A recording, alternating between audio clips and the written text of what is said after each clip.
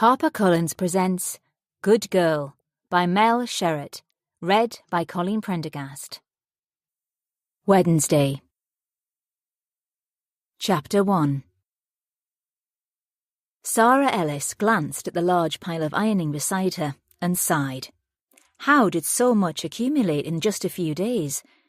She stood in the middle of the room with the TV on, listening to it more than watching it, while she pressed a pair of jeans. Coronation Street was playing. She could still remember a time when she'd sat down to watch the soap religiously at 7:30 every evening, but now, aged 38, she often found herself catching up with it after she'd finished everything for the day, or, in this case, half-watching, while ironing had gone 9 of an evening. There was so much to fit in around her full-time job at the solicitor's she worked at, the cooking, the housework, and tending to the demands of her 2 children. Her youngest, Nat, was 10, and her eldest, Erin, 16, but still very much a child at times. Since her ex-husband, Rob, had walked out on them 3 years ago, doing everything by herself had been hard. Money was tight, childcare made it near on impossible for her to go out and socialise, and she was still reeling from the fact that he had left her for someone younger who had 3 children of her own. Rob hardly ever came to see his 2 anymore, not that she would argue with him too much about it. It was better for the 3 of them if they didn't see him at all. It only caused disruption. Rob sent maintenance money, though it wasn't enough, not by a long shot, but it meant Sarah and the kids had a roof over their heads and their home was clean and tidy. They managed as a unit of 3, and they were much better off than some families. For starters, they owned their own home, even if she did struggle with the mortgage payments every now and then. Rob had left the house to her, stating it was the least he could do. Well, yes, that would have been true if the home had been paid for. Sarah struggled to make the repayments on just her 1 wage, and she hadn't been able to take the kids on holiday since Rob had left. But that was all changing soon. She'd booked them a fortnight in Tenerife for next summer. She'd been saving up little by little for a good while, and was looking forward to it, despite it being several months away. A loud banging almost had her jumping out of her skin. Quickly she switched off the iron and rushed to the window. She popped her head around the curtain, giving her a clear view of the door. It was Erin's best friend, Molly.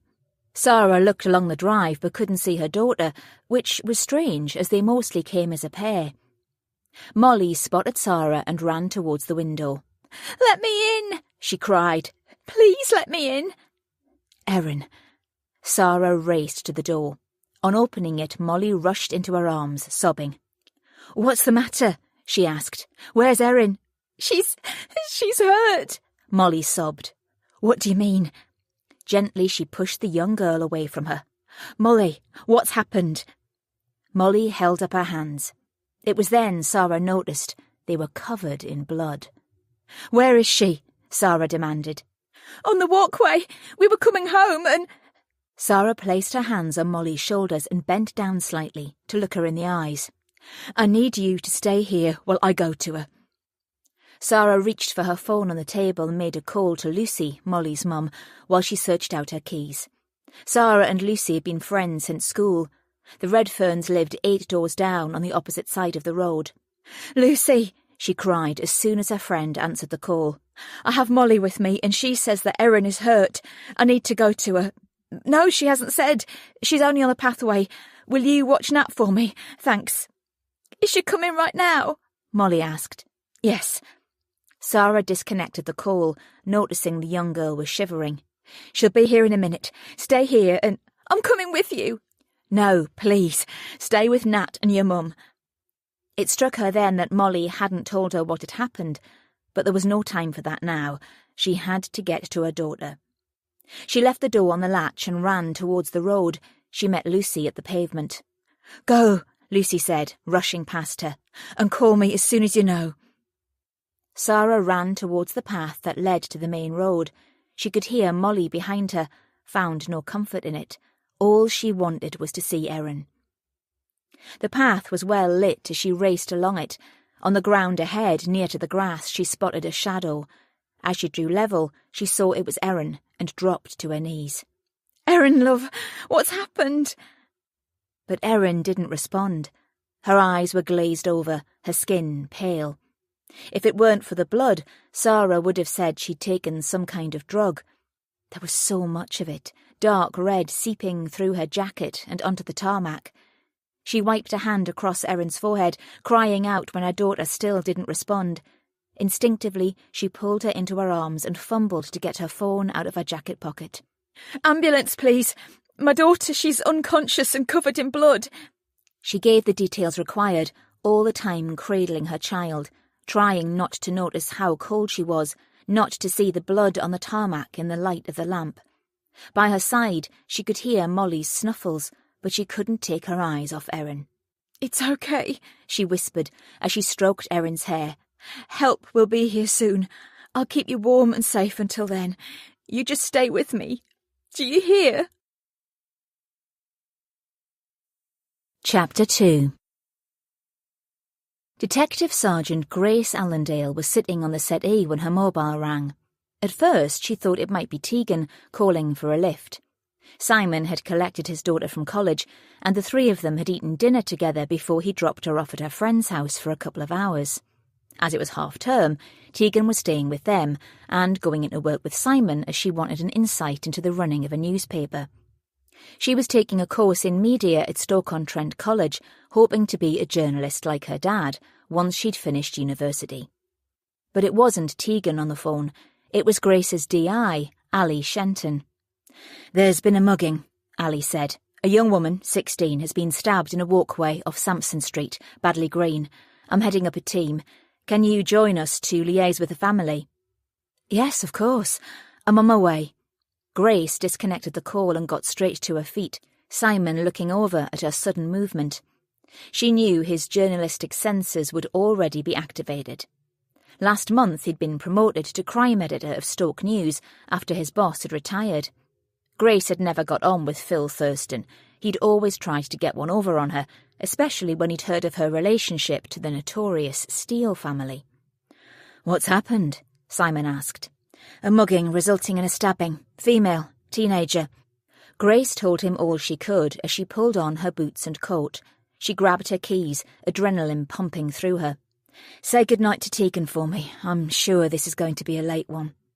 "Will do. And Grace?" She was already at the front door, but stopped to wait for him to join her. He kissed her. "Be careful." "I'm always vigilant, but thanks."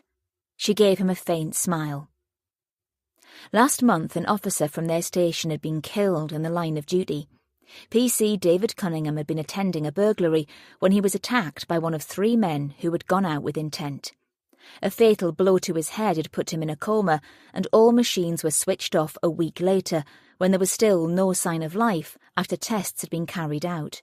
His killer, a 16-year-old, had been remanded into youth custody, but that didn't alter the fact of the matter. An officer hadn't gone home at the end of his shift. It had affected them all deeply. When it was one of your own, someone who you saw on a regular basis, it hit you hard. Dave had been a practical joker, always up to something to make the days go by with a smile. He was compassionate and a good officer too, liked by a lot of people out on the streets of Stoke-on-Trent. Grace gave Simon a hug. "I'm going to ring Tegan, tell her to go straight home to her mum," he said. "So you can come to the scene of the crime." Grace knew he would be concerned for his daughter's safety, but equally he'd want to report the case as it happened. "Well, She pressed a finger to his lips. "Just keep out of everyone's way." "Yes, ma'am." He grinned. "I'll ring you when I can," she told him as she climbed into her car. The incident had happened across the main road from the Bennett estate in the north of the city. In her own car, Grace had no means of getting there quickly without the sirens and flashing lights, but the roads at that time were fairly quiet anyway. The October night was clear and dry, a light breeze rustling through the trees. Grace could see lights on in houses as she drove along Divity Road. People safe in their beds, mostly out of harm's way, and here she was going to the stabbing of a 16-year-old. It wasn't going to be easy policing. At the top of Sampson Street, the cul-de-sac where the path was located, she saw blue lights flashing. Parking as close as she could, she headed towards the crime scene tape, which was already in place across the road. The incident had been reported over the radio waves as she drove, and she'd learned that the victim had been taken to the Royal Stoke University Hospital. She drew level with her colleagues, DS Perry Wright and Allie. "Hey," Grace said. "Any update on the victim?" "Erin Ellis," Allie said gravely. "She's in a critical way. They were struggling to stabilise her enough for the ambulance to move off." Grace shook her head. "Do we know what happened?" "She was with a friend, Molly Redfern. They were walking home and someone came running up at them, grabbing for Erin's phone. Molly tried to stop him stealing it, but he hit out at her, knocking her backward. Then he pulled out a knife and stabbed Erin in the chest. Molly reckoned it could have been either of them who was attacked." "She doesn't know the suspect?" "Apparently not. She's not saying much more than that at the moment. She's with her parents. Can you come with me while I speak to her and get a first statement? I think your skills will be an advantage on this one. Molly is 16 too. Apparently the girls' mums are good friends. Both families live in this street." "Ouch." "Exactly. She could be either witness or suspect, but we'll be sympathetic until we know more." Grace shuddered involuntarily. A female teenager stabbing another wasn't unheard of, but she hoped it wouldn't be what had happened here. DC Frankie Higgins was a few minutes behind Grace in arriving. "How's the victim?" he asked when he reached them. "We're waiting to hear," Grace said. "Can you start house to house? Take a few uniforms with you until the search team can coordinate things." As Frankie moved off, Grace glanced around Sampson Street. She hadn't yet attended an incident in any of the properties.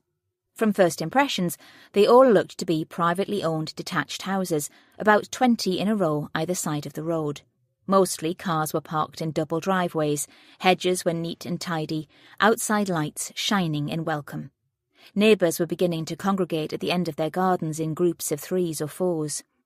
The cut-through where their victim had been attacked was off the cul-de-sac at the far end, 4 houses at its head.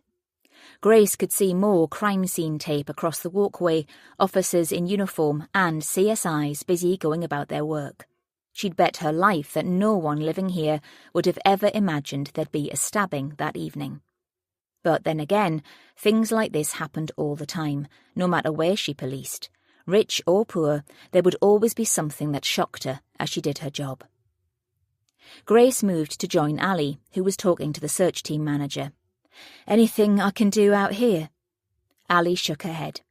"This is going to be hard to contain, so we have to do all we can to get as much information in the dark tonight. I think it's all under control here with Perry. You and I can head up to the hospital to talk to Erin's mum after speaking to Molly." "Yes, of course."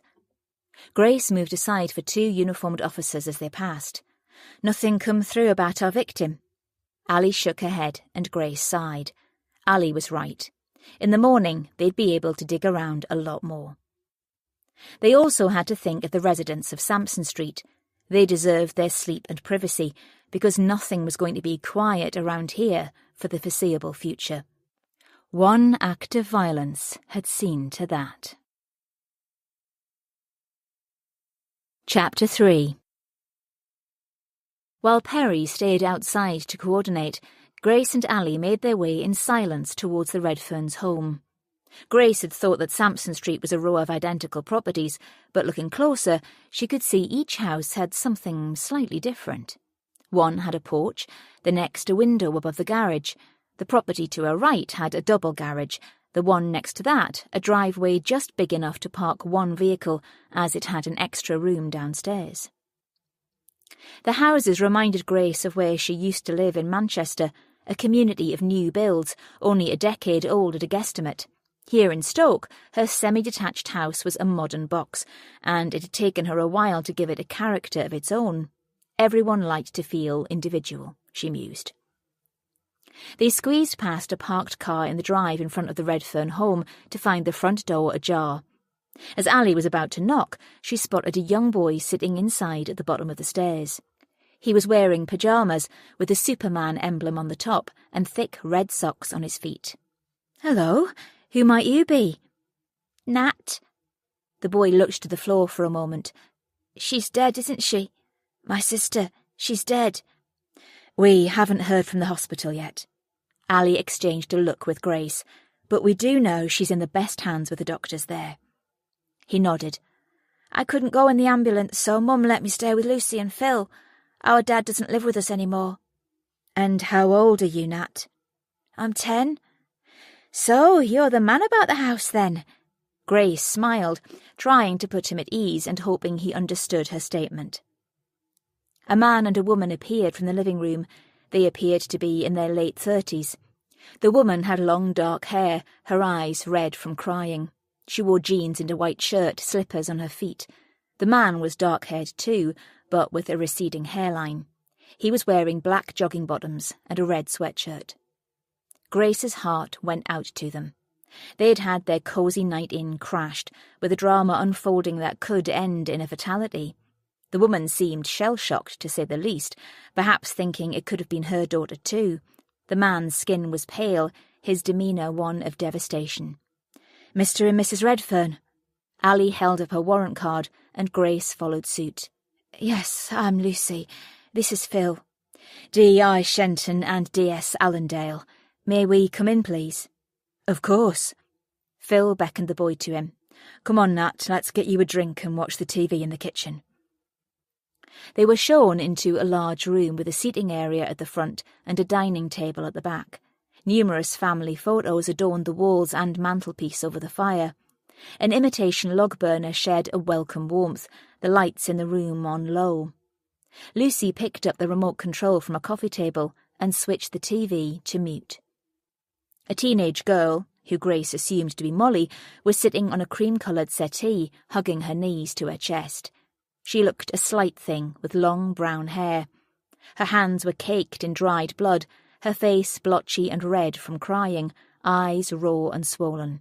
There were signs of purple bruising appearing on one cheek. Molly burst into tears as soon as she saw them. Lucy went straight to her daughter, sitting down and trying to soothe her. Is it okay if I ask you a couple of questions, Lucy? Allie checked. When the woman nodded, Allie pulled up a chair from the table and continued. Are there only the three of you in the family? Yes. And have you lived in Sampson Street long? Nearly 20 years, and there has never been trouble of this magnitude. Phil came in with a tray of hot drinks. Grace took one, knew the likelihood was that it would go cold. I'm going to ask you some questions too now, Molly, Allie said once it was just the women again. Grace is going to write down what you say. Any detail, no matter how small you can think of, please tell us, okay? There was a slight nod from Molly. Grace sat down on a chair next to Allie and pulled out her notebook. What do you remember, Molly? Allie encouraged the young woman to speak. We were walking home, and this man jumped out in front of us.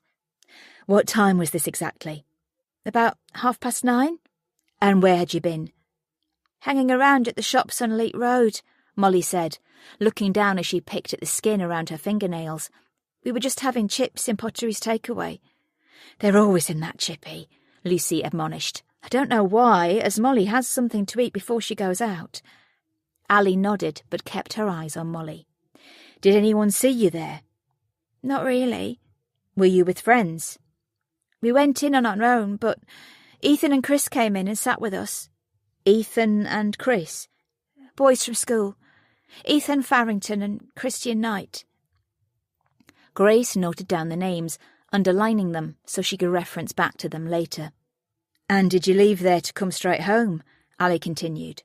Molly nodded. Erin had to be back by 9:30, and it was a wet night, so not many people were out. Was that the time Erin normally had to be in by? Molly clammed up, so Lucy took over. Erin was grounded for coming in late twice last month, she explained. Is that unusual for her? Lucy nodded. So you go to Pottery's takeaway to meet friends, Molly? Allie turned her attention back to the girl. Mostly when the weather is bad. Jeff lets us hang around if there aren't too many of us and we don't make a lot of noise. Jeff, does he work at the takeaway? Yeah, he's the owner. Who would you usually meet there? Kids from around here mostly. Molly burst into tears and looked up at her mum. Do I have to do this now? Lucy hugged her, rubbing her hand up and down her daughter's arm. Does she? She asked. Can't this wait until the morning? Things won't be any clearer then, and it's imperative we get the first statement down now, while the memory is fresh. The smallest details can help so much in cases like this. Allie turned her attention back to Molly. I know this is hard, but we need to find out as much as we can about what happened. Are you sure there is nothing else you can tell me? Chapter 4. Molly? Grace urged as the girl sat still. We didn't have time to run or scream or anything. I didn't even know she'd been stabbed at first. I just thought he'd hit her. Molly took in a deep breath. Are you sure it was a he? Molly nodded. OK, thanks. That's really good information for us to know. And can you tell us what he did then? I told him to stop, and he punched me in the face. She pointed to her cheek. Then he ran away into our street. I wasn't really watching because Erin went all floppy. I was crying, trying to hold her up, but she was too heavy. She dropped to the path, and then I saw my hands were covered in blood. Erin's were too. She was clutching her chest. I panicked then. I didn't know what to do. Did you see where he came from? Grace asked. Molly shook her head. Do you have a phone? Yes, but it was at home on charge. I ran to get Sarah, Erin's mum. Molly looked up for a moment. If I'd had my phone, I could have called an ambulance. And then maybe... She burst into tears again. Is she going to be okay? She lost a lot of blood at the scene. I'm sure we'll have news soon, Allie said. Grace realised Allie was choosing her words carefully, just in case Erin's injuries were fatal. Allie's radio crackled as news came over the waves, but there were no messages for either of them yet. Can you describe this man to me? Allie picked up where Grace had left off. He was white, quite small, maybe a bit taller than me. She's 5'4", Lucy volunteered. He was wearing gloves and all of his clothes were dark. He had a tattoo on his neck and the side of his face, like a flame coming over the collar of his coat, and he had a large earring in. You know, one of those that leave a big hole if you take it out? That's good, Molly. Could you say how old he was? About 20. Her face creased in pain again. I didn't get a good look. It all happened so quickly. And he ran away in the direction of Sampson Street, you say? I think so. I was too busy trying to help Erin. Molly burst into tears again, her sobs raw. A glance from her boss and Grace closed her notebook. OK, that's all we need for now. Allie looked at mother and daughter on the settee. Thank you, Molly. We know Erin is a good friend of yours, and we will do our best to find the man who did this to her. She took out a contact card. We'll need to speak to you again, but if there is anything else you can remember, please call me, and one of us will come straight to see you. Lucy took the card from her as Grace stood up. I have one more thing I need you to do before we leave, Molly. Allie pointed to the girl's clothes, blood speckles all over them. I need to take what you're wearing, your clothes and shoes and... What on earth for? Lucy sat up a little straighter. There may be evidence on them. There will also more than likely be footprints on the path that will have been made by Molly, so we'll need her shoes for comparison. Allie looked at Molly. Can you change for us? I promise we'll look after everything and have it all back to you as soon as possible. Molly nodded. Grace went to fetch some evidence bags, and by the time she'd arrived back, Allie had collected what she needed. They took a few bags each and left the house in silence, promising to keep the family updated. Outside, more police vehicles had responded, cars and vans with their lights flashing as they cordoned off the main entrance to the cul-de-sac. More of the support teams had arrived to coordinate things. Neighbours were still standing on their drives in groups of 2, 3 and 4. A couple in their 50s were sitting on their garden wall, talking to an officer. Houses that might usually be in darkness by now were lit up at every window. A man with a dog patiently sitting at his feet leaned on a gate, talking to an elderly woman. Children who were supposed to be in bed were hanging out of first-floor windows. In the distance, Grace noticed Dave Barnett's vehicle. The senior CSI had parked in front of Simon's car. She rolled her eyes discreetly. She'd been right. Simon hadn't stayed away. She couldn't blame him, though. This would be front-page news and would go national almost overnight, and he was the best person to help report it. "They'll be able to see the place where it happened every single day," Grace said to Allie once they were on the pavement. To their left was the pathway, officers in forensic gear going about their jobs of searching for evidence. She was metres from her home. "So we have to nail the bastard who did this and make sure it won't happen again," Allie told her. "Can you act in family liaison capacity? Let the Ellis family know what's going on, please. Actually, can you try and get close to both families, as they live so near and seem to know each other well?" Grace nodded. That sounded like a plan. Allie's phone rang. The change in her features once she'd answered it made Grace assume the worst. "Erin Ellis has died," Allie said, with a heartfelt sigh. "Let's seal everything off further down the road. This is a murder inquiry now."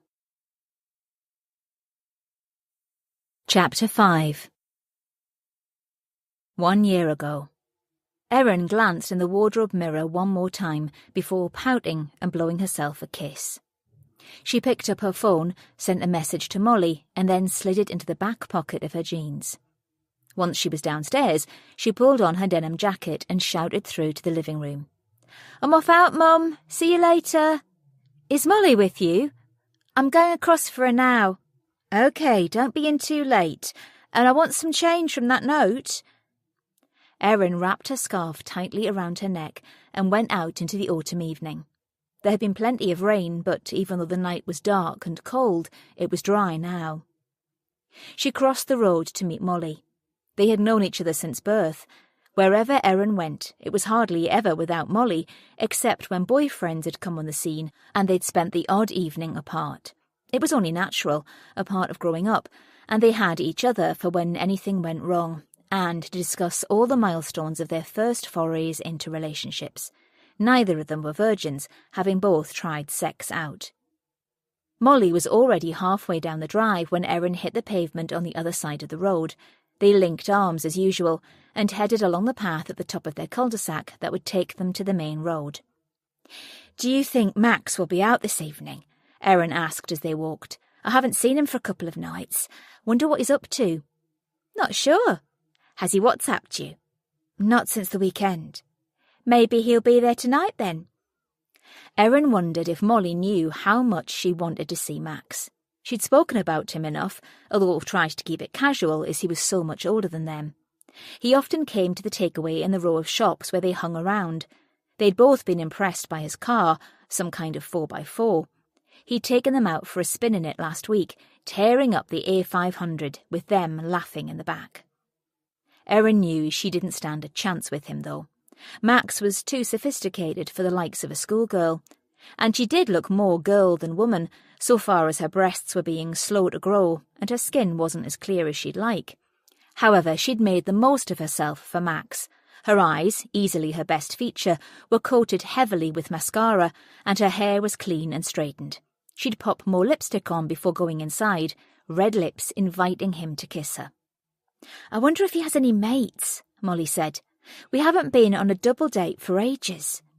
Erin flicked her hair back as the wind swept it across her face. They were still chatting as they turned onto Leek Road. Both girls had lived in Badley Green all of their lives, so knew the area and most of the teens extremely well. Pottery's takeaway stood back off the main road, Steele's gym only a 10-minute walk away. Lots of the boys who took boxing classes at the gym often called in for something to eat after, despite being teased that their bodies were temples. Max usually came in around 7 if he was popping in at all. Erin had been keeping tabs on his comings and goings. She pointed with glee when she spotted his car parked near the back of the takeaway. "He's here." She turned to Molly. "Do I look okay?" "Of course you do. You're a babe." Pottery's takeaway had been there nearly as long as the two of them had been alive. The owner, Jeff, always let them shelter when the weather was bad, as long as they ordered food or drink. There was a counter across the far wall with fryers behind it, windowed compartments showing the fish, sausages and pies that were ready to be bought. Behind, a large menu took up most of the wall, and there was a door that led through to the back. Several tables were already full, 2 groups of teens, a couple in their late 50s, and an older man eating a fish supper alone. Erin sniffed. The smell was divine. Max was standing at the counter with his back towards them, but turned as they entered. "My favourite ladies," he grinned at them. "Perfect timing. I'm putting my order in. Do you fancy anything?" Erin turned crimson when he mentioned fancy. "I'll have a portion of chips, please," Molly said, taking the lead. "I'm starving."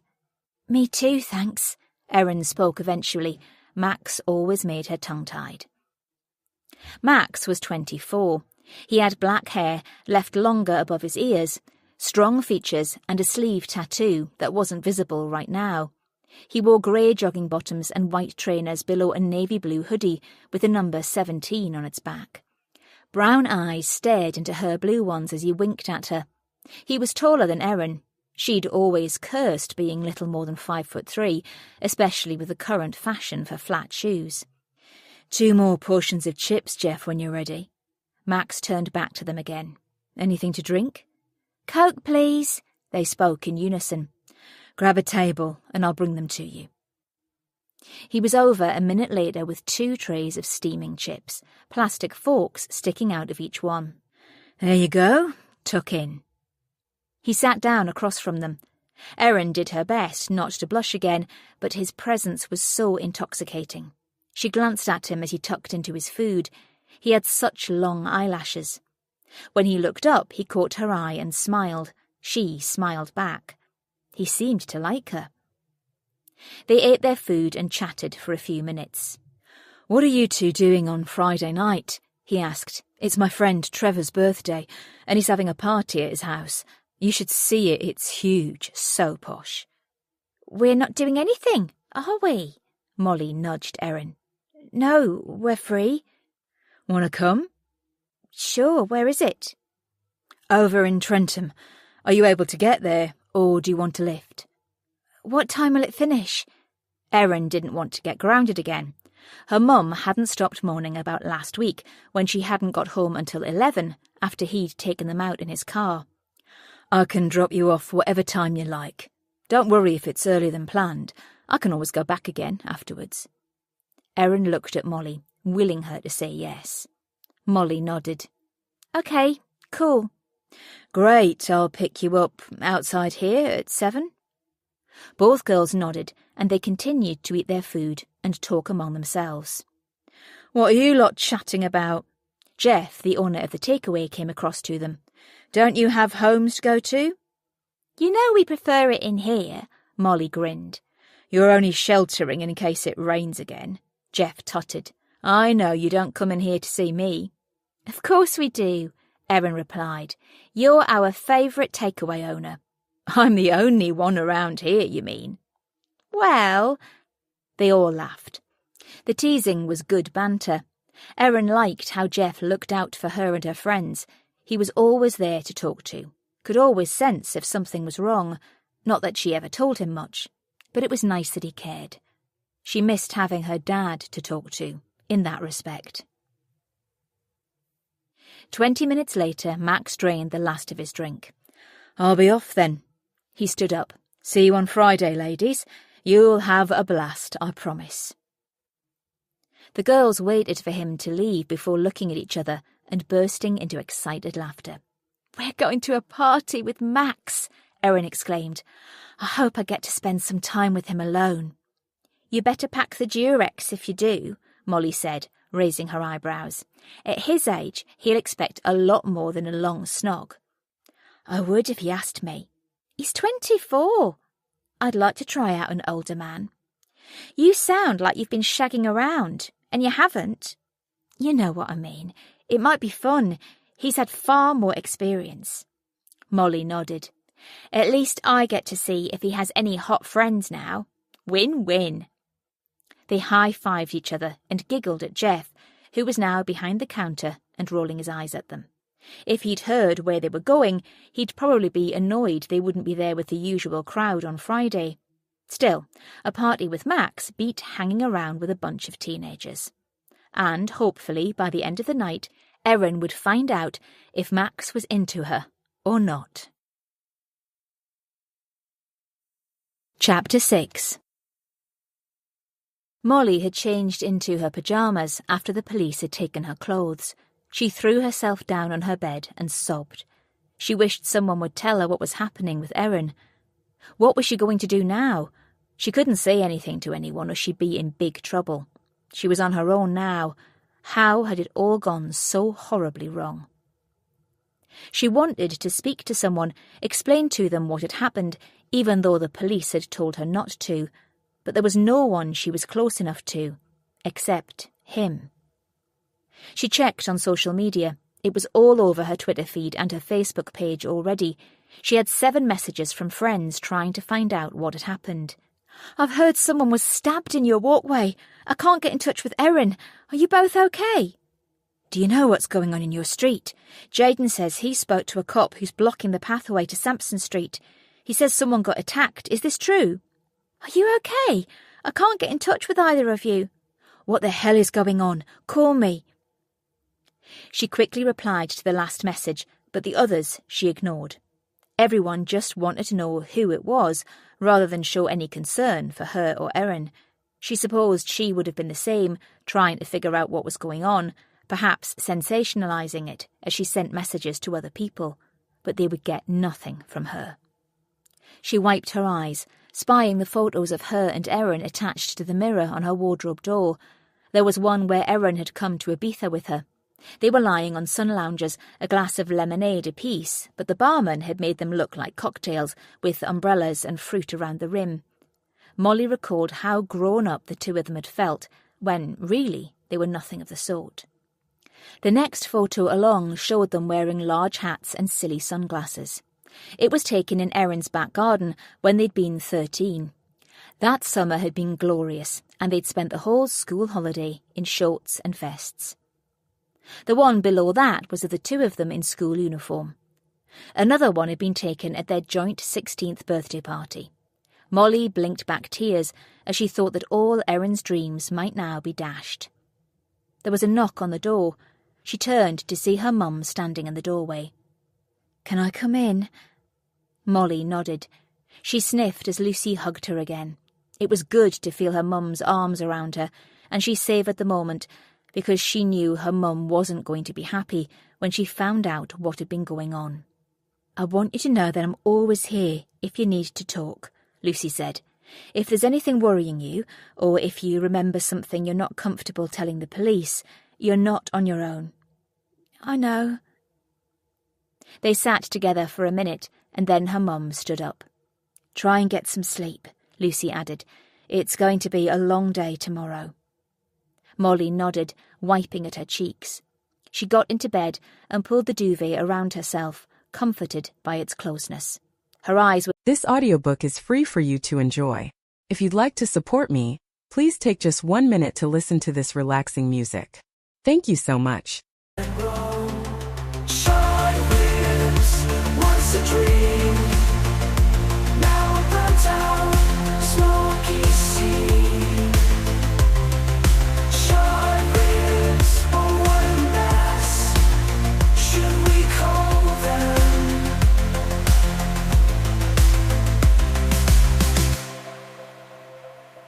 The scent of fire fills the air, a cautionary tale to share. Too much heat, too much time, lives gone lost, culinary crime.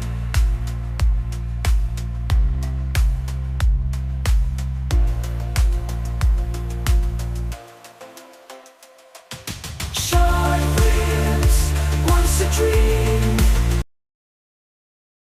so sore she could hardly keep them open. Minutes later, Molly heard her mum's mobile phone ring. Lucy had been carrying it around, waiting for news of Erin. Molly rushed out of bed and onto the landing.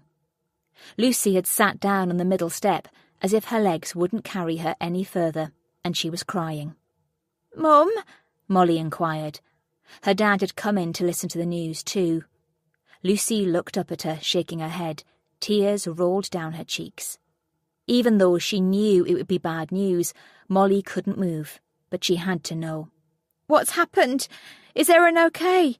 she asked, once Lucy had disconnected the call. She watched as tears poured down her mum's face. "I'm so sorry, Moll. They tried to resuscitate her. They spent 40 minutes trying to get her heart beating again. But she was bleeding internally. There was nothing they could do to save her." "No!" Molly's screams pierced the air. Erin couldn't be dead. This wasn't happening. Erin was her best friend. Molly wouldn't be able to live without her. Chapter 7. Grace and Allie headed to the Royal Stoke, chatting about the case as Allie went through a checklist of things she needed to do. "Have you any ideas who the suspect might be yet?" Grace asked. "You've been on the job, so to speak, a lot longer than me. Anyone spring to mind?" "It's that tattoo that will be the giveaway, I think. I'll get Sam to check our system to see what we have. I'm sure I've seen something like that on someone, but I can't recall it at the moment." "Sleep on it. It might come back to you." "That depends on whether or not we get any opportunity to sleep tonight." "I hate doing this bit." Grace sighed as they turned into the main car park of the hospital. "Technically this isn't the death knock, but it still never gets easier." "Unfortunately, death is part of our lives. Justice is too, though." "Absolutely." The two officers might have been mistaken for sisters as they walked into the hospital. Both had long dark hair, were of medium build, and wearing thick black coats. They were shown into a side room where Sarah Ellis sat quietly. "Mrs. Ellis?" Allie asked. The woman sitting in front of them sported a short bob, brunette with caramel highlights. A heavy fringe hung over puffed-up eyes, the woman's face red from her constant flow of tears. There was blood on her jumper and under her nails. Grace's heart went out to her. This was one of the differences between her and Allie. Allie kept her emotions to herself, making her seem much tougher than Grace could ever be. Grace often took victims' pain home at the end of her shift, the ghosts of the crime scenes following her. She took a deep breath before moving further into the room. "I'm D.I. Allie Shenton, and this is D.S. Grace Allendale." Allie showed her warrant card as she introduced them both. "I'm so sorry for your loss. May we sit down with you?" Sarah nodded. "My sister is with me. She's gone to fetch drinks." She gave a half snigger, half snort. She thinks tea is the answer to everything. Grace sat down next to Allie, across from Sarah on a chair that reminded her of the days, weeks, months she had sat in something similar when she'd visited her late husband.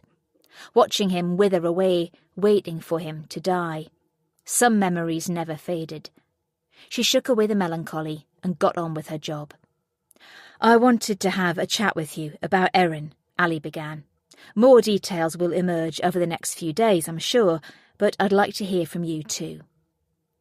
Grace saw the woman flinch at the mention of her daughter's name, as if she didn't want to hear it. "What was she like?" Allie continued. "She was a lovely girl. She was sweet, bright, happy-go-lucky for the most part." "Do you have a photograph of her with you?" Grace asked. Sarah reached into the handbag on the floor next to her feet. She found her purse, flicked it open, and handed it to Grace. Grace could see a pretty teenager, long brown hair with piercing blue eyes and a smile to light up a room. The young boy Grace had seen earlier at the Redferns was sitting next to Erin. "It would be great to get an image of Erin by herself that we can share with the press," Allie said. "I'm sure you have lots of those at home." Sarah nodded in understanding, and Allie passed the purse back to her after taking it from Grace. "Erin was really good friends with Molly Redfern, I believe." "Yes, she's going to be so upset when she finds out." Tears dripped from Sarah's eyes again. "And how was their friendship lately? The same as always?" There was a slight pause before Sarah replied with a nod. "So there's nothing you've been worrying about?" Sarah looked at Grace. "Erin was like any other 16-year-old. Great at times, stroppy at others. Helpful one minute, pushing her luck the next." "Have the girls always been best friends?" Allie questioned. Yes, they went everywhere together, did everything together. Sarah smiled, her eyes brimming with tears. They wore similar clothes, had the same hairstyles, liked the same music and food. They were more like twins than friends. She sniffed and wiped her nose. And you and Lucy Redfern, I believe you're good friends too. Yes, since we were at junior school. We got pregnant almost at the same time, and the girls were born 2 weeks apart. It's nice to see them growing up as friends like us. This time she wiped at her eyes. It was nice. Did Molly and Erin always hang out near to home? They went over to the Bennett estate a lot. They have school friends who live there. Although they were a pair, they had lots of other friends as well. Erin was very well liked. Did she always come home on time?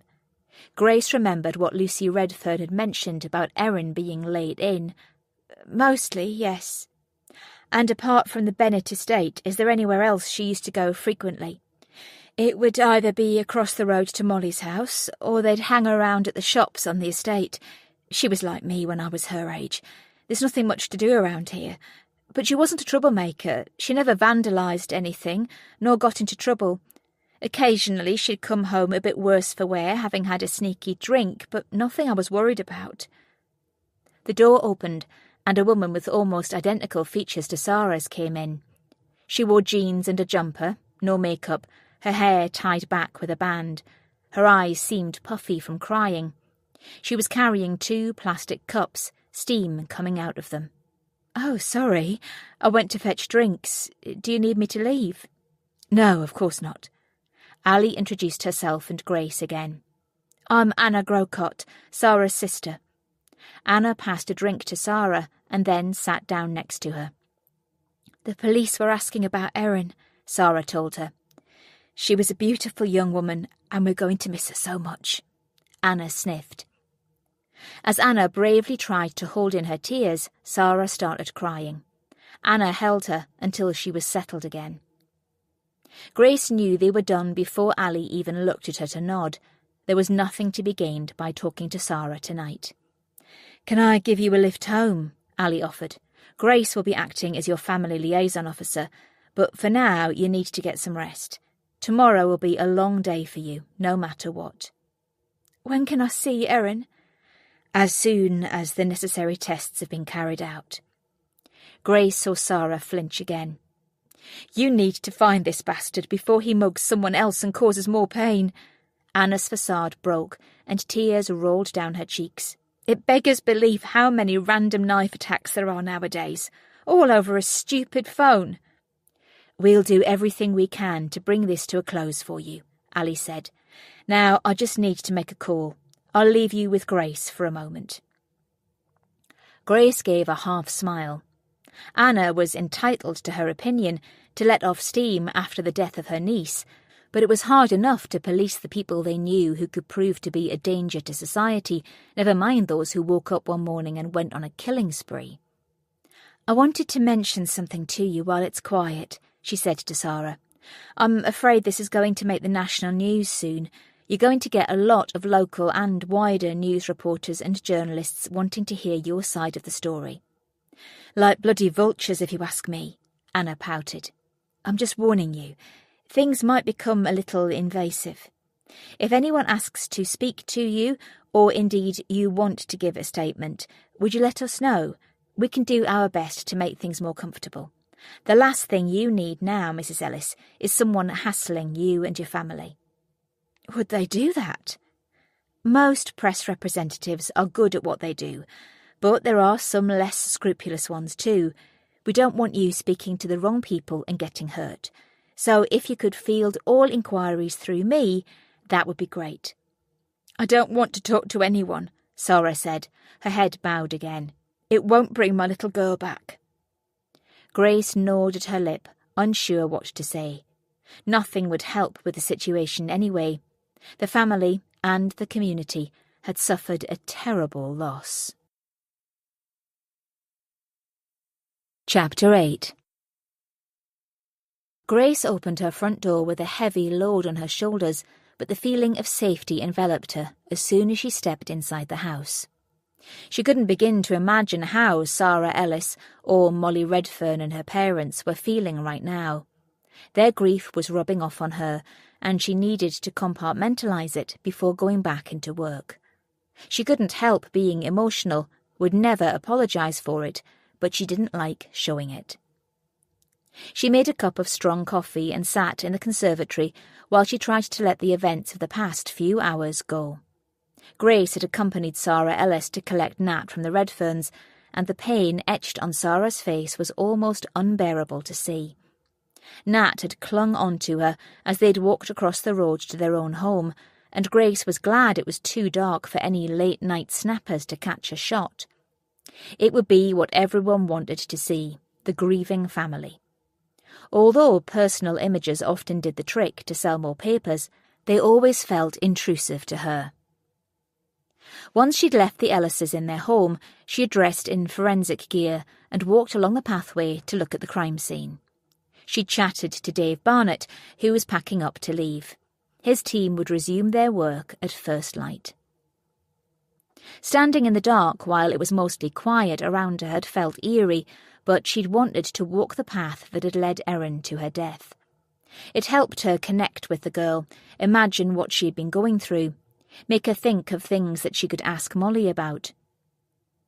As she tried to put herself in the victim's head, she looked around. There was a house to her right, but to her left, an open field. The hedges each side were thick and at least 2 meters tall. As she stepped along the path in shoe covers, she frowned at the tarmac. It was unlikely they'd get any footprints. She took a final sip of her coffee while she made a mental list of what she wanted to discuss or follow up on the following morning, or rather today, before going upstairs. 10 minutes later, after a quick shower, she climbed into bed next to Simon. Even though it was 3 a.m., she knew he wouldn't have been asleep long. "Hey," he said, a yawn following. "Hey, what time did you get in?" "About 1, but I couldn't settle." He put an arm around her. "How are things?" "Nothing new yet." She snuggled in close to him. "Obviously it's dark, so we'll know more in the morning. I hope we find out what happened soon, for the family's sake." "Me too. Tegan sends her love. Says she'll never get used to the things you work on." "Tell me about it," Grace humoured. He drew her nearer. "I'd like to take advantage of you right now, but I'm too tired." She pinched him playfully. "I'm drained of all emotion anyway." "Yeah, kids get to you more, don't they? There were a lot of teens hanging around. I spoke to a few of them." "Did any of them say they'd seen either girl that evening?" "No. Some would have been waiting to hear so they can spread the gory news first, but I reckon a lot of them would have been friends with the victim." He paused. "Am I allowed to know which girl it is?" "Yes, tomorrow morning. There'll be a press release about it first thing." She heard him chuckle and was glad he didn't push her to say more. She could tip him off, and had he not been her partner, she may very well have done, because as a journalist she trusted him implicitly. But there was no way she was chancing anything getting in the way of their personal lives. She had settled in Stoke-on-Trent now, and didn't want to move on again. They said good night to each other. Grace yawned and closed her eyes. She had about 3 hours before she would have to be up. Time to switch off and get some rest, because she knew she was in for a few late nights. Thursday. Chapter 9. Sarah was sitting on the settee, a blanket wrapped around her shoulders. The curtains were closed and Nat was asleep upstairs. Lucy had offered to keep him overnight, but Sarah had wanted him near. Besides, she knew he'd never get to sleep unless he was at home, not after she'd broken the news to him. During the journey to the Royal Stoke, the ambulance had pulled over at the side of a road to start resuscitation. When it was becoming apparent there was no pulse and Erin continued to lose blood, they started on their way again. Sarah had sat at the side, holding her child's hand, feeling how cold she was as her life seemed to be slipping away. She prayed to any god that would listen, but knew in the back of her mind that Erin was losing the fight for her life. Her daughter hadn't spoken, hadn't shown any signs of reaction, not even when the paramedic shone light into her eyes. At the hospital, she'd been shown to a side room while they continued to work on Erin. A doctor had then told her that, despite their best efforts, Erin had been pronounced dead. She'd stayed in the same room until the detectives came to her. They had been nice, especially Grace. She seemed a woman who understood how important it was for her to slot together all the missing pieces to the puzzle. When Sarah had been dropped off by the police in Sampson Street, she'd gone to collect Nat. Almost as soon as Lucy had opened her front door, she'd run into Sarah's arms, bringing more tears. Lucy had insisted on coming across to her house as she'd half-walked, half-carried Nat up to his bed. He was inconsolable, but worn out, crying himself to sleep eventually. Once everyone had left, it had been nearly 3 a.m. Sarah hadn't gone to bed herself. She knew she wouldn't sleep, and once she was all alone she had cried, letting it all out. Now here she was, 3 hours later. It was early morning and the birds were singing, but Sarah still hadn't slept. She was as wired as if she'd taken drugs. Her mind refused to switch off. Besides, waking up and realising that Erin was dead would be torture. She still couldn't believe her beautiful girl had gone. How had she walked out of the door at 7 o'clock and not returned? She wished the day would never start. It would be full of telling people, news spreading, Erin's name everywhere as it hit the headlines. Teenager stabbed to death in walkway. She hoped the press wouldn't be too intrusive. Of course they would need their help, but her family needed to grieve. She recalled the times she had watched press conferences when someone had been murdered, police trying to put together victims' last known movements, hoping to jog the memory of someone who might have seen something. She hadn't given the families a thought once the clip had moved on to other news. Now she was standing in the shoes of every one of those families. She, too, was the parent of a murdered child, a child killed in Sampson Street, where neighbours were friendly and wouldn't dream this sort of thing could happen on their doorstep. Sarah remembered what her last words to Erin had been as she was leaving the house, the final words she would ever say to her. She'd given her £5 and told her not to ask for any more money that week. Erin would often run errands for her, but she hardly ever saw the change if she gave her a note. She knew she spent a lot of money in the chippy on the main road. She could never understand where it all went on her tiny frame. She was such a thin girl. Now she was a dead girl. Sarah was glad her sister had come to the hospital after she'd rung her, sobbing down the phone as she relayed what had happened. Anna and Sarah had always been close. She and Sarah's brother-in-law, Mike, lived a few minutes' drive from them and had looked after them when she and Rob had divorced. It had been hard not to have a man around the home, especially to discipline Nat, but Mike had been there for her. She wasn't sure what she'd do without the two of them. Usually she would look to Lucy for support, but she didn't know what to say to her. She couldn't blame her. Tomorrow she would tell her that it was okay, that she shouldn't feel guilty. Sarah felt remorseful herself at wishing it had been Molly who had been attacked instead of Erin. This shouldn't affect their friendship, but Sarah knew instinctively that it would drastically change everything. There would be no more Molly popping round, no more noise from Erin's bedroom as she told them to be quiet. There would be no more trips to the cinema, afternoon tea with her and Lucy, no more foursome mothers and daughters. No more mourning about their daughters, no more asking what they were up to, dreaming about what they would become. Molly would go on to fulfil all Lucy's hopes and dreams. Sarah only had Nat to wish and hope for now. There would always be an Erin-shaped hole that could never be filled. Now the morning had arrived, it was going to be hard telling people what had happened. First, she would have to phone work and let them know. Anna had rung Rob and he'd said he'd be there as soon as he could. She was dreading seeing him, hoping they could be civil to each other. She went upstairs to check on Nat. He was sitting up in bed, tears pouring down his face as he looked at his iPad.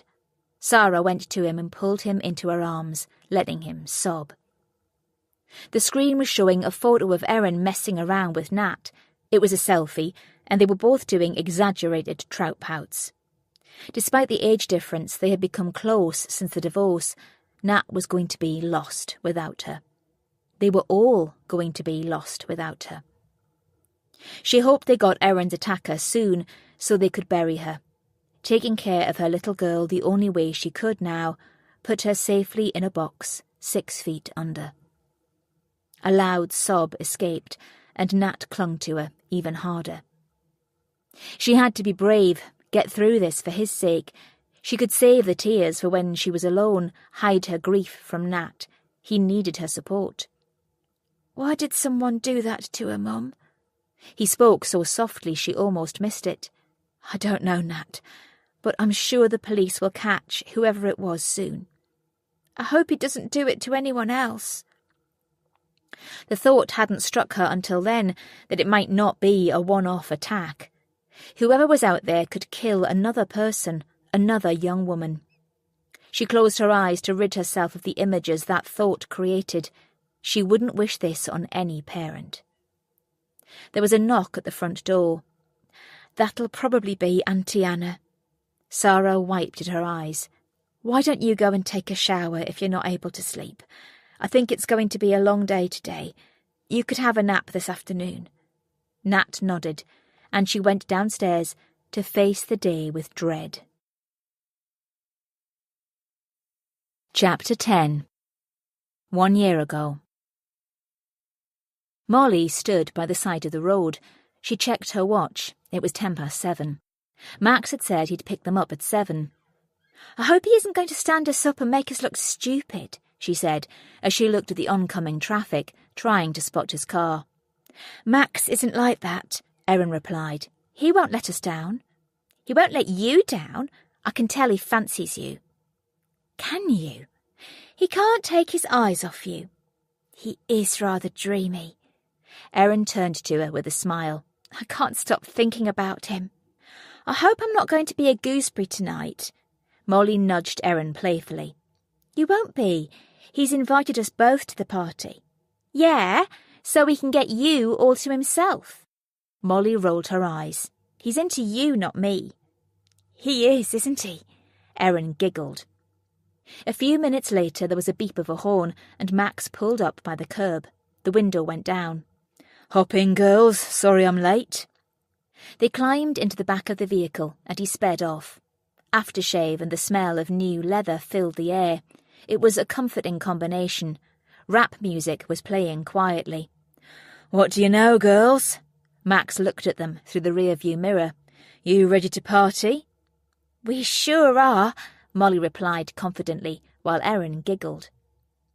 Of the two of them, Molly had always been the more self-assured. From their early days, she had been the leader and Erin had followed. Molly liked it that way, that she had someone to look after and someone to look up to her. Erin would do anything for her. She was a true friend. They drove through Hanley and Stoke and were on the outskirts of Trentham within 15 minutes. Just before they reached the Trentham estates, Max turned off and drove along a road where the houses were twice the size of the girls' homes in Sampson Street. Each one had a sweeping driveway, with the buildings set back quite away from the road. Molly gazed at what she could see of them as they passed, longing to live in one of them and to be rich enough to afford that lifestyle. She was determined to make something of herself when she left school. She wasn't going to be the one in her class who did nothing and expected everything for free. She wasn't into handouts. She wanted to pay her own way. It seemed so inviting and quiet, not like their street. Something noisy was always going on there, often including her and Erin. Max pulled into a driveway and Molly looked up at the house as it came into view. It was an older property which had been extended to twice its original size. A large double-doored entrance stood to the right, a triple garage to one side, and at least 8 windows to the other. There were several expensive-looking cars parked in front of it already. Max squeezed his in where he could. "Come on, girls." Max beckoned as he got out of the car. "What are you waiting for?" They quickly followed him. He opened the front door, the music getting louder as they all went inside. Molly tried not to stand there with her mouth open. The house was beautiful and so grand. They'd stepped into a large hallway with several sets of doors leading off it and a staircase up to a galleried landing. Erin's heeled shoes tapped across the marble tiles. Molly nudged her. "This room is bigger than our bedrooms combined," she whispered. One of the doors opened and the music became louder again. The man who came out of the room was 50 at a push, with a round stomach bursting out from a white shirt, wearing a red tie and black trousers. His hair was fair and there wasn't much of it. He was laughing at something someone else had said, and then he saw them. His eyes lit up, and he gave the girls a wide smile, showing a perfect set of white teeth. "Max," he cried, "so good to see you. And—" he looked at them both in turn.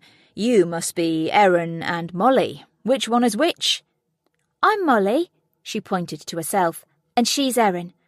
Molly nodded towards her friend. "Is it your birthday, then?" A glance crossed between the two men. "Yes," he said. "I'm Trevor.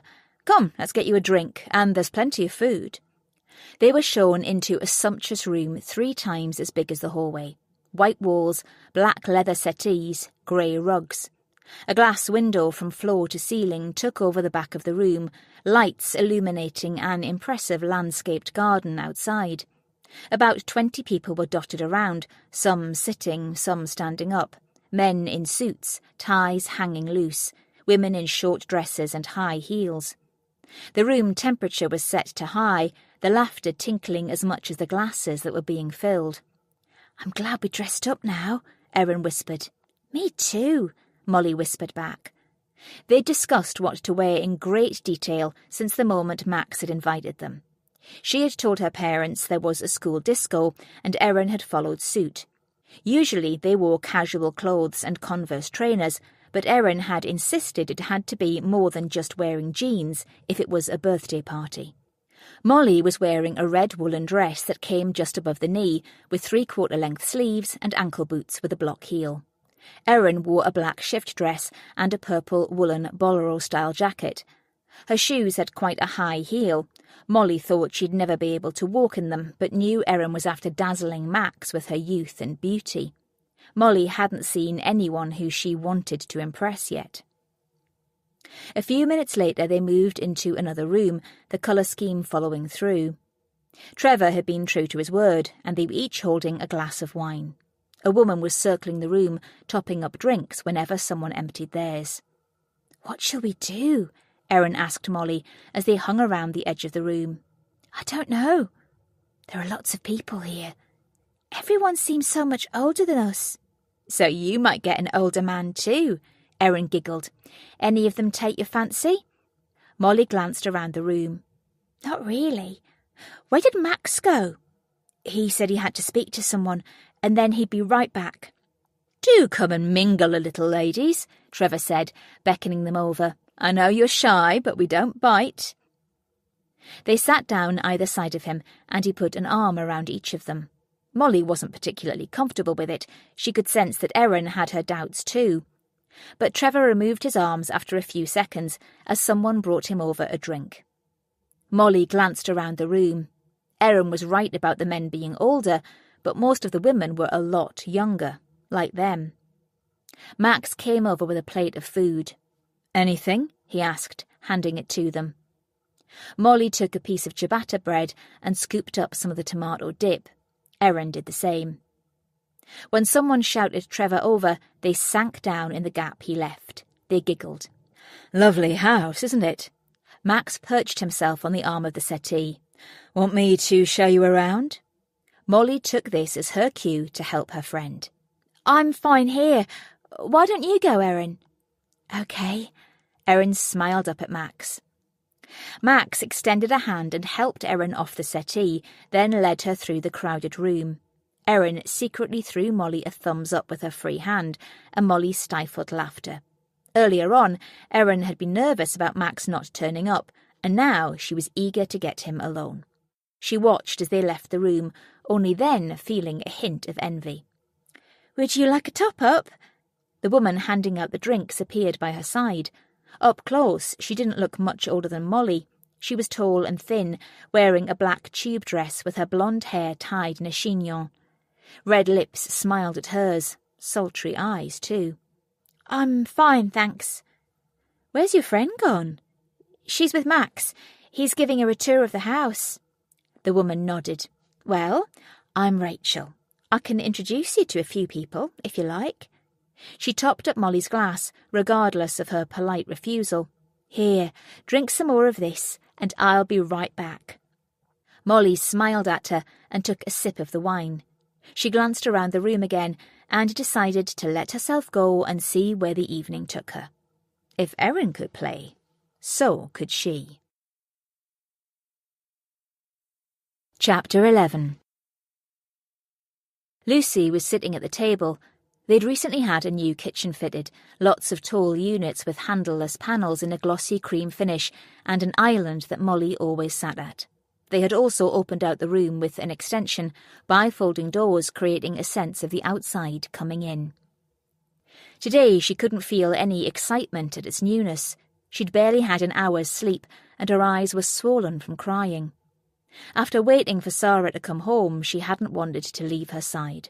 Once the police had left, and Molly was upstairs exhausted and asleep, Lucy had thought that Sarah shouldn't be alone. But Sarah said she needed space to deal with things on her own for a while. It stung Lucy to know that she couldn't comfort her friend. She could certainly tell that Sarah's sister Anna was hurt too, as they both made their way out of the house. She shook the thought away and took a deep breath. Poor Erin. Lucy couldn't even say the words in her head without tears appearing. Erin had been such a huge part of their family life. In some ways it had been like having two daughters. Erin and Molly had been inseparable for so long. And poor Molly. She had to think of her own child too. It would affect her deeply now that Erin was gone. Lucy couldn't help but feel guilt as well as relief about Molly coming home and not Erin. Molly was the only child they had, but how could she explain to Sarah that at least she still had Nat without it sounding appalling? If anything happened to Molly, their family would be devastated. There would only be her and Phil. Lucy hadn't been able to get pregnant again, despite them trying for a second baby. In the end, they'd given up. They spoiled Molly as a result, a little too much at times. Suddenly Lucy took a sharp breath. Could Molly identify the killer, but be keeping it to herself because she was afraid for her own life? No one would come after Molly. The two girls had been in the wrong place at the wrong time, that was all. It wasn't going to happen again. Feeling the need to see her child, she checked on Molly. She was in her room, curled up in a ball on her bed, hugging her teddy, just as she had been when Lucy had gone across to see Sarah. She knocked lightly on the bedroom door before stepping in. Molly turned her head, but didn't say anything. Lucy sat down on the side of the bed. "Have you managed to get any sleep?" "A little, but I kept having horrible dreams." "Would you like to come downstairs and I'll make you some toast?" "I'm not hungry." "OK. Well, I'll ring the college later. There's no way you can go in for the next few days." "I don't want to go ever again. How can I without Erin?" Lucy held back her tears as she placed a hand on Molly's arm. "Things aren't ever going to be the same, Duck. You're on a new path now. But you can do it. I have every faith in you." "I can't think of anything like that while Erin is dead." Molly seemed mortified at the thought. "I know this isn't really relevant, but when I was 17, I lost a cousin. She was like my best friend, and I thought my world had ended." "You mean Susan?" Lucy nodded. Molly had only known her from photos, having not been born until 7 years later. "I wasn't sure I'd ever get over it at the time. I felt as if my life was finished, like my heart had split in two and would never recover. But gradually it got better." She pressed a hand on her chest. "I never forgot her. She was, and is, always close by. I feel her presence at times when I need it. I can't explain it, and I know it sounds weird, but I do." "Erin was murdered, Mum. I saw it happen." Lucy pulled Molly into her embrace. "I know you did, and I'm sure that will take time to fade as it's a horrible memory. It's not going to be easy while the police find whoever did this. I guess what I'm trying to say is, remember all the good times that you and Erin shared while all the bad stuff is happening.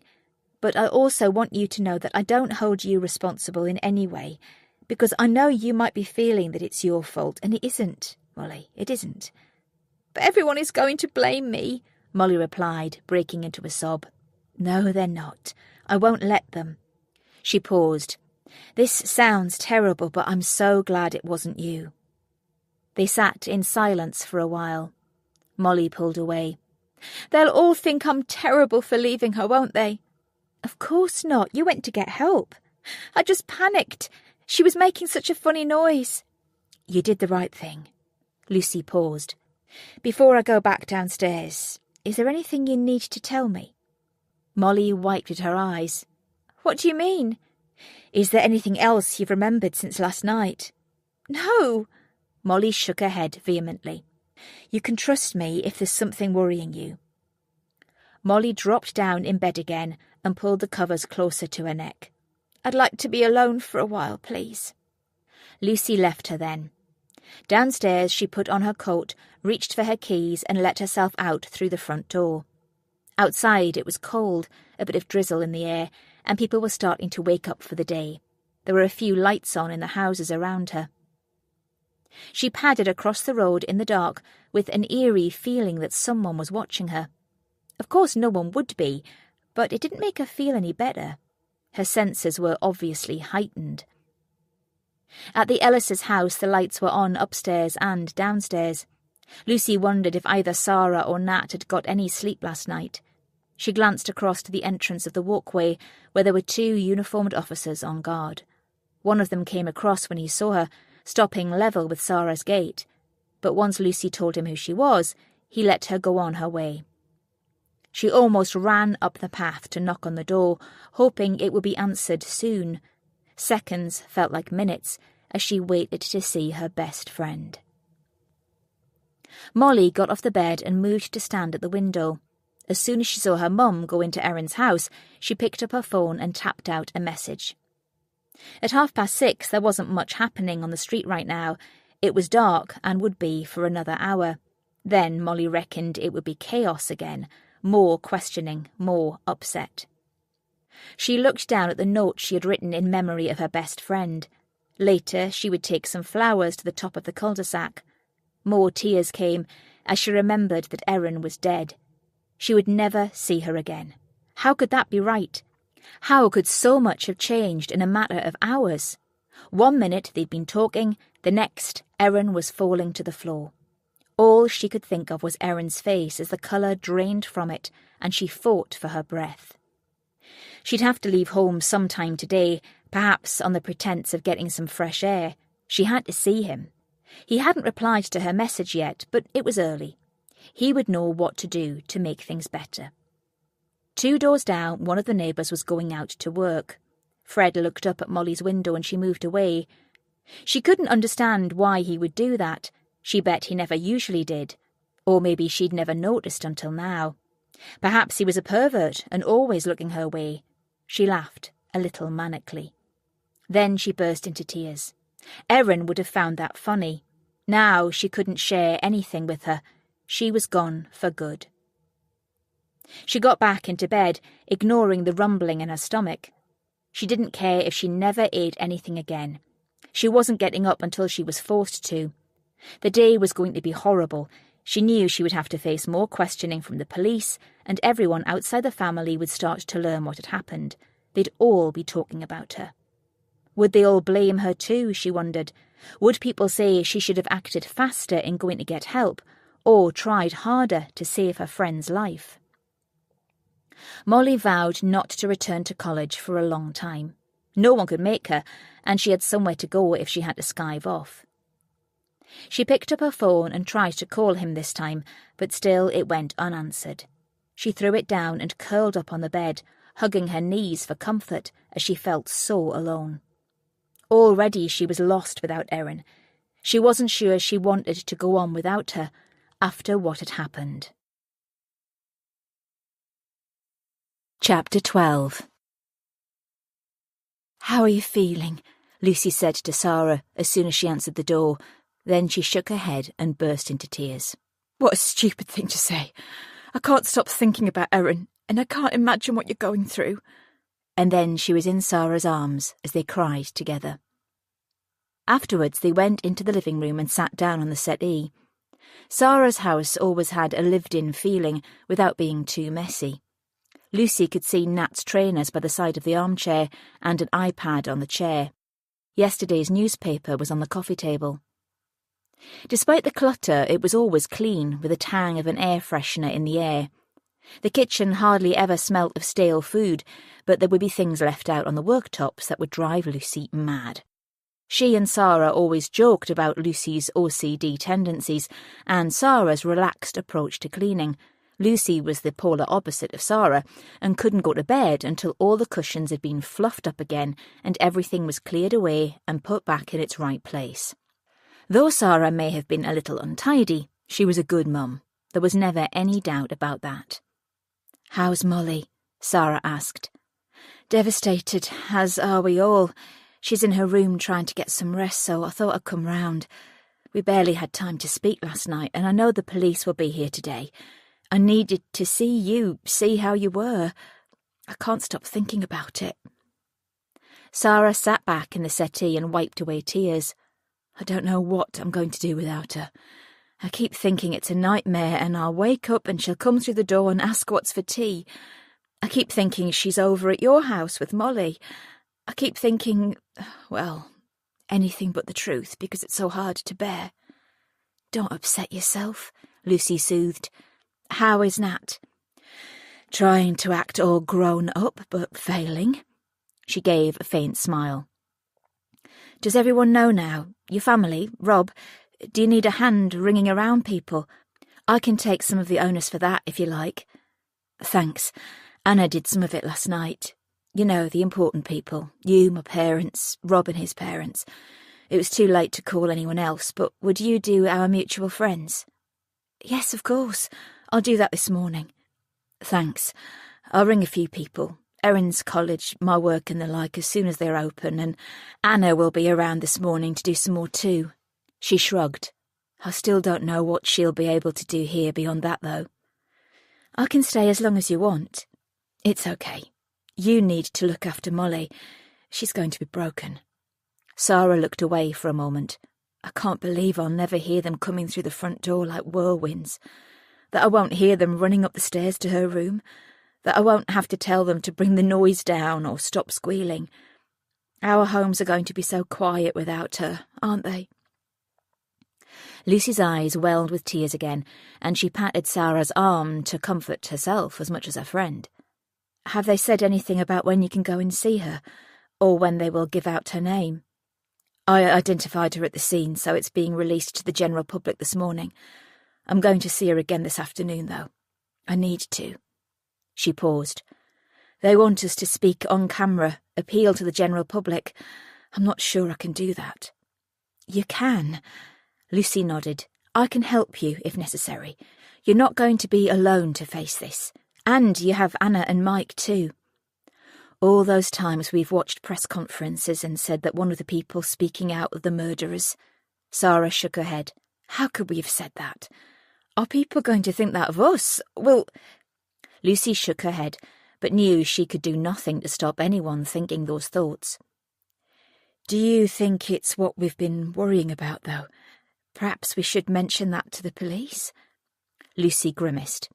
She and Sarah had been concerned about the girls for a few months now, yet each time they had tried to talk to either of them, they'd clammed up, said there was nothing worrying them, that they were okay, everything was fine. But they'd both come home drunk on several occasions, and one night Molly had been so wired that Lucy had asked her if she'd been experimenting with drugs. Molly had flatly denied it. "I think we might have to." Sarah wrung her hands. "Although we don't have anything concrete." Lucy nodded. "I just hope they weren't delivering things for other people." They had also been discussing the girls' behaviour. They had both changed significantly over the past few months, but equally that could be down to teenage hormones. Lucy was forever arguing with Molly, but she could remember doing the same thing with her own mother. It seemed a rite of passage at 16. "Should I speak to the detective, Grace?" Sarah suggested. "She's my family liaison officer. I could tell her what we know." "Let's tell her together then. I don't want the burden on you alone. Did she say what time she'd be here?" "No, just that she'll see me this morning." "Will you text me when she arrives?" Sarah nodded. Eventually, after a silence, both women stood up. "If there's anything I can do for you, or if you need to speak to someone," Lucy reiterated, "you can call me any time, or come across. You know that, don't you?" Sarah nodded. They embraced again and then walked through to the hallway. Lucy didn't want to leave, but didn't know how to be any more useful. She would pop across later in the morning.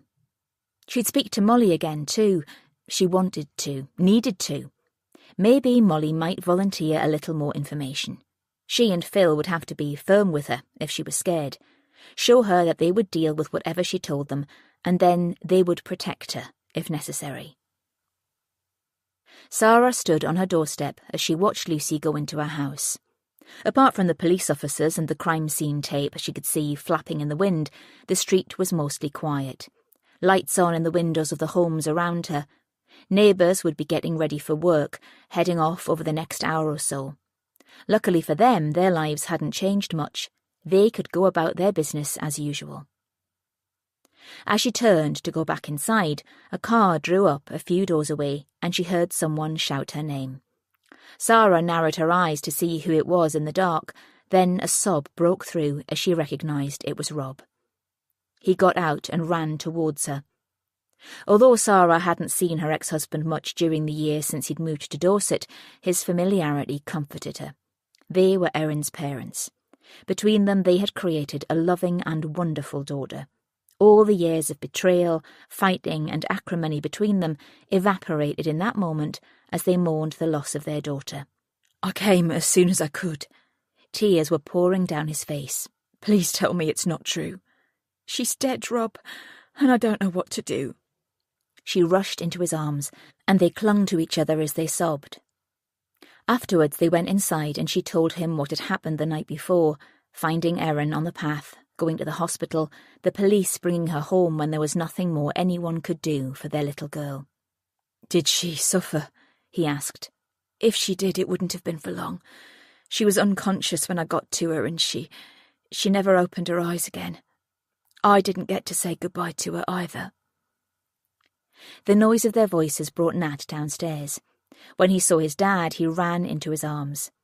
Sarah was going to leave them to it, but Rob reached for her again.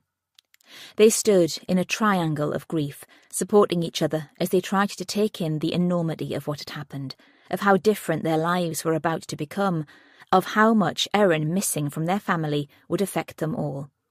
How they had lost a daughter and a sister before her 17th birthday at the hands of a killer. Chapter 13. Molly held the phone close to her mouth as she spoke to him. She'd been warned by the police not to communicate with anyone outside her family, or to release any details, but she wasn't about to do that anyway. She just wanted to see him. It was hard not to be with him.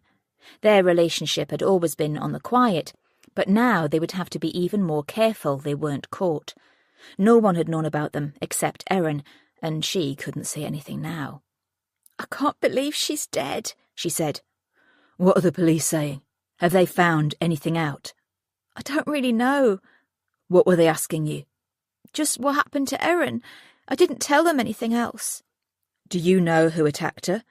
"I didn't see." Even though they weren't together, as she explained everything, she could almost imagine his features getting darker. "You're sure you didn't see who it was?" he asked afterwards. "I swear." "You're not afraid to tell me?" "No. The police said they'll be checking CCTV, looking at who had gone in and out of the walkway." "You need to keep me informed of what's going on," he said. "Can you do that for me?" "Yes, I'll ring you as soon as—" "No phone contact!" She flinched as he bellowed down the line. "Don't be mad," she whispered. "Sorry, Moles. I didn't mean to scare you." "It's okay." It wasn't really, but she wanted to keep him on the phone. "All right then. It's best if I ring you now, unless you have something to tell me. Are you clear on that?" "I'm not a child." "I know." A sigh. "I'm just watching out for us both, that's all. It would be hard if we couldn't be together, wouldn't it?" Molly would rather kill herself than not see him again. Without him and without Erin, she'd be totally alone. "Yes, I'd hate that." "Me too.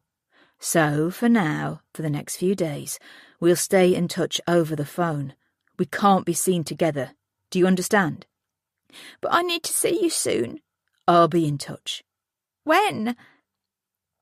The phone went dead just as Molly heard the front door open.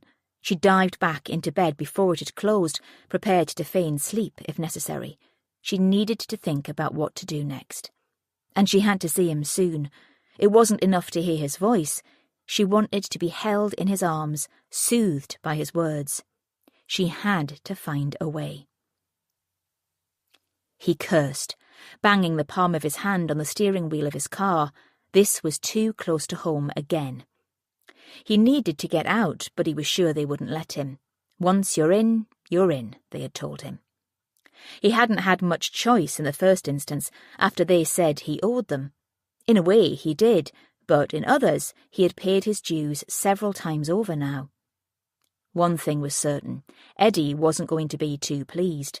A smile played on his lips. Maybe he could use that to his advantage. He picked up his phone and dialed Eddie's number. Chapter 14. 1 year ago.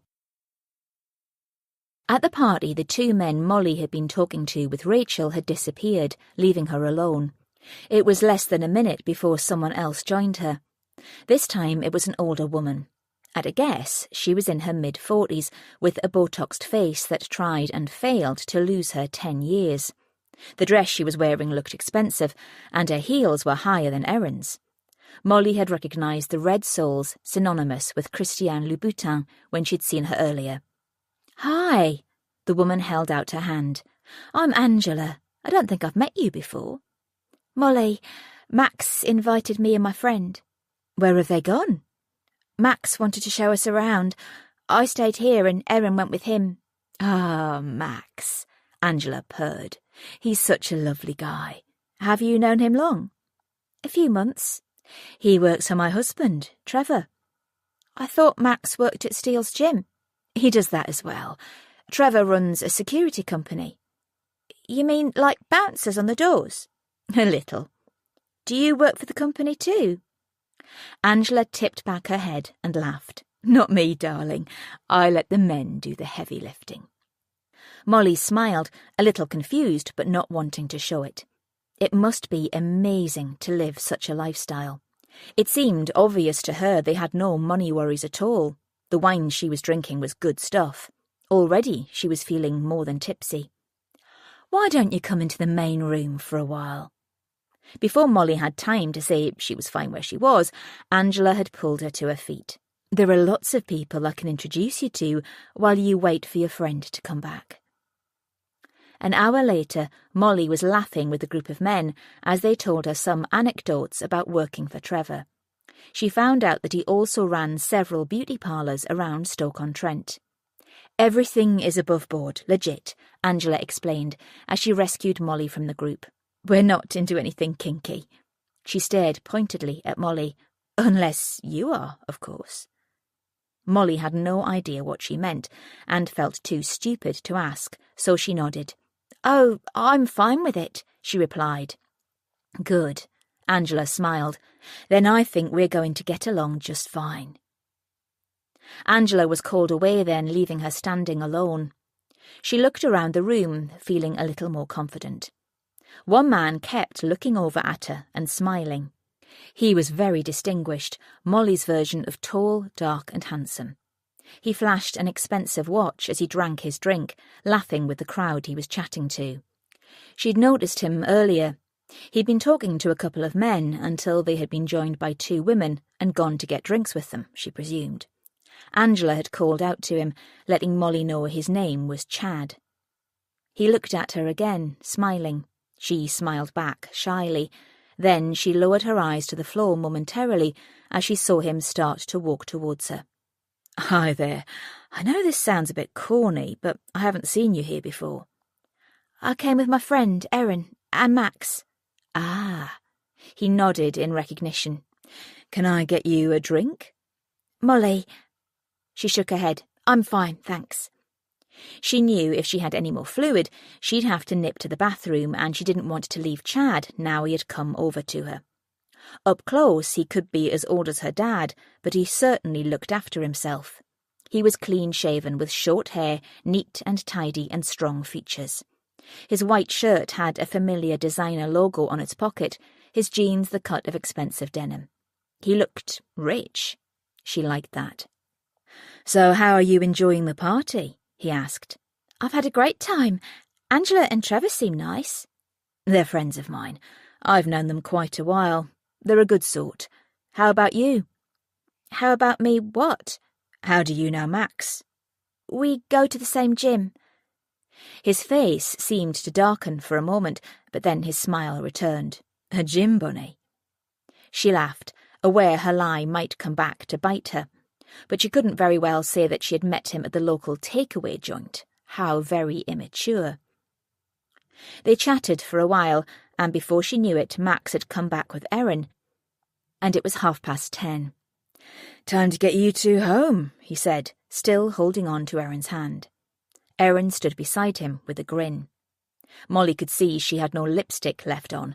Well, at least one of them seemed to have had a successful evening on the man front. "Bye, Molly," Chad said. "Hope to see you again soon." Molly gave him a quick wave before she and Erin left the house, all of a giggle. In no time at all, they were home. Max parked at the end of Sampson Street, killed the engine, and turned to them sitting in the back. "Did you have fun, ladies?" Both nodded, smiling at each other. "Fancy going to a party next month?" "It can't be Trevor's birthday again." Erin giggled. "No, but they have regular parties. He's a good boss, is Trevor. Treats his employees well." "We'll think about it." Molly grabbed the door handle and shimmied across the seat. She needed some fresh air. If she went in like this, her parents would ground her. It was clear she'd been drinking. "Well, I'll see you in the week, no doubt." He was looking at Erin rather than both of them.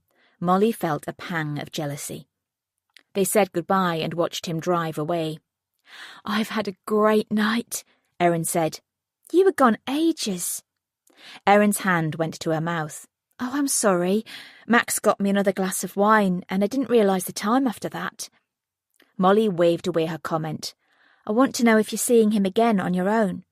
Erin sighed. "I'm not sure. He didn't say. So whatever happens, we're both going to the party next month, okay?" "I was a bit bored by myself." "You weren't on your own. You were with that man." "Chad?" "He was dull." "Oh." Molly nudged her. "I'm joking. He was nice to talk to. So yes, we'll go again next month." "Cool," Erin beamed. They linked arms and walked the last few meters home. "Are you okay with me seeing Max if he asks me?" Erin questioned as Molly got to her front gate. "Of course I am." She gave her friend a hug. "I think you should go for it. He seems really nice." "Yeah, he does." Erin staggered around a bit and then stopped. "I'm a little drunk. Have you got any mints?" "You'll be lucky to hide it with a sweet." Molly rummaged in her bag until she found a packet. "Here you go. Blame me if your mum says anything.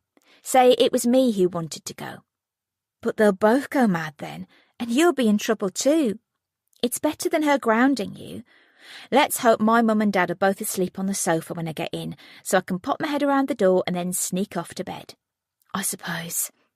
Erin flung her arms around her neck again. "Oh, Molly, what a great night. I feel like I could fly." "Best get you into bed then before you do yourself an injury." "Yes, sirree. Good night." Molly waited at her gate until she could see that Erin had gone into her own garden. They waved to each other and she went inside. How she wished she was as pretty as Erin. Sometimes having ample confidence for the two of them wasn't enough, because no matter what she had said to Erin, she couldn't stop thinking about Chad.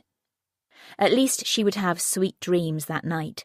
That is, if the room would stop spinning. Awake early the next morning, Erin thought about the night before. She stretched out in her bed, her smile wide as she recalled everything about Max. The way he winked at her to reassure her, the curve of his lips, the sultriness in his eyes. She hoped he didn't think she was too young for him. His kisses had been keen when they'd been alone, but he hadn't given her one at the end of the night like she'd hoped. She'd wanted him to. Maybe it was because she was with Molly. They had both been in the car, but he could have shouted her back. She knew she would always be second best to Molly. She didn't mind, though.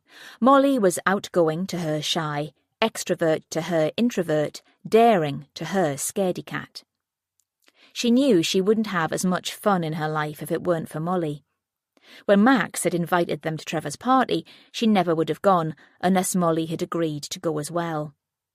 Even though they were only 15, it was Molly's encouragement that had made Erin that little bit bolder. Going for a walk around the house with Max had been daring for her, and she wouldn't have done it if Molly wasn't there to rescue her if things got heavy. They'd been lucky growing up together and becoming good friends. Erin remembered her mum saying something like, "You can choose your friends, but you can't pick your family."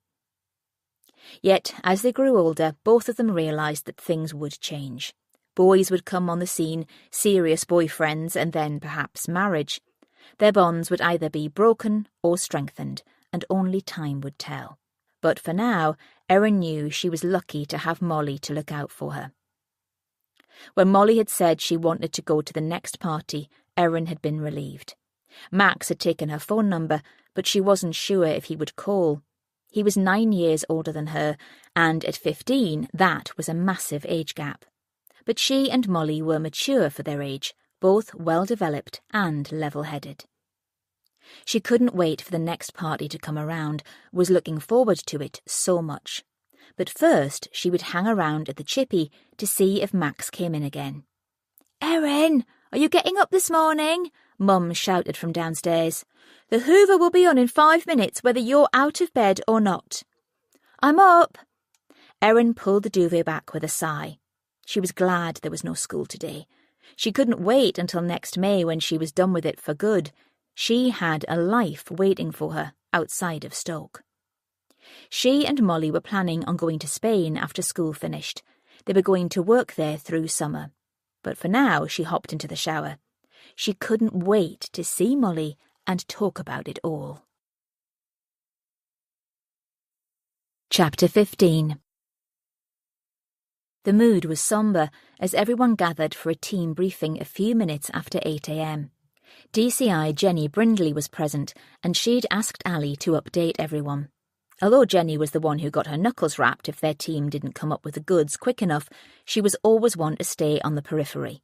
She believed the team worked well without her, so she let them get on with it and only ever interfered when absolutely necessary.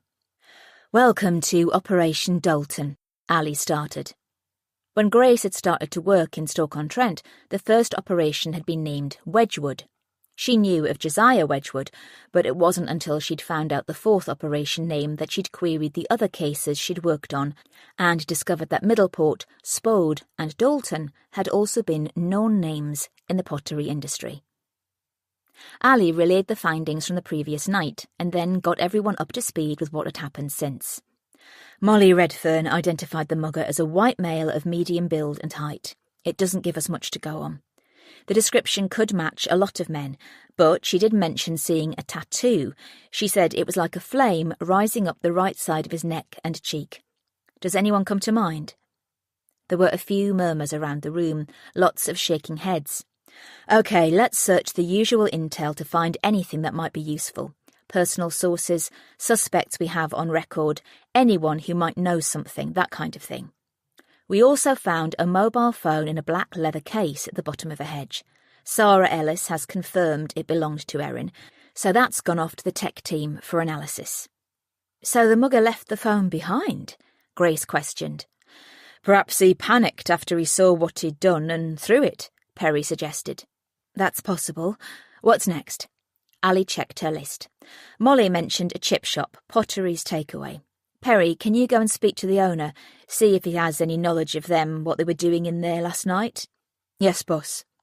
We'll also need to search the house this morning. I'd like you to help with that, Grace. Can you see what you can find in Erin's room? Leave the team to do the rest. It will make it a little less intrusive. Allie paused. The press release goes out this morning at 9. Speculation is already rife, and I don't want to put pressure on Molly Redfern, so I authorised it to go out as soon as possible. Everyone will be asking her what's gone on, I assume. She glanced at Sam. Anything from CCTV yet? DC Sam Markham had been looking through the footage in Leek Road last night, and again as soon as she'd got in that morning. I've already gone through who went in and out of the walkway around the time Erin Ellis was murdered, Sam replied. I've followed the 2 girls from Pottery's Takeaway, which is a few minutes' walk from their homes. They go into the walkway, and between that time and when the ambulance goes past to get to Sampson Street, no one else has entered to follow them, nor come out afterwards. CCTV doesn't cover the other end of the path, so I'm hoping there will be home security footage on one of the houses. I've also got stills of anyone seen going into the walkway from Leek Road from up to 2 hours earlier. There are 3 lone males, and I'll be sharing the images on social media in the hope people can rule themselves out soon. It's a busy main road with a lot of footfall. Do you think someone was already waiting for them? Perry asked. There are hedges either side, Grace said. What's behind them? One is a border to a residential property, and the other is next to a spare plot of land, Sam added. Allie paused. That's interesting. So is a bit of footage I've picked up nearby too, from a business opposite. Sam glanced over at Grace quickly. It's of Leon Steele. Grace moaned. What's he been up to now? He's seen talking to Erin outside Pottery's Takeaway. For a long time?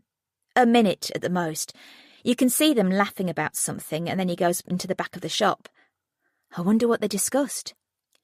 We all know the influence the Steele family have around here, and Erin Ellis can be linked to him because of the takeaway, Allie said. Someone needs to go and speak to him. But it's near to where he works, Perry said. Surely we can't question him just for being there. We can't, but let's see if he knows anyone that uses the gym who has a flame tattoo. That should cover us. And it won't hurt to keep him on his toes. Leon Steele is never far from trouble. I'll go, boss, Perry said.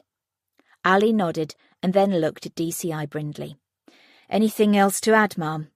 No, I think you have everything covered, Jenny said. Just keep me informed of developments as they happen. Thanks. Allie turned back to the team. For now, I'll get the house-to-house gang looking for any further camera shots too. She swept her eyes around the room. Let's crack on then. Chapter 16. 15 minutes later, Grace followed Perry down the stairs to the ground floor of the station, deep in thought. What was Leon doing at the takeaway? She supposed he could be buying food, but even as she thought it, she doubted as much. Leon's body was his pride and joy, a little too much in her opinion. He was narcissistic to a T, flexing tanned muscles at every opportunity. And she knew from a previous case that he had a thing for young girls. 2 years back, they'd busted a sex grooming ring. A group of men had been exploiting young girls and taking them to parties where they were handed around like sweets. Their team had put a stop to it, but she wondered if it had started up again. Eddie's words of warning came back to her from the year before. Even then, he'd been worried that his brother Leon was up to his old tricks. Grace had been on the lookout, but hadn't heard or seen anything to suggest he was. Having said that, Leon was cunning. If he was doing it again, he would be certain to use methods where he wouldn't be implicated, like he had before. He was a tough nut to crack, covering his back implicitly. They made their way across the city, the morning rush hour just abating. Frankie had joined them too. Allie had thought he'd be good to have on the ground. Perry dropped them off near the crime scene. I'll come around to you once I'm done, he said. Grace nodded to him and closed the car door. She turned to Frankie. Right, all you need to do is keep an ear out for anything you feel would be useful for us to know, and then field intel from us to them. Try and build up a rapport while I check Erin's room. Some families let you, others don't. If in doubt, I'll make a good cup of tea. It's the best remedy." "You see, you do have the right skills," Grace teased. "All the better to keep the riff-raff of Stoke under control." In Sampson Street, extra officers meant they could get to work more thoroughly. Grace spoke to a few people in various modes of policing before leaving Frankie going house to house, while she made her way across to the Ellis household. Just before she crossed the road, she spotted a man heading towards the Redferns' house. She hot-footed it over to him, hoping to intercept before he got to their front door. "Can I help you, sir?" she asked as she reached the gate. The man turned abruptly. "My wife saw on social media this morning that it was either Erin or Molly who had been attacked. My wife and I wanted to know. We live next door but one, you see. We go to bed early, and you probably won't believe this, but we never heard a thing. And now—" "We can't tell you anything yet." Grace walked towards him. "Let's leave the family for now, shall we?" She beckoned him away, but he stood his ground. "I only want to be sure they're okay. I've known both girls since they were born. Is it true what they are saying?" "What have you heard?" "Of course I don't believe a word of it, but it's on Facebook that one of them has murdered the other."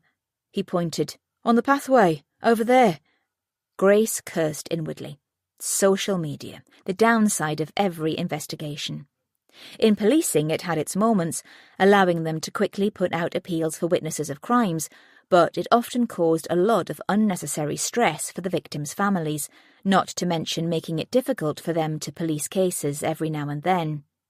There was nothing worse than a hostile crowd, buoyed up by a comment on Twitter or a video on Facebook. It made the police's job hard, and the families of the deceased suffered too. People couldn't help guessing, especially when they saw a walkway cordoned off with crime scene tape and a house across the road with numerous officers going in and out. "It's all speculation for now," Grace appeased. "Did you see anything last night before you went to bed? Anyone running from the path into this street?" "No, we had the curtains drawn." "Well, for now that's all we're interested in. Witnesses coming forward to help us with our investigations." She paused. "Let the families have a bit of breathing space, sir. You'll find out soon, but we have to put them first, not their neighbours." Her words finally did the trick. He hung his head down a little. No matter what he was thinking, when put like that, it made sense to back off. "This is DC Higgins," she introduced Frankie as he joined her at the Redferns gate. "Why doesn't he come and speak to you and your wife?" "Yes, boss." Frankie nodded, not a hint of a change of plan in his expression. "And make sure you get as many details as you can from them about the girls' home lives too," she muttered. "You can tell them it was Erin who was killed, as her name is going to be released any minute now. Might as well use that to get some useful information from them." Chapter 17. Pottery's takeaway was set back off Leek Road, with enough parking space for several cars. The frontage was largely a glass window with a door to its side. The name of the business was written across the window, along with images of burgers, kebabs and milkshakes. Red paint around the frames was coming away, the wood rotting underneath. At first impression, Perry wondered if it had been passed by environmental health. Kids these days would eat anything, though. He smirked to himself.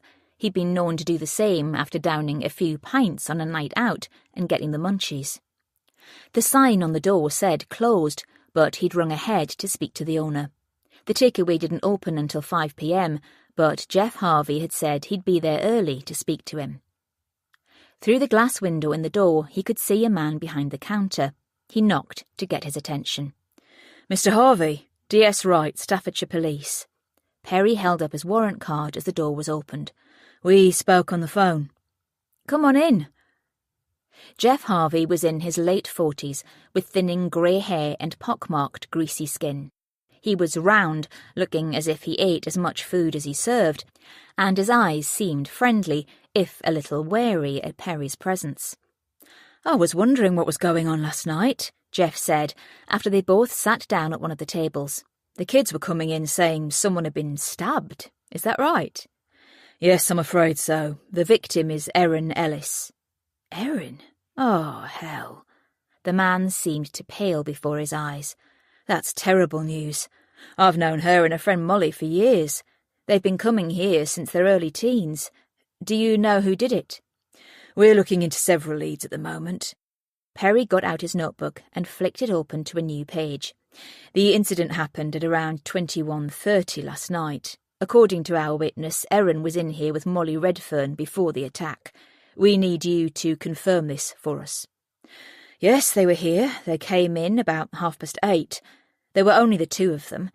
They ordered chips each and sat down to eat over there. He pointed over Perry's shoulder to a table in the far corner. That's where they sit if it's free. It's a good seat. You can see what's going on. He paused as an articulated lorry rumbled past. There was something about them, though. They weren't as friendly as usual, as if they'd been arguing. But when the boys joined them, they seemed to perk up.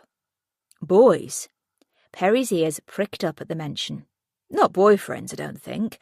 There are a crowd of teens who come in here regularly. You get to know them. Molly and Erin were part of a large group. The lads were too. Their names? Ethan and Christian. I don't know the surnames of any of them. They live around here? He shrugged. I'm not sure, but they come in often. One of them has a car, a white Fiesta. Do Molly and Erin ever go with them in it? Not that I know of, but I can't see everything that goes on. What about the other staff? Do you do deliveries? No, we don't have the need, really. I have 2 full-time staff, both women, and a lad who does me about 20 hours a week. We've been here for 15 years, got a good reputation for the best fish and chips around. I'll need a quick chat with them all. Will most of them be in work this evening? Jeff nodded. From 4:30. Perry made a note of the time. So you mentioned the girls might have been arguing. Do you have CCTV? Yes, the recordings are in the back office. Perry followed Jeff as he lifted the lid for them to go behind the counter. They went through into the kitchen area, the smell of grease making him grimace. The place wasn't filthy, but there was a fair bit of uncleanliness present. He changed his mind about what he'd been thinking earlier, swore he'd never eat a dirty burger again. Jeff pushed a door open and led Perry into a small, windowless office, no tidier than the kitchen. Papers were stacked up on top of cardboard boxes, hiding the desk until he was further in the room. The camera monitor is there. Jeff pointed to a shelf behind his desk, pressing a few buttons as he reached it. Soon he had located the time just before the girls came in. How long does it cover? 2 days, and then it records over. Perry watched as Jeff fast-forwarded through it. They did seem to be having some kind of disagreement about something. One of them was waving her arms about as the other sat with hers folded, but when the 2 boys Jeff had mentioned came in and joined them, they stopped. They left together an hour later. The boys were still in the takeaway at the time of the murder. I'll take this with me. Perry pointed to the disc. I'd like someone to analyse it further. Sure. Any problems, you see? No, just routine stuff. Perry wasn't about to tell him that he wanted to see the footage before the girls came into the takeaway too. Jeff ejected the disc from the machine and handed it to him. I'm so sorry about Erin. The news will be out this morning, you say? It's been on the 9 a.m. bulletin. Perry nodded. Thanks for your time. We'll be in touch if we need to speak to you again. Happy to help, Sergeant. With those words ringing in his ears, Perry left. He sniggered to himself. He reckoned helping the police wasn't in Jeff Harvey's vocabulary. Jeff watched as Perry walked across the forecourt towards his car. Once the police detective had moved far enough away, he got out his phone.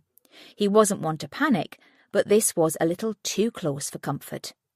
I've had the police sniffing around, he said once the call connected. Erin has been murdered. Say that again. Yeah, you heard right. I couldn't believe it either. Stabbed on the way home and died soon after. Did they catch who did it? No, the girls were here last night. I saw them too. Do you know anything about it then? Of course I don't. So what the hell is going on? Jeff paced the room, running a hand over his head. This won't come back on me, will it? I'm not going to... Leave it with me, and I'll see what I can find out. The call was disconnected before he had the chance to reply. Jeff cursed loudly. He hoped everything wasn't about to come out. Leon Steele stared into space as he thought about the phone call, wondering what repercussions it might have for him. He'd seen both girls the previous night when he'd popped in to see Jeff. The police were bound to check up on him. Shit. Who was that on the phone earlier? He looked at his brother, Eddie. Jeff Harvey. Some girl was murdered last night. Anyone you know? Eddie reached for his phone and began to scroll up the screen. Yeah, Erin. She's one of the kids who comes into the takeaway. Police haven't given out a lot of details yet, but she was stabbed on her way home. She lived in Sampson Street. Eddie paused. Where were you when it happened? I was at home with Trudy. Where were you? Don't give me that shit. Leon sighed. I know better than to hurt someone that young. That's not what I've been hearing lately. Fuck off, Ed. You don't get to tell me what to do. I do when it brings the cops sniffing at our door. Does that include our beloved half-sister? Leon steepled his fingers and glared at Eddie across the desks. You're quite partial to Grace, as I know. She's family. Stop saying that. She isn't, nor will she ever be. You've tried for nearly 2 years to get her on side and it hasn't happened. She won't help us. We'll see. What are you planning? Nothing. I'm just thinking out loud. Eddie's phone rang and the conversation was over. Leon left the room. Stuff Eddie. He didn't owe him anything. Leon may be the younger brother, but he didn't need anyone's help to defend himself. Eddie had better watch out. First, he had things to check out, and he needed a little privacy, not his nag of a brother earwigging his conversation. He also wanted to listen to the news to see if there were any further details on the killer's identity. Because the girl wasn't supposed to have died. Chapter 18. Rob Ellis was sitting in the garden. He'd only been back in Stoke for a few hours, and already it was getting to him, the oppressive atmosphere, the police calling in. People who he knew but hadn't seen in 3 years asking him questions. All he wanted to do was cry in peace. Everything was so hard to take in. It had been bad enough coming back to the house, leaving his partner Lynn in Dorset.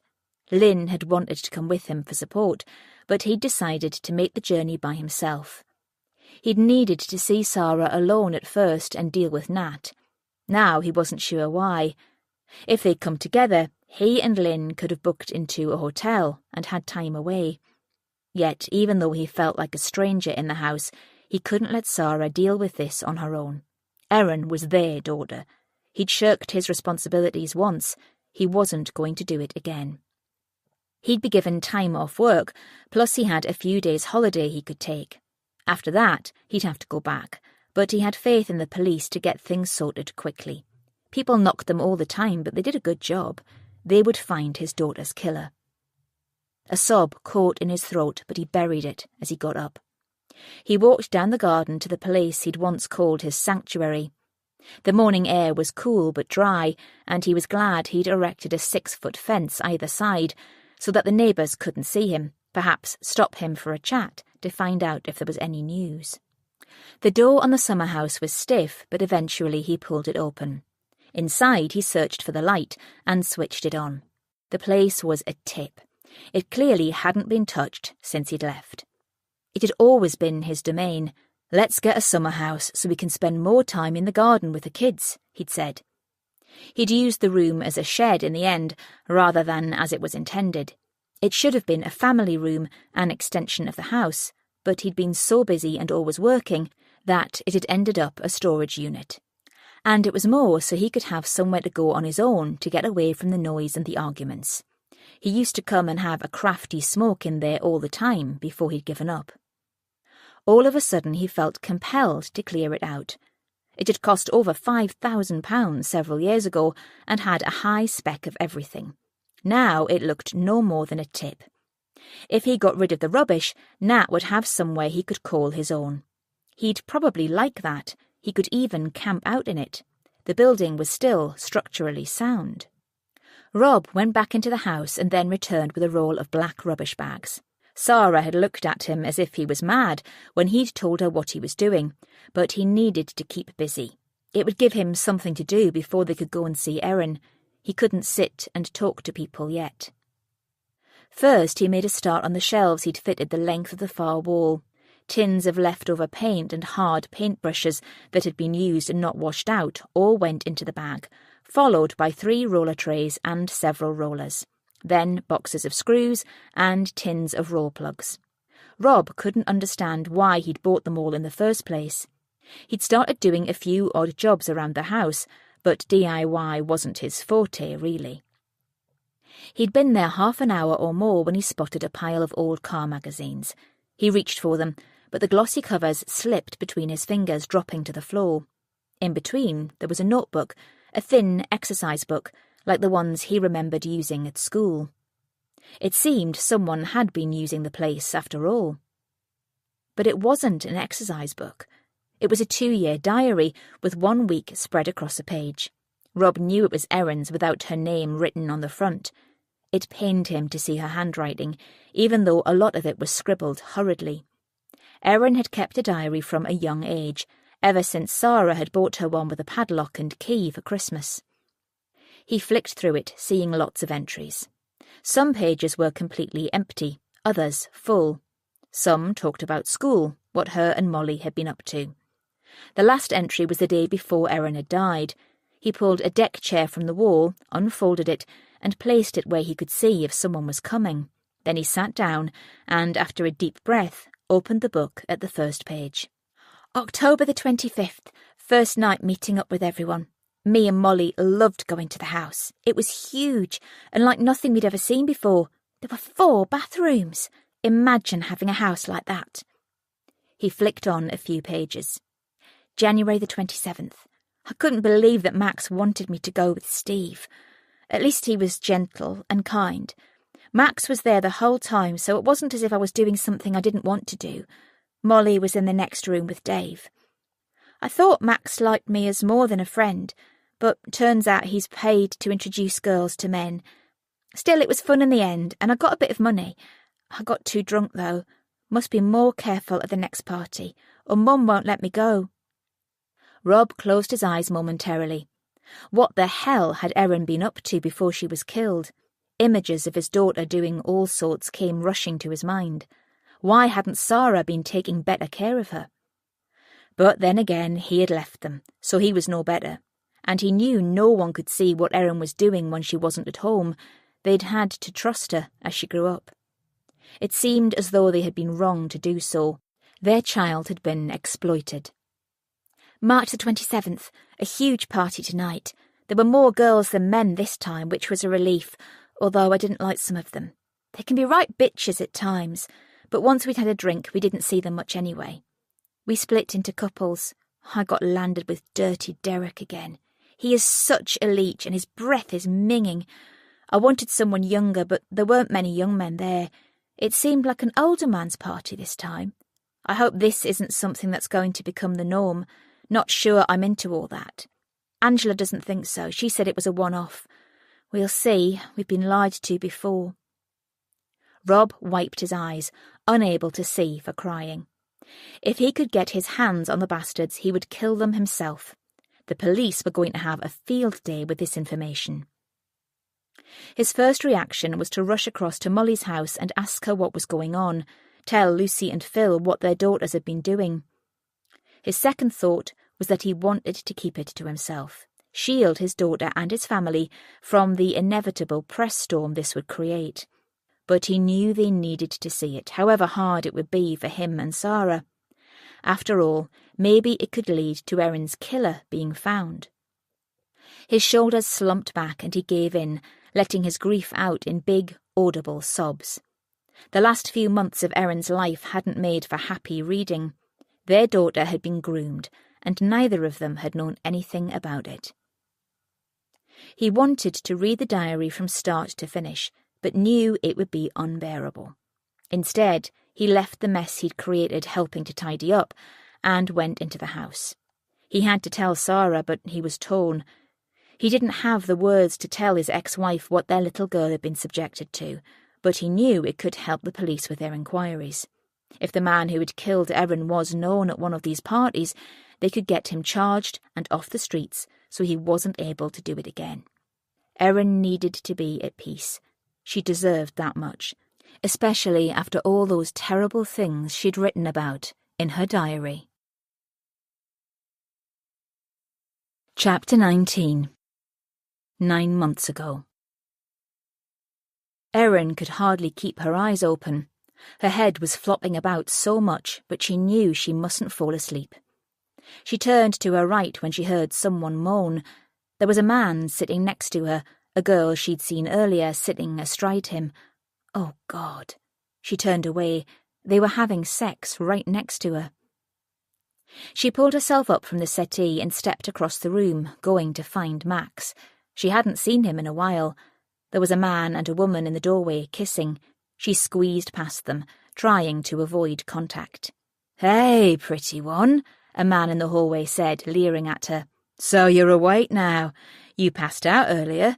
Can't handle your booze." He took her hand and pulled her into his arms. "Want to play?" She pushed him away. His breath smelt of beer and garlic. His shirt was half undone, showing his gross, hairy chest above a protruding stomach. But the worst thing was he was old enough to be her dad. His demeanour changed, and he grabbed her tightly by the forearm this time. "Don't fuck around with me." His lips curled in a snarl. "You don't know who you're messing with." "Please leave me alone." The tears she was holding in began to fall. She hoped he would take pity on her, but it didn't work. "You and I have unfinished business." He opened a door and pushed her into a small bathroom. She heard the lock click into place before he turned to her. It was then she remembered what she had been doing before the drink had taken its effect. She had been kissing him, running her hands all over him. Had she been thinking it was Max? Oh no, Max. Where was he? What would he think if he saw her with this fat toad?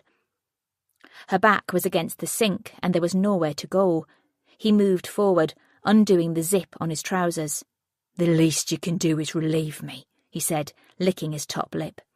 She swallowed. Even without the lecherous look on his face, the force with which he'd grabbed her and pushed her into the room was enough to scare her. "I don't want to," she told him, her voice timid. "I don't really care." There was a knock on the door. "What's going on in there? No locks. You know the score." The man fastened his trousers hurriedly and opened the door. "Sorry about that," he laughed. "Force of habit to lock it." He pushed past. Erin slammed the door behind him and locked it again. There was another knock at the door. "Are you okay in there? You can come out. He's gone and I won't hurt you." "I'm fine," she said, hoping whoever it was would go away. Then she sat down on the side of the bath and cried. She retched at the thought of what might have happened if he hadn't been stopped. She waited a few moments while she calmed down. At least she was thinking a little better now that the alcohol was wearing off. When she felt brave enough to open the door again, she stood up. She was going to look around the house until she found Molly, and then she was going home. Keeping her eyes to the ground as much as possible to avoid eye contact with anyone, she searched the rooms downstairs, appalled to find girls in with the men doing all kinds of things. Some of them were with more than one man. Shock winded her as realization began to sink in. She'd thought Max had brought her to this place because he liked her, not because he wanted her to do things with other men. She knew there were 7 bedrooms in this house, and she would need to search them all to find Molly. She opened the door to the first one, but it was empty. In the next one she found 2 men sitting on a bed as a young girl danced for them. She was wearing nothing but a thong, throwing her arms up into the air, flicking her hair and running her hands over her body. "Shut the door unless you want to join us," one of the men shouted. Erin closed it quickly. Her heart beating rapidly, she looked into the next bedroom to find a man with his back towards her as he pressed himself into a girl. The girl turned to her with a vacant look. She closed that door too. Finally she found Molly. Erin stood in the doorway, shocked to see her friend with hardly any clothes on. A man was having sex with her. In a chair beside the bed was another man. He was watching them. Erin didn't know what to do. Should she cry out and get Molly free of them, or would they drag her into the room and make her have sex with them too? She hated Max so much in that moment. He'd said he'd look after her and Molly, but look at what they were doing. This didn't seem right at all. What kind of boyfriend would let this happen? Not that he was even her boyfriend. He had told her he cared about her when they went out together, but even those times were coming far and few between now. Max said it was good to experiment too, and that he was there for her when she needed him. Well, where was he now? She wanted to see him, be taken into his arms and reassured, because right now she was scared, and all she wanted was to go home. Chapter 20. After visiting Pottery's takeaway, Perry made the 2-minute drive to Steele's gym and parked in their car park. The business was in a single-storey building that used to be a school. Once through a small lobby, there was a door into the gym itself. When he opened it, the first thing he heard was the noise of fist on fist as 2 men sparred in the boxing ring to his right. To his left, rows of bench and stacks of weights dominated the far side of the room. There were about 20 men in total. Perry noticed no women, the reception being as empty as the last time he'd visited. The blinds were down on the window and door that had once been posh gloss nail bar. The main offices were situated at the back. Perry ignored everyone as he walked through to them. Most people knew who he was in here. There was no need for formalities. He was surprised that no one thought to stop him, though. He wondered if someone would send a quick text message to alert the brothers. There was certainly time. Perry knocked on the door. Yes? Staffordshire Police. Come on in. Inside, both Eddie and Leon were sitting at desks opposite each other. There was a settee and a low table in the other half of the room. Filing cabinets lined one wall, certificates and trophies adorning shelves on another. A photo of Eddie with Josh Parker, who had been murdered in the car park in 2018, stood prominent above his head. Parker had been Eddie's right-hand man, but he had been burnt alive. Perry! Eddie smiled, his act of being pleased to see him fooling no one. What can we do for you? I have a few questions I'd like to ask. Leon sighed and then threw down the pen he was holding. About what? There was a young girl murdered last night, and we're checking out her last known movements before she died. Jeff Harvey rang me earlier from Pottery's takeaway. I own the building. He told me Erin and her friend came in regularly, as do a group of teens. Perry kept in his annoyance, realising that owning the building gave Leon a legitimate reason to have been on the premises. Did you see them last night? Perry asked. Yeah, I was in there for about 20 minutes. Jeff had a problem with one of the electric sockets, so I went to check it out before arranging for someone to fix it. And this would have been around what time? About 8:30.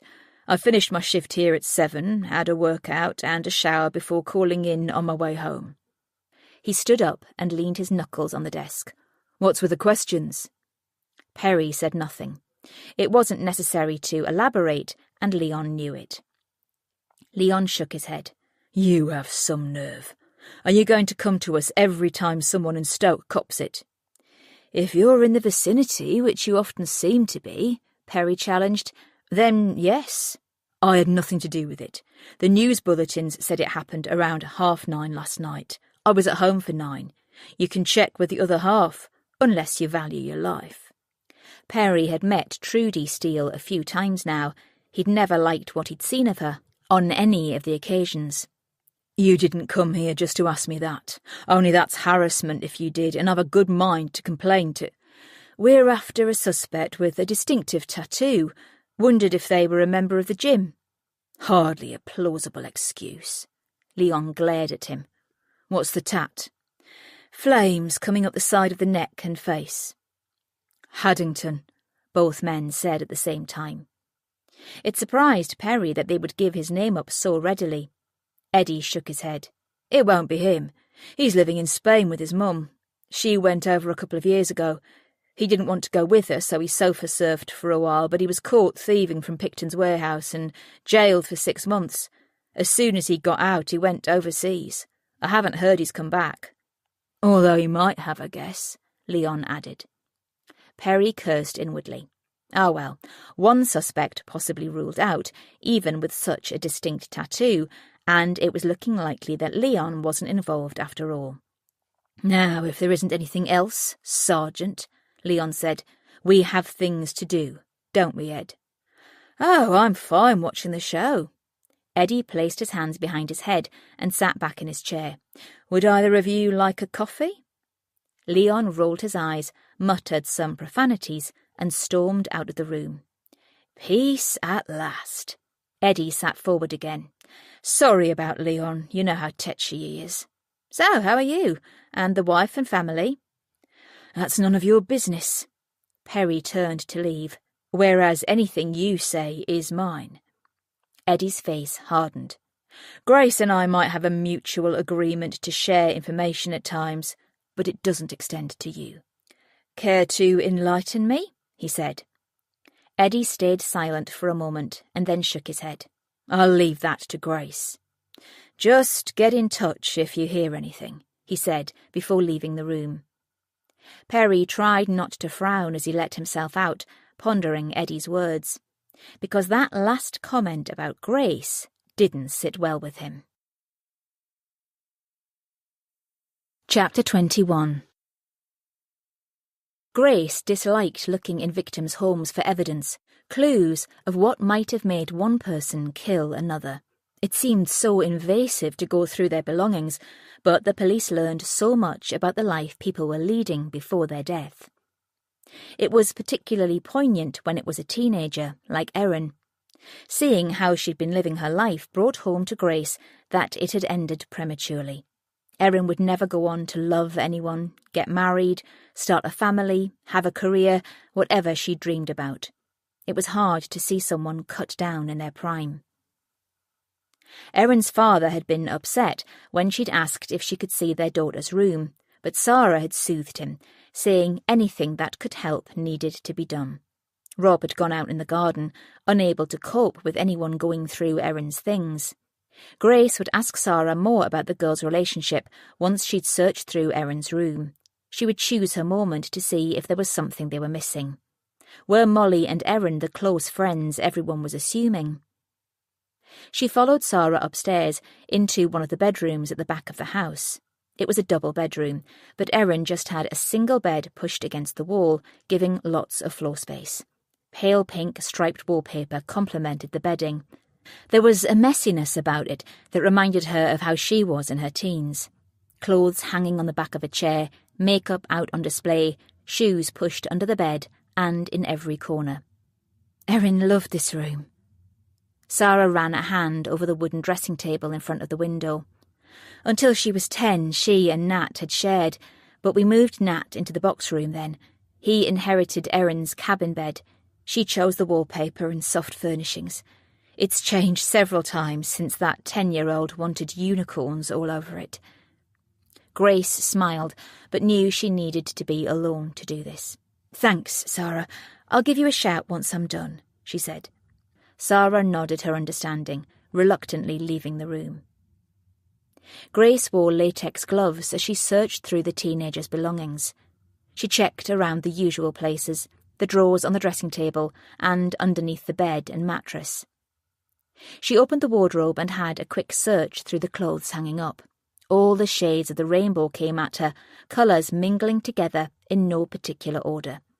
There were a few dresses, numerous tops, and a pile of jeans and leggings next to several more pairs of shoes. She checked above and on top of the unit underneath, too. There was nothing to indicate Erin was in any trouble. She seemed as if she'd been a well-loved young girl, with parents who cared for her, but Grace knew how looks could be deceiving. She'd had lots of family members lying to her over the years to cover up crimes, secrets, and lies. Maybe the wider search team might find something in the house, but for now there were no immediate clues in this room. She was about to go downstairs when she sensed someone watching her. She turned to see Nat in the doorway. "Hi," she said. "Are you okay?" "We used to share this room," he said. "Yes, your mum has been telling me. I believe you have the cabin bed now." He nodded. "Want to see it?" "Yes, please." Grace knew it would unlikely be of any relevance to the investigation, but she didn't want to upset the boy by saying no. It wouldn't hurt her to give him a few minutes of her time. She followed him across the landing. Nat was up and down the ladder on the bed before she had got to the room. He held out his iPad. "I have a lot of photos." "Will you show me some?" He popped a code into the tablet and it sprang to life. A few more clicks and he handed it to her. The first photo was of him and Erin. It seemed quite recent. "That was taken at my Auntie Anna's birthday last month," he told her. "We went out for a meal. Erin didn't want to go because Molly wasn't invited. She was miserable, but I made her smile." "That's a very important job for a brother to do," Grace said matter-of-factly. Nat scrolled through the iPad slow enough for her to get a sense of their relationship as brother and sister. It showed that they cared about each other, spent time together. Molly featured in a lot of the photos too, especially the selfies. "My mum was always snapping us on her phone," Nat added. "She said when she was young there was no such thing as a mobile phone, so she hasn't got many photos of herself. So she made up for it by taking lots of us. She must have hundreds." "Your sister looked very happy," Grace said honestly. In many of the photos, Erin seemed as if she hadn't a care in the world. She and Molly were really good friends, weren't they? "Yes, they spent a lot of time together. They were always laughing." "They never argued?" "Sometimes, but never for long." He glanced at her sideways. "Can you keep a secret?" "Of course." He ran over to his wardrobe and pulled out an envelope. "This was Erin's. She didn't know I knew it was there." Grace looked inside. There was a bundle of money. At a push, she'd guessed there was a fair few £100. "I have to keep this. You know that, don't you?" She looked at Nat. When he nodded, she realised he'd shown her purposely. In the kitchen, she rejoined Sarah. The Ellis's kitchen was extremely inviting, even considering the circumstances. The units were shaker-style, a large red Aga cooker in the middle of a row of cream doors. There were numerous magnets covering the fridge and the smell of coffee in the air. Lucy Redfern was sitting at the kitchen table with Sarah. Grace thought she might get up to leave when she saw her, but she didn't. She sensed the women wanted to talk. She looked at each one in turn before pulling out a chair herself. "Ladies, I have something to show you." Chapter 22. As neither of them spoke, Grace placed the envelope of cash on the table. "Where did you get that?" Sarah gasped, reaching across to it. Grace stopped her from touching it.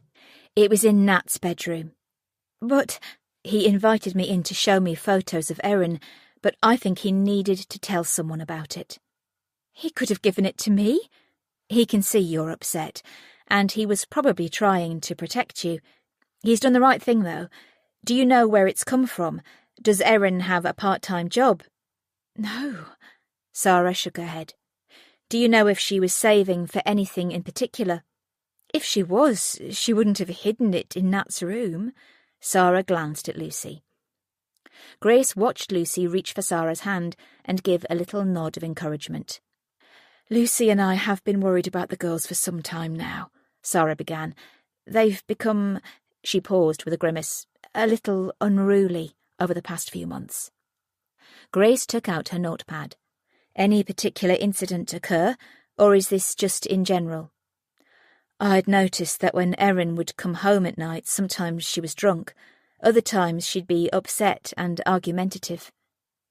"Did either of them look as if they were doing drugs?" "I don't think so," Lucy joined in, "but I couldn't be sure. Sarah?" Sarah shook her head. "We didn't know about that money, though. They could be runners for someone, couldn't they?" "It's possible. I noticed a scarf in Erin's wardrobe. It's quite an expensive designer brand. Did you buy it for her?" "No, she said she got it from a charity shop in town." "Ah." They've been coming home with real attitudes too. It's been hard to watch, as they used to be such sweet little girls. The past year they've been glued to each other's sides. I'd often catch them whispering, and they'd never let you in on anything they were saying. I know this could be construed as normal teen behaviour, but even so, it was out of character, and Erin was coming in late. And where was Molly on these occasions? She was always at home, Lucy said. Do you think Erin might have had a boyfriend that she wasn't telling you about, Sarah? Grace pressed. Sarah hung her head for a moment. I feel so ashamed not knowing what my daughter was doing, but it's hard when they become so unresponsive. Erin would be her usual self one moment and jump up into a rage the next. They stopped out for a night last month too, Lucy added. They told us they were at each other's houses. They're always doing something like this, so it didn't cross our minds to say no. But one of the neighbours saw them out, and when we asked them about it, they said they'd stayed overnight at a party. Did they say where? Both women shook their heads. We should have done more, Sarah replied. This isn't your fault.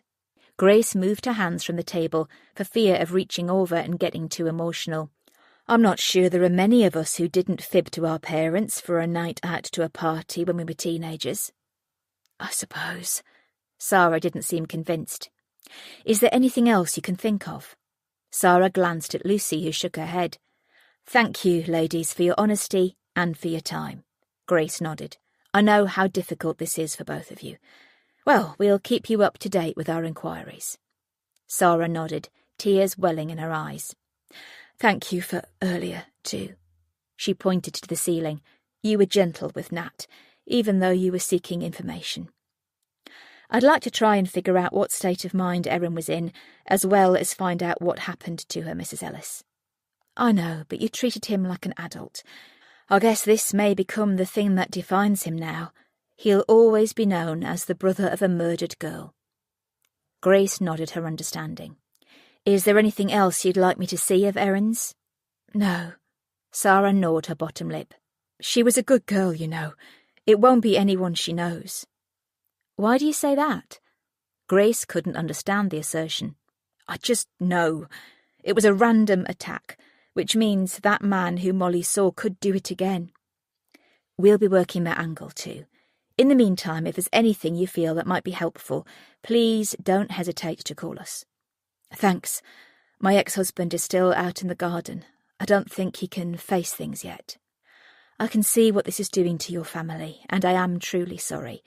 But the more you can let us know, the better, while we continue with the investigation. Grace turned to Lucy. I'll need to speak to Molly about this too. Shall I come across with you now? Chapter 23. Sampson Street was still full of police and search teams. The pathway remained cordoned off as a crime scene, but the street had been reopened a little more to the public.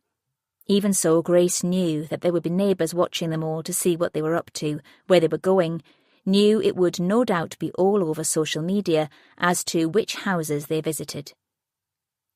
Walking across to the Redfern home gave Grace some valuable time to talk to Lucy alone. What were the girls like at school? She asked. Were they popular, competitive, part of a gang at all?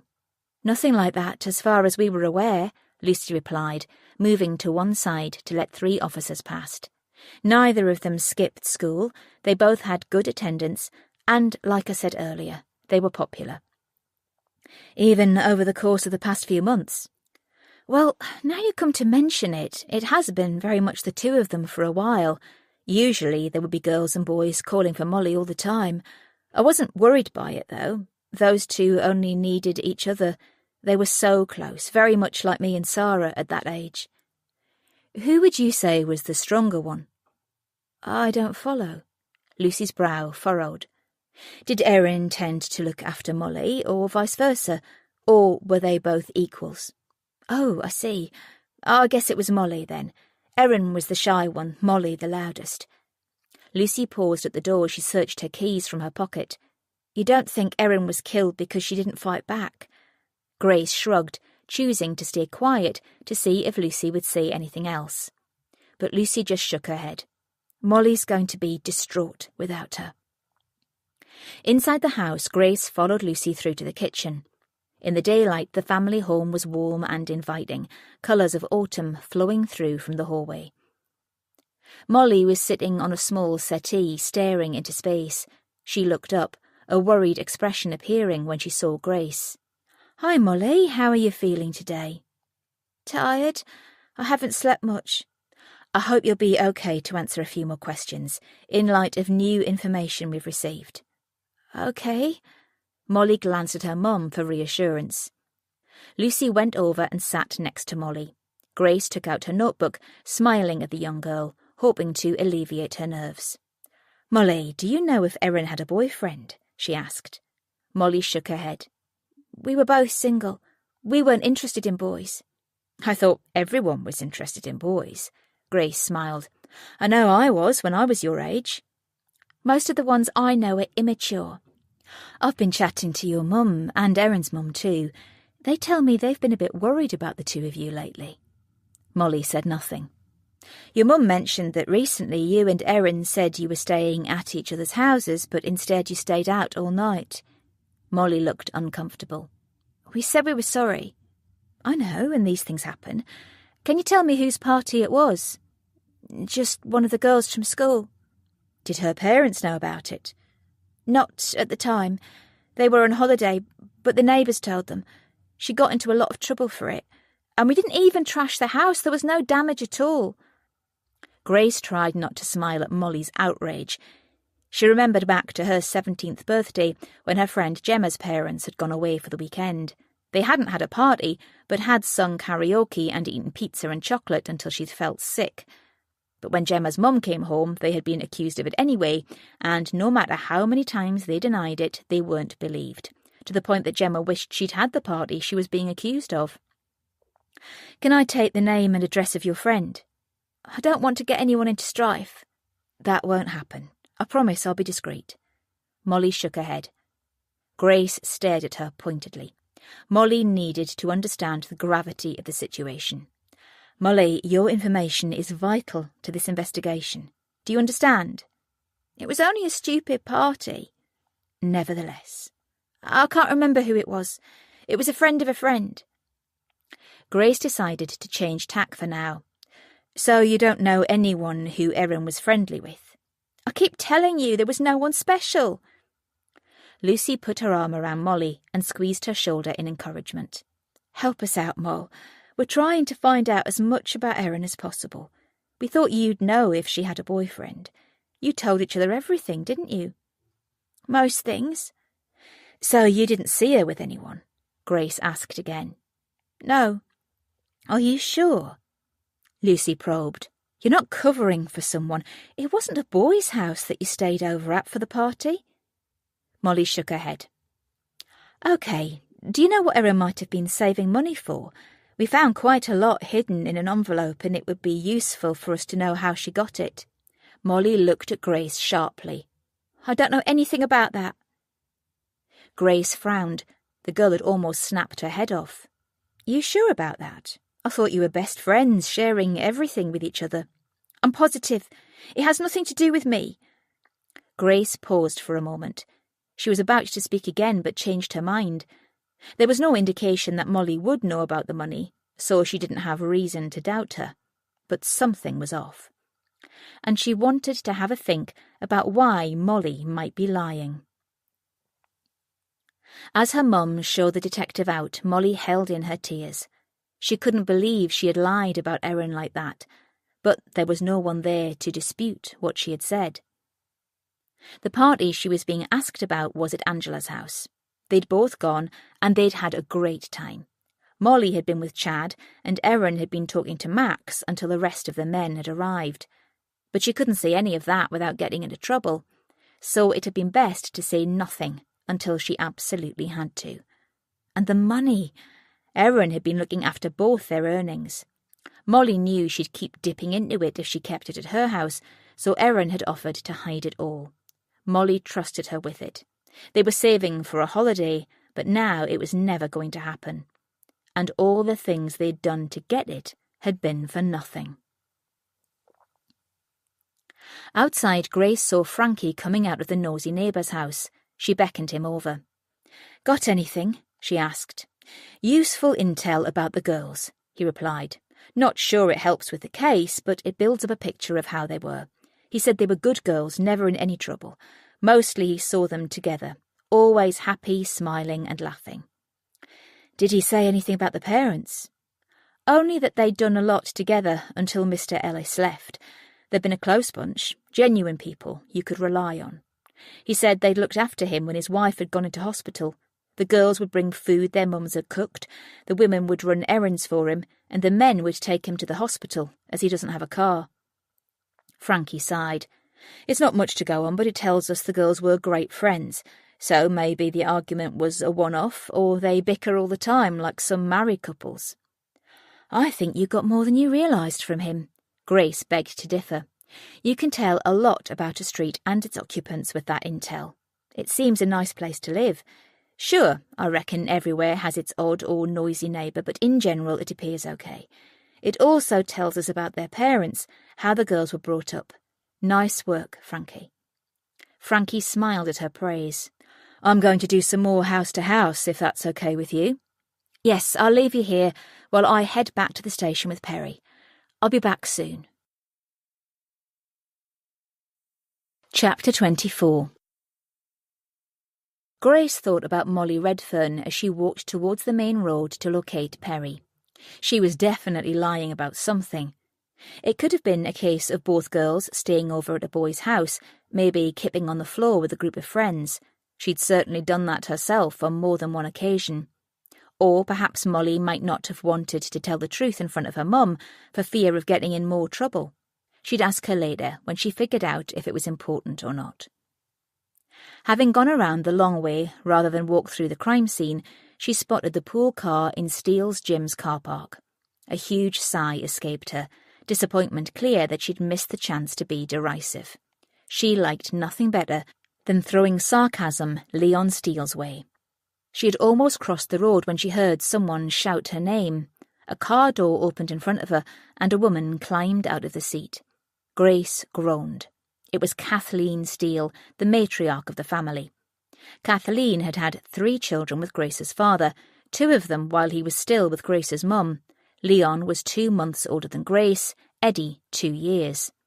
Her mother had stood by George Steele through 15 cruel years, and all that time he'd been messing around with other women. After Grace and her mum had left, he'd married Kathleen. Grace could never understand why Kathleen had stayed with her violent father. She wondered if she too had nightmares that woke her up crying. Did she still finger scars that brought back hurt, along with bad memories of how they were acquired? Was she afraid of the dark, having to put a light on whenever she went to the bathroom in the middle of the night because of an overactive imagination? "Could I have a word, please, Grace?" Kathleen interrupted her thoughts. "I'm afraid not. I'm at work right now." Grace took out her phone and pretended to be busy. "It will only take a moment." Her tone was persistent. It piqued Grace's curiosity. Kathleen moved closer to drown out the sound of the passing traffic. She was a smart woman, knocking on 60. Every time Grace had seen her, she'd been well presented, keeping herself immaculate and looking remarkable for her age. Grace often wondered if it was a front. Armour to say to the world that everything was good in her life. "I know you helped me a while ago with Megan and that lout she was seeing." The lout was Seth Forrester. Kathleen had asked Grace to have a word with her half-niece because she was dating him. She wanted her to choose someone better. Grace had obliged because she hadn't liked what she'd heard about Forrester, even before she helped to get him sent down last year. She'd felt responsible for putting Megan's mother in prison, and it was her way of rectifying it. Grace was glad she'd taken the time to meet Megan now, pleased that she'd listened to her, although, to be fair, Megan probably would have made her own mind up eventually. Forrester wasn't a likeable soul. Even a charmer can become too unpleasant to keep their friends and lovers on side. "I need you to find out if—" "Oh, here we go," Grace thought. "Why is it that you Steeles always want me to do something for you?" she questioned. "If I wasn't a police officer, you'd have nothing to do with me." "I think that's the opposite of what would happen." Kathleen raised her eyebrows. If you weren't a police officer, I would love to have you as part of the family. We have my father in common, that and nothing else. But we could have been so much closer, seeing as you're flesh and blood. Grace checked her watch. What do you want me to do, Kathleen? Lose my job because I'm finding out information so that you can sort things out behind closed doors? No, I just want to know if Megan was seen at the takeaway. Why? Because. Kathleen paused as a car came into the car park and drove past them. Grace waited for her to elaborate. I don't want her involved with it, okay? Kathleen placed her hand on Grace's forearm. But you should look into it. There's more going on there than meets the eye. Grace wasn't surprised to hear the allegation. She wanted Kathleen to know they were already one step ahead of her, but she didn't want to alert the family to the things they were looking into at the moment, and she assumed Kathleen was fishing for that information. I'm not going to help you again, Grace told her. Not even for Megan? Nice try, but no. I don't understand you at times. There was so much venom in Kathleen's voice now she knew she wasn't going to get her own way. Grace wouldn't have been surprised if the woman poked her in the shoulder as she spoke. Grace squared up to Kathleen as she said, I'm not helping you. And, quite frankly, if you're letting Megan anywhere near that takeaway when you think something is going on there, then you're not fit to be her guardian. She needs someone she can rely on to look after her. She has a family to do that. Grace held back her response, knowing she'd say something she'd come to regret, and she wasn't going to give Kathleen the satisfaction of having a go at her. She turned to leave, but Kathleen stopped her, grabbing her arm. You need to look into that takeaway, but this, Kathleen pointed behind her at the gym, is none of your business. So keep your nose out of our affairs if you won't help. Grace watched Kathleen march away. It will always be my business, until the place is closed down, she muttered. Chapter 25. As Kathleen scuttled into the gym, Perry was coming out. He held up his phone as he drew level with Grace. Possible murder weapon found in Sampson Street, he said. A knife with a 4-inch blade. Something you'd have for camping rather than shanking, which could mean the attack was carried out by an amateur on the spur of the moment if it is connected. Or it could mean that's what our assailant wants us to think. He nodded. Let's leave the car here and walk across. Did you find out anything? Grace updated him about the money Erin had been hiding and her chat with the two mums. Interesting. What's your thoughts? I spoke to Molly, who said she wasn't aware that Erin had a boyfriend, which I find hard to believe, and she said she had no idea about the money, although she was more horrified than curious when I mentioned it. Both mums said they didn't think the girls had been taking any kind of drugs, but Sarah and Lucy were definitely worried about their daughters. Interesting. They jogged across the road as a gap in the traffic opened up. How did you get on at the gym? She asked as they reached the other side. I saw Eddie and Leon. Neither of them were giving much away. Leon said he was at the Potteries takeaway on business as he owns the building. Yeah, right. I don't think I'll ever trust a word either of them say. That's not what I gathered from my chat with Eddie. Grace turned to him, eyes wide. He made out like you were some sort of informant. That's ridiculous. I would never get that close. It isn't something I would even declare and do. So what did he mean then? Grace pinched the bridge of her nose. He's told me a few things, given me a couple of pointers, but I've done nothing for him. She hoped her reddening skin wouldn't betray her. Sometimes he's given me some great intel, but I always figure it's for his own end. Take Seth Forrester, for example. He told me what he was up to ensure that Seth was put away, which was in the Steele's interests. Eddie does it for himself and not to help me. You sure about that? It didn't seem that way. You know Eddie. He's trying to wind you up, and he loves seeing Leon angry too. It's his thing. Eddie's all in it for himself, and Leon doesn't care if he never sees me again, quite frankly. I don't think he'd even bother to spit on me, never mind offer up information. As long as that's all there is to it, Perry nodded. Grace looked straight ahead then. She hated lying to Perry, but she hadn't done anything wrong. So why was she feeling so guilty? That family would be the death of her. She couldn't wait to finally get the opportunity to put one or both of the brothers behind bars, see how they liked being on the other side, because they would slip up one day. As Grace and Perry drew closer to Sampson Street, she noticed the strong police presence. Uniformed officers were suited up in forensic gear, going over every inch of the pathway and its surroundings. The City Council had arrived to give them access to the grids and bins nearby. Walking round again, they ignored the cries from the journalists who were starting to cram the far end of the cul-de-sac. TV crews had set up since they'd first got there that morning, the local radio stations too. Grace spotted Simon and gave him a faint smile. He winked at her as they passed through. She threw a thumb over her shoulder. "It's like feeding time at the zoo," she told Perry. "They can sense something.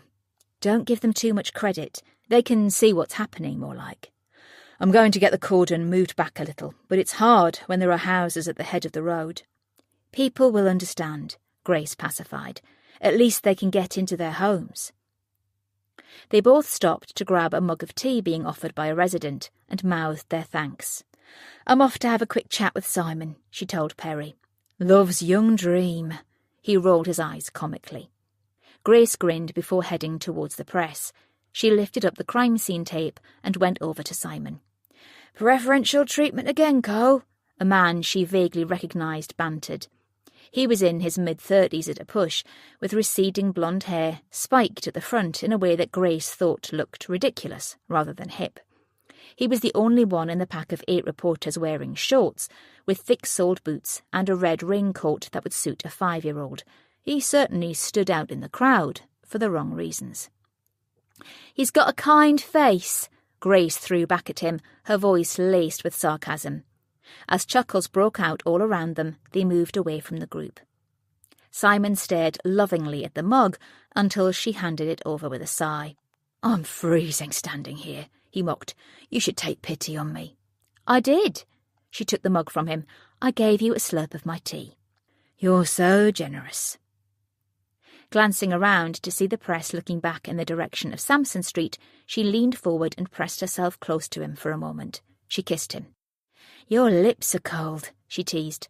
"I can't warm you up right now, but I can certainly do better this evening," she murmured, stepping away from him reluctantly. "I'll hold that thought." He cocked his head to one side. "So you don't have anything to share with me?" "Don't push it, Cole." She stared at him, then smiled. "We're still building up background. It's going slowly." She nodded over to the crowd. "Remind me who the nub with the gob is?" "You have such a way with words." Simon roared with laughter. "It's Will Lawrence, Staffordshire News. He's only recently started working there, but you're right, he is a knob." "Well, I'm very happy to keep him out in the cold." Grace offered Simon her mug again, but he shook his head. "Right, I'll be off to see what's happening. Text me if you find anything juicy." She wanted to chastise him, say that this was no laughing matter, but instead she smiled. Their jobs were depressing at the best of times. It was only a way of letting off steam. "There's something going on outside," Sarah said as Rob entered the kitchen. "I want to go out, but I don't want to know either." She stopped, aware by his face that something was wrong. When he gave her Erin's diary, she was surprised. "What's that?" she asked, spotting tears in his eyes. "I don't want you to look through it all." He turned to a particular page. "Just read a bit from there, so I don't have to say the words aloud." Reading the page, Sarah was sickened. Immediate thoughts of letting her child down rushed through her mind. How had this happened? She looked at Rob with tears in her eyes. "Why didn't you give it to the detective earlier?" I couldn't." Suddenly they were crying in each other's arms. "What did we do wrong?" she asked him. "We weren't terrible parents. Erin wanted for nothing." "Maybe the divorce hit her harder than we thought." "But Molly was involved too. I wonder if it was her that made Erin go to the parties." "You can't blame Molly for this." "But you know that Erin worshipped the ground she walked on. We used to call her a little sheep as she followed her everywhere." Sarah pulled away, but Rob resisted. "Just keep on holding me," he whispered, hugging her to him tightly. Sarah did as she was told, even though it felt awkward. I know we have to hand it to the police, but I want to read it all first. I don't want them to take it away yet. Please don't, Sarah. You'll only upset yourself. She looked up at him, rested a hand on his face. Just let me have it for today. We can give it to them this evening. He sighed and nodded. Okay. She went upstairs and lay on her bed. She opened the diary and began to read the excerpts. Rob was right. It was torturous to read, but she wanted to understand her daughter, find out why she would do those things. She wondered why Erin felt she couldn't speak to her, tell her what was happening. Tears poured down Sarah's face. The more entries she read, the more her blood boiled. Eventually she had to stop. This was Molly's fault. She was always the confident one of the girls, the pushy one, the mouthy one even. Erin wouldn't have wanted to go to those parties. Molly would have dragged her into this, she was certain. And there was only one way to find out. Chapter 26. Downstairs, Sarah pulled on a jacket and a hat and slipped out of the front door. Even though there was a cold wind blowing, there were people there, lots of press in the distance. Remembering what the detective had told her about shielding herself from them, she kept her head down and was at Lucy's in no time. She banged on the back door. "I need to see Molly." She pushed past Lucy as she opened it. "She's asleep." Lucy followed quickly after her. It's taken her ages to settle. "What's going on?" Phil came in behind them. Sarah stood at the bottom of the stairs, about to rush up, but Lucy put a hand over hers on the banister rail. "Can it wait until later?" she asked. "I know this is hard for you, but Molly is grieving too. She's exhausted." "No, I want to know what's been going on." "I don't understand." "I knew they'd been falling out lately, but I had no idea why any of this was happening." She pointed up the stairs. "This is Molly's fault." "What is?" Lucy frowned. "Molly knows more than she's letting on about whoever killed my daughter." "Slow down, I don't understand. How do you know that?" When it came to it, Sarah couldn't bring herself to tell Lucy everything, but she had to say something. "They were going to these parties." Sarah closed her eyes momentarily as images flooded her mind. "They were servicing men." She watched the colour drain from Lucy's face. "You mean like prostitutes?" Sarah nodded. "Rob found a diary of Erin's in the summer house. It says she and Molly have been going to these parties once a month. That's where all that money must have come from." Phil ran a hand through his hair. "Fuck, this changes everything, doesn't it?" "It takes the police on a different route, and it could even have been one of those men. All I'm bothered about is finding out who killed Erin." Sarah looked at them both in turn. "Why did someone do that to her? She's no more than a child." "Did the diary go into detail?" "Is that all you're interested in?" "No, It'll be Molly who got her into this. My Erin was the quiet one." "Erin wasn't as sweet and innocent as you think," Lucy said, going on the defensive. "Once Rob left, she went off the rails. I tried to hide a lot from you, but now you're blaming Molly. I might have to tell you a few home truths. If anyone had an influence over Erin, it was your daughter." Sarah moved towards Lucy as she continued. "She would do anything for her, which is why I need to speak to her. Erin wrote that she was scared about upsetting her, and that Molly said she would tell me if she didn't do as she was told. Do what? That's what I want to know." Lucy went pale. "You're lying." "How could you think that?" Sarah gasped. "Molly knows more about what happened last night in the walkway, and I'm going to get to the bottom of it." "What do you mean?" "She clearly knows more than she's letting on, and I can't understand why she won't tell the truth.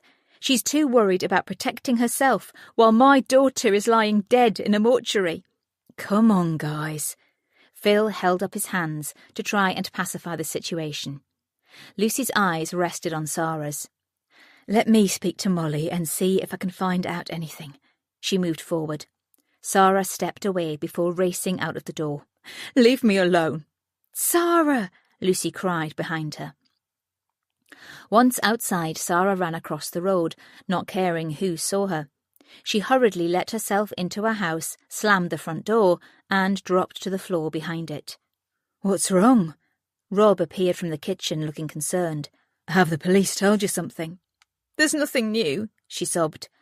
"I'll make a cup of tea." "I don't want a cup of fucking tea. It's not the answer to anything." "I don't know what else to do. I'm struggling as well."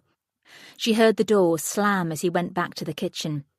From the corner of her eye, she spotted Nat sitting on the top stair. She raced up to him as he burst into tears. She pulled him into her arms and ran a hand over his head. "I'm sorry. We're all upset, Nat.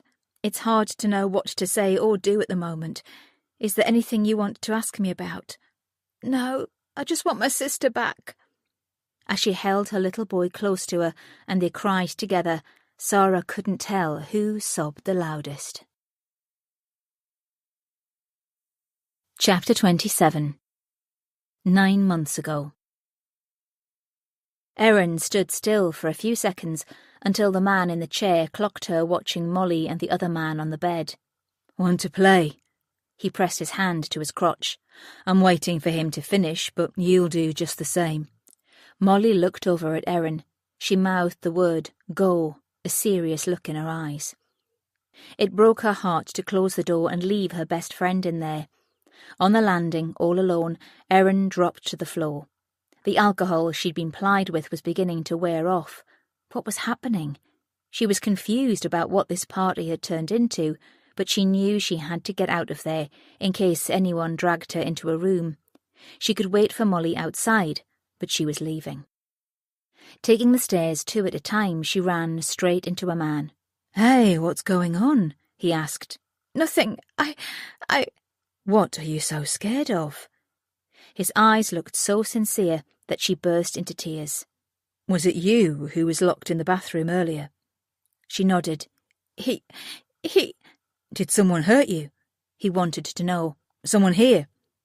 She nodded again, sobbing hard now. She couldn't get the image of Molly out of her mind, knew she needed to help her friend. "Come on." He took her hand. "You'll be safe with me." "My friend..." She stopped, looking back over her shoulder up the staircase. "Where is she?" "Up there, with 2 men." "Wait here. If anyone says anything to you, say you're with Chad." He took the stairs 2 at a time. Within a couple of minutes he was back and had Molly with him. She was dressed, looking a little spaced out, but she was okay. Chad took them home, dropping them off at the end of the road. "These parties." He turned to face them both. "They're fine if you want things to happen. You can earn decent money, but you have to want to be there. There's no point in getting scared about it. There will always be someone who wants more than they've paid for. But if you tell me, I'll handle it." Erin looked out of the window. She wasn't exactly sure why yet, but despite him helping her and Molly, she didn't trust him. He was at the party, so he was in this to make money out of them, surely. He would exploit them, and then, when they were drunk, get them to do things that they wouldn't remember. "Hey," he said to her. She looked at him. "No one's going to hurt you. If you don't want to come again, you don't have to." "I do," Molly said. Erin's eyes widened. Surely she didn't think it was a good idea. "Think about it and let me know." Molly scrambled out of the car and Erin followed. When he'd driven away, she let rip. "What were you doing in that room?" she cried. "I saw you with 2 men." "They paid me to have sex with them." Molly was nonchalant. "I made £50 in less than half an hour." "But it's wrong. It's good money for a bit of fun. They were nice to me. Well, I had some sweaty old man push me into the bathroom. He locked the door and tried to make me give him a blowjob."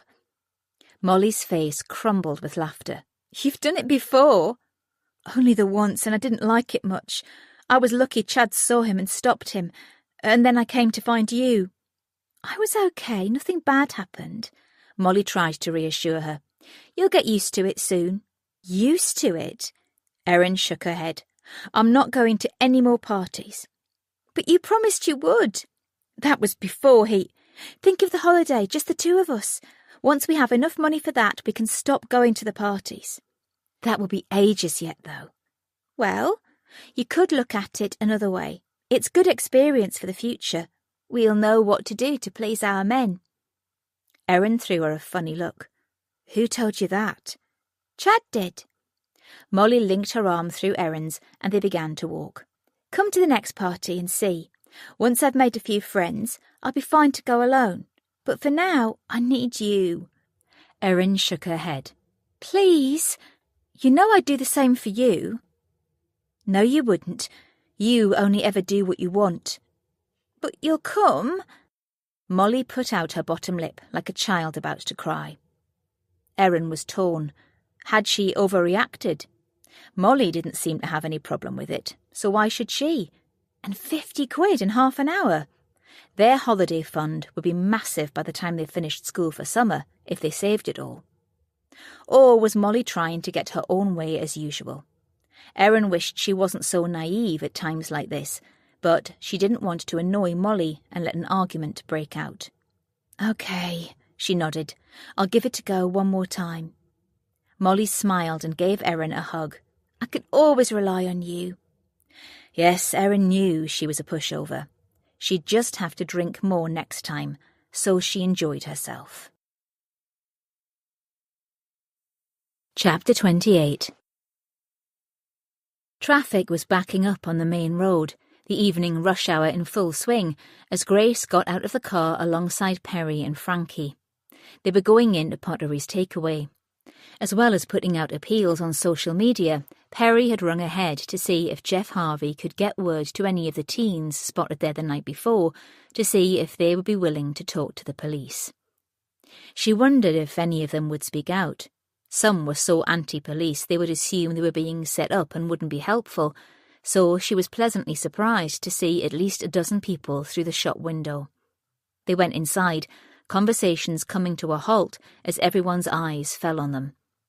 Perry flashed his warrant card, Grace and Frankie following suit. "Just a friendly chat, guys," he said. "We'd like to speak to anyone who knew Erin Ellis." You haven't got her murderer yet, then? A small boy with an alarming display of acne shouted up. Shut up, Harry. They wouldn't be here if they had. The girl next to him rolled her eyes and then looked at Perry. We all knew her. Did any of you see Erin and Molly here last night?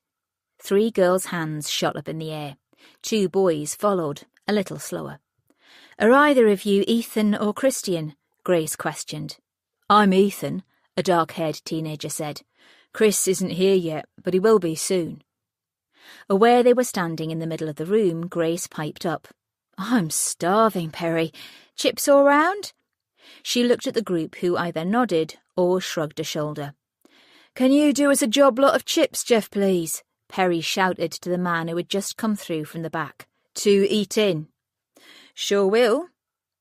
Grace sat down next to the 2 girls, while Perry and Frankie went to speak to the boys at another table. None of them got their notepads out. They'd agreed before they came in that they would just grab information. They may get something or nothing, but they needed to win the teens' trust first, and what better way to do that than with free food? Here you go. Jeff brought over the food and placed everything in the middle of the table. Tuck in. Grace smiled in appreciation. Did Erin hang around with you? She asked as she grabbed a chip. With most of us, really, a girl with 2 plaits told her. Or she used to, at least. Grace had learned her name was Lacey. Her friend beside her was Susie. Lacey's hair was long, grey with a lilac tint.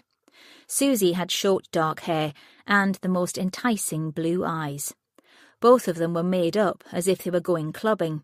Each had their phones in their hands as they helped themselves to chips. Did you ever see Erin with a boyfriend? Grace went on. A look passed between them. She waited for one of them to fill the silence. She was always loading it up in here as if she was something special, Lacey said. Actually, Molly did too. That's not what I asked. Erin was seeing Max, Susie enlightened her. Grace frowned. Max who? I don't know his surname. He used to pick her up in his car. From here? Grace's ears had pricked up. Lacey nodded. Erin and Molly, well, they were into these parties. Me and Susie didn't want anything to do with them, did we? Susie shook her head. There had been rumours. Grace saw Frankie coming towards her and shook her head. He went to talk to someone else. She didn't want the girls to stop talking now, and seeing a man may have spooked them. There was something about this conversation that she didn't like. "Oh?" she asked. "About what went on at the parties?" Susie leaned forward so their conversation wouldn't be overheard. "There was a lot of sex at them," she snorted, clearly embarrassed. Grace tried not to show her emotion. "Who told you that?" "I can't remember. Jeff might know. He chats to a lot of us if we're upset or have something on our minds." Grace stored away that information for later. "Did either of you ever go?" she continued. They both shook their heads. "Max asked us if we wanted to once, but Erin warned us off. You have to make your mind up if it's worth selling yourself." Susie pointed at herself and Lacey. "We would never do anything like that." "Do you know anyone else in here, apart from Erin and Molly, who did?" She shook her head, looked away. Grace realised Susie was worried she might have said too much. "Do they come in here too?" she continued. "Who?" "The people who arrange the parties." Lacey shrugged. "We're not in here all the time, only when the weather is bad." "What about the boys? Are they ever invited to the parties?" "No," they spoke in unison. "Molly told us about a woman called Angela," Lacey said. "She was after more girls, asking Erin and Molly if they had any friends who'd like to come along too. But Erin went mad when Molly told us. She was so angry with her. They had a huge row and no one mentioned it again. I'm glad we didn't go now." "Is that what happened to Erin? Did she upset someone so they killed her?" "Why do you say that?" "Like I said, she has quite a temper on her at times. We all used to be friends." Grace paused whilst she thought for a moment. "This Angela who invited you to the parties, can you tell me anything about her, where she lives, the car she drives?" "Everything okay over there, girls?" Jeff shouted over. Grace noticed the two of them jump back as if burnt. "Could we get some cans of Coke, please?" Grace asked, raising a hand to get his attention. "It's okay." Lacey stood up quickly. "We were just leaving, weren't we, Susie?" Susie stood up too. "If you have information, then it's very important you tell us." Grace handed them each a contact card and looked at them pointedly. "This is a murder inquiry, and if the police find out you've been withholding anything that might be useful in catching Erin's killer, then you'll land yourselves in a lot of trouble." Chapter 29. From behind the counter, Jeff watched the police in action. He'd been in the back room when they'd arrived, but he'd come out to stand behind the counter, choosing to stay where he could see what was happening. He didn't like them there messing and interfering, but he couldn't do much about it. His job now was to make sure no one here said anything to the officers that they shouldn't.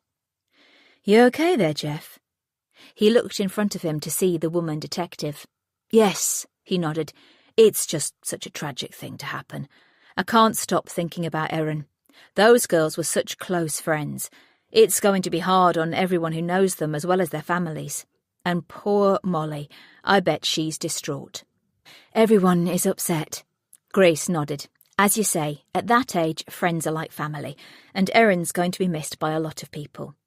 "Did you know the girls well?" "Not really. Like most of the teens, I had a laugh and a joke with them. Often they'd tell me their troubles. Looked to me as a father figure, I guess." "Had you noticed any changes in either girl lately?" Jeff moved aside as a load of chipped potatoes were brought through in a bucket. They were emptied into a fryer by a young man with a red Mohican and an arm full of tattoos. The sizzle of steam made conversation difficult for a few seconds. "I don't recall any," Jeff replied once the sound had died down. "They were kids. They seemed really close. I'm going to miss them. I doubt Molly will come in now." "Perhaps not." Jeff decided to dig for information. "Do you get this kind of thing often?" Grace shook her head. 9 times out of 10, the victims know the killer. There aren't many who attack strangers, and when they do, they mostly act on impulse, with huge bursts of anger that result in an accidental death that we deal with as manslaughter. It's devastating for everyone involved, either way." Jeff moved out of the way as more chipped potatoes were thrown into the fryer. I'll keep my eyes and ears open and let you know if I hear anything. Thanks. Grace turned to go, but stopped. One more thing. The name Max kept coming up. Do you know who that might be? I have a customer named Max, although I don't know his surname, Jeff offered. Lots of the girls like him. He's a good-looking bastard. Grace smiled. She seemed unintimidated by him. Did he have a soft spot for Erin? Not that I know of.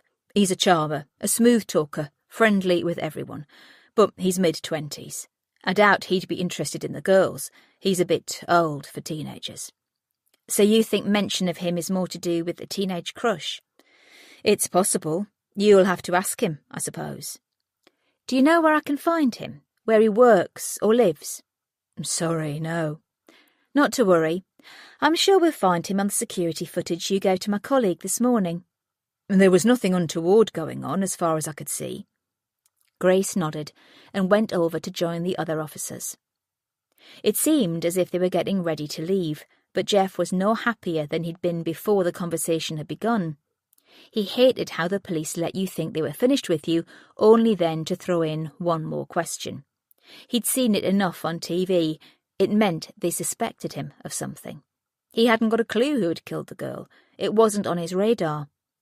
Yet, even without the murder, if they found out half of what was going on, he was looking at some serious jail time. He had to get everyone out of there, but he didn't know how to do it without drawing attention to himself. And that woman detective kept staring at him. Did she sense he was involved in something? Maybe he should warn Max that they were on to him. He ran a hand back and forth over his chin. Maybe not. No one had loyalties anymore. It was every man for himself. After a few minutes, the three officers left and made their way to the car. When Grace thought back to the free food they'd used to entice the teenagers to talk to them, she shook her head in disgust. I can't believe we bought them food after what I've just heard. She enlightened Frankie and Perry on our conversation with the two girls. I feel so ashamed. In one way, we're no better than the people who preyed on them. Come off it, Grace. Perry shook his head as he put his keys into the door. We were doing it for the right reasons, to help find Erin Ellis's killer. We weren't currying favours. I know, but it feels... She shuddered as she looked over the roof at him. Icky. Icky? Perry laughed. That's something my little Alfie would come out with. Archie too, Frankie joined in. Grace smiled to ease her tension. It doesn't make me feel good about myself. We never put those teens under pressure. They got into the car. Don't beat yourself up about it, Perry insisted. There's absolutely no comparison. But Grace wasn't convinced. What do you make of the owner, Jeff? He seems a bit greasy to me. You really do have a way with words today, Grace, Frankie laughed. That's what Simon said earlier when I called one of the reporters a knob. Well, it's one way of putting it, Perry smirked. Jeff kept looking over at me when I was talking to the girls, Grace said. I'm not sure if he was listening in or being a lech. He told me he acts like a kind of father figure, Frankie said. He said that to me too, more like he garners trust when he's really after information. Perry frowned, but Grace didn't enlighten him. Thoughts of her conversation with Kathleen Steele sprang to mind. Maybe there was more to things underneath the facade of the takeaway. I'm going to do some digging on him when I get back, she said. Let's see what his past has to say about him. Chapter 30. It was pouring with rain as they raced into the police station. Thick black clouds hung not only over the investigation, but they seemed to hover just above their building and Bethesda Street too. The day was already disappearing, and they had so much to do. A few minutes later, Grace was sipping a much-welcomed coffee. She shared a bank of desks with Frankie, Perry and Sam, who were all there too. There was action everywhere she looked, people in the larger team gathering evidence and intel as they worked. This was always the most frustrating time for her, when everything hadn't yet fallen into place. It was speculation, crossing out, ruling in, too soon for the jigsaw to be complete yet. The search team were nowhere near finished, and, as well as going house to house, uniformed officers were still scouring the area close by. Grace could see Allie in her office on the phone, a frown on her face as she sat forward, leaning on her elbow and looking at the monitor. Once she'd finished the call, Allie came out to them. "Just a heads up, there will be a press conference with the parents tomorrow morning. But we've also had results back from the post-mortem. As we knew, Erin died of a stab wound to the chest. The blade sliced through a vital artery, causing her to bleed out. There was nothing anyone could have done for her." "Do we have any more information about the weapon that was used?" Grace inquired. "It doesn't look like a match to the one that was recovered near to the scene, but we'll know more tomorrow. Either way, it was something that could be concealed from view quite easily." Allie blew out her breath. "But there's more. Our victim was 4 months pregnant." "Holy crap," Perry whistled. "So that could be a motive." "We should speak to Molly again. Erin was clearly sleeping with someone on a regular basis, and those girls were as thick as thieves, so the chances of her knowing are high," Grace said. "I also questioned Jeff Harvey about someone called Max too, as one of the girls we chatted to in the takeaway mentioned him. He said he was a regular customer, but he only knew him as such and didn't know his surname. I wonder if that was why he was cagey. Perhaps he knows him more than he's making out to me. And if Harvey knew about the pregnancy, this could mean he's been withholding information from us. Could this Max be the father, do you think?" "It's too early to tell. Are we thinking that the takeaway joint is a pickup place for young girls to groom?" "As much as it pains me to say it," Grace sighed, "I think so. Although I've been digging for intel on Harvey and he's coming back clean so far. Sam, is there anything you can see on the footage that we've not covered? Max with Erin, perhaps? Or from the cameras on the road?" "I haven't spotted anything yet," Sam said. "We've ruled out Thomas Haddington, as he is indeed in Spain with his mum, but that tattoo is still a clue. The guy who went through the walkway 15 minutes before the girls was 42-year-old Malcolm Finney. He'd come off the bus after finishing work and went straight home. His family can confirm he was there. He was in the shower at the estimated time of attack. He doesn't fit the description of our suspect, with no tattoo on his neck, and is a lot taller than Molly Redfern said, which leaves us with one more male lead. No luck with him yet, but we're pushing all the media we have." "It could be someone who doesn't use social media channels, I guess." "Ah," Grace put up a hand. "Here's someone now who might be able to shed some light on the sleazier side of things." The woman coming towards them was tall and wore snazzy white trainers with a sharp grey trouser suit. The smart casual attire on her feet had nothing to do with fashion. Camilla Preston walked with a slight limp, a permanent injury from a car accident several years ago. She'd thought at the time that she would have to retire from the police, but finding a position in a team that were less active did the trick. She was still a valued asset, though, having helped with lots of court cases and convictions. "Hi," Grace smiled. "Come to share your knowledge and wisdom with us." Camilla worked in SET, the sexual exploitation team. Grace had first met her when she had interviewed Reagan Peters with Allie.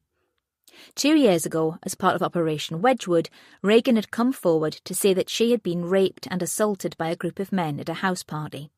She'd been willing to testify, but there hadn't been enough evidence for them to convict, nor catch who was behind it all. Since then, Reagan had been helping out with a women's group set up for victims of sexual assaults. Grace had kept in touch with Reagan, checking in with her every few months to see how she was doing.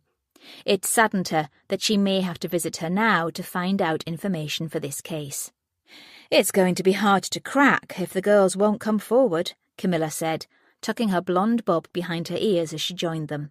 "There's only so much information I've been able to seek from the ones I've spoken to over the past few years. They're frightened of repercussions.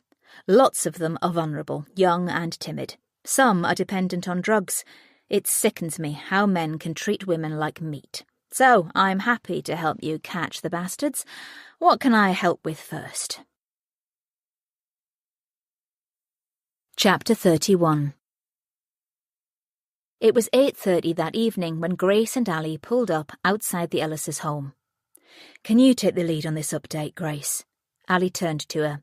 I'd like to keep you as the main contact, so I think it would be better coming from you. Yes, ma'am. Grace nodded, a mixture of pride and dread running through her simultaneously. It's boss or Allie, but not ma'am. Allie shook her head. Ma'am feels way too old for me. Grace smiled. OK, Allie it is. A large police presence was still in operation in Sampson Street, and, despite the wet weather, members of the general public stood watching, umbrellas up, some with phone cameras held aloft. There was a sombre mood when they stepped into the house, as if the family were already expecting the worst. It wasn't a nice feeling to be walking into their home, the place where Erin should have been, to deliver such devastating news. The post-mortem has identified something we weren't expecting, Grace began, thinking it best to get it over and done with once they were seated in the living room. Did either of you know that Erin was pregnant? Sarah shook her head. That's impossible. She was only 16. How far gone was she? Rob asked, his face ashen as he moved to sit next to his ex-wife. Approximately 16 weeks. 4 months pregnant, Sarah gasped. Why hadn't she told me? Grace knew it was a question that no one could answer. As Sarah fell into Rob's arms and began to cry, Grace looked away momentarily to give them time to take in the news. In the doorway, Nat stood holding onto the frame, unsure whether to come into the room or not. Would you go and play upstairs for a moment, please, son? Rob asked him gently. Sarah wiped at her cheeks as Nat disappeared.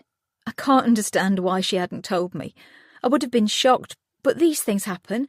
I would rather have known than find out like this. When I get my hands on the bastard that did this. Rob stopped short, a sob caught in his throat.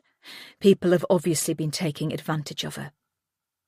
When you mentioned Erin changing during the past few months, do you think it could have been because of this?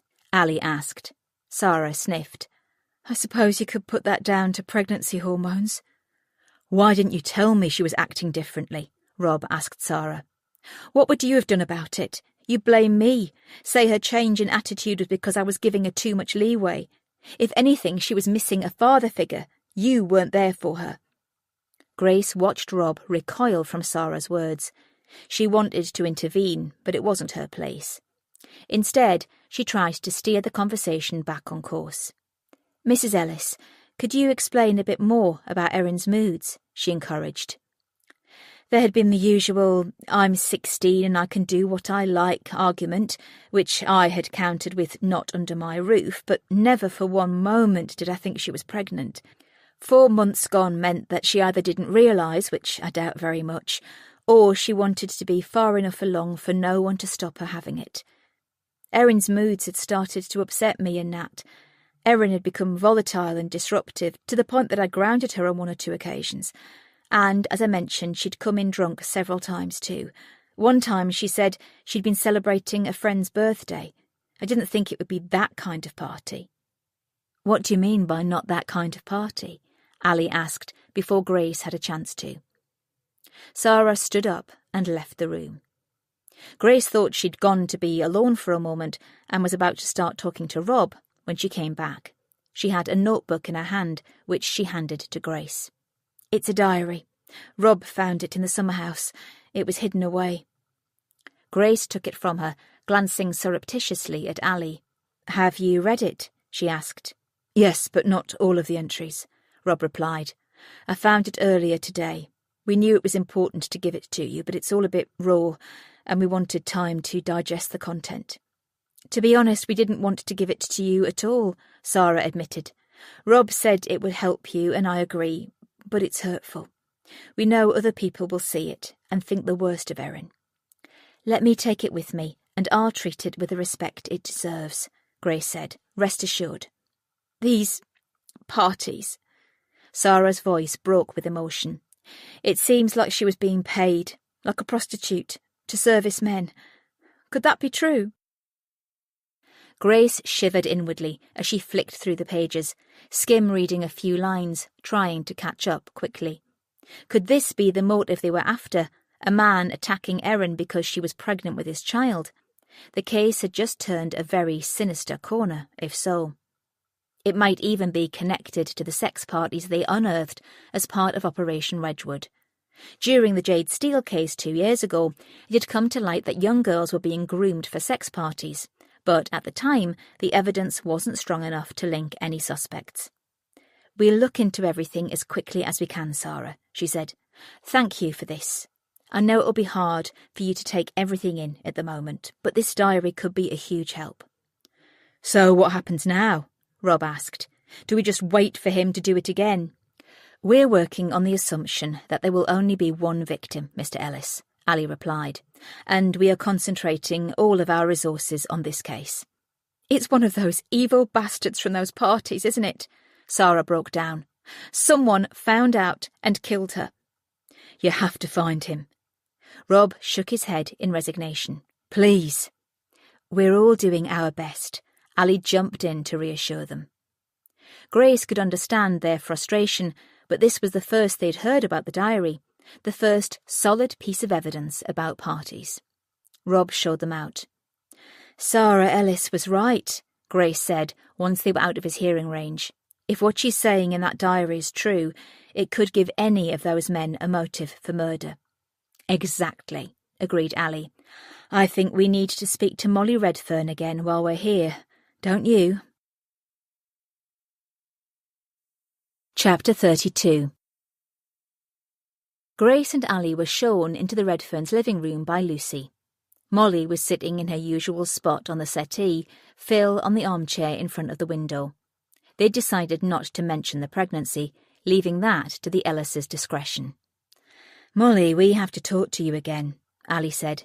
"We may need to take you down to the station, but for now I'm happy to conduct a first statement here." "What do you mean?" Lucy questioned. "What's happened?" "We found a diary that belonged to Erin." Allie looked at Molly. "Do you know anyone named Angela?" Still keeping her eyes down, Molly shook her head. "You're sure about that, Molly?" Grace pressed. This time Molly looked up. "I don't know anyone called Angela." "Some of your friends from Pottery's Takeaway know her." "Molly?" Phil asked when she remained quiet. "I don't know, Dad." Molly wouldn't look at him. "We also know about Max," Allie said, "so I think you need to start talking. Can you tell me about these parties you've been going to? Is that where you were when you stayed out overnight?" Lucy gave an involuntary sob. "I'm not proud of what we did, but it wasn't all Erin's fault," Molly said, her voice low. "They didn't make us do anything we didn't want to. We felt as if they loved us. They looked after us, made sure we weren't abused." "They exploited you," Lucy cried. "You're too young to see that." "They didn't. Max looked out for me and Erin. Chad did too." "Chad?" Grace questioned. "He looked after me, like Max looked after Erin." "You mean he was your pimp?" Lucy shook her head and closed her eyes momentarily. "No. What do you take me for, Mum?" "He made you have sex with other men and you got paid." "Lucy, please," Allie interrupted. Phil moved across to sit with his wife, throwing a comforting arm around her shoulders. "He never took money from us," Molly continued. "He watched over us." "While you slept with other men?" "Come on, love," Phil said. "Why don't we go and make tea in the kitchen? Let the police do their jobs." "I can see that you're upset and—" Allie started. "That's a bit of an understatement." Lucy wiped tears from her eyes. "She has no idea how dangerous it was." "No one ever hurt me," Molly said. "You expect us to believe that?" Molly hung her head down. "But don't you see? That was because of Max and Chad. They made sure there was nothing heavy." Lucy began to cry and then apologised. "There is so much to take in." "We're also a bit baffled." Allie took the lead from Grace. "We've seen camera footage of you and Erin going into the walkway, but there doesn't seem to be anyone going in behind you, so it could mean that someone was waiting for you. Are you sure of the direction the man came from as he carried out the attack on Erin?" Molly shook her head. "It all happened so fast." "But you're our only witness. If you know who this is and you're afraid to say, I want you to understand that we will protect you at all times. Tears began to spill down Molly's face. What is it? Lucy covered her daughter's hand with her own. Molly looked at Grace. I wasn't with her when it happened. There was silence for a moment. We were arguing, Molly continued. It was Erin who bruised my face. She hit me and I walked away from her. But then I heard her scream. I went back for her. And that's when I saw her on the path. Molly, this is a completely different story to the one you told us last night. Grace wanted to feel sympathy for the girl, but equally knew that this misinformation had held them back. I know, but I felt so ashamed. Molly shook her head. I shouldn't have left her. Right, going back to the beginning then. Do you even know if it was a male or a female that attacked Erin? No, I'm so sorry. Molly began to cry. I didn't want anyone to know that I'd let her down, especially Sarah. She would be so disappointed in me. So let me get this clear. Grace made a note of what had been said so far. You didn't see what happened to Erin, and now you're saying that it might not even have been a man with a distinctive tattoo on his neck. I can't remember. Can't you see she's confused because she's upset? Lucy cried. Mrs. Redfern, Allie snapped. Molly has led us on a merry dance, and we've been searching for a suspect who we now don't have a description for. It's an offence to waste police time. I'm sure you're aware of the term perverting the course of justice. Molly lowered her eyes. It was my fault. No, it wasn't, Lucy soothed. If we have to speak to you again, Molly, it will be at the police station, Allie added. This is a serious matter and you've lied to us. Do you understand? Molly nodded, tears trickling down her cheeks as she looked at the floor. Back in the car, Grace turned to Allie. I can't get the hang of the girl at the moment. She fastened her seatbelt. I'm not sure if Molly is upset because she's lied or because she's been found out. Either way, I don't believe her for a minute. Do you? Not a word. She's covering for someone. Let her stew for the night. Allie started the engine. And then I think we need to bring her in tomorrow for more questioning. Chapter 33. Once the police had gone, Sarah sat on the settee in silence. Rob was in the kitchen with Nat. It was such a surreal time. None of them knew what to do. They couldn't even arrange a funeral until the police had finished their inquiries. She'd been told it could be months if they were still waiting for evidence. Sarah squeezed her eyes shut to rid herself of the image of Erin lying in the mortuary, her pregnant 16-year-old daughter. Wait until news got out about that. She was going to be the talk of the neighbourhood, a murdered girl up to goodness knows what. People would say Erin got what she deserved, getting herself into trouble like that. They wouldn't be bothered about the circumstances or whether or not it was a stranger who attacked her. Why hadn't her daughter been able to confide in her about the pregnancy? She would have been angry, disappointed too, but she would have stuck by Erin and whatever decision she had made.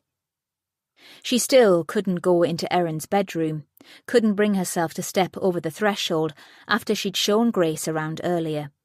Yet suddenly she really wanted to lie on the bed, curl up with Erin's pink teddy bear, the one she'd had since she was a baby. How could she not have known what had been going on with her own daughter? How could she not have realised Erin was carrying a child? Memories of Erin as a baby had been flooding her mind since she'd found out the news. She recalled seeing her for the first time after a frantic labour lasting 22 hours. Both mother and daughter had been exhausted afterwards. It had been touch and go whether she was to have a C-section, but in the end Erin had been born naturally. She remembered that first meeting when Erin was put into her arms, wrapped in a blanket, eyes closed as she snuffled. The feeling of love rushing through her was intense, and she would have done anything to keep her safe. That was her job, after all. Mum. Through the years as she grew up, Erin and Molly had become inseparable, even replacing time spent with her mum for time spent with her friend. It was heartwarming to see, as she and Lucy were also such good friends. They'd spent so much time together. Either her house was quiet and they were both at Lucy's, or her home was a riot because they were in Erin's bedroom. She thought back to when she was pregnant with Nat. Back then, she and Rob had been so happy. But when Rob had lost his job and things had become hard, they'd drifted apart. Speaking resulted in arguments, as both apportioned blame to the other. She wondered now if they were responsible for Erin misbehaving. Would she have been okay in a stable environment with two loving parents instead of two people who couldn't stand the sight of each other?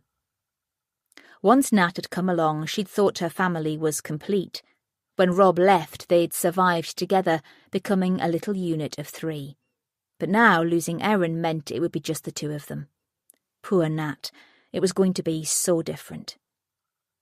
Sarah would have to speak to Lucy and Molly soon, see if she could find out who the father of the child was.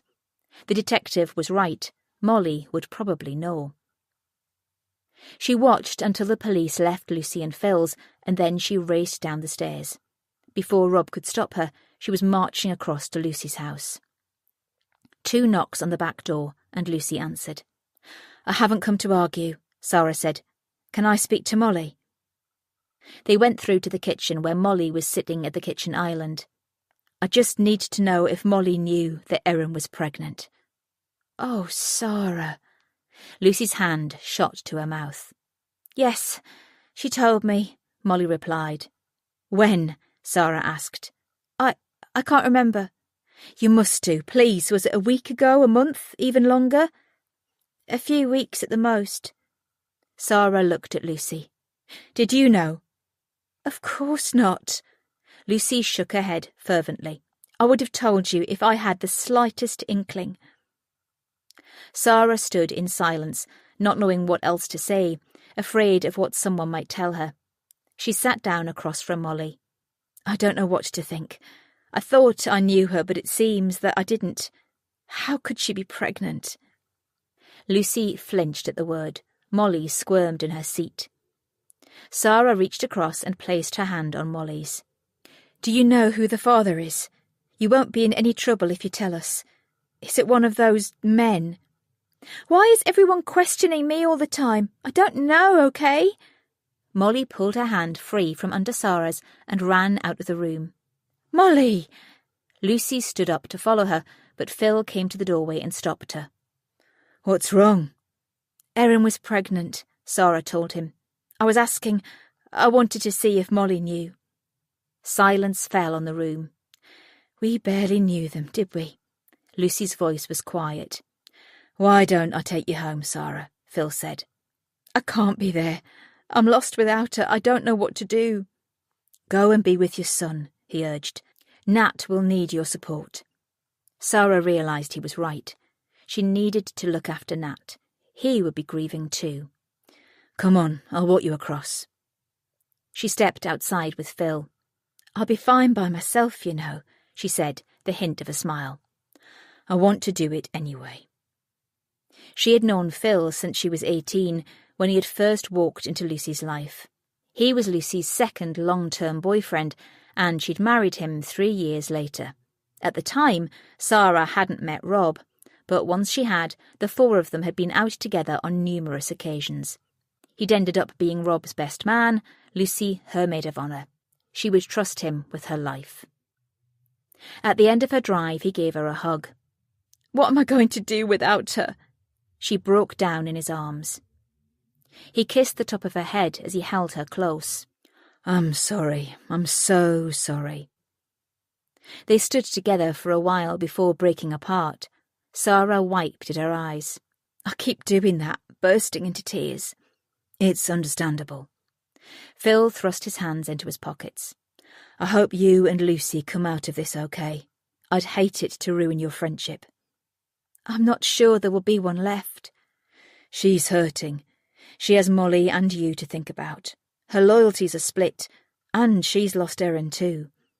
He put a hand to his mouth momentarily. "Sorry, that should have all stayed in my head. You've lost Erin, that's the main thing." "I know what you were trying to say." She hugged him again before turning to go inside. "I'll get through this, one way or another." As she went back inside the house, the oppressive atmosphere crushed her. She closed her eyes, pinching the bridge of her nose to stop tears from forming again. But images of Erin with predatory men sprang to her mind, so she opened them again quickly, taking a deep breath before she burst into angry sobs. She couldn't switch off. And she couldn't help thinking that Molly still knew more than she was letting on. Was Lucy covering for her? Because she had no right to do that, not in these circumstances. She needed to get the information out of Molly soon. Lucy should be trying to find out too. There was no loyalty in their friendship right now. Someone had killed her daughter. Chapter 34. As soon as Sarah had gone, Lucy went upstairs to Molly. "You lied to everyone," she cried. "I'm sorry." "Sorry doesn't cut it this time, Moll. You could get into a lot of trouble. You weren't helping at all." She sat down on the bed beside her. "Is there anything you want to tell me? Something you couldn't say in front of the detectives or Sarah?" "What about?" "Who the father is." "I don't know." "I find that hard to believe." Lucy tried not to show her disgust that it could be any of the men at the parties. "You were always together. How could you not have seen her with someone?" "We weren't always together. When we went to the chippy..." Molly stopped. "Go on," Lucy told her. "We used to hang around with some of the boys." Molly looked down at the floor. "And?" But Molly had clammed up again. The front door opened. Lucy sighed and then went downstairs. Seeing Phil in the kitchen, she flew into his arms and broke down. "Not Aunt Moll," she sobbed. "Did Sarah show you the diary?" "The police have it. She gave it to them." "Surely it should be private." "It could contain vital clues to who attacked her." "But it also contains things about Molly. They had no right to do that without asking us." "I'd want the police to look into it if the shoe were on the other foot. You would too, if you think about it." "Yes, but everyone is going to know what they've been up to." She paused. "Oh, what am I thinking about that for? Surely I should be more disgusted in what they've been up to, concerned about what they were dragged into. Did the diary go into a lot of detail?" "I didn't ask." Lucy pulled away and sat down with a thump. "Why would Molly do something like that?" "Teenagers are vulnerable. They can be lured in by bastards who use them for their own means." Tears welled in his eyes. "I'm finding this hard to take in too. She's our child." "A child, that's exactly it. She isn't even old enough to vote. I'm going to talk to her again." "Be gentle. Don't go in feet first." "I won't." But as soon as she saw Molly, she couldn't help but burst out angrily. "Molly, I need to ask you about these parties. What was so attractive that you had to go and have sex with men?" Molly's face paled. "It's all lies." "You're lying. Tell me the truth. I'm your mother." "It has nothing to do with anyone else," Molly snapped. "And why am I getting the blame for everything? I can't very well chat to Erin about it now, can I?" The words were out of her mouth before she'd had time to think about them. She watched Molly's face screw up. "Oh, Molly, I'm sorry, I shouldn't have said that.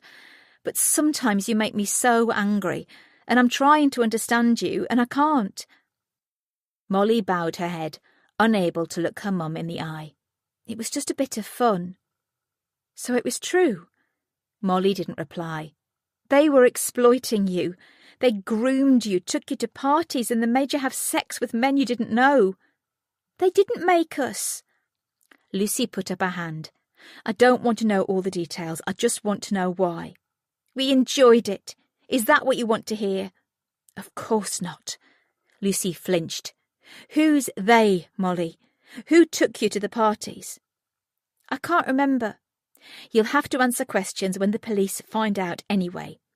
"There's only me and Erin who know what went on, and she's dead, so I'm keeping it to myself." A sob escaped her. "You won't be able to, don't you understand? Once they've found out who killed Erin, if it's anything to do with those parties, you'll have to testify."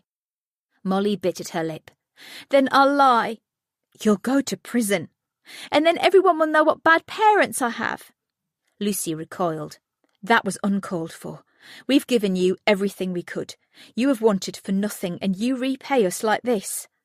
I can't tell you anything. I can't tell anyone, Molly cried. I've lost my best friend, and I don't want to talk about it.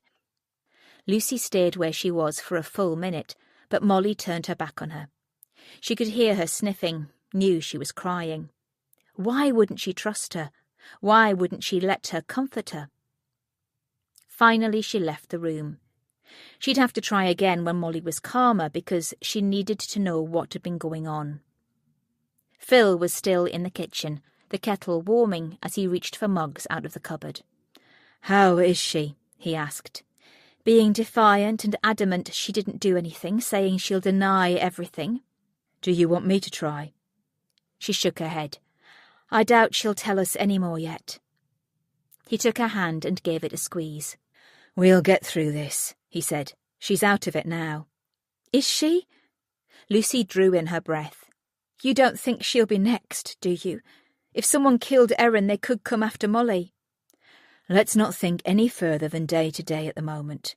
The police will catch who's responsible. I know they will." As Phil took her in his arms again, Lucy wished she shared his optimism. He was always the positive one of the family. She recalled how much he had taken control when her parents had died within 2 months of each other. Lucy had been inconsolable, and Phil had organised everything, shouldered the burden.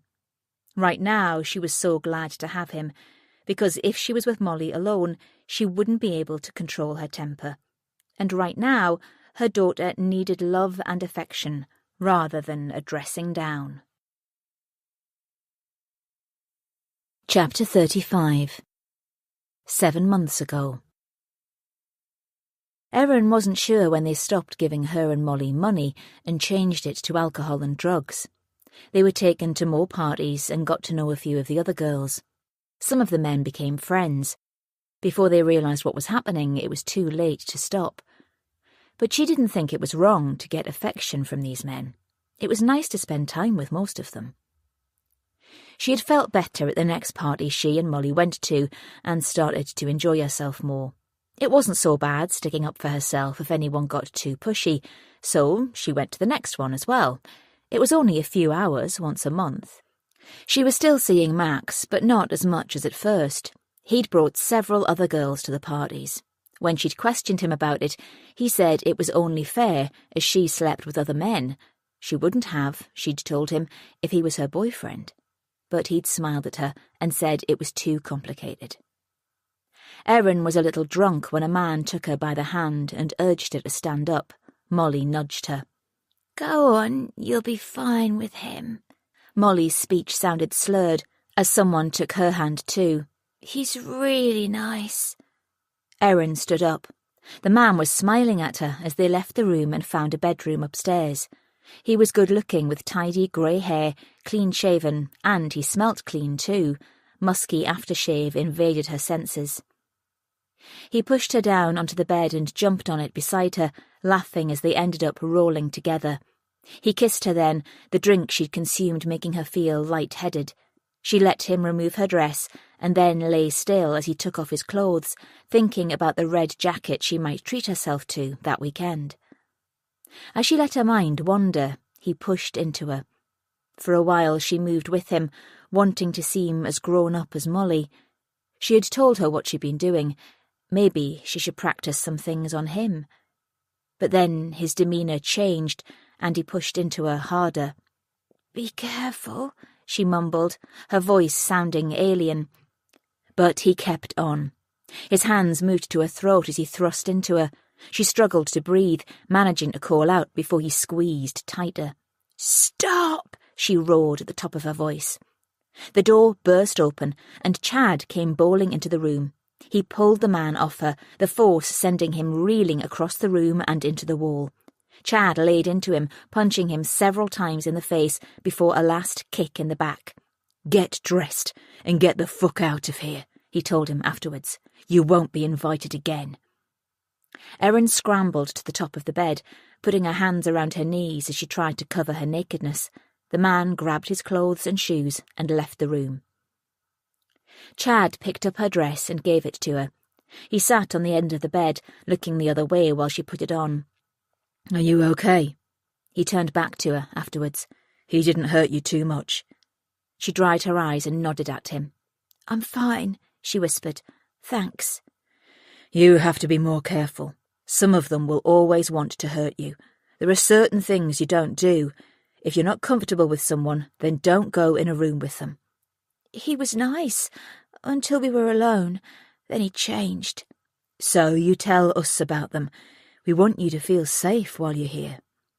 He leaned across and brushed a finger lightly down her cheek. "You're precious. Don't you forget that." She smiled, the fear dissipating at last. "Come on, have a drink with me while you wait for Molly. Then I'll take you both home." Once Dave had finished with her, Molly waited for him to leave and then sat in silence for a while. Her head was spinning, but there was something about sex with an older man. She had only been with one boy before the parties. Denton Martin had been her first attempt at it. They'd been going out for 2 months before anything serious happened, and once it had, she'd wondered what all the fuss was about. But now she knew. Some of the men treated her as if she was their own. They were patient, considerate, teaching her things so that she could pleasure them. A couple of them even made time to pleasure her too. Like Dave, he was kind to her. She liked him, knew she was special to him. He only ever asked for her. She searched out her clothes and dressed as quickly as she could, all the time her eyes trying to focus. How much drink had she had? She knew one of the men had brought a bottle of wine with him, but it had only been half full. Had he had any of it, or had he given it all to her? She couldn't remember. Finally, she went downstairs and into the kitchen. Chad and Erin were sitting at the marble breakfast bar. They were laughing, heads together. Molly glared at them as best she could. What was Erin doing with him? "Ah, the wanderer returns." Chad smiled at her. "Had a good time?" "Not really." Molly reached for a glass and ran the cold water tap. It was then she noticed Erin's face. "What's up with you?" "She got a bit spooked, that's all," Chad said. "One of the guys was a little rough." Molly snorted. "They're all like that, if you ask me." "If you ever have a problem, you only have to say." Chad's tone was one of reasoning, and she grasped hold of it. Maybe he did like her best. "Sometimes it's too late by then," she admitted. "Then tell me afterwards. I don't want any unwelcome guests at our parties." He reached into his wallet and gave them both a few notes. "I like you two. Why don't you buy yourselves something nice?" He clocked the time. "Come on, let's get you home." "Where's Max?" Erin asked. "He had a little business to take care of. Asked me to see you got a lift." When Chad pulled in at the bottom of Sampson Street, Erin got out, but Molly stayed in the car. "I just want a word with Chad," she told her. "I'll see you tomorrow." "Okay, night." As soon as Erin had disappeared from view, Molly turned to Chad. "I thought I was your favourite girl. That's what you told me the other night." Chad reached over to her, wiping his thumb across her chin. "You are, but we have to be careful." He put his thumb to her lips and prized them open gently. "That's why I look out for Erin too. She's your friend." "She won't be, if I catch her fooling around with you." "Hey, don't be like that." He stared at her. "She's not as street savvy as you are. She's a bit shy with the men. Whereas you're all woman, or so I'm told." "You could always find out." Molly turned to him and pressed out her chest. She had wanted to feel his lips on hers for so long. When he leaned across and kissed her, she was swept away with infatuation. His kiss was the most passionate she had ever experienced. It was as if he wanted her and no one else. She reached for his zip, pulled it down and slipped her hand inside. She would do anything to please him. Chapter 36. Sarah stood in the kitchen, her back resting against the worktop, as she sipped at a hot mug of tea. Rob was taking a shower. He'd been keeping Nat occupied for most of the evening, until it was time for him to go to bed. They'd been playing a football game on his computer. Every now and then she'd heard a roar as one or the other scored a goal. It was good of Rob to try and entertain Nat. She was glad he was here, despite it feeling unnatural. A few minutes later he came into the kitchen. His hair was wet, and for a moment a whole load of nostalgia crept up on her. She remembered the first time they'd slept together, their wedding night, and how for years after they would take cheeky opportunities when the kids were grown up and out of the way, for an odd hour here and there. But then she recalled the arguments, the betrayal when he'd had an affair, the anger, the hurt, the guilt. "What happened across the road?" he asked as he filled the kettle with water. "I would have come across with you. Nat would have been okay for half an hour." "I wanted to see Lucy by myself." She moved along the worktop as he reached for a mug. "And how was she?" "Oh, I don't know. I just feel she's trying to shield Molly against the hurt of losing Erin, to the detriment of helping us find her killer." "Oh? I'm sure Molly is hiding something from us and the police. Lucy and I have barely had a crossword for years. Why else would we argue like we have?" "Don't you trust her to tell you the truth?" "I do." Sarah paused. "But I wonder how much I would cover for Erin in the same circumstances." "It's rational, I guess. I'd want to protect Erin too." "I know Molly was more involved than Erin. I just can't prove it." "There might be nothing to prove." "How could Lucy not want to know? It would tear me apart. It has torn me apart. I've a good mind to show her the diary, put her and Phil through the same pain as we've experienced. Maybe then she would get Molly to talk." "But that's not like you, and you know it. You wouldn't want to hurt either of them." She sighed. He was right. Despite her current frustration, she harboured no real ill feeling towards Lucy. "Don't you think Lucy is being naive if she thinks Molly will tell her everything? I can remember lots of times when we lied to our parents about staying out, meeting boys." "That's trivial. Part of growing up." "We thought the girls were out doing just that, though. This is much worse." "Molly and Erin were good friends," Rob added. "There's nothing Molly would hide, surely, to purposely hinder the police with their investigation." "You're probably right." She moved through to the living room with him and sat down on the settee. She closed her eyes, hoping when she reopened them that this would all have been a dream. How had her life been shattered into so many pieces in the matter of a day? She wasn't sure she was strong enough to cope with what was going to happen during the next few either, because the worst was still to come when they found Erin's killer. At least they would get some justice then, though, if not any peace. Molly curled up into a fetal position on top of her bed. This had all started because Erin had kept a stupid diary. Why hadn't she told her? Whatever was in it would damn her too. She could tell by Sarah's reaction earlier that afternoon that Erin must have gone into detail about what they'd been doing at the parties.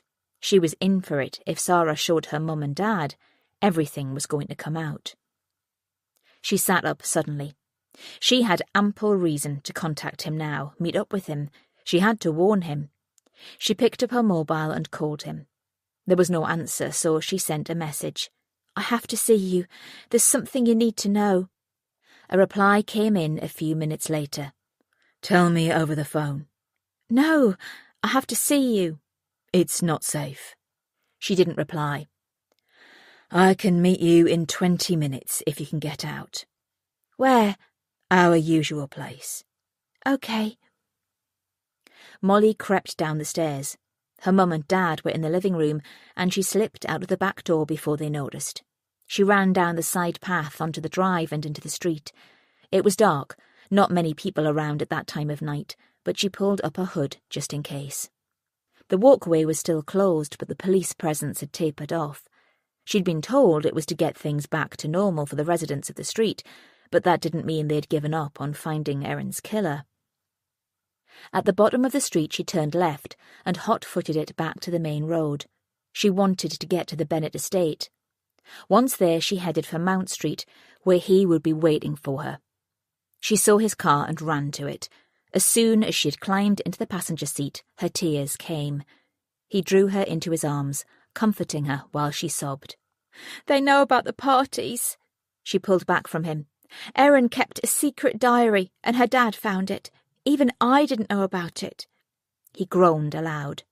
My mum went mad at me when she realised what had been going on. I tried to say it was made up, but I bet my mum and Erin's mum will work it all out. She stayed in his arms for a while. All the time he played with her hair. She was safe with him. He would make things right. No one would find everything out. Not her mum, not Sarah, not the police. This was her secret, and she wasn't sharing it with anyone. Do they know everything? He broke into the silence. They know she was pregnant. What? Fuck. He put his head back on the headrest in resignation. This had better not get any worse. He turned to her again. We'll have to stop contact for a while. Why?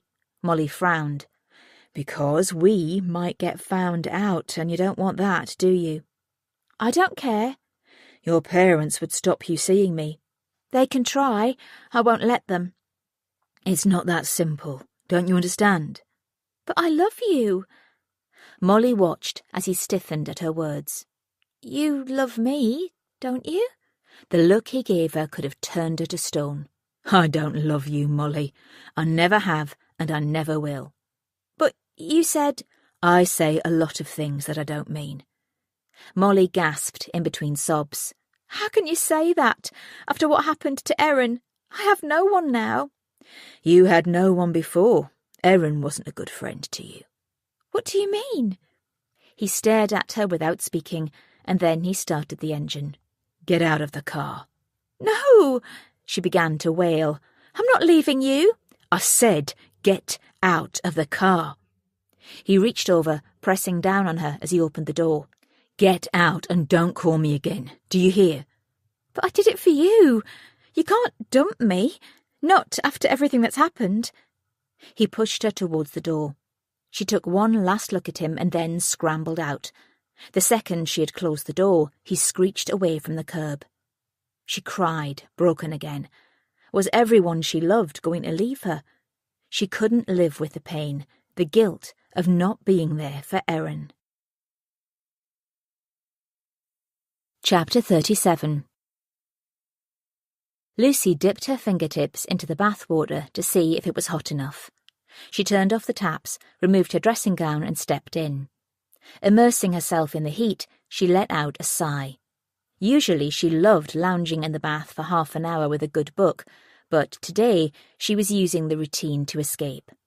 The house had an atmosphere hanging over it, and she had to get away from it for a while, from Erin and the tragedy. Lucy had been friends with Sarah since they'd been 4 years old. At nursery school, they had bonded over a game in the sandpit and had been inseparable ever since.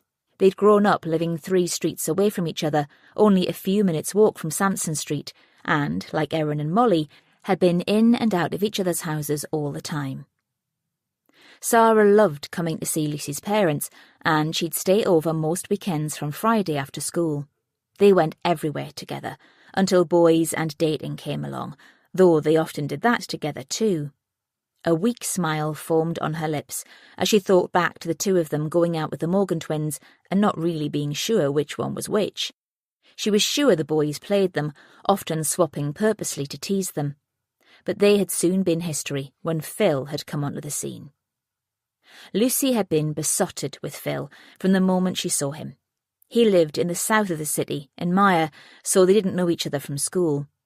They met one evening at the roller rink, long replaced by several nightclubs, and Phil had been showing off, skating in and out around her and Sarah as they held hands around the rink. Suddenly he'd stopped and turned quickly, aiming to skate backward towards them. It had ended badly, with Lucy's legs being knocked out from under her, and she'd crashed to the floor. Phil had literally fallen for her, landing heavily on her foot. She'd hobbled off the rink with him helping her, his arm around her waist. They'd sat the rest of the night out as Sarah skated around, putting up her thumbs when she thought Phil wasn't watching. They'd gone on 4 dates that week, and after that became a permanent item. When he'd asked her to marry him 3 years later, she had been ecstatic. Sarah had gone on to meet Rob 2 years later, and the four of them had become firm friends until they split up after Rob had an affair. Lucy recalled that it had been hard on Phil. He'd lost his friend, his confidant, and a part of her knew he hadn't forgiven Rob for leaving him too. She and Sarah hadn't planned to have children at the same time, but really their timing couldn't have been better. Enjoying and mourning through their pregnancies together had been fun. It was like having her own personal ally all the time. Sarah was there for her when she'd been afraid because Molly hadn't moved for a while, insisting they go to the hospital, and there afterwards when she'd been told she was worrying too much but still couldn't stop. And when Molly had been born, after a long and laborious labour, Sarah, still pregnant with Erin, had been the one who had helped her to get Molly to feed. 2 weeks later, Erin had come along, and they had spent that first summer in a daze of baby memories and bliss. It had helped them both immensely to know what the other was going through. And when her parents had died, shortly after Molly was 5, Sarah had helped her through that too. And now was all that going to change?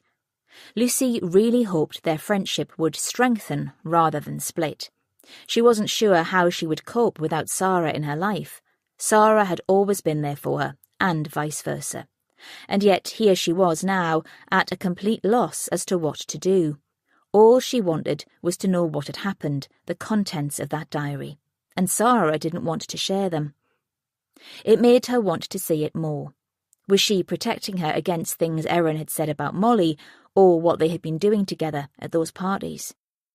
It had hurt her so much when Sarah had said that Erin's death was down to Molly. Of course she knew her daughter was no saint, but neither was Erin, and it was wrong to lay the blame at her feet. Molly loved Erin as much as Lucy did. She had lost her best friend. Things were never going to be the same for her. Perhaps they could get Molly some counselling. She might need to talk to someone about her ordeal. Groomed. How could that have happened? They had brought her up better than that, surely. She closed her eyes, held her nose, and sank her head beneath the water, relishing the silence in her ears as she lay submerged. She wanted to stay here, shield herself from what was to come. She had to find out what was in that diary. It wasn't fair that Sarah and Rob had seen it, and yet she and Phil still didn't know the details of what had been going on. Because she hadn't seen the diary entries, she was imagining all sorts of things. Images of Molly with those men kept flashing through her head. And what happened if it was leaked to the press? A loud knock on the bathroom door brought her out of the water, gasping for air. "Lucy, Molly isn't in her room. She's left the house and she's not answering her mobile." "I'm coming." She sat up so quickly that the water in the bath sloshed everywhere. "Try her phone again while I get dressed." Chapter 38. Leon was at home when his phone rang. When he saw who the caller was, he went to take the call in his office. Trudy had been sitting across from him, and he didn't want her to hear the conversation. "Where the fuck have you been?" he asked, sitting down at his desk. "I've been trying to contact you all day." "I've been keeping a low profile. The police are onto the parties. Erin kept a diary. Her parents found it and handed it in." "For fuck's sake. Do you know what was said?" "Molly said she never saw it, didn't know anything about it." Leon sighed dramatically. "Is there any way you can find out?" "You mean inside contacts? I doubt anyone would trust me, but I can try." "Do that and come back to me. I need to know how much clearing up I have to do." "Wait, did you know she was pregnant?" "Yeah, Jeff told me. Molly has been spouting her mouth off. Does everyone know?" "I'm not sure. I can try and find out." "No, leave it for now. The less people know, the better." Leon disconnected the call and went back into the living room. "What was all that about?" Trudy wanted to know. "Just a bit of business, nothing to worry about." "It is if you're up to no good." "Like I said." "What's going on, Leon? Being secretive will only piss me off, as well you know." "Just leave it, will you?" "If it's anything to do with Ranger Street." Leon's eyes met hers as he turned his head sharply. "Everything is fine there." "That's not what I've heard." "Then you should get better sources." "I'm warning you, Leon. If you're bringing..." "Give it a rest, woman," he roared. "I'm tired of all your insinuations. Nothing is going on." He stormed out of the room and into the kitchen. He paced the floor, then stood with his hands on the worktop, staring out of the window. That phone call had got his back up. Business was going to be affected by this. There was no way he could concentrate on getting any new orders in, and the runners had been scarce since the trouble with Caleb Campbell and Seth Forrester going to prison last year. Things were going from bad to worse. Something had to be done. Molly hadn't wanted to go straight back home, so she walked around for about half an hour. It was raining, so there weren't many people about. But she didn't mind if anyone saw her crying. She was in a living hell that she didn't know how to get out of. Chad's manner had shocked her. She thought he cared for her. Was it all words to get her to do things for him? She loved him, but he didn't love her. Yet. She could change that. Everyone was upset about Erin. Maybe things were getting on top of him too. It was all raw. He would come around. Convincing herself of this made her feel a little better, so she finally went home. She walked into the kitchen and jumped as a shout came out. "Molly, where have you been?" Lucy cried. "I went for a walk." Molly wiped at her tears, glad her parents would assume she was upset about Erin. "But it's pouring down. You're soaked." "I needed a bit of fresh air. I've been calling you on your mobile." Molly had switched it off after speaking to Chad. She got it out and looked at the screen. "I must have knocked it onto silent," she lied. Lucy stared at her before embracing her. "Your dad and I are so worried about you, Moll. We don't want you going to see anyone involved in those parties." "I wasn't. It's so claustrophobic in here with everything going on. I wanted to see something apart from these walls." "It's not safe out there at this time of night," Phil chastised. "This is Stoke, Dad, not Manchester." "But there is a killer on the loose, and for all we know—" Lucy paused. Molly burst into tears again. "Oh, Molly, it will be okay, Duck. The police will catch whoever did this soon. But in the meantime, I'd rather you stay in." Her mum was right. What else could Molly do if Chad didn't want to see her? She couldn't go out with friends, she couldn't go to Pottery's takeaway, and she couldn't sneak out to the party tomorrow night to see if she could make Chad change his mind about seeing her again. It was too risky. How had so much changed over the course of 2 days? Erin was dead, and everything had fallen to pieces. Chapter 39. It was 9:30 by the time they got back to the station with the diary. Grace was looking through its contents, shocked by some of the things she was reading. It seemed as though Erin had been mixed up with the parties for nearly a year. No wonder the girls' behaviour had been up and down if they were being plied with alcohol and possibly drugs, as well as given money for sex with strangers on a regular basis. It turned her stomach to think of what they had to do to earn their keep, so to speak. She knew they would likely have been asked to do many degrading and disgusting things, most of which they would never have agreed to if they hadn't been under the influence. A lot of things they wouldn't remember either if they were given the date rape drug Rohypnol. It was a common method used by groomers, and something she had seen several times in previous cases. She was making notes at her desk and looked up when her name was called. It was Sean Erickson from the tech team. "Got some things from the victim's phone?" He wheeled over a chair, his huge body spilling over its sides. Sean was a giant of a man. "I found several interesting photographs. Both Erin and Molly are predominant through the photo album. Lots of selfies, the usual stuff. But there's also a youngish male with Erin, and from what I can gather, he seems like a boyfriend." Grace shouted Perry over, and Sam and Frankie also came to stand behind her, as Sean flicked through a number of images. One of Erin sitting on the man's knee, all smiles, one of them arm in arm, someone else evidently doing the snapping, another of them in a car, a selfie this time. "Max Croydon," several people said at once, and a rumbling went around the room. "Croydon is known to us," Perry explained to Grace. "He's been involved in trafficking young girls and exploiting females."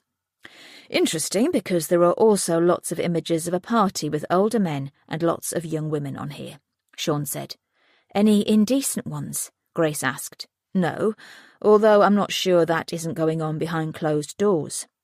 Sean brought up more images, and Grace's shoulders sagged as he scrolled through. She could see Erin and Molly among the girls, but didn't recognise any of the men other than Max. I wonder who's organising this, Perry said. Maybe someone who Molly is protecting, Grace suggested. Frankie pointed to a photo of Erin by the side of a car. I recognise that street. It's off Sandon Road, Mire Heath. There aren't many properties on it, if I remember rightly. Yeah, it's Sandon Crescent. Well spotted, Frankie, Grace said. That might explain my next point. Sean clicked the mouse a few more times. I found these images we're looking at in the deleted file. Based on the timestamp, whoever was there at the time of the murder erased them, thinking they'd done it permanently. So that could be our suspect not wanting us to see them, Perry asked. Maybe he's worried we'll find out about the house. Molly changed her story to say she didn't see it happen, by the way, Grace interjected. Maybe she did, but now she's scared the killer will find out she's talking to us. Well, we need to talk to her again. Allie had joined them. I think we have a line of inquiry to examine her phone now, too. Let's see what's on there, and pretty sharpish. Grace, can you do that? Sure can. Allie nodded. Let's bring Croydon in for questioning tomorrow and go from there. It's interesting, if he is a suspect, that he didn't take the phone and dispose of it. Why take the time erasing only some of the images, leaving ones of himself, and then fling it into the hedges rather than swipe it and run? To make it look like it could have been Molly? Envious that Erin had a boyfriend. Maybe Erin was spending too much time with Max and Molly was jealous. That's possible. We need to find more evidence that puts him near the scene at the time of Erin's murder. Allie looked at Sam. We also need to check what car he drives and if it comes up on camera anywhere nearby in the period before or after. Sam nodded. I'm on it. We also need to see if we can find out the identity of anyone else in these photos. Thanks for the information, Sean. Allie brought the chat to an end. Let us have a list of the text messages as soon as possible. We need to get Croydon's phone number and see if we can link it to Erin's phone ASAP. I'm sure he's going to be on there, even if the messages have all been deleted. Sean nodded. Allie went back into her office, Grace following behind. After all the trouble Nick Carter had got her into, Grace very much wanted to keep the trust that she'd built since with her colleagues. Nick was their former detective inspector before Allie, and he'd made things uncomfortable for Grace as soon as she'd been posted to Stoke because he'd wanted her to keep it to herself that she was related to the Steele family. She'd got into a couple of scrapes with him until the news had been broken by the Stoke News. That was when colleagues had turned on her, and she'd had to work hard ever since to gain their trust again. She needed to be open with her DI. Allie, Max Croydon is a known associate of the Steele family, she said. Allie nodded. Don't worry about it. I know Nick pushed you hard to find out information from them, but I won't be doing anything like that. Just come to me if things start to overlap. But Allie stopped her. We'll play it by ear until then. I don't want to remove you from this case unless absolutely necessary. Grace nodded her appreciation. She had been worried about just that since she'd heard Croydon's name, but if her connection to the Steeles meant coming off the case, she would. She wouldn't get involved if it put the team in jeopardy again. And at least she had let Allie know. Chapter 40. It was around 10:30 when Grace finished for the evening. She got home to an empty house, having rung Simon to find he was still at the office. He'd said he'd be home within the hour, so while he was out, she took the chance to get on the treadmill. Sometimes it seemed as if a week had passed, rather than a day since she'd left the house in the morning. So much had happened, and been crammed into the time available. It was easy to forget things as she ran, her mind clearing of everything but the effort to breathe sensibly. Before she'd left for the night, they had started to dig more into Max Croydon's background. He'd been in prison for 2 short spells for thieving, but he'd been off the radar for a good 18 months now. This annoyed Grace even more, as she knew it meant he was likely up to no good and purposely keeping a low profile. At least if it did come out that he was involved, they now knew where to find him. Once her run was over and she was in the shower, memories from her childhood rushed back at her. Being shut in the room behind the garage, not knowing when she would be let out, not even knowing what she had done, being scared of her father whenever he returned to the house, not wanting to be alone with him, seeing what her mum went through day after day, month after month, year after year, until she could take no more. Tears poured down her face, and in the end she gave in to them, letting out all of her anguish. The day would have been hard enough without all the talk of the sex parties. To think that they'd started up again after the team had successfully shut them down 2 years ago, it was beyond her comprehension. Or had they even stopped? Had they still been going on, and only brought to their attention because of Erin Ellis's murder? She heard the front door open as she was padding through to the bedroom, wrapped in a bath sheet. "Honey, I'm home," Simon shouted up to her. "I'm upstairs." She heard him take the steps 2 at a time, and immediately he was in the doorway. He raised an arm and placed a hand on the frame. "Now there's a sight for sore eyes," he grinned. Then, immediately spotting the look on her face, he backtracked. "What's wrong?" Grace sighed. "It's just been a long and tiring day." He took her into his arms and gave her a hug. "I'm in desperate need of a shower. How about I do that, and then I'll fetch you a glass of wine?" "That would be perfect." He disappeared out of the room, and Grace climbed into bed, getting out her laptop. She flicked through the news pages, but nothing else was coming forward. Simon was back with her within 10 minutes. "Did you get to speak to Tegan?" she asked as he climbed into bed beside her. "Yes, she's got a grade A for her artwork. She's really pleased." "That's good." "I told her we'd take her shopping soon. Well, I said you would, and I'd wait in Wetherspoons for you." She rolled towards him and laughed. "You know I don't mind going shopping with her, as long as this case is sorted by then." "Do you think it will be?" "It's hard to tell." "Oh, before I forget, Luke called, asking if I wanted to play golf on Saturday, and then afterwards he's invited us to dinner. Are you okay with that?" "Yes, sure. I like Caroline. We have a laugh." "Mostly at our expense," he teased. "Of course." They lay quietly for a moment. "Have you wondered if Molly Redfern could be a suspect?" Simon asked. "Oh my God, no, and I can't believe that I didn't," Grace said in mock surprise, then slapped him playfully on his chest. "Of course I have. She could have used the knife and then run for help, saying it was someone else." "What do you think about that?" "I think Erin and Molly were close. They were teenagers, both 16, hormones aplenty, and there was the pregnancy to contend with. But to stab your best friend you've known since birth?" She shook her head. "I have to keep an open mind. And that is why I'm a copper and you're a senior editor." She snuggled into him, and they turned the lights off to go to sleep. But an hour later, Grace's mind still wouldn't rest, so she got up and went downstairs to get a drink. Hot chocolate made, she sat at the table and clicked on Google Street Maps, bringing up the street that Frankie had recognised. There were only a few houses there, all regal-looking, individually designed homes. She'd get him to pay a visit in the morning, see if anyone could remember any parties. She shuddered at the thought of those men with the girls, and every time she did think about them, it brought her back to the Steeles. She wondered if it would be worth popping in to see Eddie first thing, see if he could identify any of the men in the images. If she could get him alone without Leon to muddy things, maybe he might tell her some names. She shouldn't, but it was worth a shot, and Allie had said she was doing okay. Grace sent Eddie a message asking to see him early the next day, before she could change her mind. Chapter 41. 3 months ago. "I miss seeing you." "I know, babe, but I've been really busy." Erin was in Max's bed. She'd been with him for the past hour. At the party last Friday, she'd been moaning at him that she didn't see as much of him as she'd like to, so tonight he'd brought her to his flat. She'd never been there before. It was on Ford Green Road, above Skin Jace, a tattoo studio.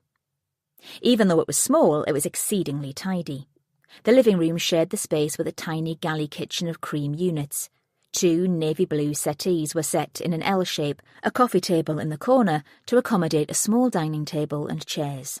The walls were decorated in a blue and cream striped wallpaper, and poppy red cushions added a dash of bright to the space. Erin fell in love with it instantly, picturing herself cooking meals for her and Max, then putting her feet up next to him on the settee as they watched TV together.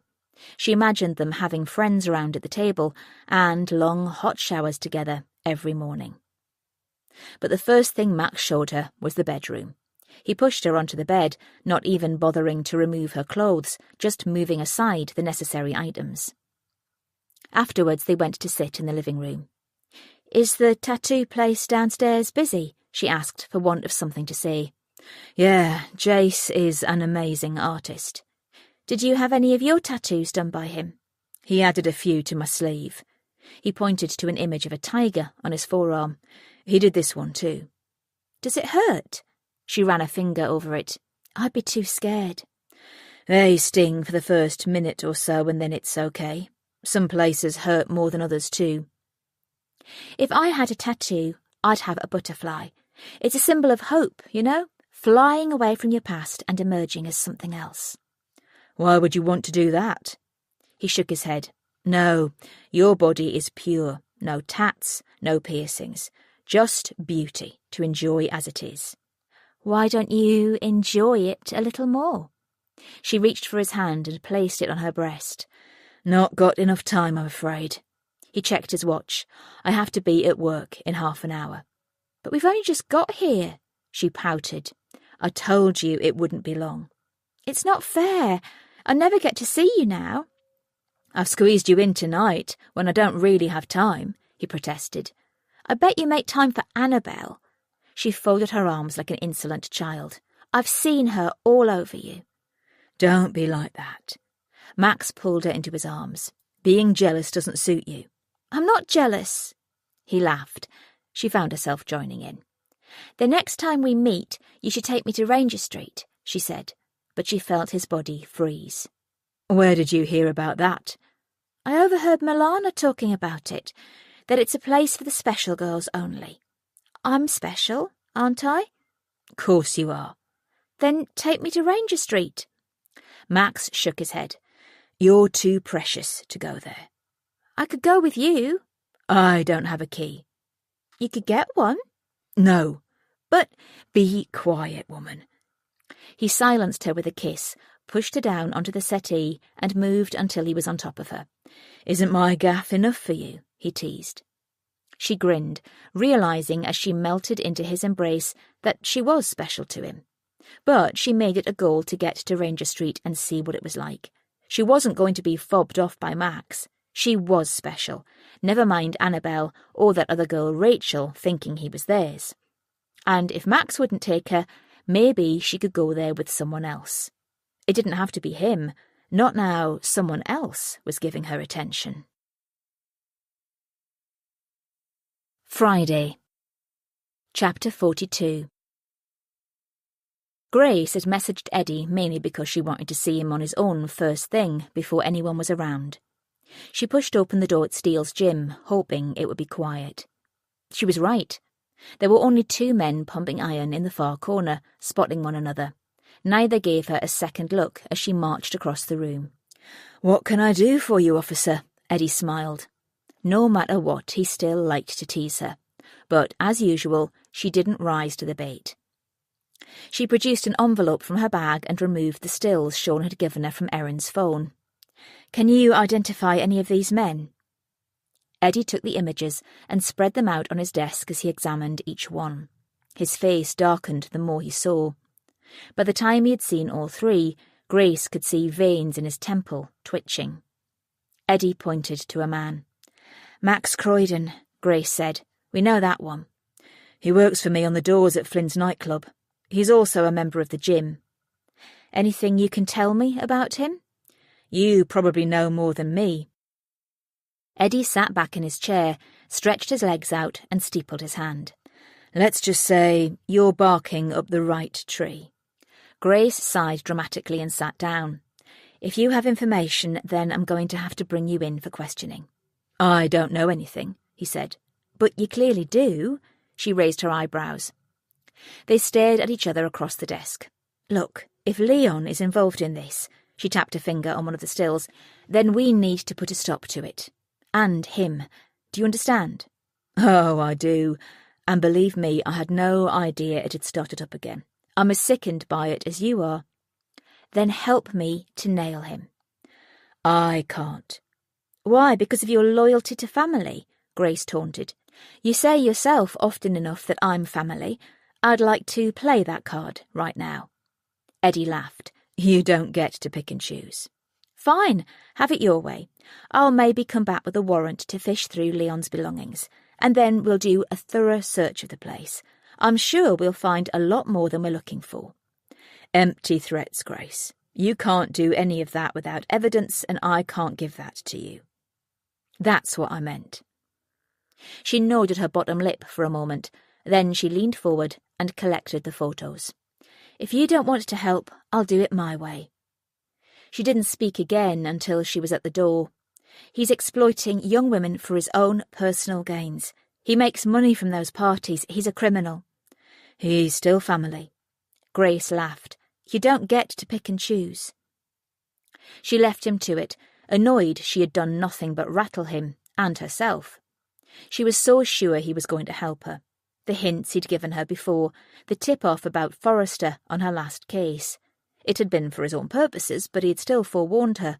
Why wouldn't he help her now? She knew, really.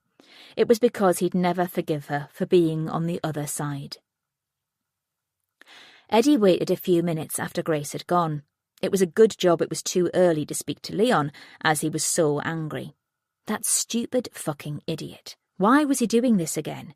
It was obviously lucrative, but after their upbringing, he thought Leon would have more compassion. They had both watched their father lay into their mother on several occasions. It seemed Leon would always be his father's son. But Eddie wouldn't. He'd warned Leon after the first time and he had stopped. Now he'd started it up again, even though he knew the police would be onto him. Should Eddie tell him that they were getting close? No, he'd bailed Leon out enough over the years. If the law came down on him, then it was his own fault. As long as it didn't take him down, too. Chapter 43. Phil hadn't had much sleep the night before, so when he received the text message from Sarah in the early hours, he got up, put on his coat, pulled on a hat, and wrapped a scarf round his neck so he wasn't too recognisable. He had to slip across to see Rob. Sarah answered the door and gave him a hug. How are you feeling? Like a train wreck. She pointed to the kitchen. Rob is through there. I think he'll appreciate someone to talk to. He followed her through to the kitchen, where he could see Rob in the conservatory. He knocked on the door before going in. Hey, bud. Phil raised a faint smile. Hey. Rob didn't look up. Phil could see he was close to tears, so he sat down across from him and waited for him to say something. I don't think either of us knew her when she died, Rob spoke eventually, his voice breaking. I hadn't realised the divorce had hit her so hard. Sarah wasn't telling me half the stuff that had been going on. I guess she was trying to show she could cope without you. But pregnant at 16. Rob shook his head. We didn't bring her up to do that. Teenagers make mistakes. We all do, no matter what age, really. Erin had everything. You know, my parents didn't have much and neither did Sarah's, so we always vowed we'd give our kids the best we could. Nice home, good holidays, clothes, the latest gadgets, whatever they wanted. He sneered. A fat lot of good that did. You'll just have to remember her as she was the last time you saw her.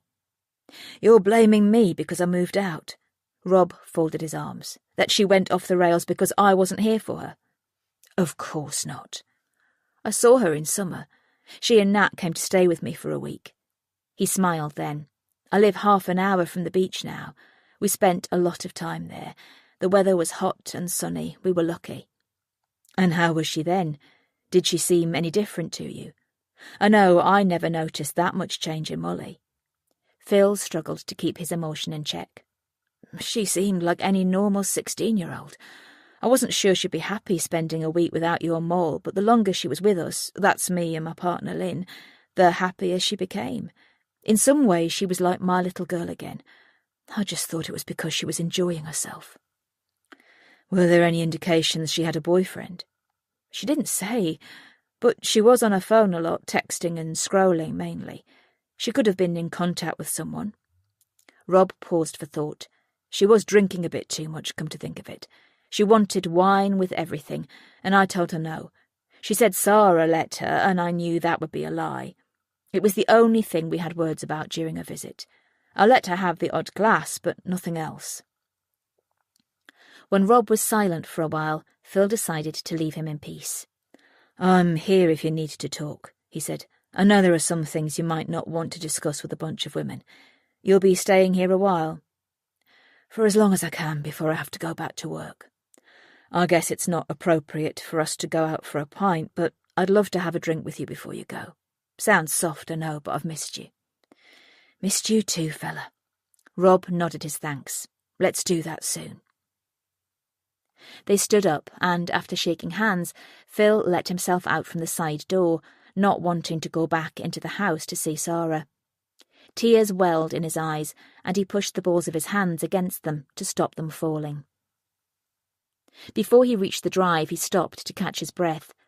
He couldn't begin to imagine how it would feel as a father to think your child died because you left their mother. Rob would blame himself, and he would blame Sarah.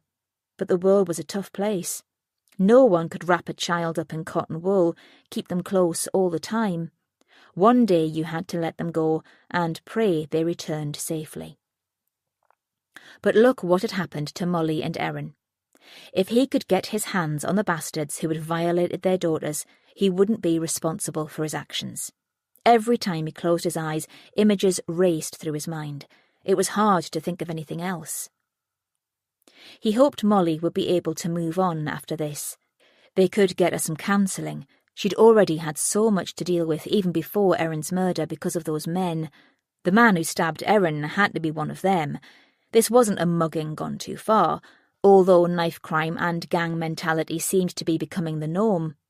Only a few weeks back, he remembered a report on the front page of the Stoke News. There had been 2 teenagers stabbed on their way home from a nightclub. They'd both survived, but the reasons for the attack had been pathetic to him. One of the victims had looked at the perpetrator in the wrong way, disrespecting him. It seemed the attack was more of a show for his mates, like an initiation. Do as we do, and you can stay with us. If you don't, we'll turn on you so fast that you won't know what's hit you. He wiped at his eyes, then continued home. At the bottom of the street, he noticed one of the female detectives who had visited Molly yesterday walking up the street. He liked this one. She was softly spoken, made everyone feel as if she was there for them and not just doing her job. He paused as she came closer, not expecting her to stop at his house. We need to speak to Molly. Grace showed her warrant card again. I'm afraid that this time it will need to be at the station. Desperate to see Nat happy, Sarah had given him some money to call at the local shop and buy a comic and some sweets, as he wasn't going to school. She didn't expect him to come home in such a state at 8:30 in the morning. A nasty bruise was forming on his cheek, and his eye was swelling above the brow line. His clothes were dirty too, patches of mud on his knees. "Nat!" Sarah cried. "What happened to you?" He burst into tears. "Did someone hit you?" "Not before I hit them." Sarah opened her arms and he ran into them. He was 10 years old. What was going on? "They called Erin mean names," he sobbed into her shoulder. "Who did?" "Some of the boys from my school.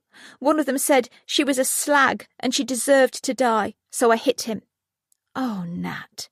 "He said everyone knew what she was like except me. What do they mean, Mum?" She held him tighter to her. "It's just name-calling. You know your sister better than anyone. They will never know her like that. So that's what you need to remember." Sarah closed her eyes as she held on to Nat.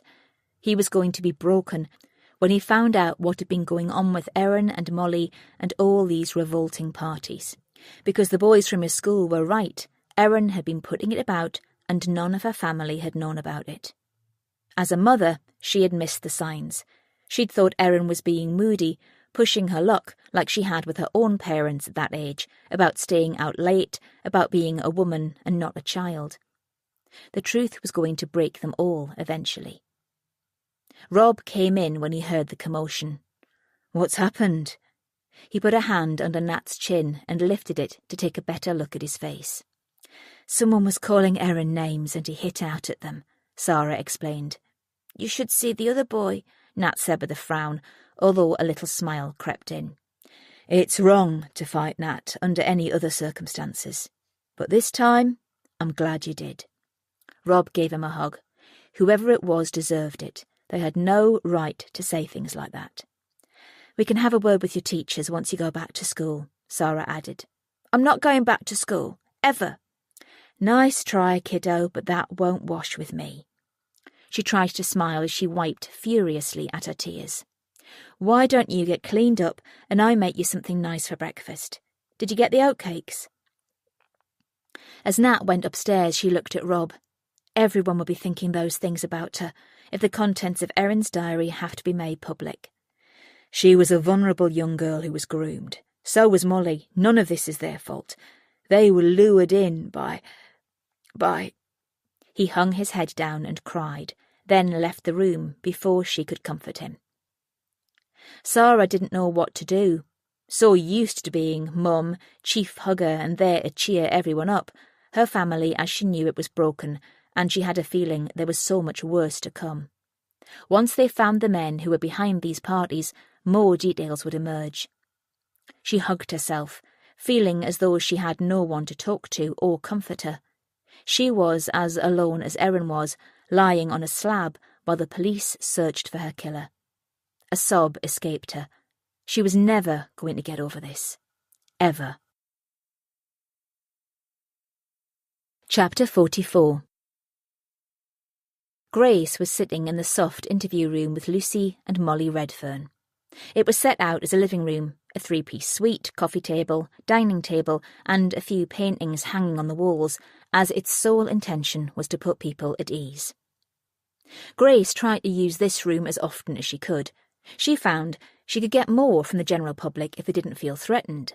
There was often enough pressure for some just to walk into the police station, even when they had committed no crime.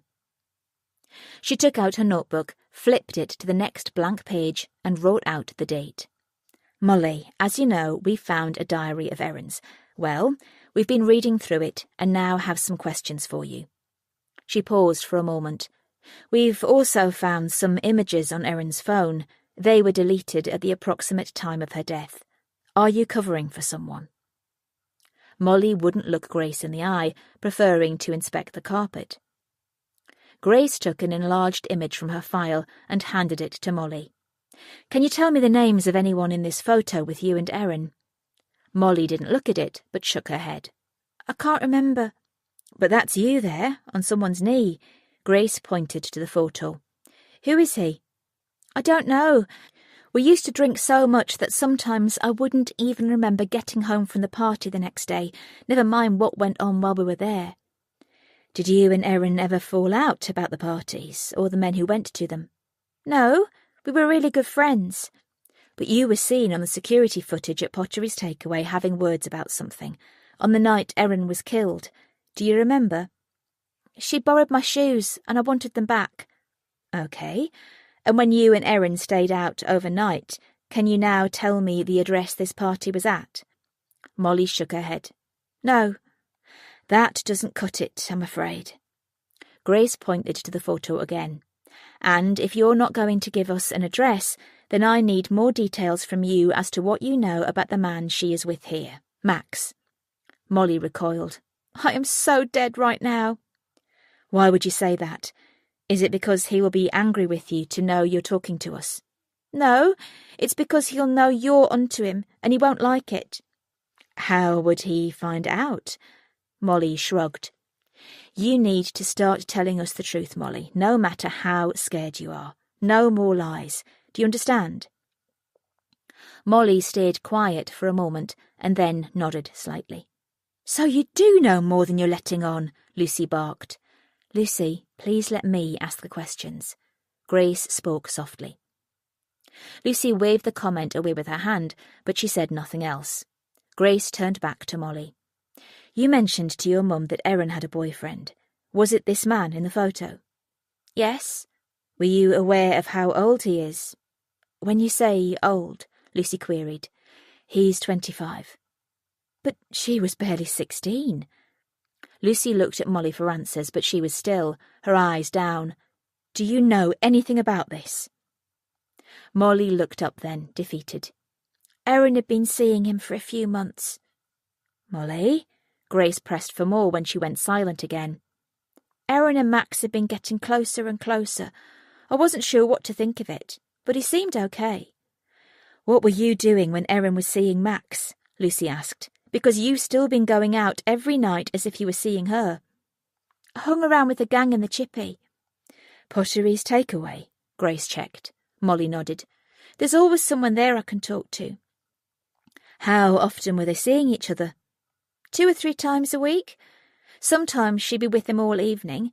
Sometimes he'd see her for an hour and drop her back to the chippy. So you weren't pleased about that, I guess. Grace could understand how Molly's nose would feel pushed out of joint. She was happy with Max, Molly insisted. How happy? Grace pushed. Molly blushed before speaking again. Erin was in love with him. She told you that? Lucy shook her head. She was barely more than a child. Old enough for some things, though, right, Molly? Grace pressed. But isn't it obvious now? Lucy nodded knowingly. You should be talking to him, not Molly. Perhaps he didn't want her to have the baby and killed her deliberately. You need to speak to him. Mum, stop it!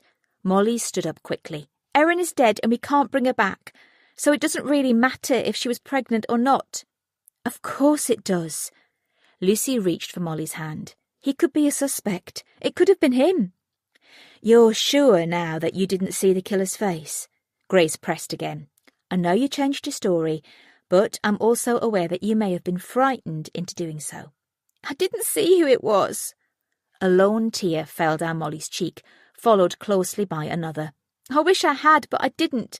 She died because of me, or because of a stupid argument. It was my fault. Molly sat down again. Lucy gave her a hug as she cried. Grace sat back in her chair to give them a little space. It was hard on them both, but she had to find out the facts. Molly had known that Erin was pregnant, that she was going out with Max, but she hadn't told them. She couldn't help wondering why. She wouldn't be afraid of her friend's boyfriend, surely. She would probably have known him well. We need to examine your phone, Molly. Grace held out a hand. Can you give it to me? But I can't do without it, Molly cried. I'll get it back to you as soon as I can, Grace continued, but we're going to look at it for evidence. What are you saying? Lucy barked. It's routine, Mrs. Redfern. We do this with every person who was one of the last people to see a victim alive. Molly handed over the phone, a worried look on her face. There's nothing to be afraid of, Molly. We just need to rule you out of things. Chapter 45. 1 month ago. Erin woke up that morning and felt an ache between her legs. She looked under the covers, pulled up her nightie to see a fist-shaped bruise on her thigh. She couldn't recall how it had happened. She must have been wasted. But she had a much bigger thing on her mind right then. She met Molly outside her house. They were heading in to Hanley to window shop. As soon as they were out of Sampson Street, on the path that would take them through to the main road, Erin turned to her friend.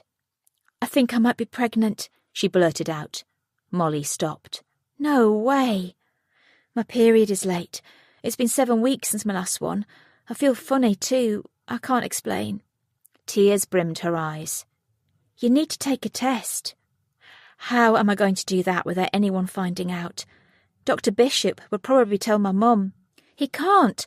Doctor-patient confidentiality. But he's known us since we were kids. I can't go to him.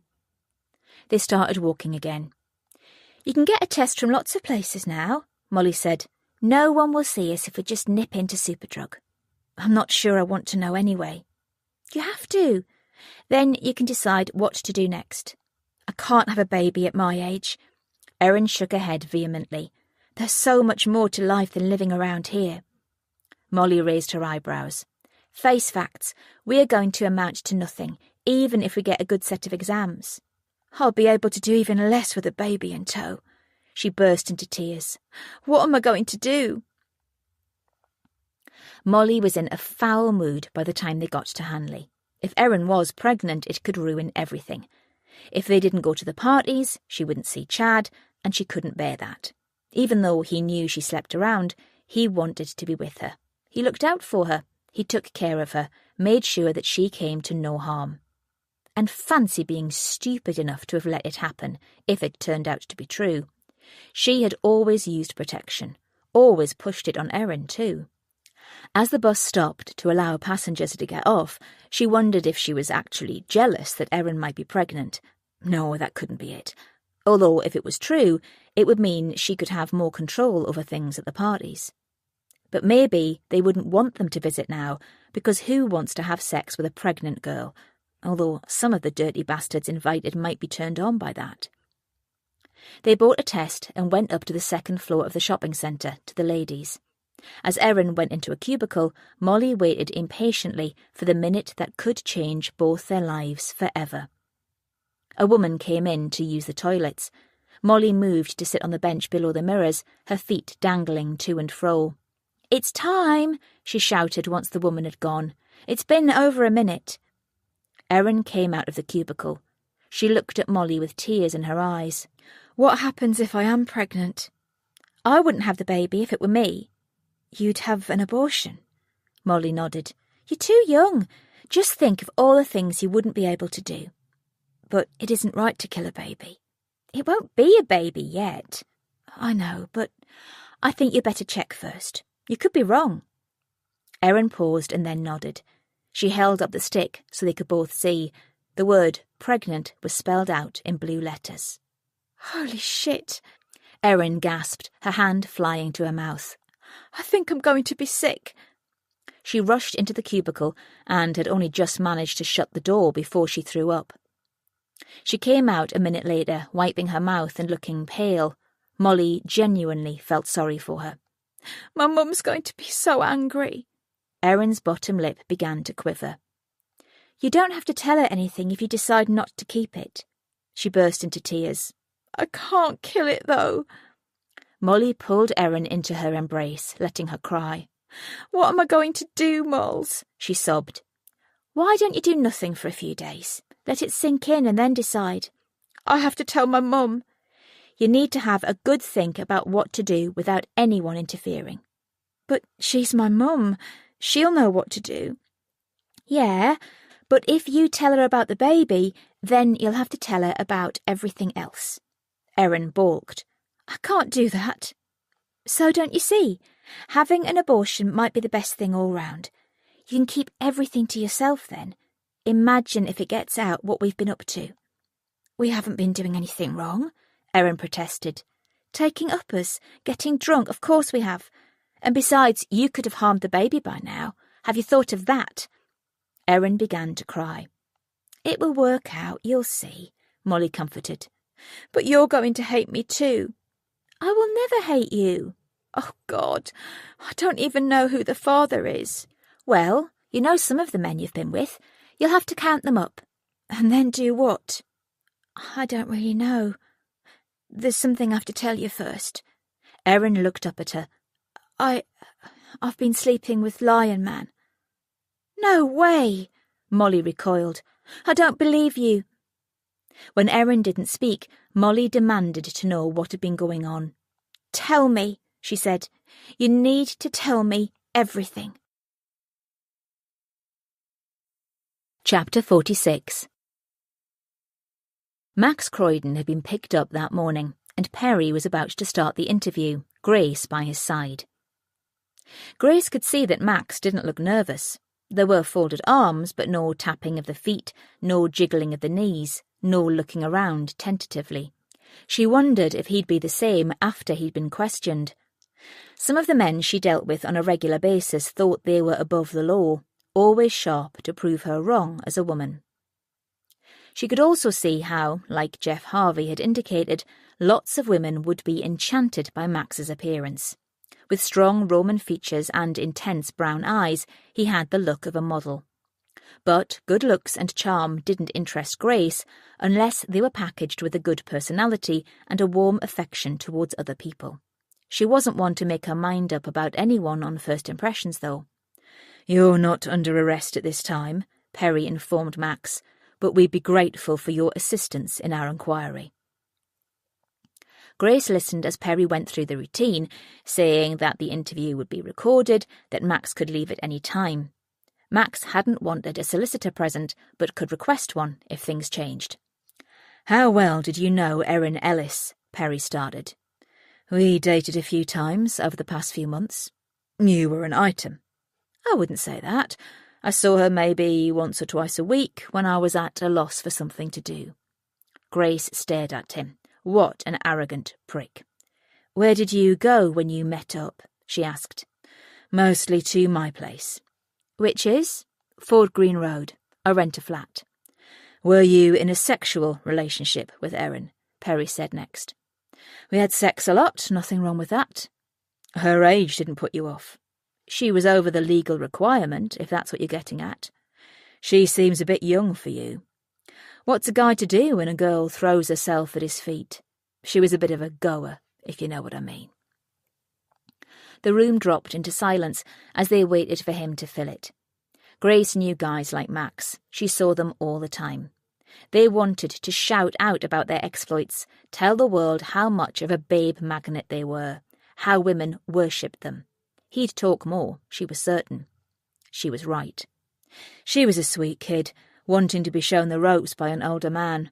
I taught her a trick or two she wouldn't have learned from someone her own age. She always liked it, wanted more, there were no complaints. But for me, it was all about having something to do. "So you had no feelings for her?" Perry questioned. "None whatsoever. Like I said, she was sweet.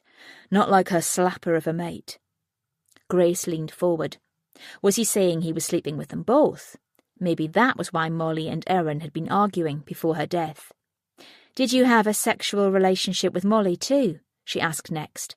"Not me. I have standards." Max sat back in his chair. "Erin was okay, but Molly was a bitch. She'd snipe at me all the time. I reckon she was jealous because Erin was getting some from me. You know what 16-year-old girls are like." "Not sure I do, actually." Perry shook his head. "Care to enlighten me?" "They're all jealousy and hormones. They can become quite clingy at times, too." "Is that what happened with Erin?" "Now you're putting words into my mouth." Grace saw Perry looking through his notes, purposely taking the time to pause before he played their last card. "Were you aware that Erin was pregnant?" Max lowered his eyes for a second. "Molly told me. It's not mine, though." "But Erin thought you were an item." Max sniggered. "We might have fooled around a little every now and then, but we weren't any more than bed buddies." "At 16, she would have been besotted with you, though." "Maybe so, but she was infatuated by a lot of men." Max stared at Perry before sitting forward again. "Look, Erin was a sleep-around. She might have looked as if butter wouldn't melt in her mouth, but believe me, she was the total opposite. I wasn't the only man she was sleeping with. She was a wild thing on the quiet. Regardless of that, the baby she was carrying could have been yours." Max paused to think, working out what to say next, Grace assumed. No matter what, he had to be careful. "No, we always used protection." "What would you have said if she'd told you she was carrying your child?" "Exactly what I've just said to you, and that she'd have to prove it was mine when it was born. I don't know her well enough to be saddled with a child either way, but I'd need to know for certain before committing to anything." "So you're saying she was okay to sleep with, but for nothing else?" Grace tried to keep the anger from her voice. She was 16, not exactly waiting to get married. "But old enough to get pregnant." Max shrugged. "Not my problem." 2 nights before she was murdered, you were seen talking to her in Pottery's Takeaway," Perry said. What was that about? Things in general, TV and stuff. She wasn't telling you she was pregnant and you weren't reacting in a way she wouldn't be happy with. If you saw us together on camera, then you'll see that she was fine when we parted. Grace knew he had them there. Sam had shown them footage of the night in question, and she'd watched Erin rejoin Molly afterwards. The two girls had sat chatting for a while after Max had gone. She realised the argument between Molly and Erin on the same night had now become far more important.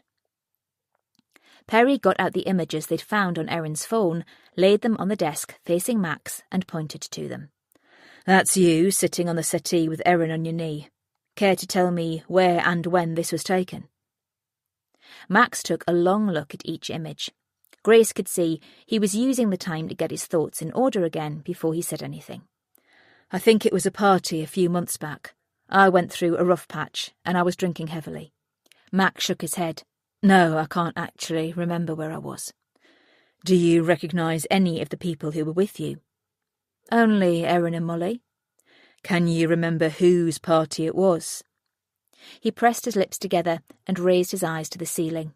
Sorry, like I say, I was drinking heavily. Perry collected the images, put them away in his notebook, and turned to Grace. Any more questions? Nothing for now. OK, Max, you're free to go. While Perry led him out of the building, Grace went back to her desk. She updated Frankie with their findings, ending with a huge sigh. Not what we planned, she admitted, running a hand through her hair. He's a sleazy git, though. Made my stomach turn, how he spoke about our victim as if she was just a plaything. Sadly, she was, Frankie acknowledged. We need to find something to rule him out completely now, or else gather evidence to arrest him and look into him further. Can you help Sam with more CCTV trawling? Perhaps his car was in the vicinity of Pottery's takeaway after the girls left on Wednesday evening. See if you can locate it anywhere else nearby, if not. Will do. Perry came in then. He sat down with a huge sigh too. I thought we were getting somewhere. Grace was scrolling through her phone to check out what was being said on social media about their case, but she stopped. He's into more than he's letting on. Perry nodded in agreement. Has anything come back from Sean yet to read text messages? Grace held up a sheaf of paper with a roll of her eyes. I was thinking I might grab a drink and make a start on it. Pass half of them to me. It may make for interesting reading. Outside the station, as soon as he was out of view, Max got out his phone. As he waited for the call to connect, he walked past the city library and down the side of the museum, away from the noise of the traffic. Things are getting muddied, he said, when the call was finally answered. Don't worry, we'll smooth things over if necessary. But there's no evidence linked to you. You'll be fine. But they have images of the parties. A slight pause. Anyone on there they would know? Not really. Well, then there's no need to worry. Everything is covered. So when do I get paid? Come and get it tomorrow, around midday. Max disconnected the call, knowing he'd been untruthful. There were several people in that photo that he needed to contact straight away. They all needed to get their story straight. But then again, keeping quiet might mean the light wouldn't be shone on him. Maybe he'd better say nothing about that either. Chapter 47. It took Grace 20 minutes to get to Tunstall from the station for her next call. She parked on the road in front of a large green, houses and maisonettes bordering three sides of it. The area was owned predominantly by the city council and was a good locale to live in. Here people took pride in their homes and gardens, and neighbours looked out for one another. It had been the perfect place to rehouse one of the vulnerable women she'd encountered as part of Operation Wedgwood 2 years ago. Grace knocked on the door of the first block of maisonettes. When it was answered, she didn't need to hold up her warrant card. Grace! Hi, Regan. Can I come in and talk to you for a moment? Yes. She beckoned her in. It's good to see you. Regan Peters was in her early 20s, but she looked much older. She was a former drug addict and had visible signs of it left. Her skin was pale, hair long and thin, hands as wrinkled as an old woman's. Her mental health had also suffered because of what she had been through. Grace followed her into the tiny kitchen. It had the standard units she saw so often during her day-to-day work: white cupboards, black marble effect worktops. Often that was all she would see, but sometimes people would add their own personal touches. Reagan's kitchen had bright yellow accessories, giving it an instant burst of summer. Grace spotted photos of her and a man on the fridge door, held on by yellow magnets in all shapes and sizes. "Is this a social call or a work one?" Reagan asked, holding up a mug. "A bit of both." Grace shook her head. "I don't want a drink, thanks." They moved into the living room. "You've decorated," she exclaimed, eyeing the floral wallpaper and new carpets. "It looks lovely, so bright and inviting." "I have a boyfriend, Steve." Reagan grinned. "It's early days yet, but he helped me with it." "Oh, get you," Grace grinned back. "You look happy. It's nice to see." "I hope you're not going to burst my bubble." "I hope I'm not either, but I need your help in identifying some people in a photo." "They're not at it again." "It's looking possible." Reagan sighed, shaking her head. They sat down and Grace took out her phone where she had stored the images from Erin's mobile. She swiped through to the ones that she wanted and showed them to Reagan. Reagan took her time going through them and then pointed to one. "He's Max Croydon," she said. "He introduced me to Clara, got me into the parties." In 2018, Clara Emery had been involved in finding young girls to attend the sex parties. During Operation Wedgwood, there had been no solid evidence to link her, so she'd been charged with perverting the course of justice.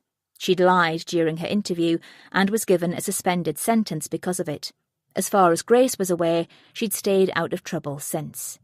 "Do you know any of the others?" she asked. Reagan held the phone closer to her eyes, enlarging the image with her thumb and index finger. She pointed to another man.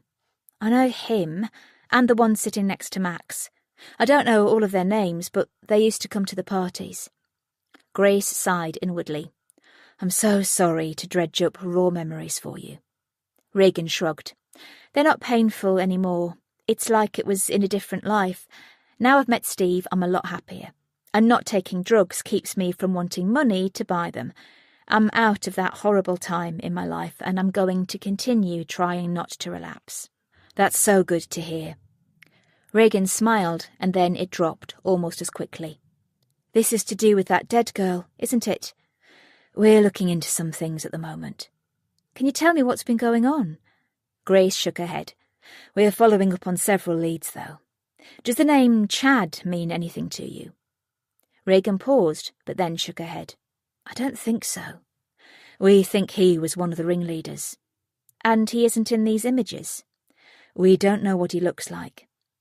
"There were a few men who didn't get involved in the parties. More they kept an eye on things. There was one who used to go with some of the girls, though, away from the parties." Grace frowned. "What does he look like?" "Like they all did. Men in suits." Grace felt Reagan clam up then. "So you don't know who Chad would be?" Reagan shook her head. "Sorry, no." Grace stared at her for a moment, but if she knew more, Reagan wasn't telling her. She stood up. "I'll see myself out." She gave her a quick hug. "Thanks for your help, and I hope things go well with Steve." Reagan grinned.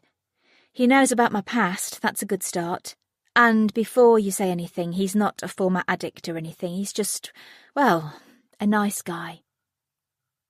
Grace left the flat, feeling glad she had seen Reagan happy for a change.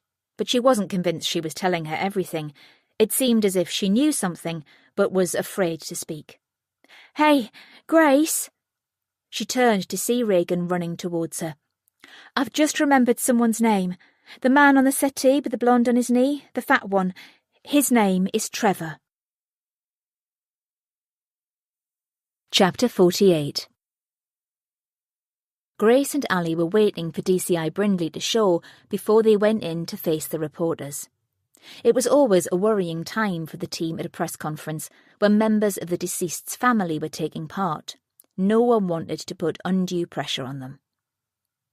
Erin's parents had been brought to the station. They were in the side room at the moment, waiting to go into the main room, and Grace, Allie and Perry went through to see them. "Now remember, you don't have to say anything if you don't want to," Allie said.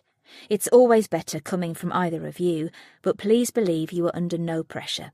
I can take over, if you prefer." Sarah shook her head. "I want to do it. I need to do it." Grace could tell she'd been crying. Her eyes were puffy and red, the tissue in her hands wet and scrunched up. Rob looked at Allie. "What questions will they ask?" "It will be about the case. They'll try to wheedle things out of us, hoping that we give them information that we can't release yet. That's why we have specialist training to deal with this sort of thing." She stood up as she could see Jenny arriving. "Do you both understand what's about to happen?" Jenny said after she'd been introduced to everyone. "I know it's hard for you to go through, but it won't take long to do, and we find these kind of press conferences extremely useful, as they can often jog people's memories, producing new leads." There were a few minutes' small talk, and then a man came into the room. Grace recognised him as the station's press officer. He nodded at Jenny. "If everyone's ready, please follow me." Mr. and Mrs. Ellis walked into the room, Jenny in front of them and Allie at the rear. Grace moved with Perry to stand at the back of the room as cameras began to flash. Once they were all seated, Jenny updated everyone about Operation Dalton. "Mrs. Ellis would like to say a few words now," she finished, "and then there will be time for questions afterwards." The room dropped into silence, but the minute Sarah began to speak, there was a blinding light from cameras, clicks from phones. "My daughter was murdered on Wednesday evening after someone mugged her," Sarah said, then cleared her throat. "Erin was 16 years old and was changing from a lovely girl to a beautiful woman. She was warm, kind and considerate. She had lots of friends and a loving family. Whoever killed her took all that away from her. If you know anything about what happened, or if you saw something out of the ordinary happening around the time of the murder, please contact the police. The killer is still out there, and I'd hate for any more parents to go through what we're going through right now. Erin will be missed by us all. We need your help to bring her killer to justice." Sarah looked directly into the camera then. "Help us find who murdered our Erin. I beg of you. If you have information, please come forward." Her voice finally broke, and she sat back in her chair, spent, exhausted, and broken. "We'll take questions now," Jenny said. "Is it true that Erin had been going to some kind of sex parties?" A voice came from the back. Grace searched out the speaker and tried not to roll her eyes. It was Will Lawrence, the thoughtless idiot with the dodgy shorts.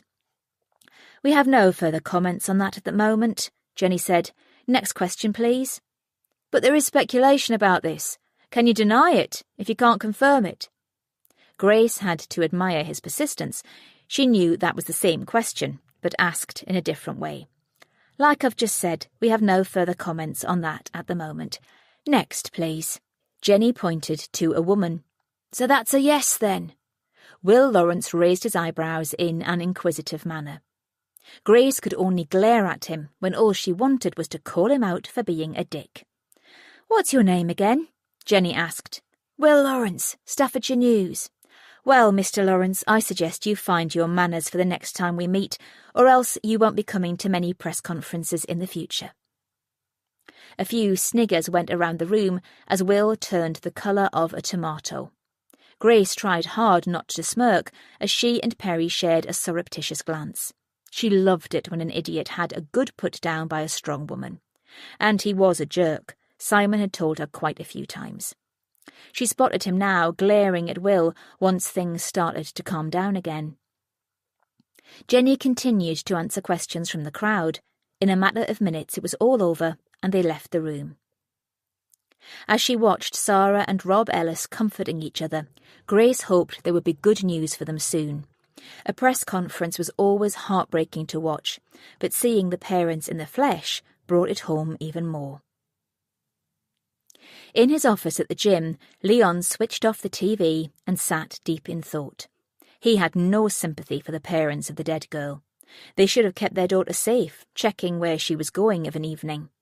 Surely they must have known she was up to something, given the amount of times she would have come home drunk. And how could Erin hide a pregnancy from them for so long? He'd certainly noticed her growing over the past few weeks. Those girls, Erin and Molly, were collateral damage to him, just like he'd been to his father. Yes, he blamed the parents. If they'd kept an eye on Erin, this wouldn't have happened. Still, it had worked out in his favour. Seeing the press conference had convinced him he needed to cancel that night's party. He'd left it until the last minute, in case he could get away with it, but it was too risky this month, especially on top of the ongoing investigation. He picked up the phone to ring Max. He could give him the job of letting everyone know, and also to find and relay new dates for when things had died down. Leon wouldn't be stopping altogether. The parties were far too lucrative. Maybe he'd be better changing their locations again, though. He sighed dramatically. There was always something to do. As Eddie came into the office, he finished his call abruptly and put his head down. He didn't want to speak about the matter with him. Chapter 49. Molly's eyes were red raw with all the crying she'd done since seeing Chad. It was easy for her to pretend it was down to Erin, but she knew it was only a matter of time before her parents or the police wanted to know the truth. Everyone was going to find out sometime, and she wasn't sure she could cope with it. She'd been taking her chances and using the landline when she could to ring Chad, but there had been no response from him, so he was obviously ignoring the number. The last time she tried, his mobile had been switched off. She tried one last time. If he didn't want to see her, then she would do something to get his attention. This time he picked up. "I told you not to contact me on this number," he bellowed down the line when he found out it was her. "But I wanted to talk to you and—" "Not over the—" "When then? I have to see you." "I told you yesterday. We have to stay away from each other." "I have to see you," she almost shouted. There was a pause on the line. "Don't call this number again. Do you hear me?" "But, Chad—" "No." Before she could say anything else, the line went dead. Molly ran upstairs and threw herself on her bed. She couldn't cope with Chad ignoring her, but she would show him. She picked up one of the boxes of paracetamol she'd collected from downstairs. Then she pressed 8 tablets out of their blister packaging and laid them on her bedside cabinet. She'd read online that you had to take enough to make sure you didn't come around again. Molly didn't want to end up having her stomach pumped and then have to explain why she had done it.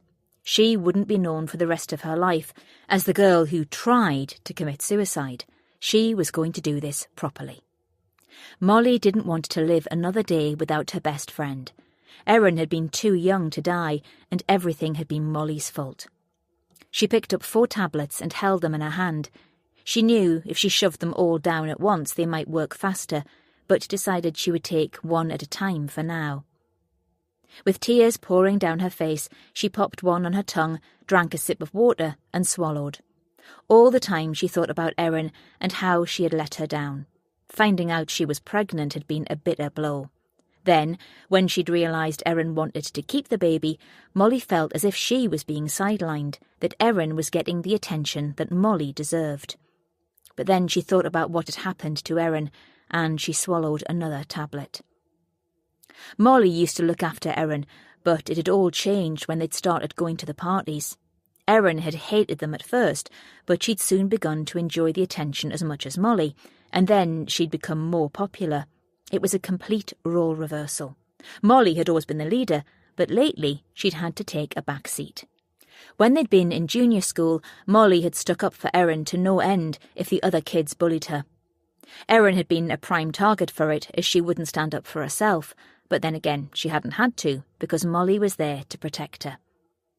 She remembered hitting out at Ronan Finley when he'd pulled Erin around the playground by her pigtails. She'd pushed him to the floor, straddled him, and slapped him around the face. She'd only stopped when she saw he was crying. Luckily, no teachers had caught her. She swallowed another tablet, retching as this one went down, so she took more water. This time she thought back to their first school disco when they had fancied Danny Thurston and Richard Johnson.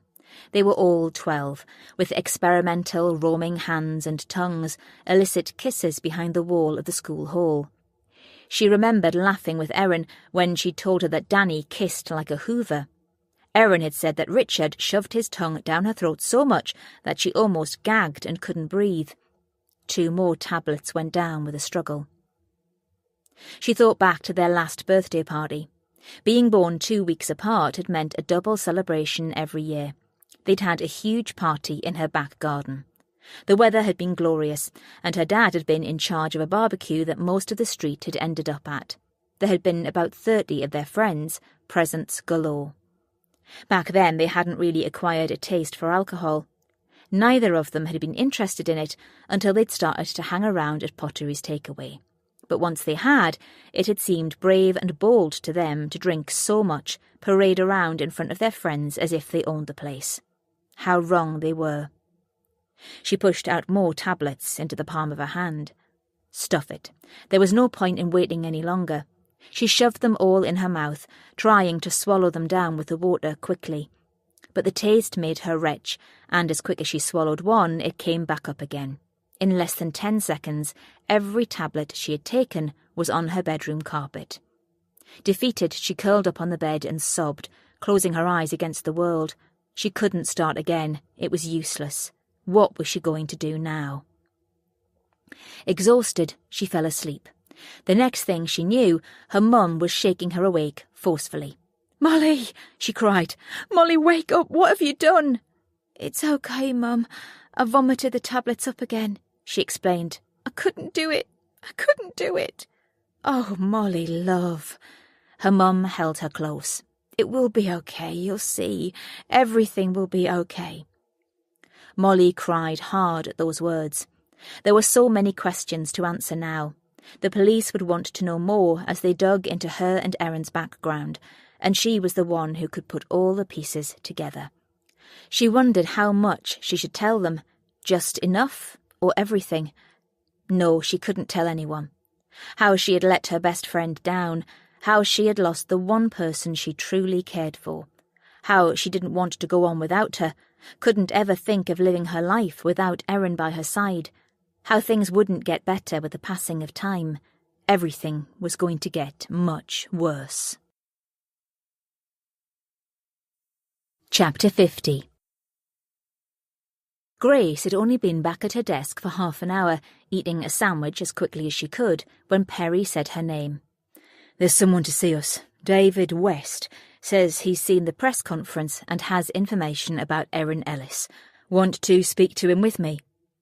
Grace nodded and reached for her lanyard. She hung it around her neck, took another quick bite of her sandwich, and followed Perry downstairs. "Interesting that he's come forward, don't you think?" she said. Perry raised his eyebrows. "We shall see." The man had been put into interview room 3 and was sitting at the table. He wore a tailored grey suit, white shirt, and a pale lilac tie. His black patent shoes were square-toed. He seemed to be mid to late 30s, clean-shaven with short, greying hair. His eyes skirted from Grace to Perry and back again as they sat down across from him. Grace exchanged a quick look with Perry. Mr. West was one of the men in the images they'd retrieved from Erin's phone. It changed everything. They needed to book him into custody and interview him under caution. Once this had been done, they started again. "I believe you have some information for us after the press conference this morning," Perry said, his notepad at the ready. "I do, but it's sensitive." West sat forward and clasped his hands together. "What I tell you might get me in trouble if it's leaked that you found out from me." When they said nothing, he ran his hands through his hair and looked at the floor for a moment. "Mr. West," Perry questioned, "may I call you David?" "It's Dave. I was with the victim at a party a few months ago." "A birthday party?" "A house party." He stopped for a moment. Grace wondered if he was thinking what best to tell them, to give himself maximum credibility and minimum fallout. "Where was the party?" Perry wanted to know. "At a friend's house." "His name?" "Trevor Merchant." Grace sighed inwardly, recalling that Trevor was the name mentioned by Reagan earlier that day. Where did you meet him? Perry went on. I was out with a group of friends one night. He invited me to a get-together in a week's time, said there would be lots of women there. I've been on my own for a while, and so I fancied some company, if you catch my drift. You mean escorts? Not quite. He coughed while he gained his composure, his cheeks reddening by the second. What? Grace snapped, urging him to speak. What was going on? There were lots of young girls. They were there for fun.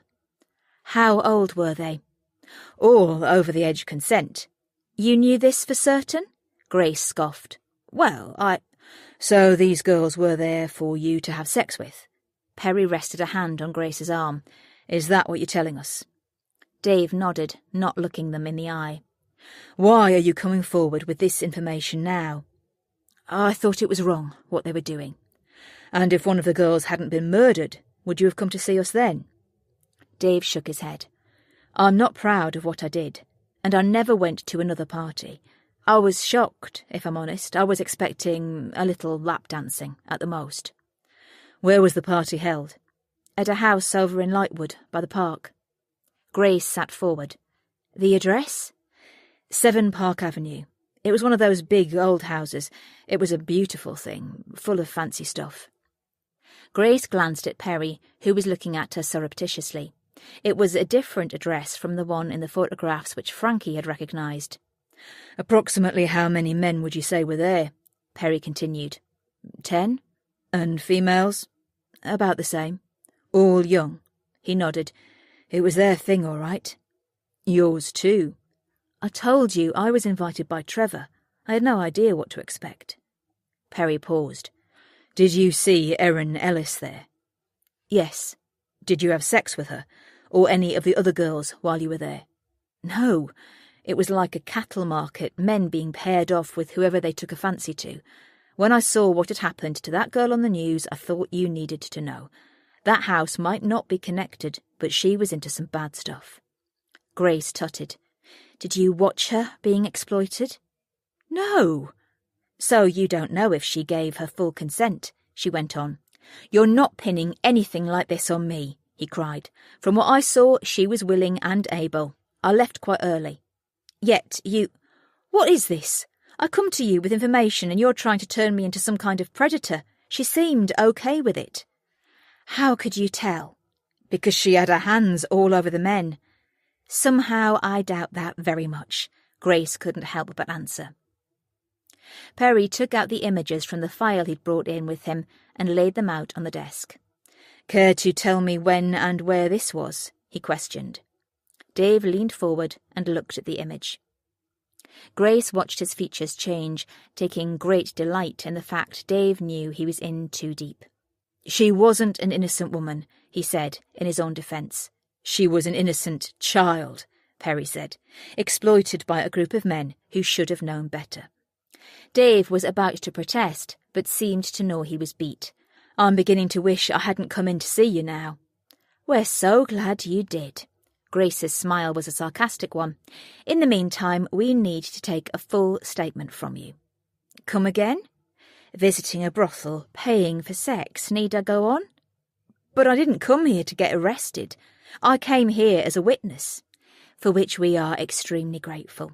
We have a duty of care to everyone who is vulnerable in the hands of men like you.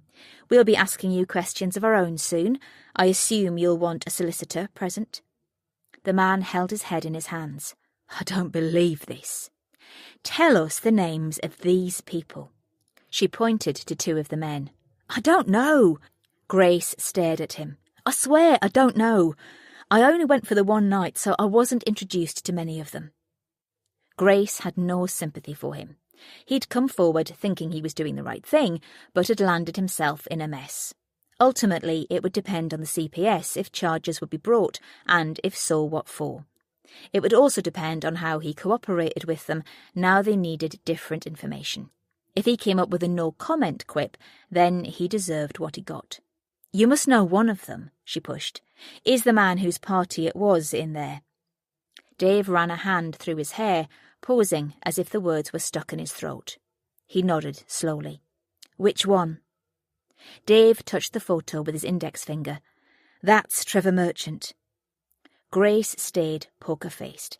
It was the same man that Regan had pointed out to her.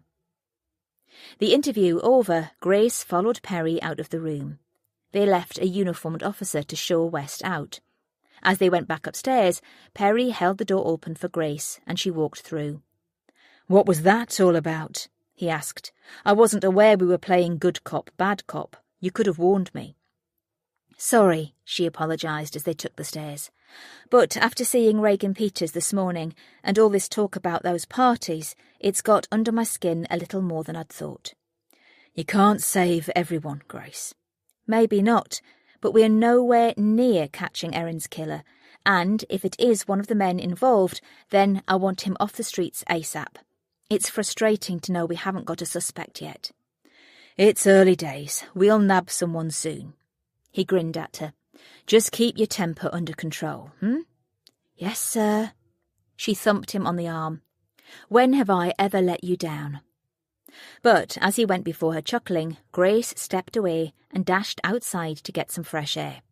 She could feel tears forming, and she didn't want them to fall. She leaned on the wall of the building, letting the noise of the traffic and the city fill her brain. She had overreacted with David West.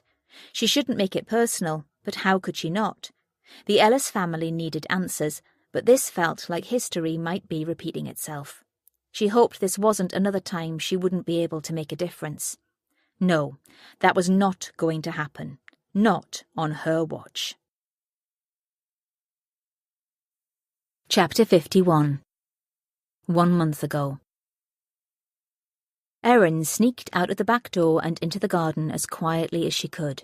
Her mum and Nat were watching the TV, and she was due to meet him soon, but she needed to get some things off her chest, and she couldn't speak to Molly about it.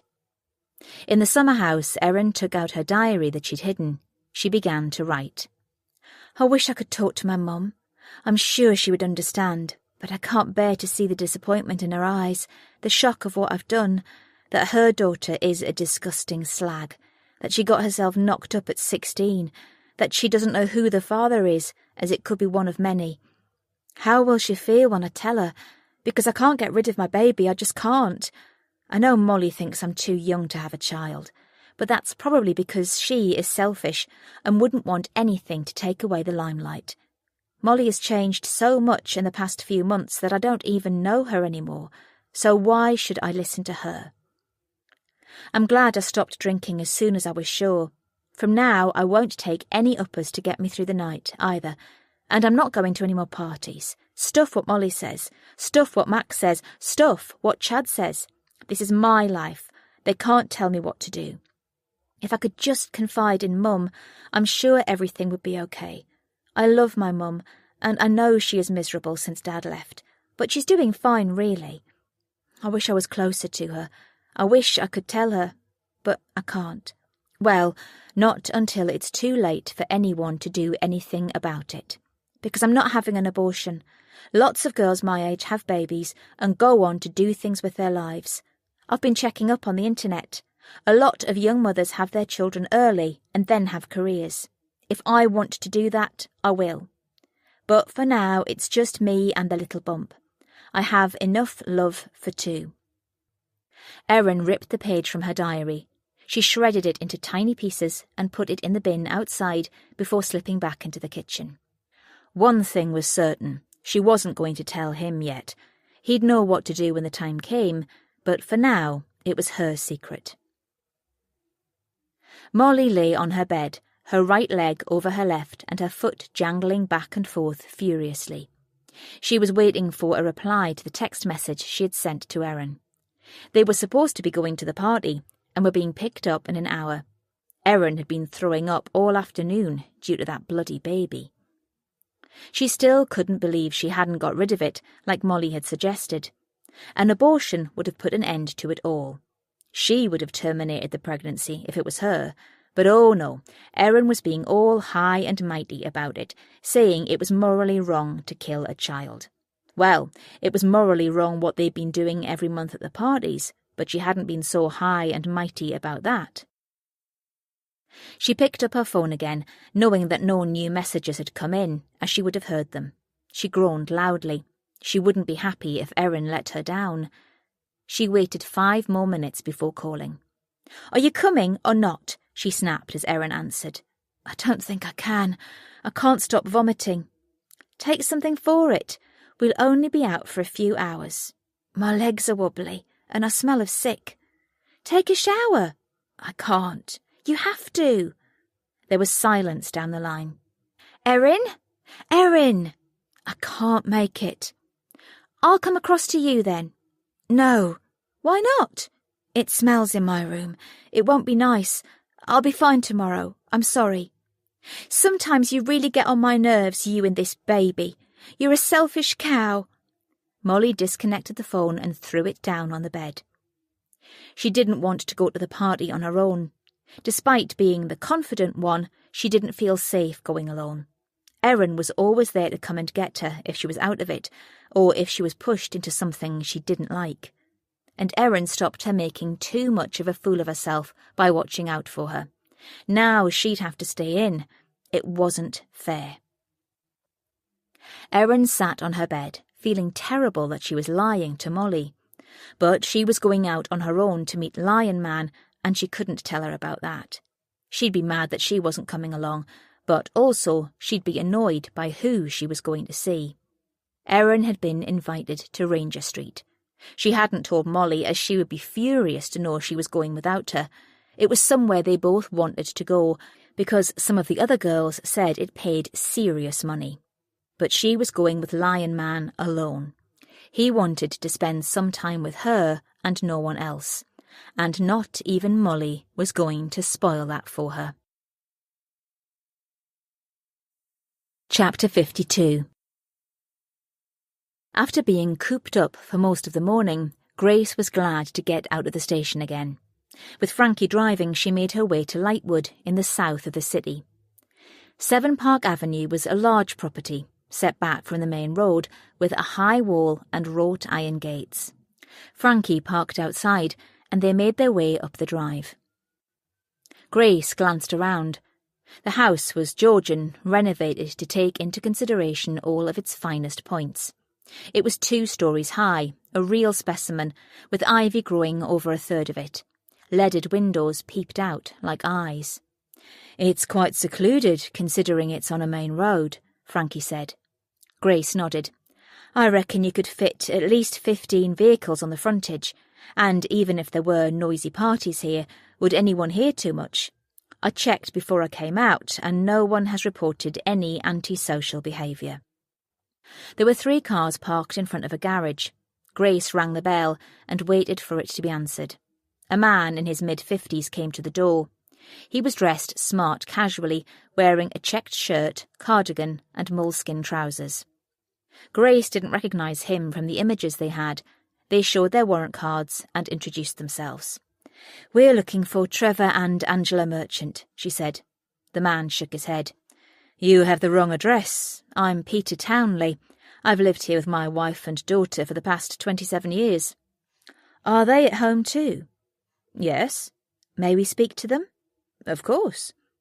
They were shown through a hallway and into a large sitting room. The floor had been stripped back to its original parquet. Panels on the wall had been painted cream, and the areas above them were covered in wallpaper with a delicate pattern. 3 Chesterfields surrounded a coffee table, and a TV cabinet sat by the side of the fireplace. At the back of the room was a grand piano, sitting in front of a set of French doors. Grace saw Frankie raise his eyebrows slightly in recognition as he saw the 2 women who were sitting on the settee. "These are detectives, Rita," Mr. Townley said. "They're after people named Merchant." Rita shook her head. "I don't know anyone of that name around the vicinity." She glanced at the young woman sitting beside her. "Do you, Rachel?" "No." Rachel dipped her eyes to the floor. "What's this about?" Rita asked them. "We'd like to talk to them about an ongoing case, and we were given this address." Grace looked at them all in turn. "It's obvious that the Merchants don't live here, but, Rachel, you look as though you might know something about them." All eyes fell on the younger woman as she seemed to sink into the cushions. "Do you go away often, Mr. and Mrs. Townley?" Grace asked. "Yes, we have a villa in the south of France," Peter responded. "We go for weeks at a time." "And you've been there this summer?" "For the most part, yes." Peter frowned. "Rachel stays to look after the house. Now, would someone mind telling me what's been going on?" "I think your daughter might be able to explain, but we'll need to speak to her at the station first." "I don't think so." Peter shook his head. Grace took out one of the printed photos they'd retrieved from Erin's phone and showed it to them. It had been taken in the room they were standing in. "This is you, isn't it, Rachel?" She held out the photo so they could all see. Peter frowned and looked at his daughter. "Who are these people? And why are they all in our house?" He gave it to his wife, who covered her mouth with her hand for a moment. "What are you doing on that man's knee, Rachel?" Grace asked. "I'm not talking without legal representation," Rachel said quietly. "Do you have someone in mind, or would you like us to appoint a duty solicitor for you?" Rachel looked up at her parents for help. "Dad, I can explain. I'm not sure what's going on," Peter said, "but I'll call the family lawyer. He'll get to the bottom of this." He bent over to point a finger in Rachel's face. "And then you can tell us what the hell has been going on while we've been in France." Grace took Rachel's arm as they led her outside to their car. "Dad," Rachel said. "Dad!" Grace opened the rear door to the car. "Mind your head," she said, before closing the door. At Bethesda Police Station, the lawyer who represented the Townley family was unavailable to be there in person, as he was in Singapore.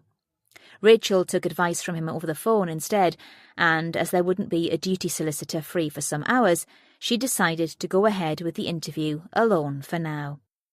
"Okay, Rachel," Grace said, as she sat across from her in the interview room. "You're here under caution but not under arrest, and you can stop and ask for legal representation at any time if you feel you require it. I do hope you'll cooperate with us, though. I think it will be much better for you in the long run, but any time you feel like you want to stop, you only have to say." Rachel nodded, fidgeting in her seat. "Can you tell me the names of anyone in this photo?" Rachel pointed out the people that they knew already and herself, but no one else. "Why were they all at your house on the evening of August the 17th? "I had a party." "Any special occasion?" "My parents were out of town and I had a few friends round." "Do you have these parties often?" She shook her head. "It was a one-off. So if we ask the neighbours either side of you, they would back you up." "Of course. Nothing happened, and our neighbours keep themselves to themselves anyway. We don't live on a social housing estate, you know."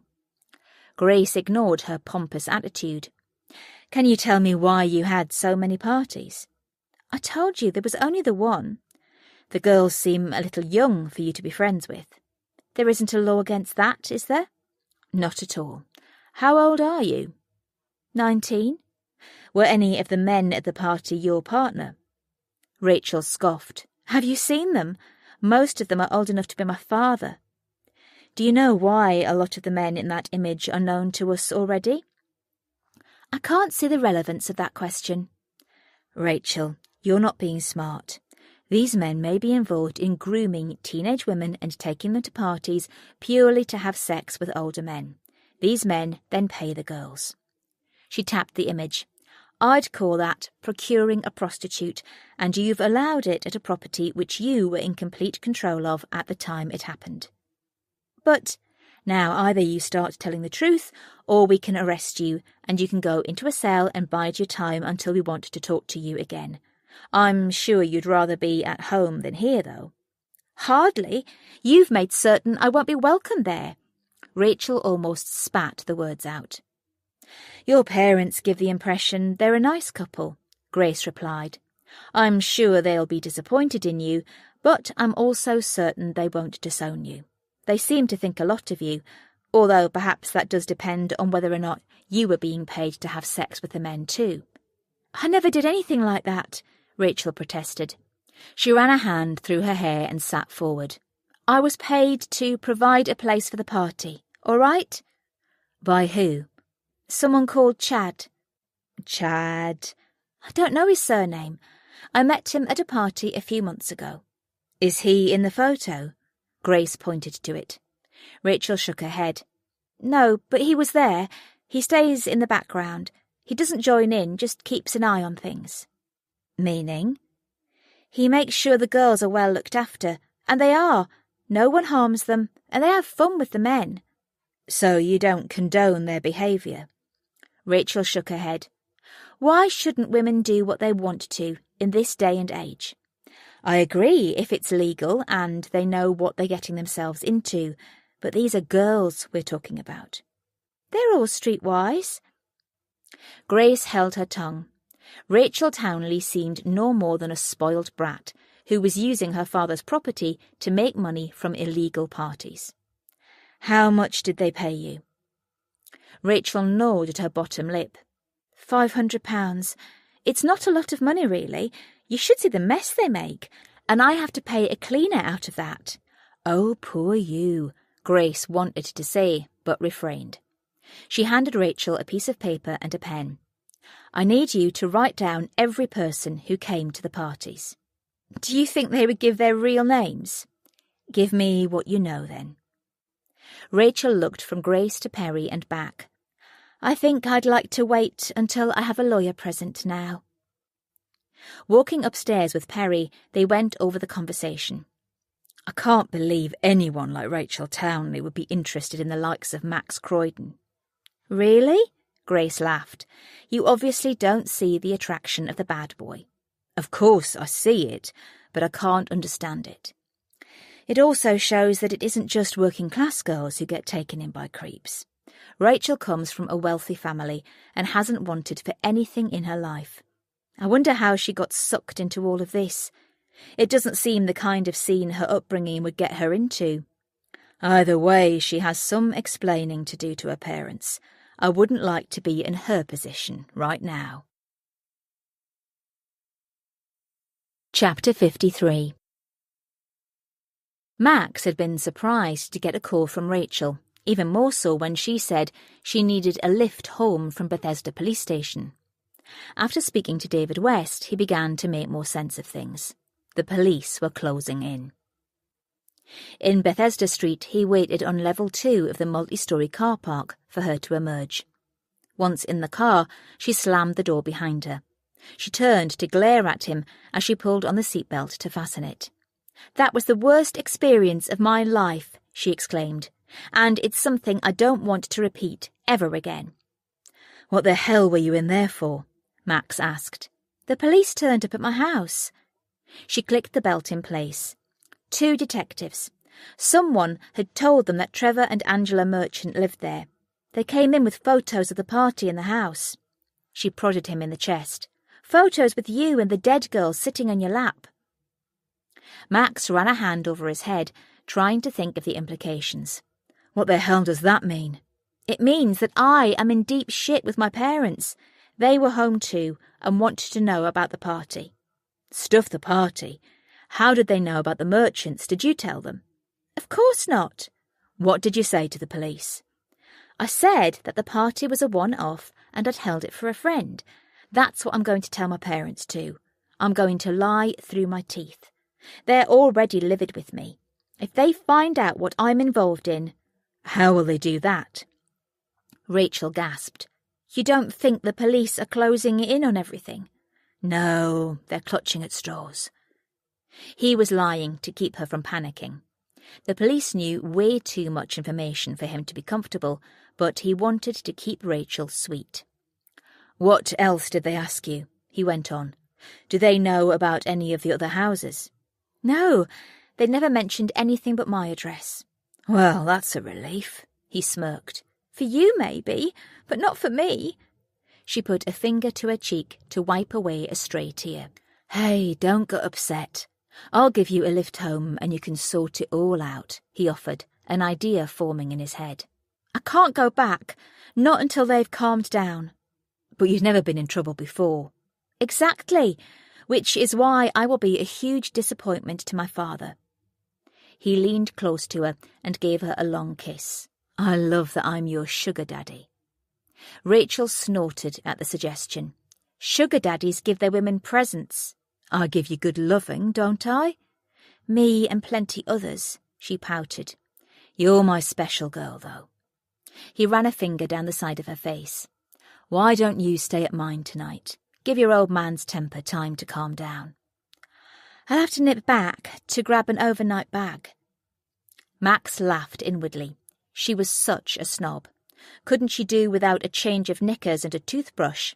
Still, if it kept her sweet. Rachel took out her phone. I'll ring Mummy to see if Dad's in or not. She's always on my side, no matter what I've done. He did laugh then. I'll wait for you, and then you can crash with me. You'll have to slum it for the night, though. I don't mind, as long as I'm with you. Max started the engine and pulled out of the parking space. Having Rachel on side for a while would be to his advantage. After interviewing Rachel, Grace went back to her desk. It was getting on for 5 p.m. As she stifled a yawn behind her hand, her phone rang. It was a call from the duty sergeant saying a Mr. Ramon wanted to speak to her. She tried to hide her surprise when it turned out to be Eddie. Keeping her head down and her voice low, she spoke to him. Afterwards, she sat back with a frown. "What's up?" Perry asked, catching her eye. "That was Eddie Steele. He says he has information for me, wants us to meet this evening. What do you think I should do? He could be toying with me." He isn't a suspect, though, is he? If he was, that would be different. You'd have to declare it. Like I did before, it still got me into trouble. That was because Nick was being a dickhead. He shouldn't have pushed you to get information from them. Maybe not, but the damage had been caused. It took me a long time to win some people's trust. I'm not sure I want to go through that again, and I'd have to if I'm seen out with Eddie. Then go in your own time. Are you sure? There's a lot of stuff on that list that still needs checking. You may be helping get info, though. He held out a hand, palm up. Go on, push off and have a night off. Well, sort of. Oh, I'll be back after I've seen him. Grace passed him the list. Frankie's going to check in with the neighbours around the Townley house to see if any of them are home from work yet, and he can help you once he gets back. I have umpteen messages going backward and forward between Erin and Max on my sheet.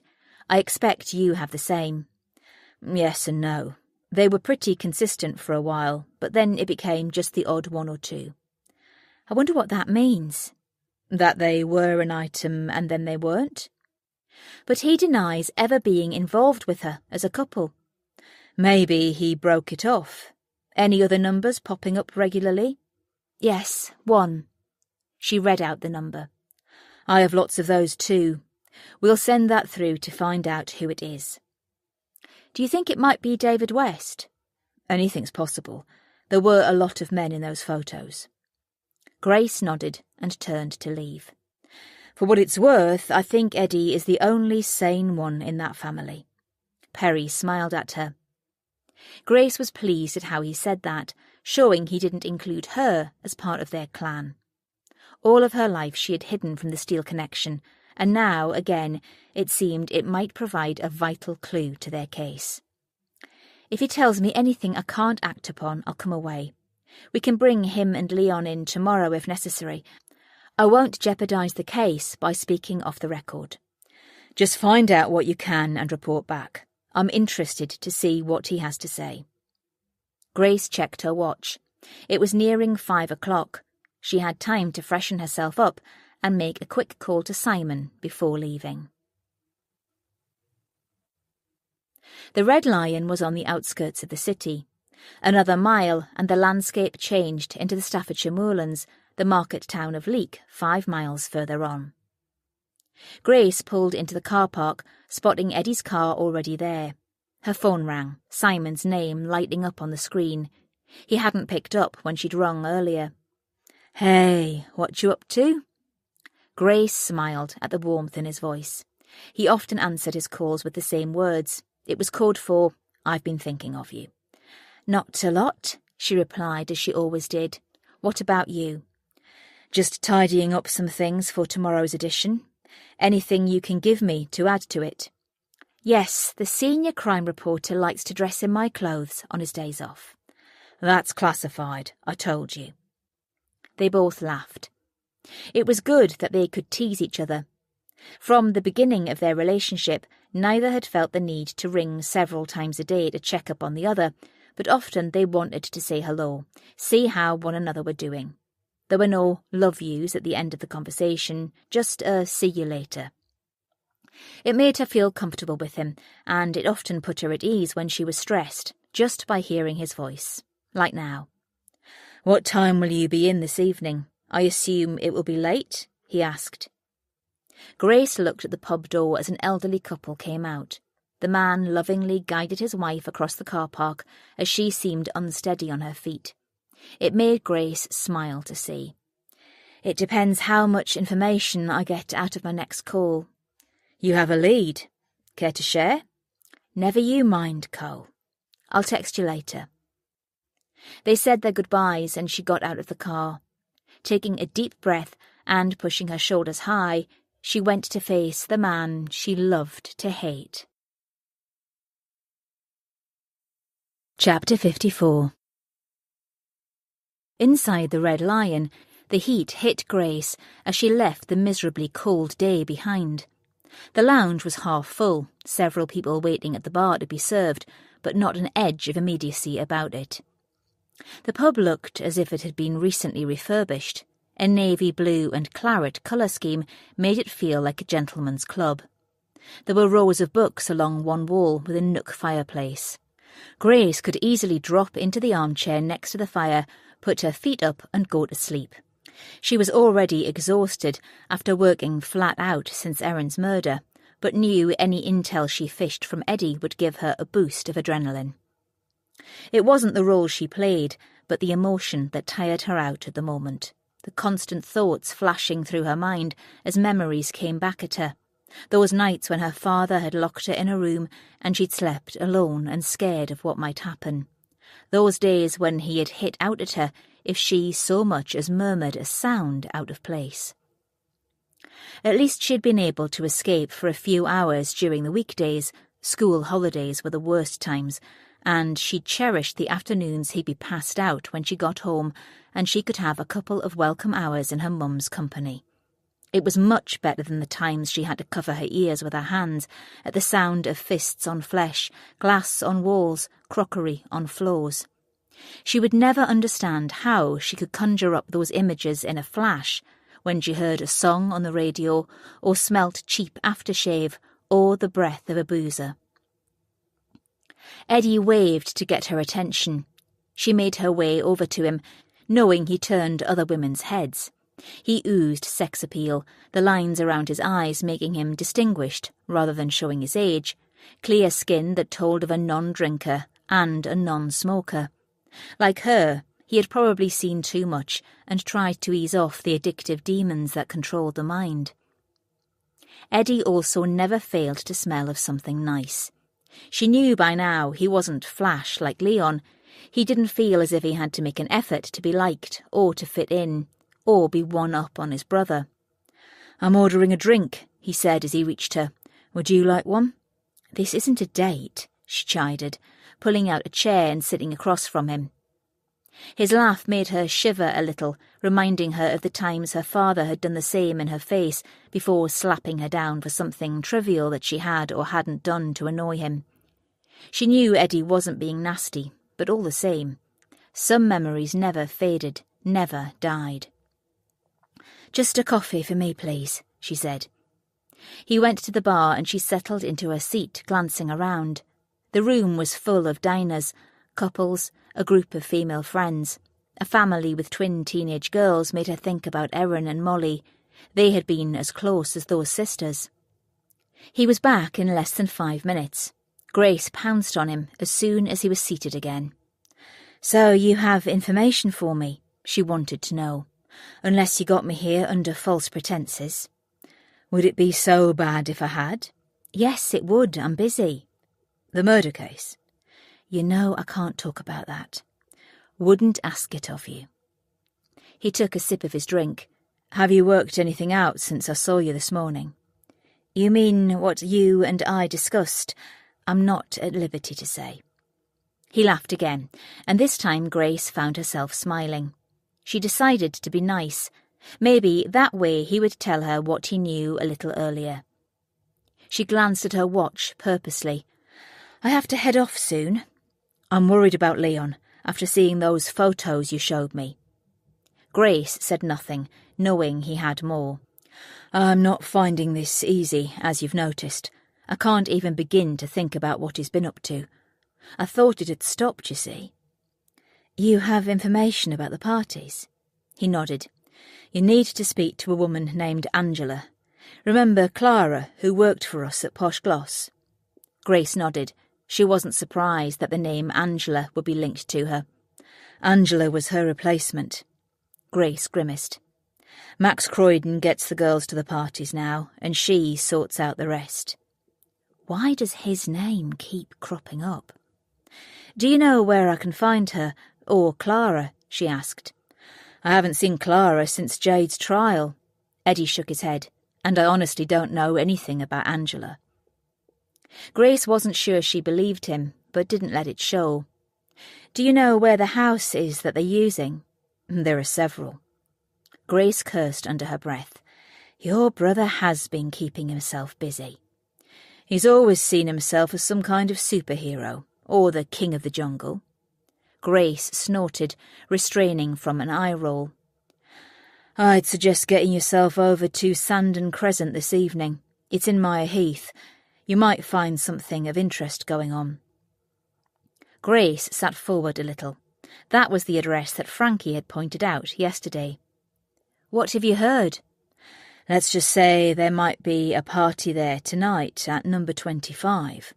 I can't promise it's still on, but knowing Leon, he's not one to let a little thing like murder put him off.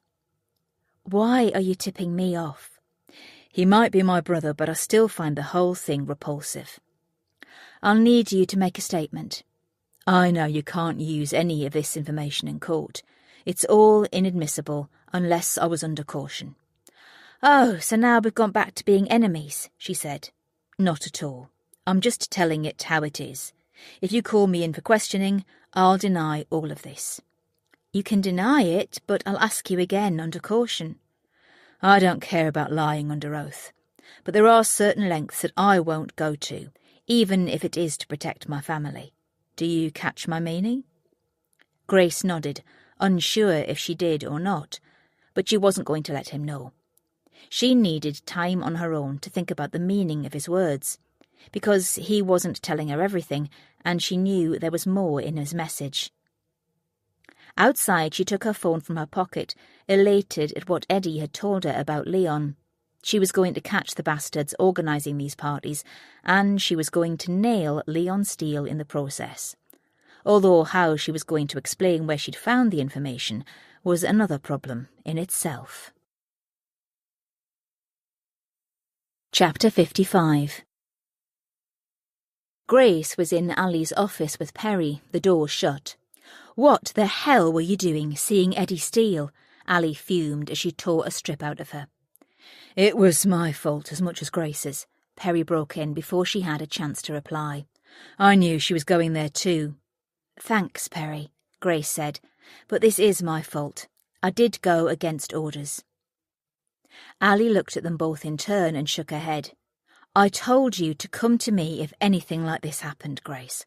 I'm extremely disappointed in you. She's not the first officer to go against the grain, Perry added. Allie glared at him. If you are alluding to me, then I suggest you keep your mouth shut and your opinions to yourself. Perry was referring to a case in 2011 when Allie had got close to a prime suspect to gather information. You did what you did to get evidence. So did Grace. Allie glanced at her watch. We don't have time to discuss this. We need to get a team together for this party. Sam has gathered a list of properties in Leon Steele's name, so we'll start looking at them tomorrow, after we've done this raid. She looked at them both in turn. Let's keep this between us for now, but I'm warning you, Grace, don't step over the line again. Grace nodded, relief flooding through her. At least she was being allowed to stay on the case. There was no way she wanted to miss this raid. "Did you have any luck with the neighbours in Park Avenue?" she asked Frankie as she got back to her desk. "Not really. One side said they'd heard nothing." Keeping themselves to themselves, just like Rachel said they would. Grace rolled her eyes. "The neighbour on the other side was a nice chap too." "A nice chap? You sound like you're in your 70s. Frankie smirked. He didn't want to get Rachel into trouble either, but he said he'd only heard the one party. They do keep themselves to themselves. I'm impressed. An hour later, everything was set in place to raid the house in Sandon Crescent. Grace was travelling in a pool car with Perry, Allie and Frankie, Perry driving. There were no sirens on. They wanted to maintain the element of surprise. 2 marked cars and a van full of uniformed officers followed behind them. Grace expected no more than 20 people to be in the house, but they were fully prepared for more. The enforcer had been brought along too, in case they couldn't get access straight away. She only hoped the intel she'd received was good. She still wasn't sure if Eddie had been telling her the truth or setting her up to look a fool. She never would be able to trust him fully. They parked up in the next street, and Allie sent 2 officers dressed in plain clothes to walk the street. Behind her, Tactical Response were waiting for the signal to go ahead. "We're past the house now," a voice came over the radio. "There are 9 cars in the driveway, and we can see people in the living room."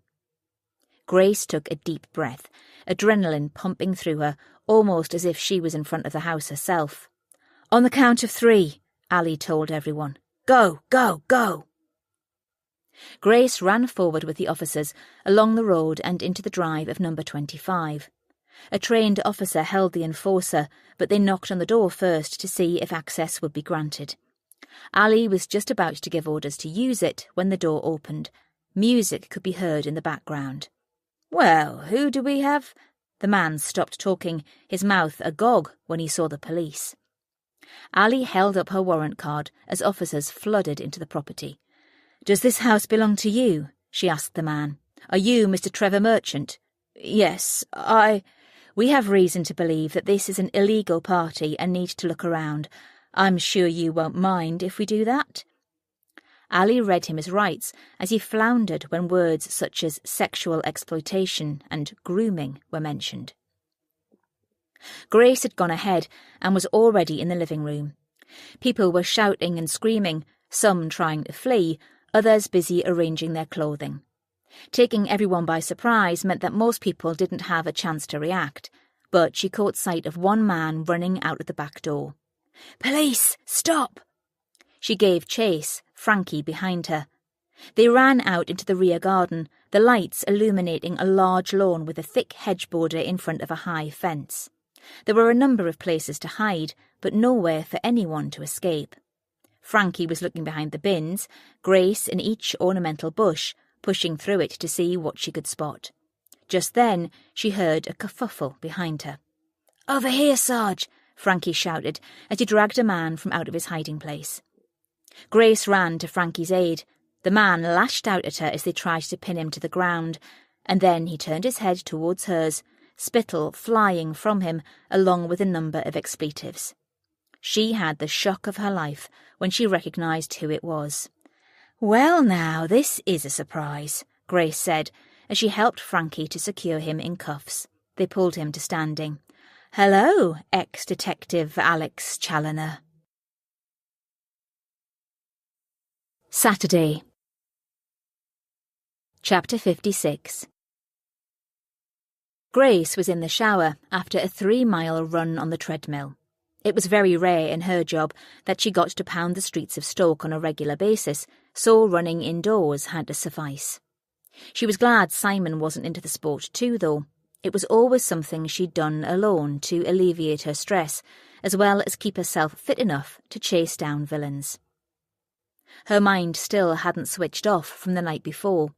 At the most, she'd had a few hours' sleep before waking at 5 a.m. and finally getting up. Simon had been out for the count. She wasn't sure he knew she'd even got out of bed. After her shower, she dressed and made 2 mugs of tea. Taking them upstairs, She opened the bedroom door with her bum to see him sitting up with the light on and his phone in his hand. "Anything interesting come in?" she asked as she passed him the mug and lay on the bed next to him. "Nothing I'm going to share with you," he teased. "These things have to work both ways." "They do, you cheeky git," she admonished. "I tell you lots of things." "I know." He grinned. "I'm glad that we work well as a team." "Trust is a good basis for everything," she added, wrapping her fingers around her mug. "What are you up to today?" "First port of call is the monthly stats meeting, unless anything came in overnight, which is why I'm checking my phone." "You?" "Pretty much the same things." She sighed. "I hope we get it sorted soon. It's messing with my head." "I know, you were talking in your sleep and tossing and turning." "Was I? Sorry. Did you make sense of anything?" "No, you were muttering mostly. But you need to get some sleep. You look exhausted." "You're such a smooth talker." She stifled a yawn, tempted to get back into bed with him. But there wasn't time. She needed to be at the office for 7. She was determined to make headway today. Chapter 57. "Okay, everyone." Allie beckoned for silence as they gathered for the morning team briefing. "I want to start by saying thanks to everyone for a great effort at 25 Sandon Crescent. It's gone a long way to stopping these parties. If not for good, then at least for now. As you know, there was a lot happening last night, so I'm going to run you through what we got from interviewing 2 of the people we brought in. The first person of interest is Trevor Merchant, and from David West's statement, we know that he is a big player in attending the parties, but not in setting them up. At first, he wouldn't bend when we questioned him on who it was, and he denied knowing anyone named Angela Merchant. His wife is called Jeanette. "So basically, he does the same thing as Rachel Townley," Grace confirmed. "His home is used for the parties, and he is paid for that and also has the privilege of choosing any girl he likes." "Gross," Sam shuddered. "I mean, have you seen the state of him? He's an old pervert." "Who we are going to charge for sexually exploiting young girls." "What about Rachel Townley?" "It will be difficult to prove she was involved with anything but providing a place for the parties." "Did she say how many she'd held?" "She insists only the one. We can get the financial forensics unit to look at her accounts if necessary, although if she was paid in cash, it would be untraceable." Allie nodded. The second person interviewed was a blast from the past for some of us, and an unwelcome return for us all. We picked up an ex-colleague, former DC Alex Challoner. A murmur went around the room, and Allie held up her hand. "I know, he's back like a bad penny." For anyone in the room who doesn't know, Alex used to work in major crimes here at this station until he was discharged for gross misconduct. He was seeing someone who was paying him for inside information and passing it on to known criminals. The woman turned out to be the killer on the case the major crimes team were working on at the time. "Nearly came a cropper when she turned on him too," Perry added. "If it wasn't for Grace's quick thinking, he would have been a goner." "It was a team effort," Grace told everyone. "A complicated case made even more so by the fact it was the Steele clan, my estranged family." Grace swallowed down her emotion. "It was a hard time for me, on a professional and a personal level, and I don't think I would have made it through as strong as I did without loyal officers around me." She looked at Perry and then Sam. "Alex skipped Stoke after he was fired, but rumour has it he came back a year ago. It seems he's been working for the Steele family. He's now part of the team who looks after the bouncers at the casino and Flynn's nightclub." During the interviews, Alex blamed Trevor for everything and vice versa. Alex caved first, though, and finally admitted that he was one of the party organisers. Allie went on. "We had no real evidence to tie him to anything, but he clearly knew from being on our side of the job what we would eventually find out. He obviously thought it best to tell us what he knew, perhaps to get a lesser sentence." "He'll serve time for this?" "It's possible, even if he isn't the man behind it all." "Personally, I still think he's a dick," Grace added, with a laugh to lighten up the mood. "He played with fire too close to home and got his sticky fingers burnt, and any other cliché you can think of." Frankie chuckled. So, Allie said, now we have established that we're lucky he no longer works with us, we need to get on to some of the things he was telling us about and help to get the people at the top who are raking in the money from exploiting these girls. Perry, can you get everyone up to speed about how many people have been identified from the images on Erin Ellis's phone, please? So far, we have David West, Max Croydon, Trevor Merchant, Rachel Townley, Molly Redfern and our victim Erin Ellis. Perry pointed them out to everyone. What came up on the phones, Grace? I assume we have both girls' fingerprints on Erin's leather phone case. Yes, which tells us nothing more than they showed each other things. I'd say that was pretty normal, with them being so close. I agree. That will be the same with Molly's device. Do we have Molly's data too? We do. There are reams and reams of text messages between her and Erin. Trivial things like, what are you wearing tonight? What time are we meeting? Where are you? Do you want anything from the shop before I knock for you? Grace turned the sheets round so everyone could see. These are text messages too. All the blue markers are against Max Croydon. She pointed to a group of dots. Can you see a huge cluster and then it suddenly goes down to once or twice a week? This could indicate two things, that they were an item and then they were not, or that they were seeing each other in person more than texting as the relationship progressed. It could also show that Max was friendlier when he was recruiting the girls and then lessened his contact. Allie paused. Any other numbers popping up regularly? Yes, 1. Grace read out the number. That came up regularly for me too, Perry said. We'll ask the tech team for details of the owner. Do you think it might be David West? Frankie joined in. Perhaps he has a burner phone. It might be. There were a lot of men in those photos. There's someone called Chad, who we now suspect is Alex Challoner, after checking his phone records. Perry said. He wouldn't go by his own name in dealings like this.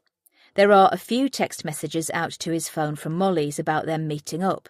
It seems he collected her in his car and then dropped her off at the end of the night, but there's no indication of where they went or if they were alone.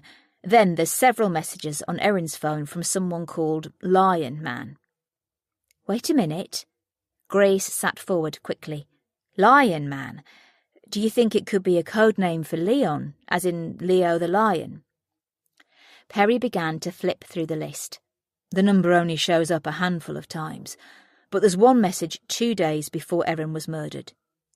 Maybe the break in communication with Max Croydon coincided with Erin getting pregnant, Grace suggested. You mean Leon Steele was involved with Erin? Allie said. It's more than a possibility.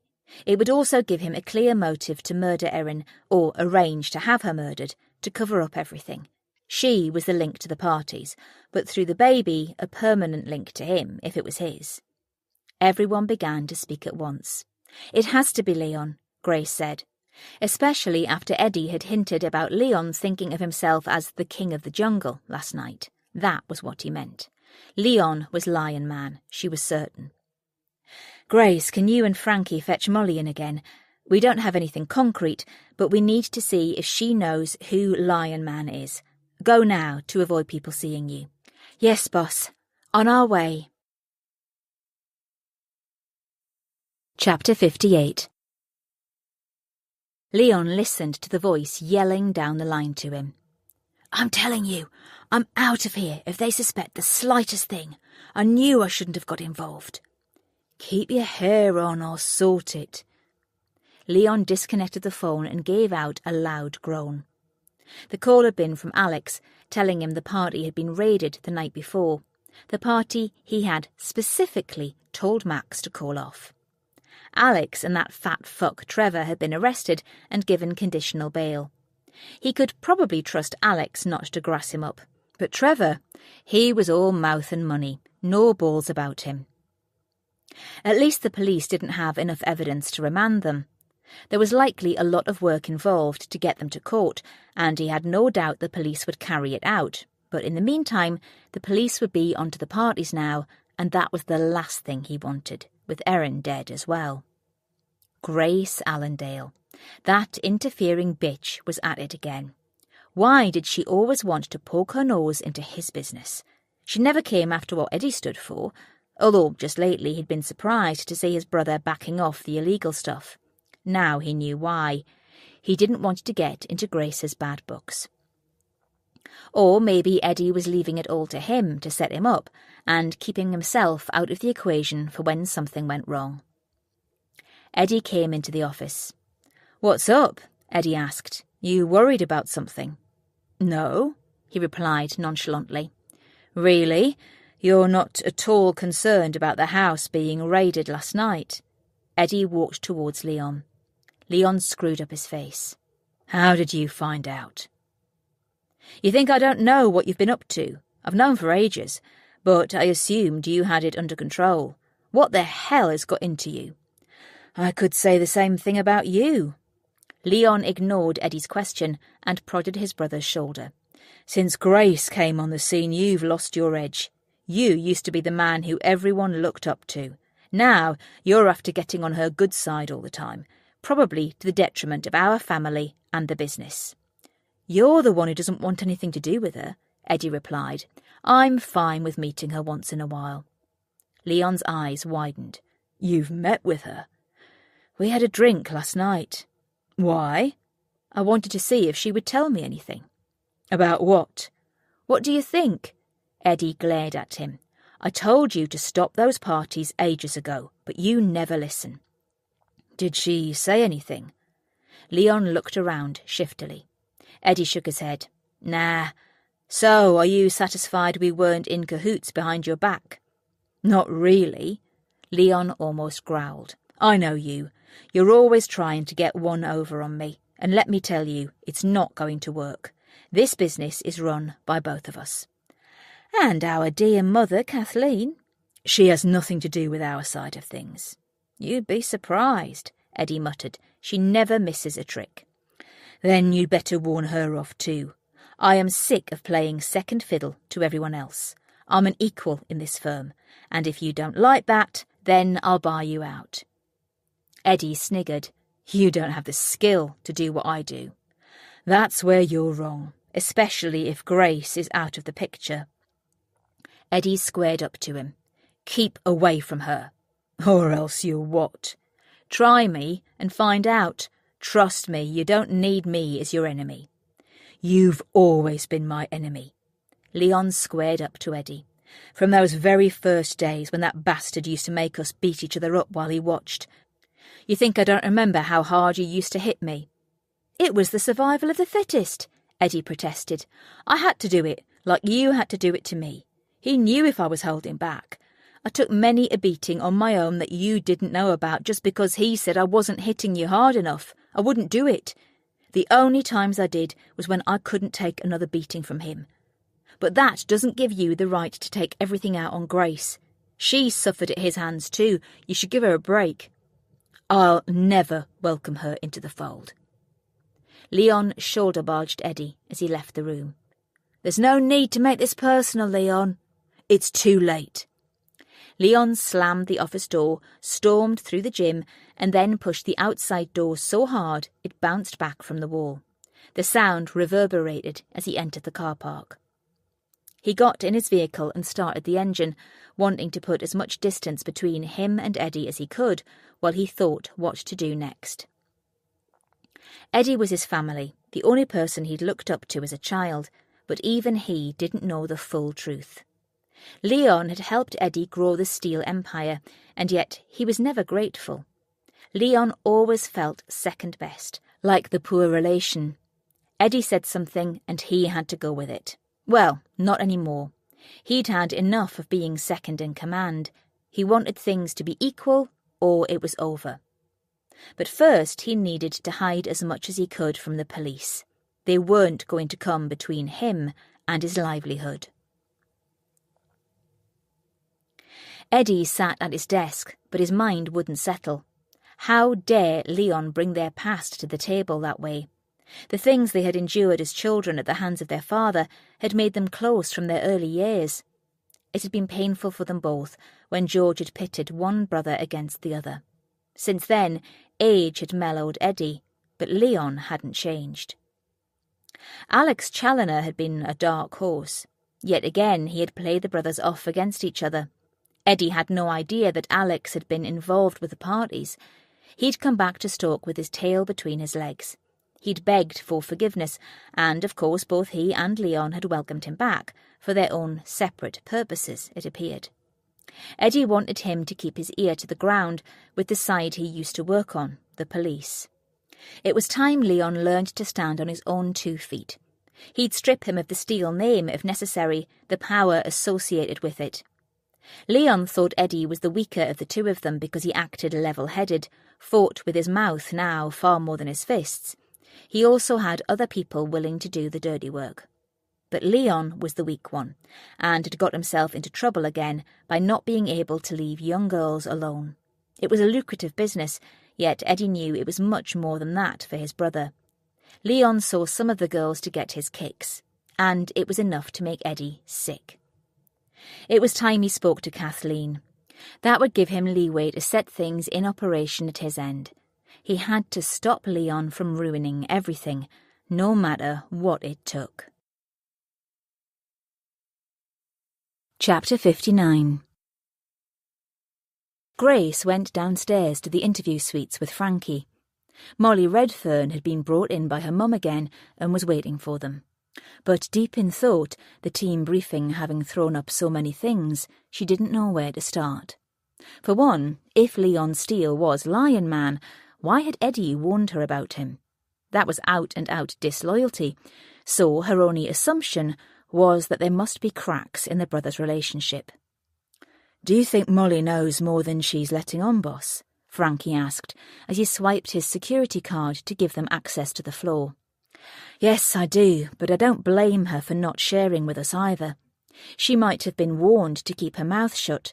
Someone could even have said she would be next. We don't have a clue who attacked Erin Ellis in that walkway yet. The knife we found was the wrong one, and we don't have any witnesses coming forward." She counted on her fingers. It was 9:30 in the evening.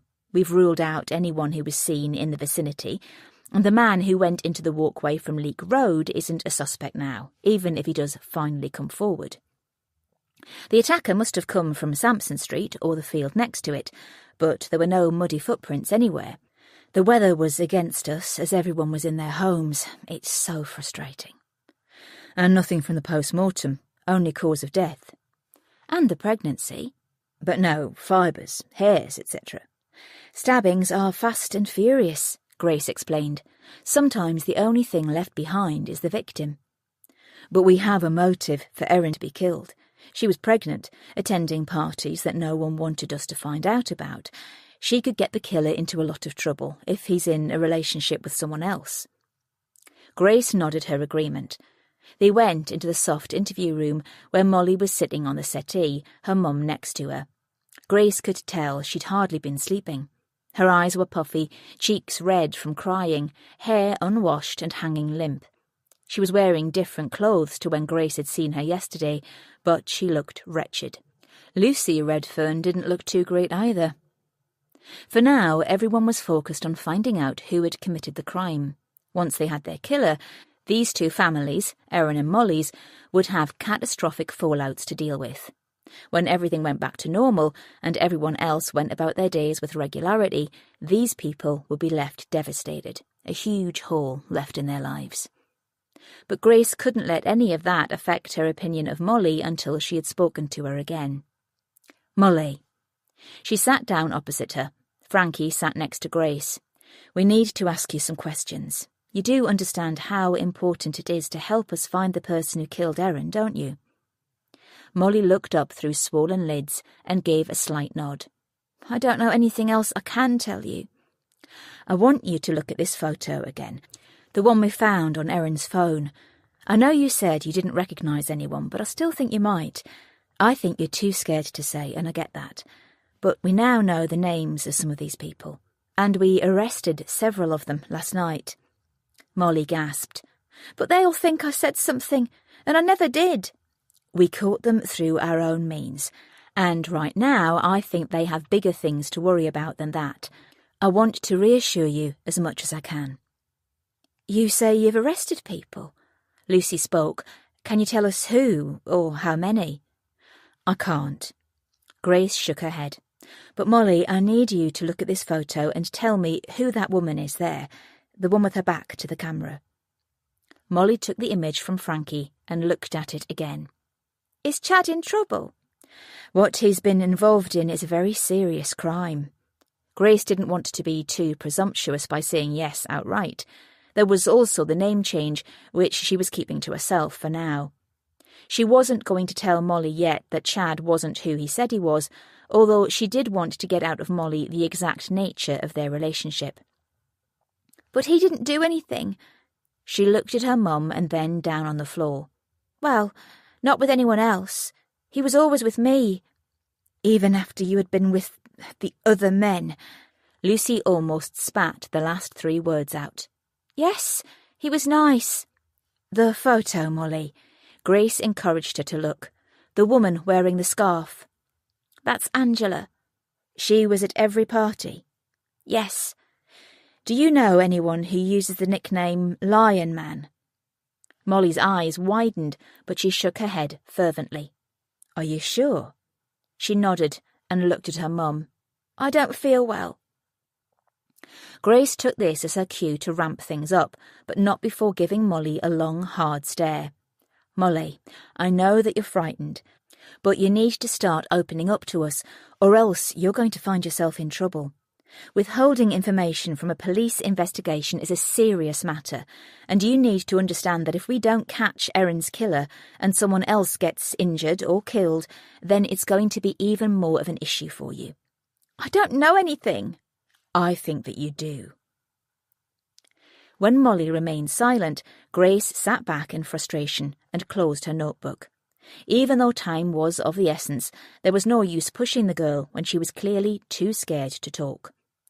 "We'll leave this for now and you can go home," she replied, "but we will have to speak to you again." As they left the interview room and Frankie showed the 2 women out, Grace felt like slamming the door in temper, but knew it was a childish thing to do, nor was it in her nature. But she knew Molly was lying, and now they had to figure out why. Chapter 60. Eddie parked up in front of Hardman House. He sat for a moment, bracing himself to go inside. Every time he came back to his childhood home, another part of him died. He wished his mother would sell the property and move to somewhere else.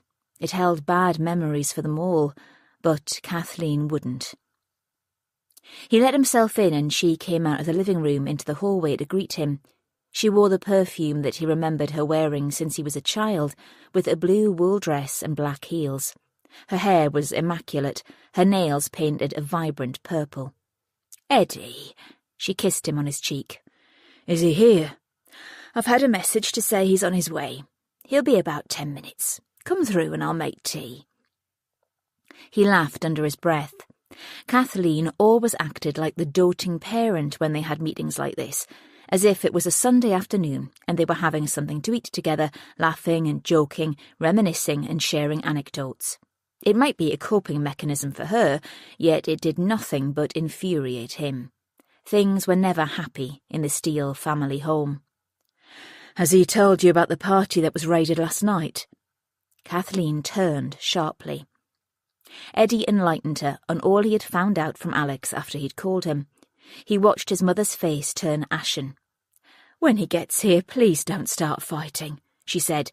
"You know what his temper is like. He'll storm off rather than face us. I want him to answer some questions." "Don't worry," Eddie replied. "I intend to get to the bottom of this today. He's out of this family if he leaves without sorting things." Kathleen turned her back on him while she waited for the kettle to boil. Eddie stared out of the kitchen window.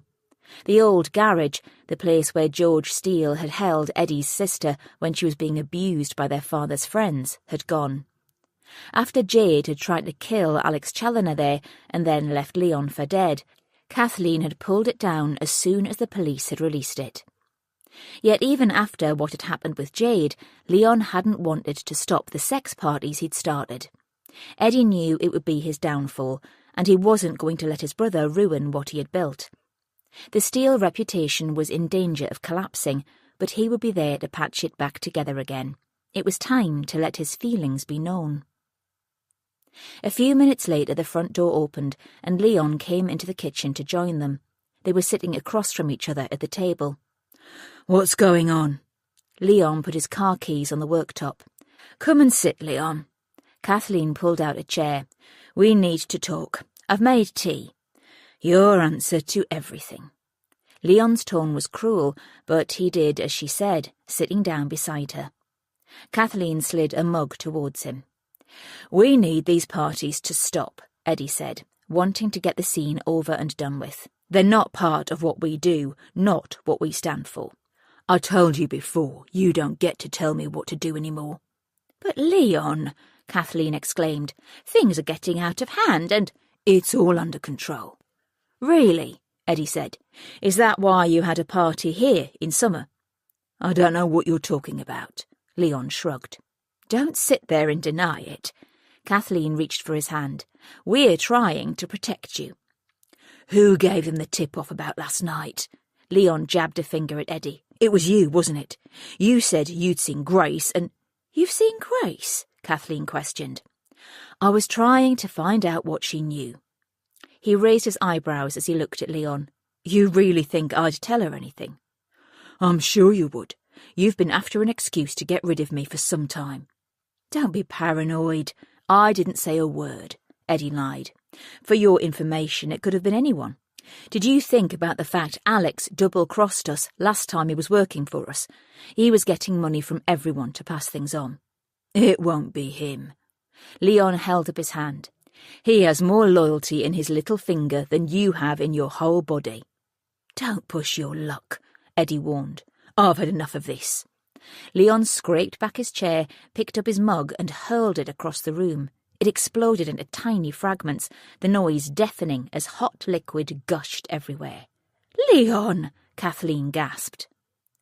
Eddie stood up too, facing him across the table. "We've had enough of you. Wasn't it sufficient that our father was into some weird shit without you going the same way? It's all making sense now." Leon nodded fervently. "You told Grace so that you could be rid of me. You know that bastard Trevor Merchant is a wimp. He'll have told them everything. You led her straight to me." "You should have stopped this when Jade went mad." "Jade did not go mad," Kathleen cried. "She's your sister." "And you stood by and didn't help while our father abused her," Eddie added. "I couldn't do any different. You know that. It wasn't my fault." "You were weak," Leon agreed. "If you had helped us, then maybe none of this would have happened. It's your fault." "I didn't know," Kathleen protested. "Liar." Leon's hands bunched into fists. Eddie stretched across the table to stop him lashing out.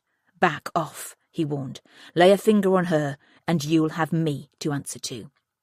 You're pathetic. When have you ever acted like a man?" "More than you'll ever know." "What's that supposed to mean?" Eddie ignored the remark. "You need to clear up the mess around these parties and stop them for good, do you hear?" "Oh, I hear, but it's not going to happen." "Then I suggest you get your stuff out of the office and the gym." "What?" "You heard me. If you don't want to play ball, then you're out."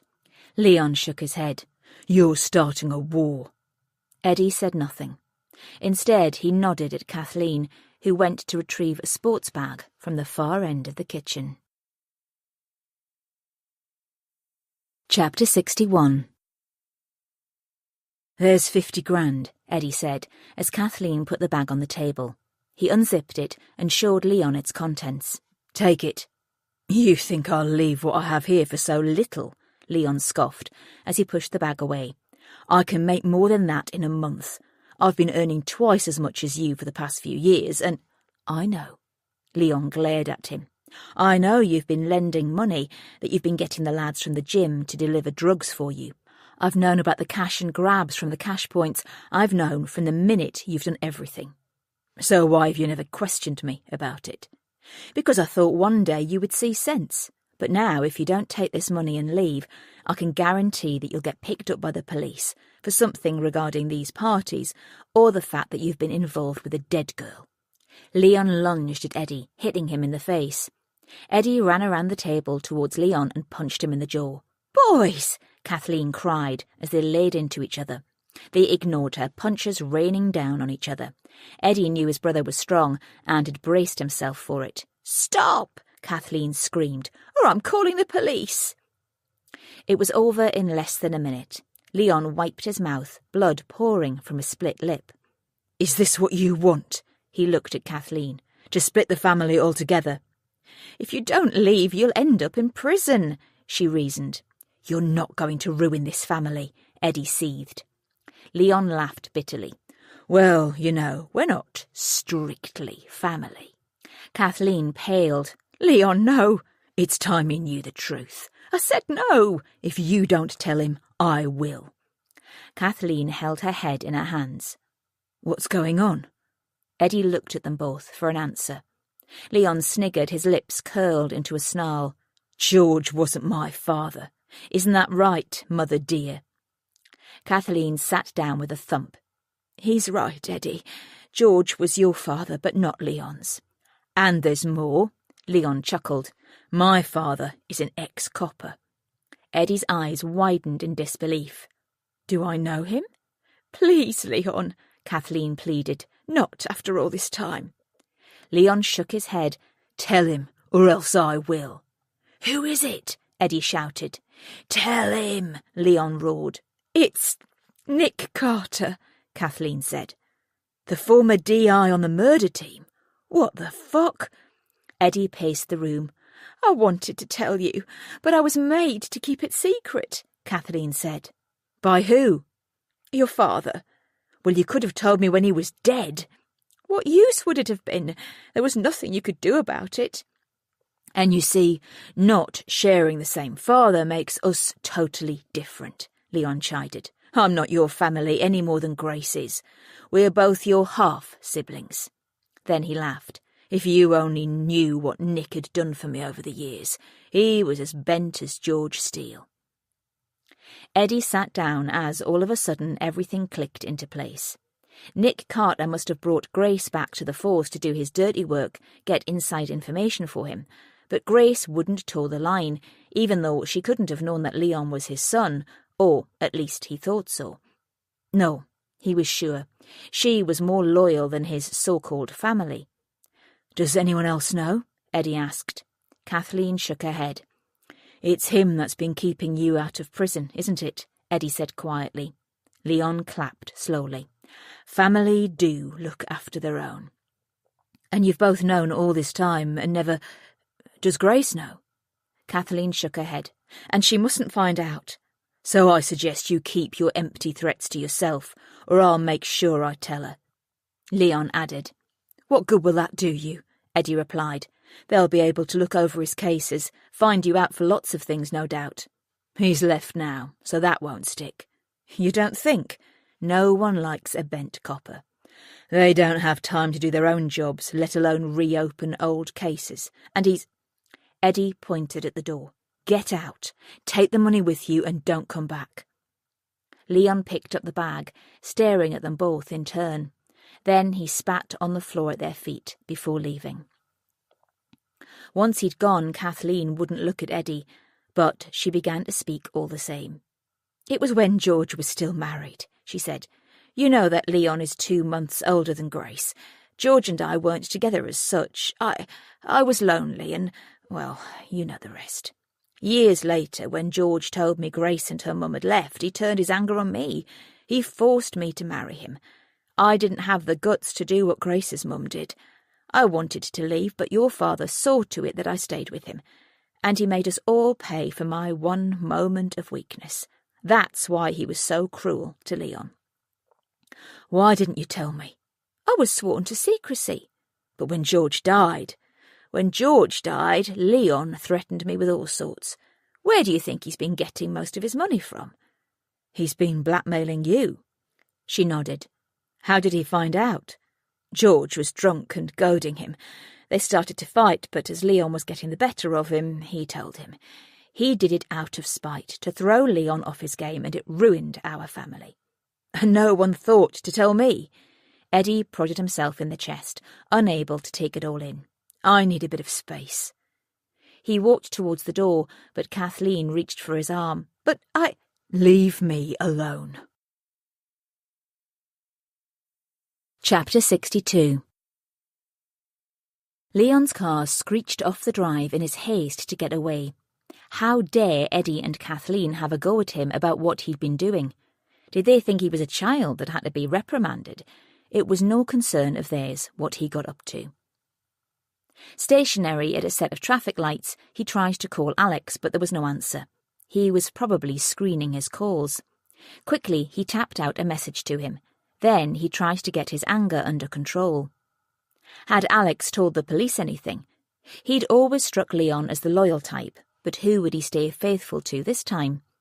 If his neck was on the line, would he lie, or would he bargain with his ex-colleagues and tell them what they wanted to know? Either way, Leon was in trouble and had to warn everyone else involved. He needed to get someone to check the other properties, see if they were clean, and get rid of evidence at each house involved. And he would have to get it done quickly before they found the one place that would ruin him. First, he drove to Max's flat. He wanted to know what had been going on, who had double-crossed him, and why. He parked a street away and walked round to the main road, wanting to maintain the element of surprise. The weather was cold, but with a warm sun for the time of year. He pulled the collar of his coat towards him and turned into Max's street. He was a few doors away when he saw Max come out of the building. Leon dived into a shop entrance out of sight, watching as Max ran to his car.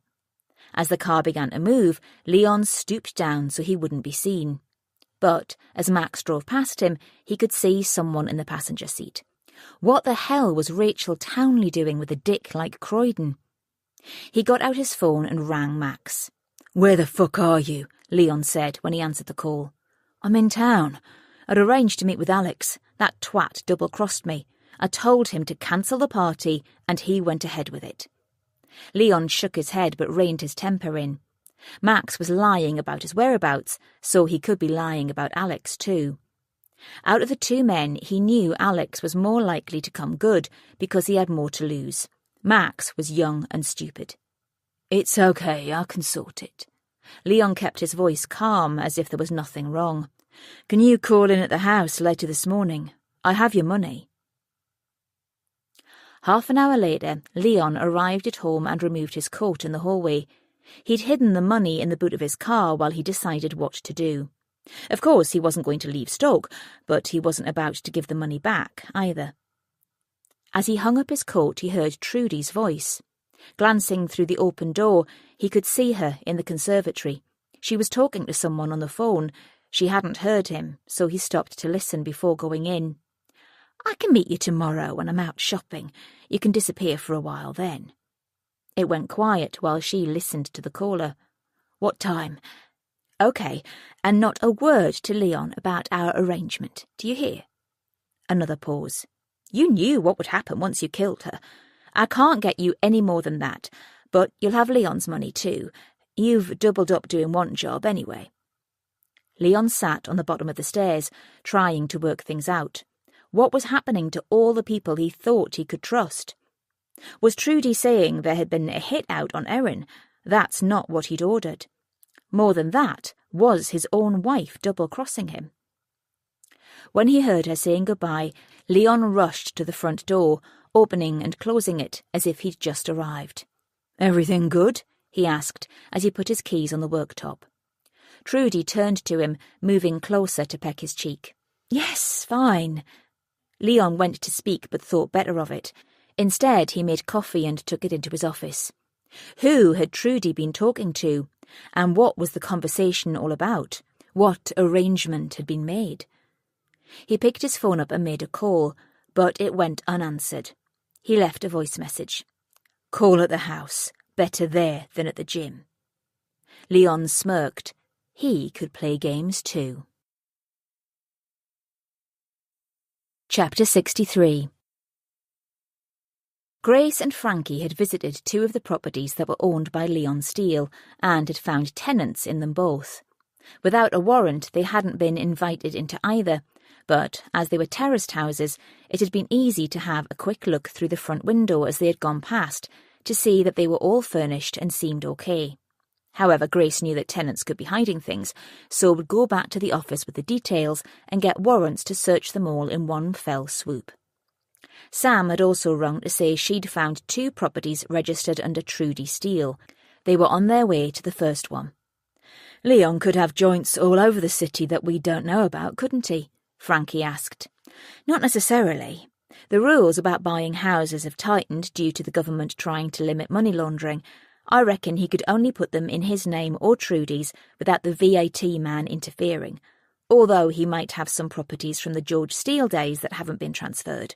I'll get Sam to check for that too. Is that likely? I'm not sure. You have to declare certain things once a death has occurred, but who's to say he did that? Leon's sneaky. Doesn't all this bother you, Grace? Frankie asked as they stopped behind a bus, waiting for passengers to disembark. The Steele name coming up all the time. Of course it does, but I'm happy that I can at least investigate it. They aren't my family, and I know I sail close to the wind, but I'm glad I'm allowed to. Well, kind of. I probably wouldn't be able to at any other station, but as Nick was okay with it, I got off with it. I mean, doesn't it worry you that they might one day come after you? Frankie shrugged. You know, get fed up of you being on the right side, and Grace's shoulder rose. I can handle myself. That's what Leon thought before his sister got the better of him 2 years ago. Adrenaline can be the cause of a lot of things, she noted. But I think if they were going to do something to me, they would have done it by now. She kept her eyes on the road, not wanting Frankie to see her reaction. Of course she was worried about something happening to her. She didn't trust any of the Steeles to look out for her. To them, she would always be on the wrong side. She worried constantly about Leon and what he was capable of, but she shut it out so that she could do her job. She pulled up outside 11 Ranger Street. It was a dead end of the city, the terraced houses run down, and the area known for a lot of drug activity. But she noticed some of the houses were trying hard to look appealing in a dingy street mostly full of boarded-up windows. Several had brightly coloured doors, hanging baskets, and boxes of flowers that seemed more out of place than welcoming. A wardrobe was outside number 14, piled high inside with black rubbish bags, a bicycle with its front wheel missing propped up against it. She wondered if they'd got the right address. It didn't seem logical that Trudy Steele would want anything to do with a place like this. Was it something that she had no idea about? Once out of the car, Grace knocked on the front door. No one answered, so after a few seconds, she tried again. She peered through the window. There was a settee, coffee table, and a small TV in the front of the room, a table and 4 chairs in the back. A couple of nondescript pictures hung on the wall, a mirror above a cheap wooden fire surround. I can't make up my mind if it's occupied or not, she told Frankie. The door opened to the adjoining property, and a woman appeared. Her clothes were cheap and ill-fitting, clinging to her body in an unflattering way, and she had long, lank hair. She took a drag on a cigarette before speaking. "There's no one in." She looked Grace up and down. "Are you the police?" "Yes. Do you know who lives here?" She shook her head, folding her arms underneath a heavy bosom.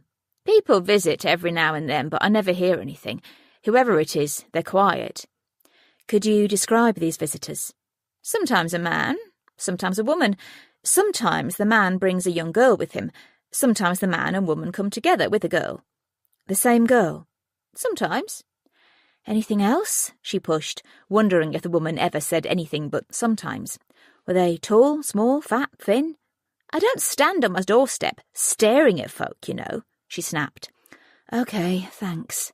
Grace nodded, her mind already working overtime. "If you need to get in, I'd suggest going around the back. Someone tried to break in there a couple of days ago, and there's a smashed window in the door. I phoned your lot twice, but no one bothered to come out. Still, no one got inside after I'd had words with them. Some of us are decent people, looking out for each other, you know." "Did you get a description of the burglar?" "No, I didn't see his face." You've been most neighbourly." Grace smiled, trying not to roll her eyes. The woman was aiming to be as unhelpful as possible, yet wanting to tell them what she knew regardless. "We'll take a quick look while we're here." The woman was gone before she'd finished her sentence. Grace smirked at Frankie.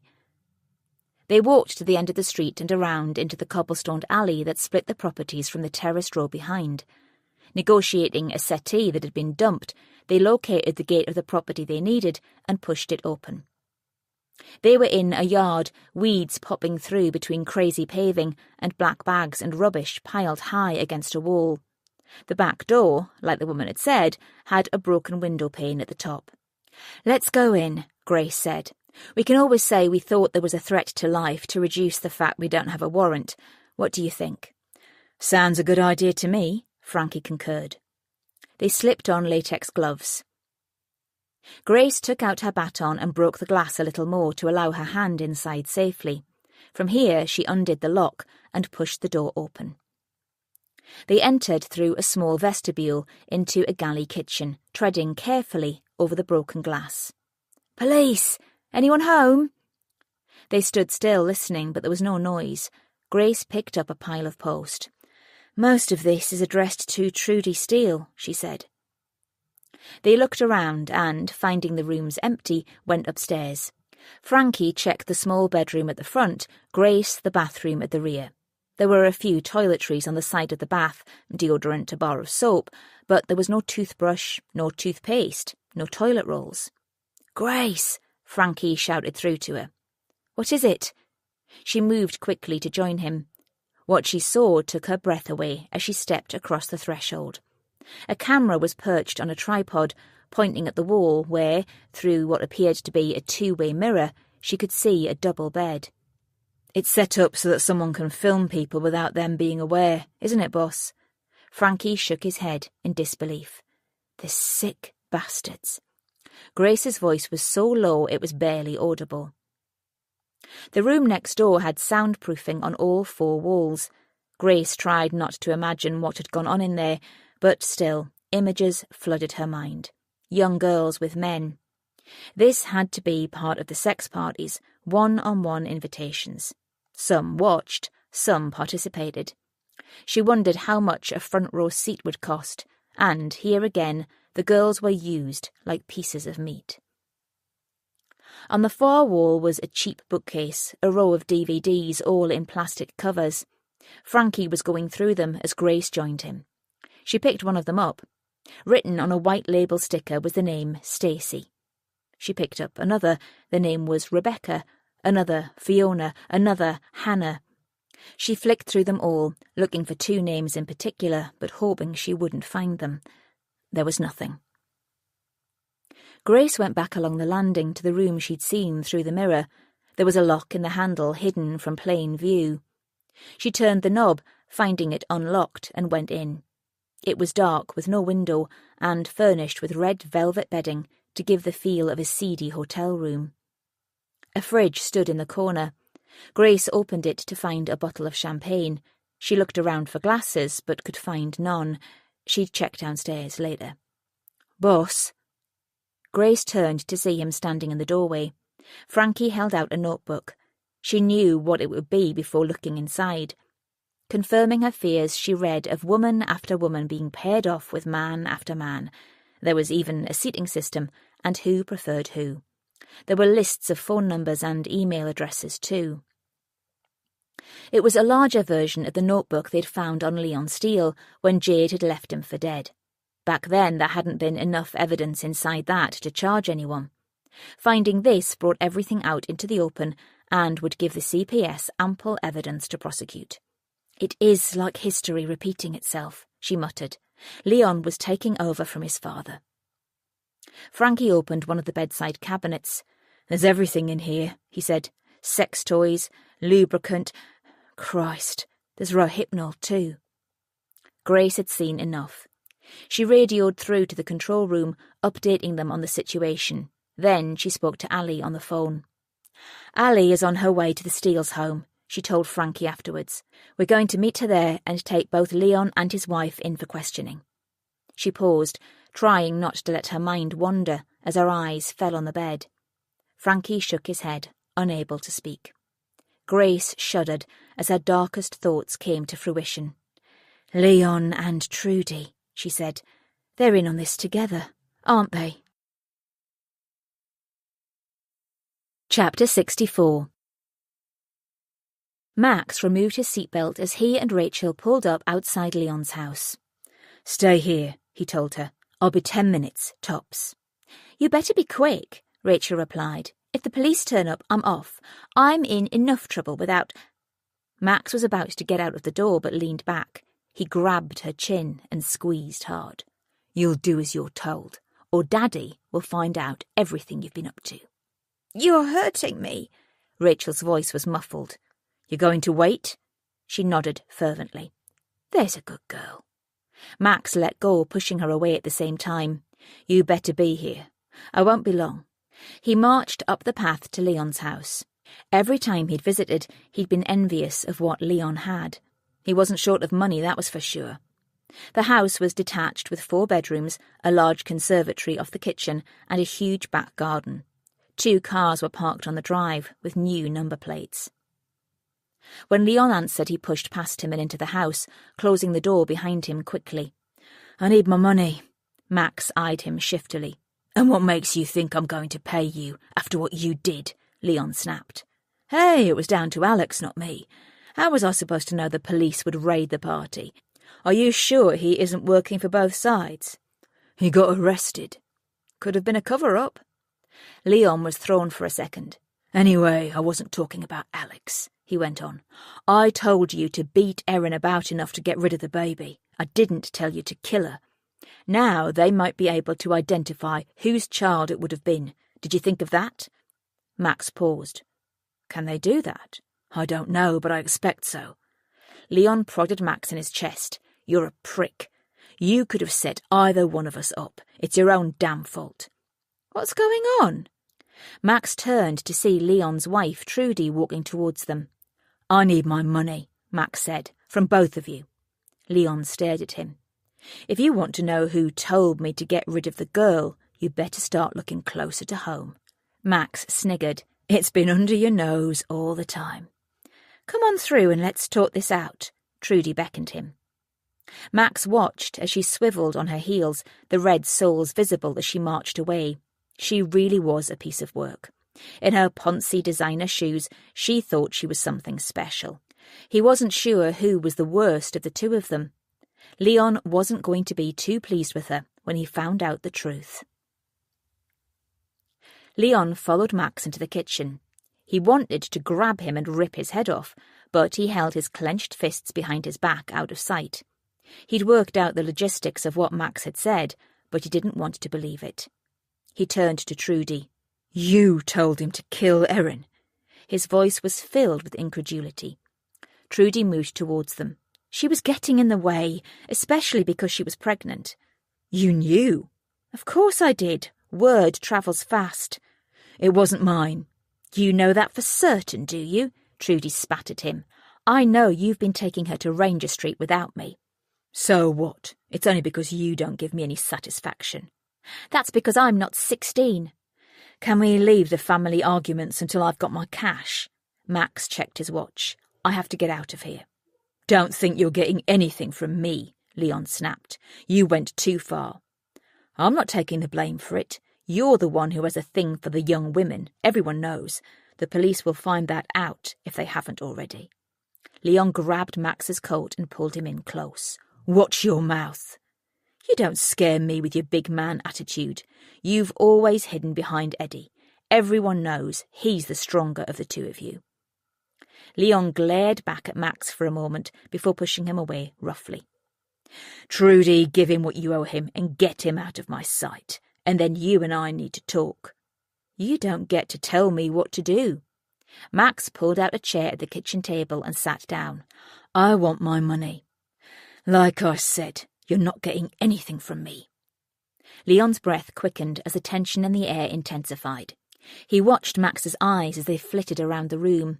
Leon sensed he was searching for something to attack him with. Max was a fighter, but Leon could outmatch him, and he knew it.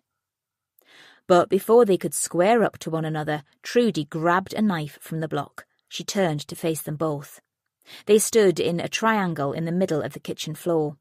"Put that down," Leon said softly. "Don't patronise me," she spat. "You think I don't have it in me to put the knife in you?" She glanced at Max next. "Or you? Well, you're wrong." Leon looked at Trudy. For the first time in his life he was unsure of her. She had matched him in the things she was capable of. Who was to say she wouldn't go through with this? She really was an ugly woman, inside and out. It might be for the best if Trudy got rid of Max anyway. But Max had ideas of his own. He lunged at Trudy, his fisted hand smacking into hers. The knife flew across the floor and he went after it. He grasped the handle just as Knuckles came down on his back. Then a kick to the ribs. He turned quickly, the hand with the knife up in the air. "Don't come any closer," he said. Leon laughed at him. "You're on the floor like a dog. How exactly do you expect to get the upper hand in this situation?" Max stabbed the knife into the outside of Leon's thigh. Leon roared in surprise. He reached for the handle, pulling it out and turning the blade on Max. He raised his hand in the air. Trudy grabbed a saucepan and hit Leon on the side of his head. Leon staggered across the floor, trying to steady himself on the table. As he dropped the knife, it gave Max time to get to his feet. Leon's vision doubled as he tried to focus, the two of them standing in front of him. He never knew who came at him with the blade, but it was the last thing he saw as he dropped to the floor. Chapter 65. "What the hell is going on?" Grace asked as they drove towards the Steele's residence, Frankie driving now. "Are the family so screwed up that they're walking in their father's footsteps? I mean, I got away from it before I was damaged. But Eddie and Leon, they lived through it, day after day, year after year. I had no idea it had affected Leon as well as Jade." "And Eddie," Frankie said, squeezing through cars that had pulled over when they'd heard their sirens. "It must have done. He's the leader of the family firm. He might keep quiet, but he must know what's going on." "You could say that about anyone, though. We could all crack under circumstances like that.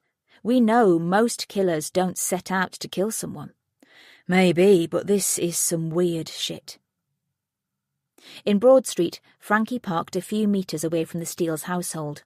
Unsure what they'd be walking into, and knowing the hostile nature of Leon, Grace had insisted they put on stab vests before leaving Ranger Street. She felt for the handle of her baton, checked her cuffs were in the inside pocket of her jacket. Pepper spray was in the other one. As they got out of the car, Grace heard more sirens and saw Allie turn into the street. A marked car followed behind her. The door to the house opened and Max came running out. Seeing them there, he sped across the garden and hopped over the wall. "Police! Stop!" Frankie charged after him.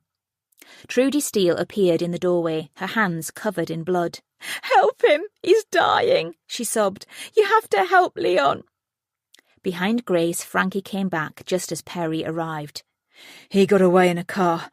Rachel Townley was in the passenger seat." Grace frowned, but had no time to understand the logic. "Come with me." Perry reached for his radio as he raced back to his car. Grace was torn. She wanted to go with Perry to chase down Max, but equally she wanted to assist Leon. Already she could see other officers running towards the house, so she wasn't really needed on the scene. But if...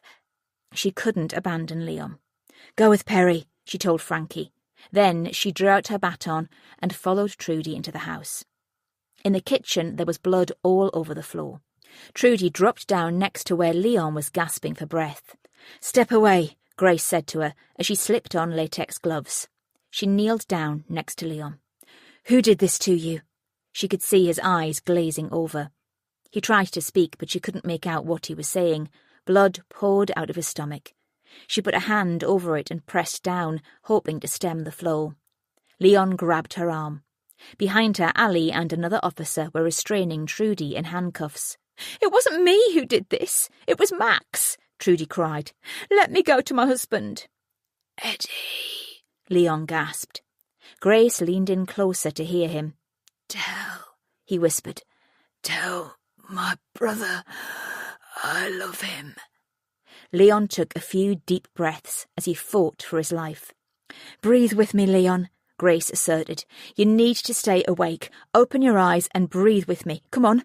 1, 2, 1, 2.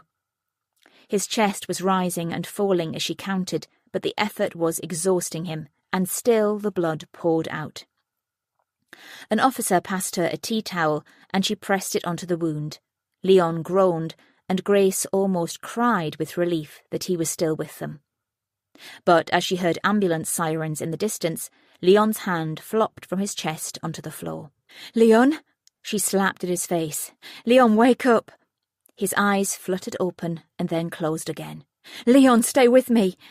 With blood oozing out of him, Grace sat back on her haunches, still putting pressure on the wound, but feeling helpless, distraught, inept. 2 paramedics came rushing in as Trudy began to scream. As the paramedics took over, Grace pinched the bridge of her nose, squeezing her eyes shut. That wasn't supposed to happen. Now she wouldn't get justice. The bastard should have rotted in jail. So why was she trying to hold in tears? Max glanced at the rearview mirror to see the police were too far away to catch him. He accelerated the car regardless, crashing over a hump as they gained speed. "What's happened?" Rachel held onto the car door as she bumped up and down in her seat. "Slow down, will you?" "The cops are chasing me. Leon's wife's just stabbed him." "What? No way." She turned to look behind her when she heard sirens. "Why are the police chasing you?" "Because I have a record, and they're bound to blame me." He took a corner too fast, ending up on the wrong side of the road, narrowly missing a parked car. "Slow down," Rachel yelled. "You're going to kill us." "Don't tell me what to do. This is all your fault." It was time to play his cards. A few months ago, Rachel had let it slip that her parents would be away all summer. Max said it would be the perfect place for the next party. Unbeknown to her, Max had damning evidence that he knew she wouldn't want her parents to see. During the party at her house, he'd asked her to go with 2 of his friends.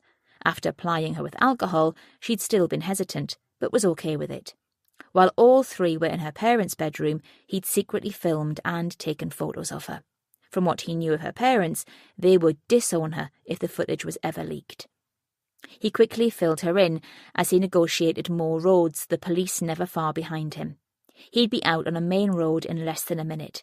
He could abandon the car and make a run from there. "I trusted you." Rachel reached for the door handle. "Let me out of this car right now." "No." Max leaned over to stop her losing control. He went up the curb and crashed into a lamppost at the side of the road. The airbags deployed with a loud hiss. He scrambled for the door handle, but before he had time to get out, Frankie and Perry were pulling them both from the vehicle. Rachel was screaming, and he was pushed to the floor and handcuffed. "Nice try, Croydon," Perry said, as they both got to their feet after he'd read him his rights. "I think you have some explaining to do." Frankie had cuffed Rachel, but she wasn't going quietly. "He was threatening me," she shouted. "I've had no choice but to do as I was told. I had nothing to do with anything." At the station, Max Croydon, Rachel Townley and Trudy Steele were downstairs in different cells, waiting to be interviewed. Grace sat at her desk, staring into space, the events of the morning catching up with her. Despite the paramedics working on him, Leon had died at the scene from his injuries. He had lost too much blood. Someone needed to tell the family what was going on. Eddie was going to be devastated, and her name was yet again going to be mud once details of his death came out, but it wasn't anything to do with her. Now came the hard work, especially as it wasn't clear what had happened. It could have been Max or Trudy who had taken a knife to Leon, and it was going to be hard to prove either way. Unless the evidence overwhelmingly pointed to one of them, the onus would be on the officers to break them during their interviews. Grace couldn't join in with their questioning, but for once she was glad to step back. This was definitely too close to home. And now there were 2 murders to solve. "Nice job," she greeted Perry as he came back into the office. "Same to you." He sat down next to her. "Sorry to hear about Leon. Are you okay?" "Yes and no, but I'll be fine. Thanks." She gave a faint smile. Allie joined them to talk tactics. Interview time, although I reckon it's going to be one word against the other. She looked at Perry. Do you want to speak to Trudy and I'll try and crack Max? Perry nodded. I'm sorry you can't join us, Grace, Allie added, but rest assured we all know how hard you've worked to get to this stage and how emotionally invested you've been. It can't have been easy, especially after what's happened with Leon. I've sent a DS from the fraud team to break the news to the family. I think it's better all around that it's someone they're not familiar with. Grace nodded her thanks. Dave Barnett is processing the crime scene now, but I thought we'd start our questioning before any of it comes back. See what they have to say for themselves. It won't be cut and dried, but if the evidence is there afterwards, and they've been untruthful, then the CPS may be on our side for longer sentencing. Just make sure you charge them both, she said. Grace busied herself making coffee for everyone. She checked through her emails before going into the room downstairs in the custody suite that they used to transmit footage to a monitor. The interview was streaming, and she watched as Allie ran through the necessary formalities with Max Croydon and his solicitor before getting right down to business. Chapter 66. Why were you visiting the Steeles this morning? Allie asked Max Croydon. I often call. They're friends of mine. It can't have been very social. You left your girlfriend outside. She's just a friend. Right. Her tone was one of disbelief. We were going to have coffee, but I realised as soon as Leon let me in and we'd gone through to the kitchen that I'd arrived in the middle of an argument between the two of them. Max sat forward. The atmosphere was icy, to say the least. Did they mention why they had been arguing? Of course not. I assumed it was just a domestic. Leon and Trudy are both as fiery as each other. They can start a fight at the drop of a hat. Did you try to stop them? I know better than to interfere. You should have seen Trudy. She was like a woman demented. There was no love lost between them, which is surprising considering what they do together. Allie played it as if they didn't know about the house in Ranger Street. What do you mean by that? Max sat back and folded his arms. Watching from the monitor, Grace realised Max thought he had the upper hand, which then gave Allie the element of surprise. They own a house, he went on. At first it was for their pleasure. They used to film themselves getting it on. Like a sex pad? Max nodded. They were into some weird stuff. They bought the house a couple of years ago. It was supposed to be just for them, but I guess they got bored with each other. He sniggered. Too much of the same thing can turn anyone off. Allie waited for him to speak again. They started to bring girls back, and Trudy would watch and film him having sex with them. But then she found out he was bringing Erin there more regularly, just the two of them. And when I told Trudy that Erin was pregnant, Max drew his index finger across his neck. Well, it was only a matter of time before she was a goner. Do you think the baby could have been his? I told you before, Erin was asleep around. It could have been anyone's. But Leon had taken a shine to her. He'd started seeing her a few times. I don't know what happened, whether he felt sorry for her or something, but he started to care too much. The next thing I knew, there was a hit on her name. A hit? To kill her? Yes. Who gave the orders? Trudy did. Allie wondered why he gave up Trudy's name so readily. There was no reason why he shouldn't, if it meant covering his own skin, but even so. She wanted rid of all the evidence linking Leon to Erin, Max continued. Imagine if it came out that the baby was his, she'd said. She said that to you? Max coughed. It's what I heard. Allie could see he thought he'd let a little too much information out. So you must know who killed Erin Ellis, then? No, I don't have a clue. You had nothing to do with her murder? That's right. And you're also saying it was Trudy who killed Leon Steele? Yes. You have a memory that's convenient for some things, and yet you can't recall others. It seems a bit too selective to me. Max shrugged. Trudy was jealous of Erin and wanted her out of the picture. The fact she was pregnant was the last straw. She's a very jealous woman. Allie stayed quiet for a moment before launching in, pushing him more. "Let's quit the lies, shall we? I believe it was you who took a knife to Erin Ellis, maybe on Trudy Steele's say-so. When you came to the house for your money, Leon saw Trudy giving it to you and wanted to know what it was for. That's when a fight blew up between the three of you, not for the reasons you said, but because you'd been found out. I didn't carry out the hit. I was as surprised as you were to hear that she'd been murdered. So why did you run when we arrived at the scene earlier? Because you were bound to blame me for Leon's murder. My prints are all over the knife." "We don't know that yet." "I didn't kill him. I didn't kill either of them." Max was getting agitated now. "Look, Leon told me to rough the girl up a bit. Trudy asked me to kill her, but I didn't either. I was collecting money as if I had." "You expect us to believe that?" "I'm telling you, I didn't kill her. I didn't kill either of them. I was just after the money for the girl. It could have been anyone who took a knife to her, but it wasn't me." "And what happened at the Steele property?"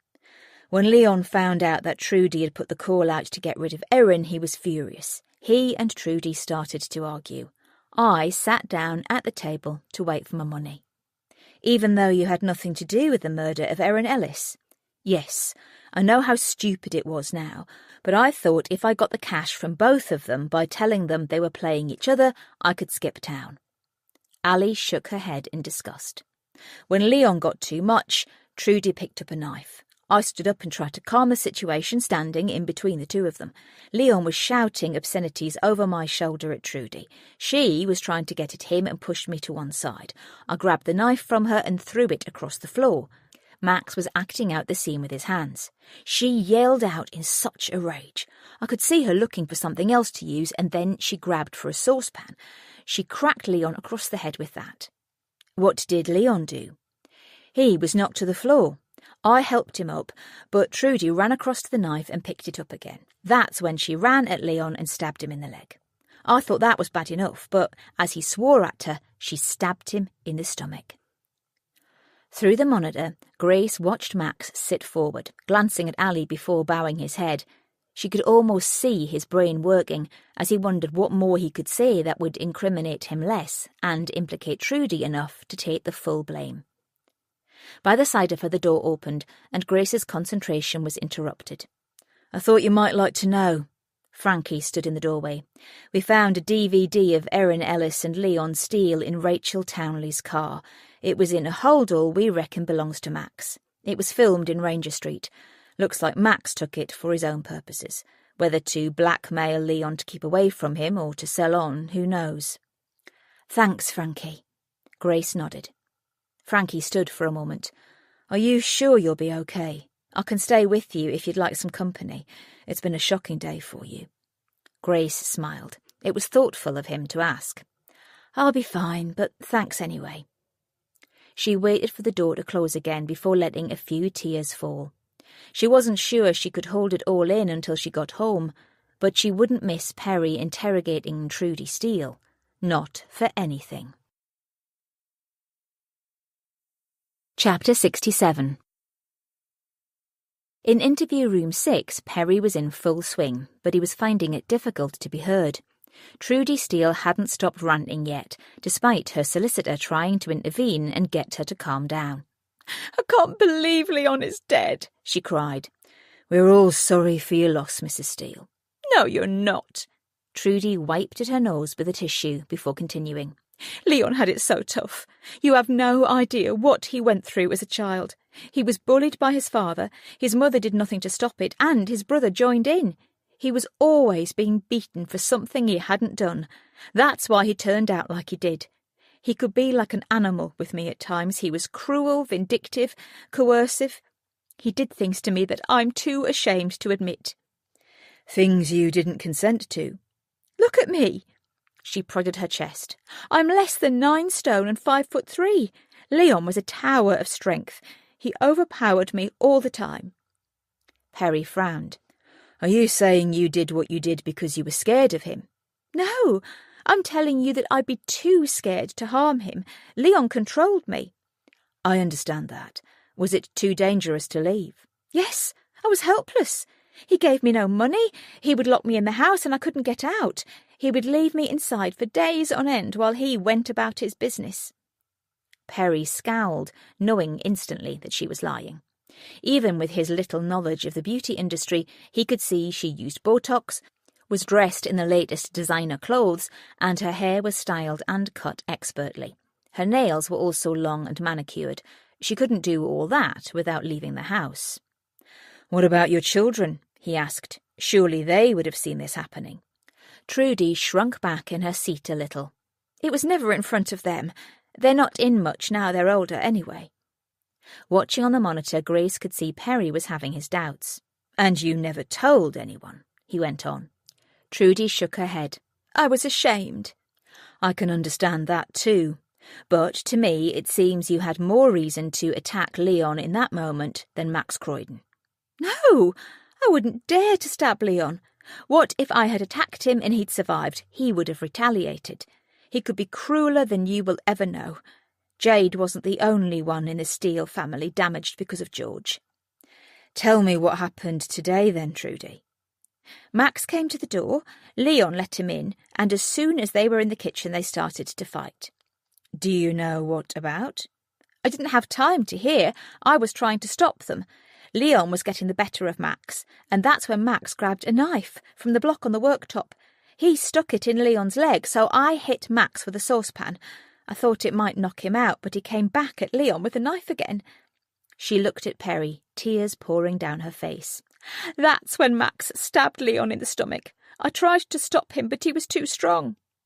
"Are you sure about that, Trudy?" Perry questioned. "Max doesn't have a head wound, and yet Leon does." Yes, I hit Max." "So why did Leon have a head wound?" "I can't recall everything. It all happened so quickly." "Perhaps you could have hit Leon with a saucepan and then not remembered." "You're putting words in my mouth."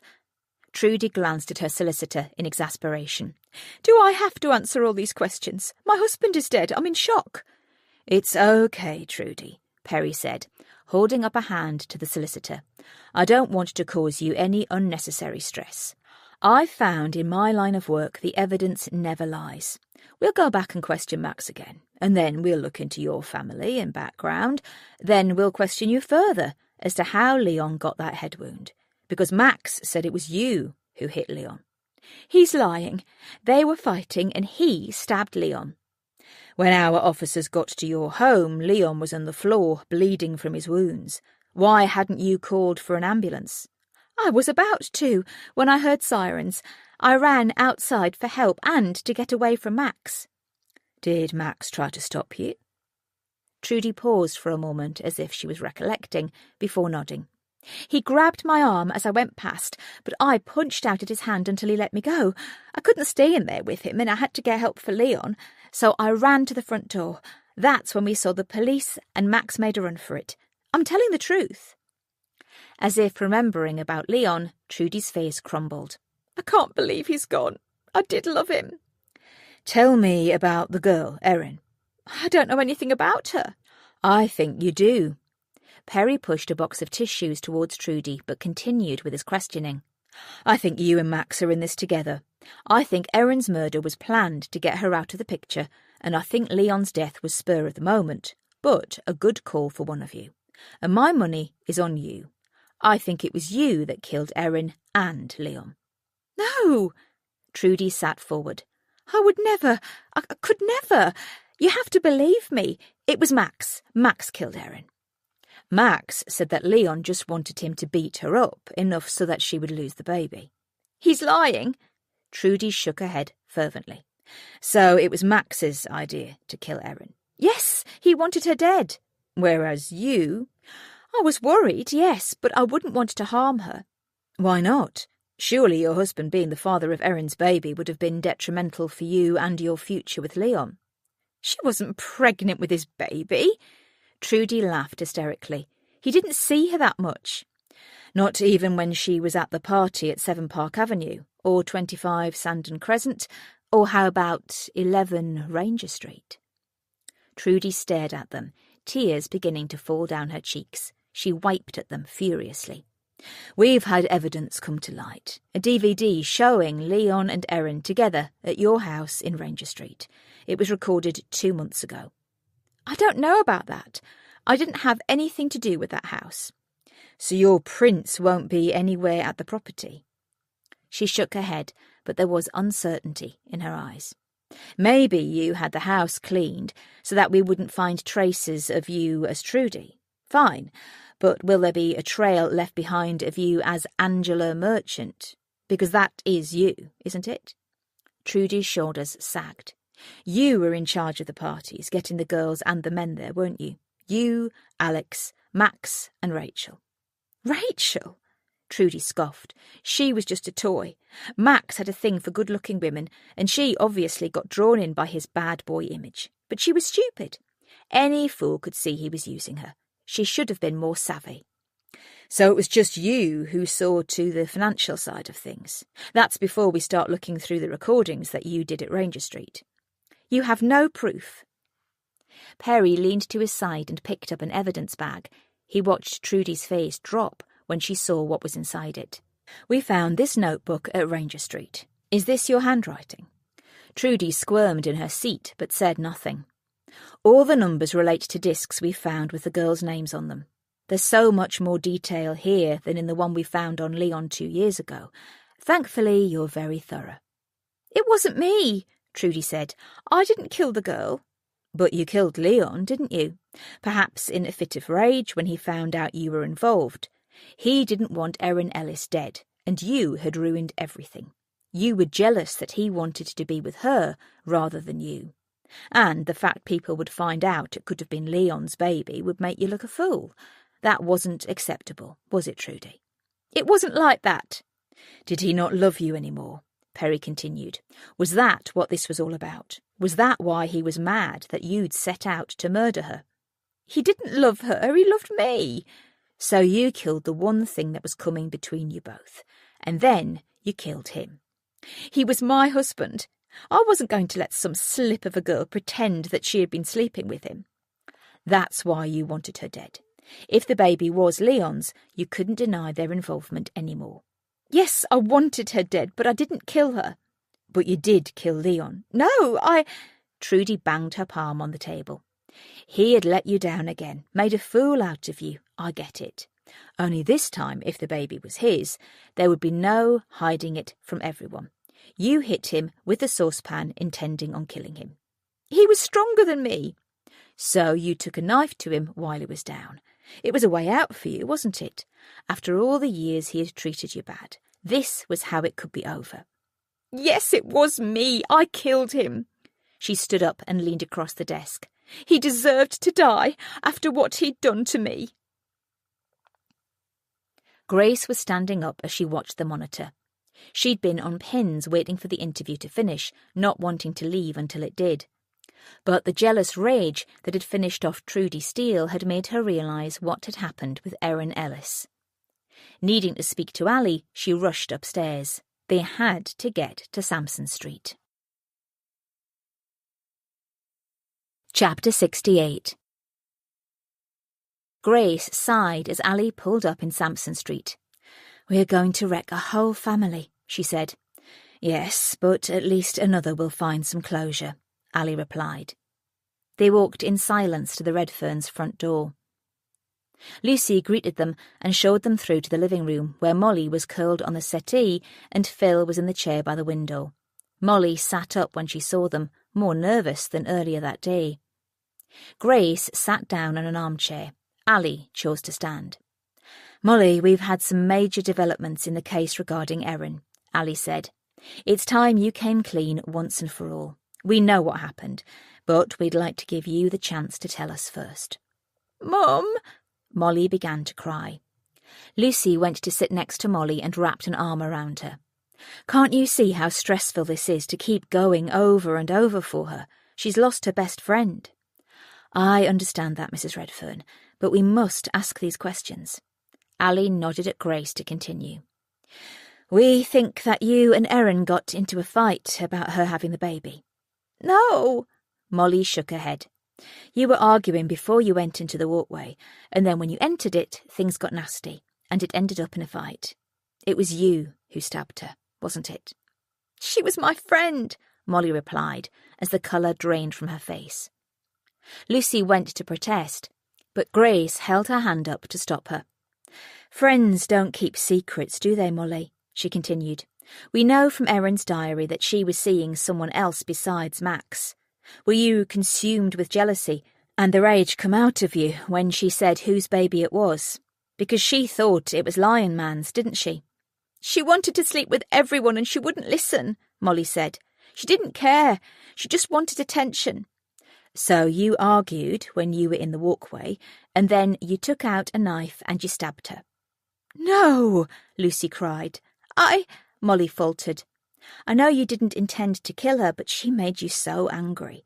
Afterwards, you deleted the photos of anything to do with the men and the parties from both yours and Erin's phone, and then you hid the knife down the drains. That's why you didn't call an ambulance straight away, isn't it? You did have your phone on you, but you were busy hiding evidence of what you'd done.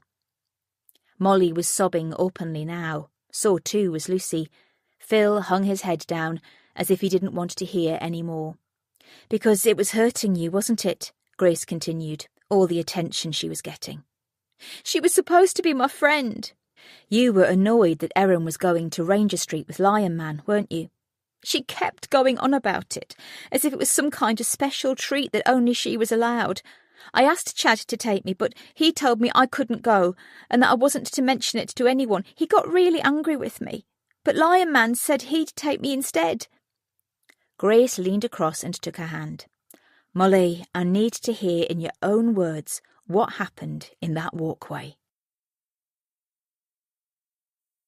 Chapter 69. Last Wednesday evening. Molly pulled away when Erin tried to link an arm through hers. What were you and Leon talking about earlier? She snapped. You looked very happy, given the circumstances. You should have told him by now. Besides, everyone will know soon. You're so skinny that you're beginning to show already. You're not to tell anyone, Erin emphasised. You said you wouldn't. But he should know. It's only fair that he does. I will tell him, just not yet. Why? Because you think he'll want you to get rid of it. Erin stepped away from her. You can be really cruel at times. You're the one who's pregnant and won't tell anyone until it's too late for you to have an abortion. Molly marched ahead for a few steps. That's not the reason why. Molly stopped and turned back. Yes, it is. You've been after Leon since Max got fed up of you and went off with Rachel. And now you've trapped him. Molly continued to walk, Erin keeping up at her side. They turned into the walkway that would lead them home. You're only annoyed because you like him, Erin countered. Well, he must like me too, because we went to Ranger Street last week. What? Erin stopped. You're lying. I am not, she fibbed. He took me upstairs to the Red Room. We had a glass of champagne, and then we had sex in the middle of that huge bed. He was making me laugh because he said no one could hear us. The walls were soundproofed, he said. You're lying. Erin's voice rang out along the narrow pathway. Someone's told you what the room looks like. I bet it was Rachel. You seem very friendly with her now you know that she split me and Max up. Rachel is far more mature than you will ever be. You're only jealous because I'm having this baby. It might not be his. It is. I know it is. Molly turned to see Erin with her phone in her hand. What are you doing? I'm ringing him to find out if you're telling the truth. I think you're trying to split us up because you're jealous. Envious of a tramp like you, who gets pregnant at the first sniff of a man? I don't think so. Molly pointed at Erin. You're infatuated by him, and he's conning you. I'm going to ring him. Erin started to scroll through her contacts. Molly couldn't believe her eyes. You can't do that. She snatched the phone from Erin. Give it back. Erin held out her hand, tears welling in her eyes. You're supposed to be my friend, and you've been going behind my back and sleeping with him as well. He likes me too. Give me my phone. No. Molly clicked on the photos icon and began to delete some of the images as she kept it out of Erin's grasp. You're going to get him in trouble if you call him. He does have a wife and kids, you know. But once he finds out I'm having his baby, that will change everything. Molly wondered who was the smartest between them.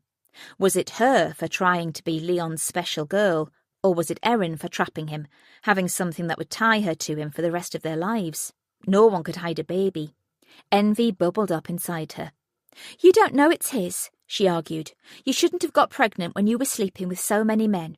And you shouldn't have been seeing him at all because you knew I was. He's clearly going off you and getting into me. Like he would do that. What's that supposed to mean? Just give me my phone. If you want it, go and find it. Molly drew back her hand and threw the phone into the hedges. You utter cow. Erin pushed Molly out of the way. I'm going home to tell my mum. She'll have to come and help me look for it. I bet Mummy dear would love to know her precious child is up the duff, she shouted. Leave me alone. I think I might tell her. Erin spun round then. You wouldn't dare. Watch me. I've already told Max and Chad and Jeff. I'm going to tell everyone else. You're a slut, Erin Ellis. Erin slapped Molly hard across the face. Molly gasped as she held on to her cheek. They had argued many times, but neither of them had ever struck the other. You bitch, she said quietly. Then she launched herself at Erin. Erin balled her hand into a fist and punched Molly in the eye. Molly tried to defend herself, but Erin was too strong. She bent her head as fists came down on her back. She had never seen Erin so angry. Her hand reached inside the pocket of her jeans, her fingers clasping the knife she carried for protection. In a moment of madness, she reached for it, flicked out the blade, and plunged it into Erin's chest. Erin gasped at the force. Her eyes widened with fear, and she groaned before staggering backward a few steps. Erin, Molly said. Oh, Erin, I'm sorry. She pulled the knife out, dropping it on the grass. Erin fell to her knees before falling to the side. Molly bunched her hair in her hands and pulled at it as she stared at her friend in disbelief. As Erin's breathing became laboured, blood pouring from the wound, Molly glanced around to see if anyone had seen them, but the alleyway was quiet. Please don't die. Molly kneeled and cradled her friend in her arms. She looked down at her, seeing the pain etched on her face, and then screamed into the night. In Sampson Street were lights, people, but all she could hear were the sickening sounds made by Erin as she gasped for breath. Molly watched the blood seeping through Erin's fingers as she held her hands against the wound in her chest. Erin coughed and tried to take a deep breath. It rattled inside her chest as if she was drowning. Molly sobbed. Why had they even started to argue? She always had to take things too far. Now everything was going to come out whether she liked it or not. Nothing was going to be secret soon. Gently she laid her friend's head down on the tarmac. As if she sensed what Molly was about to do, Erin tried to talk. Don't go, she whispered, coughing from the sheer effort. Tears poured down Molly's face. I won't be long, I promise. She was too scared to call an ambulance because she'd be in so much trouble, and Sarah would know what best to do. I'm going to fetch your mum. No. Erin held up her hand. Molly gave it a quick squeeze, but stood up anyway. She turned and, with one last glance back, ran. It was the hardest thing she had ever done, leaving Erin there, knowing that she might not be alive when she got back. But she knew what she had to do first. She picked up the knife, wiping it as clean as she could with the sleeve of her denim jacket. Then she ran towards Sampson Street, all the time making up a story and a mental picture of a man attacking Erin. She would pretend he looked like Thomas Haddington. He'd been really nasty to her the last time she'd seen him. She stopped and looked back. Why had she thrown the phone into the hedges? She could have got rid of it, but now she wouldn't be able to find it in time. But she had the knife. She would hide that and then get rid of it later. Chapter 70. Grace looked at Molly as she sat on the settee next to her mum. Tears poured down Lucy's cheeks, the disbelief etched across her face as she'd removed her arm from around her daughter's shoulders a few minutes ago. Molly had ripped at a tissue as she'd confessed.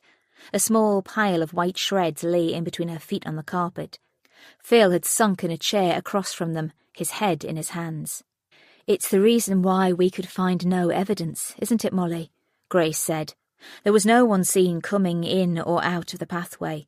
Your trainers and clothes had blood on them because you'd comforted Erin, but after you'd stabbed her. There wasn't a trace of anything from anyone else because it was you who killed her. It was your knife, wasn't it? Lucy gave out a sob. "Please tell me this isn't true, Molly," she cried. I'm sorry, Mum." Molly spoke through her tears. Lucy clearly didn't know what to do. Grace assumed her disbelief was turning to acceptance. Her daughter had murdered her best friend. It didn't seem feasible, but it was true. "Molly Redfern, I'm arresting you for the murder of Erin Ellis." As she recited the remainder of the arrest statement, her words were drowned out by Molly's cries. "I didn't mean it, Mum," she said. "Mum! Dad!" Grace watched as she pleaded with her parents to help her, to say it was all a misunderstanding. Everything would be all right, because that's what parents do. But not this time. Lucy seemed shell-shocked, unable to look at Molly. Phil stood up and she followed suit. He opened his arms, and his wife broke down inside them. "Where is the knife, Molly?" Allie asked. "It's buried at the bottom of our garden." Lucy's sobs pierced the air. "Can you show me?" Back at the station, Grace was sitting at her desk again. Molly Redfern had been booked into the custody suite and was awaiting the arrival of her legal representation. "What made you think it was Molly?" Allie asked. "I thought all along it was someone from those parties," Grace admitted. It made sense that one of the men would want to get Erin out of the way as she was pregnant, but nothing seemed to fit into place until Trudy Steele was interviewed. The way she spoke out about her jealousy over Leon taking Erin to Ranger Street without her, I realised that it might have been the same for Molly. But also, I'm not sure I believed Trudy's story about Leon being cruel to her. I thought she was making some of it up, perhaps to make us feel sorry for her. So I thought I'd try and gently break Molly down too. It would only have been a matter of time before it got too much for her to keep to herself. Allie smiled, but it morphed into a sigh. I bet Molly was probably relieved to let it all out. Her dad told me before I left that she'd tried to take her own life yesterday. She was desperate for a way out. Well, at least now she might get some support. I can't help feeling sorry for her, under the influence of those men and pitted against her best friend all the time. They knew how to play to their insecurities. It's such a sad case. Grace nodded. Although one young girl's life had been lost, they had stopped other innocent girls being dragged into a seedy world of sex, drugs and alcohol. For now. Chapter 71. 2 weeks later. Lucy waited until it was dark before she went out of the house. She pulled her coat closer around her as she ran across the road to dodge the rain. It had been a miserable grey day pouring down for most of the afternoon. Christmas would be upon them soon, and this year would be the first time she wouldn't be looking forward to it. She and Phil were coping okay, all things considered. For something so tragic, they had drawn together closer, comforting and reassuring each other in equal measures. Their families had rallied round them too. Not a one had said a bad word, even if they thought it in private. Some of the neighbours had shunned them, but most had been understanding and in shock as much as they were. Even so, neither of them felt that they belonged in Sampson Street the way they used to.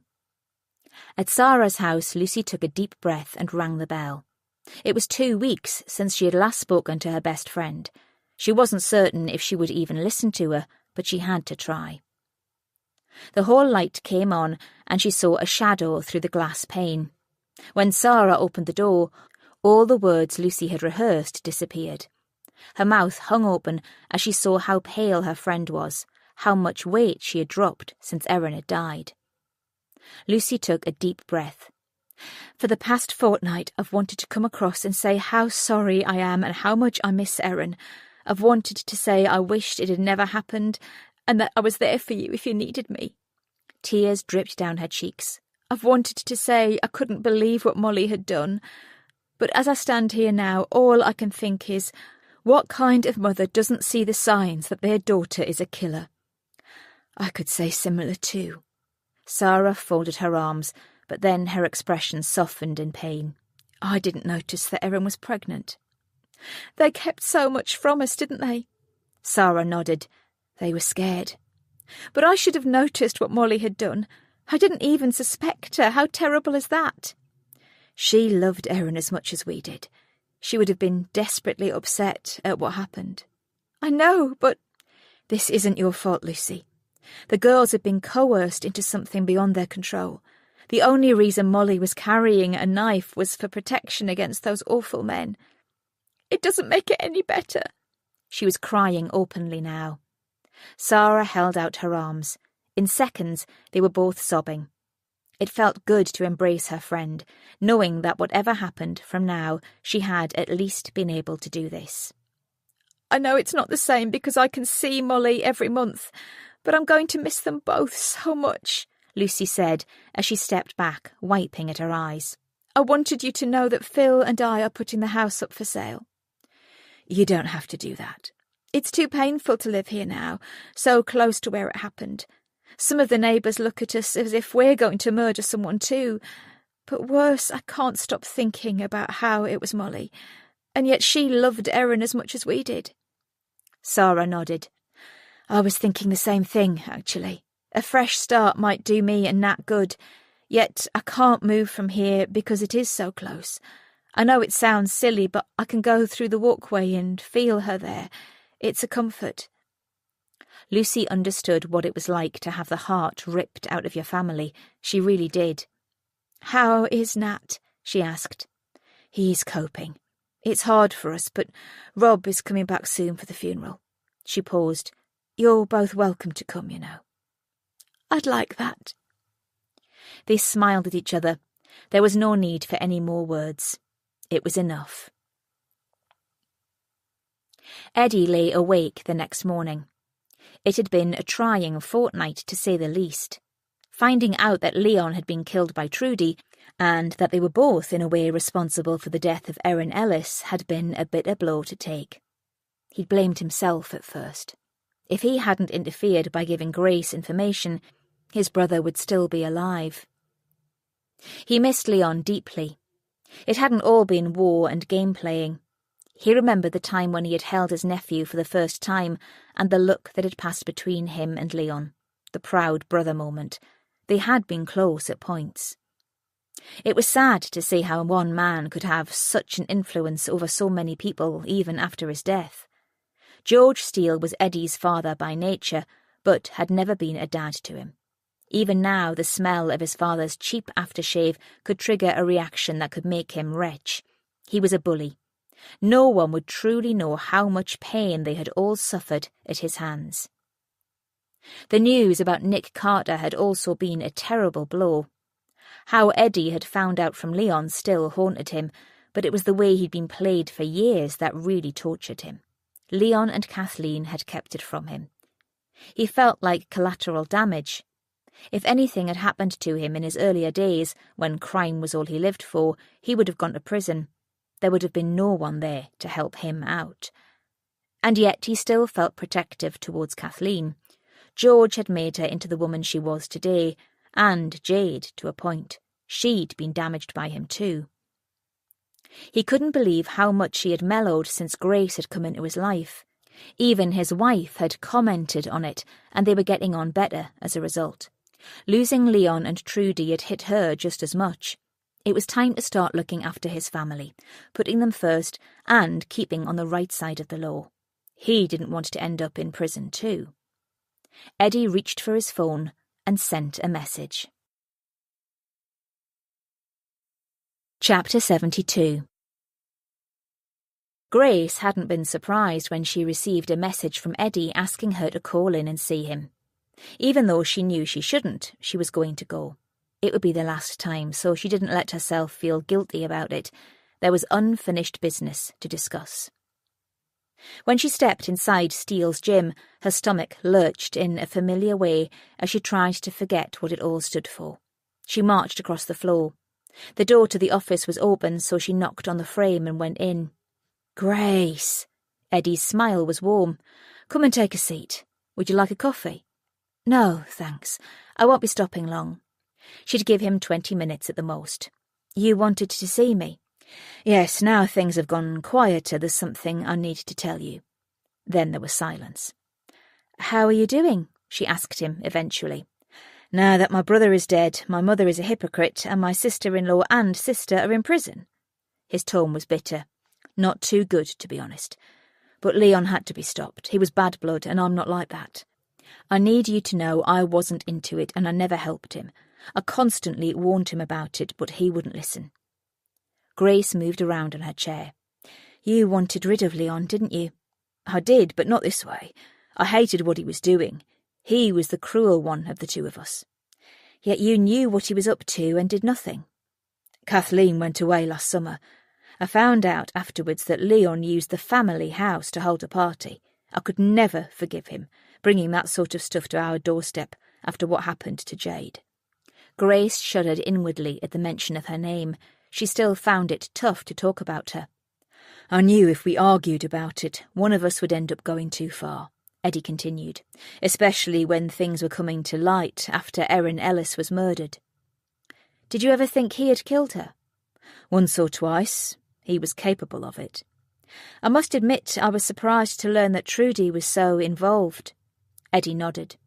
"The only way I could think of putting a stop to it all was by leading you to Sandon Crescent. I heard Leon on the phone to Max telling him to cancel the party, but I persuaded Alex to go ahead with it." "You wanted us to send Leon down, get him out of your hair." He nodded. "I didn't want him dead, though." Grace wondered what effect Leon's death had had on him. The brothers might not have got on at times, but they had been close when they were younger. She imagined going through that kind of trauma together played a huge part in it. "There's something else you should know," Eddie said. "It's about Nick Carter." Grace tried not to let her jaw drop as he told her what he knew. How had Nick had the audacity to have a go at her about her family when he was Leon's father? She couldn't help but wonder if he'd assisted Leon in any way. He could have covered up for him over the years. Back then, when everyone was thinking that she was the bent copper among them, not only was Alex Challoner corrupt, but Nick was too. Now she realised why she'd got the job. It must have made his day when she put in for it. And all that talk about him sticking up for her with the DCI, that was for his own benefit. "The sneaky bastard," she muttered. "It was a shock to me too," Eddie admitted. "And how Leon told me to get one over on me. Well, let's just say there was no family loyalty, no love lost after that." The silence was back again. Grace could hear music in the background now, the odd thump of a glove on a punch bag. "Do you think there is any way we could call a truce?" Eddie asked. Grace was shocked at what he'd said, but also at the feel of her stomach lurching. He was her half-brother. Leon hadn't been related to her at all, but still Eddie was on the wrong side of the law. "I don't know." She sighed to show her frustration. "It's very complicated. And how do I know you're not setting me up again, making out that you've gone legit to keep me from your trail?" "Do you think that?" "You've done it before." "Only when it served a purpose." "When the outcome was going to be good for you, you mean?" "I was on your side most of the time." Grace shook her head. "No, you were on Eddie's side." He smiled, and she couldn't help but return it. Now that Leon was out of the picture, Eddie was promising to stay out of her way. Did he mean that he would go clean? Had it always been Leon behind everything? She bit at her bottom lip as she wondered what to say next. Grace would never stop watching him, and he would never trust her not to. It was a mutual thing. She decided she couldn't trust him, but she wasn't going to let him know that. She nodded. "Okay, a truce it is. You stay away from my job, and I'll stay away from you." He held out his hand. "It's a deal." She wasn't prepared for the rush of emotion that crashed through her when her fingers slipped around his. There was some connection there, but sadly it could never be more than that. Nor visiting the family, nor spending time getting to know his wife or his 2 boys. It wasn't fair, but it was the way it had to be. "I have something to tell you too," she said. "I was waiting until after Leon's funeral, but now seems a good time. I was with him when he died. I sat by his side, holding his hand as the paramedics worked on him. But before that, he'd spoken to me. His last words to me were, "Tell my brother I love him." Tears glistened in Eddie's eyes as he struggled to hold in his emotion. She squeezed his hand quickly before turning to leave. "Thanks, Grace." She held in her own tears as she left, for good this time. Outside, she got into her car and sat behind the wheel, knowing she could at least relax for now. From where it all began, with Operation Wedgwood 2 years ago, they had finally pulled the plug on the sex parties. Leon had been untouchable then, but this time they had found the evidence, and he had been killed because of it. Leon's death still haunted Grace's dreams. She'd woken up several times, crying at how she'd been trying to save his life over and over, but couldn't. But she knew the memories would fade eventually, and at least she could put to bed a few ghosts of her own. There was no one in that group now who could exploit a woman so that she would end up like Jade Steele, damaged enough to want revenge on every man who had hurt her. She closed her eyes as images of her own capture pressed to the front of her mind, back in the room that she had been imprisoned in as a child. Yet again she said a silent prayer to her mum, the woman who had been brave enough to risk everything to lead them to safety, away from the violence of George Steele. Grace would have to forego seeing her half-niece Megan, which was a shame, but at least she still had Simon's daughter Tegan. And a special place in her heart had been created for Simon, next to her memories of Matt, who would always be there too. Her mum took up the final space. She was glad to have nothing to do with Kathleen Steele. Kathleen had thought that the police were stupid. Grace realised she must have known what was going on and, again, turned a blind eye. How could she keep lying to protect herself after all she'd suffered as a wife in an abusive relationship? It was beyond comprehension. Usually victims like that were much better at stopping things, not letting them go on. Kathleen Steele would have to move on with her life instead of hanging on to the past. What was done was done. Grace wondered how Eddie really felt without Leon. Did he miss having his brother around, or had he really become too much of a liability? After all, Eddie had led her to Leon. She would never know, as she wasn't going to see him again. But she was going to tell Allie what he'd told her about Nick. Her boss would know what had to be done. As she started the car and drove towards the exit, Grace looked across at the building one more time. She hoped Eddie would keep his word. She didn't want to put all the Steele family behind bars. But she would, if it was necessary. Chapter 73. 6 months later. It had been a busy time since the charges had been brought in connection with Operation Dalton. Over the past few months, several young women had come forward after the death of Leon and arrest of Trudy Steele. Grace had helped the major crimes team to collate and put together the evidence needed to get the perpetrators put away. As word got out, more girls came forward, more names were gathered, and the case took on a life of its own. The evidence against the accused was damning. There were a lot of young girls and women in the city, many she doubted they knew about, who were living their lives as they were supposed to now, getting back their teen years, rather than becoming vulnerable sex slaves. Grace hadn't seen Eddie since that day they'd met up 2 weeks after Leon had been killed, and Trudy had subsequently been charged and remanded in prison. The murder of Leon and the sentencing of Trudy had left 2 boys without parents, so now Kathleen was looking after 3 of her grandchildren, the boys and Megan. Grace couldn't imagine it was ideal, yet, regrettably, it was the position they were in, and they were all teenagers, soon to be grown-ups in their own right. Grace had been present at Molly's trial last month. It had been heartbreaking to see Molly as she was given a 5-year sentence. She had been mixed up in this because of those men. They had lured her and Erin, given them money, drugs and alcohol, and a lot of false stories and promises. Preying on a girl like Erin, whose parents had recently split up, was par for the course. She was glad none of them would be able to do it all again. The one thing Grace had been totally blindsided by was Trudy being involved. To her, Trudy had seemed like the innocent wife whose husband was off having affairs everywhere. But when it had come to light that she knew what was happening all along, it made her in some ways more callous than the men. Grace had settled into her new role with Frankie. Her position in the community intelligence team had become a permanent one. For now, the role was working well. She and Frankie were making waves in a good way with the communities they served. People were trusting them more after the media spoke about the Dalton case. There were a lot of single parents on the estates, and the fact they had helped to stop this gang was good in their eyes. She heard the front door open and close, car keys thrown on the hall table. "Please tell me you have it," she shouted to Simon. "Yes, here it is."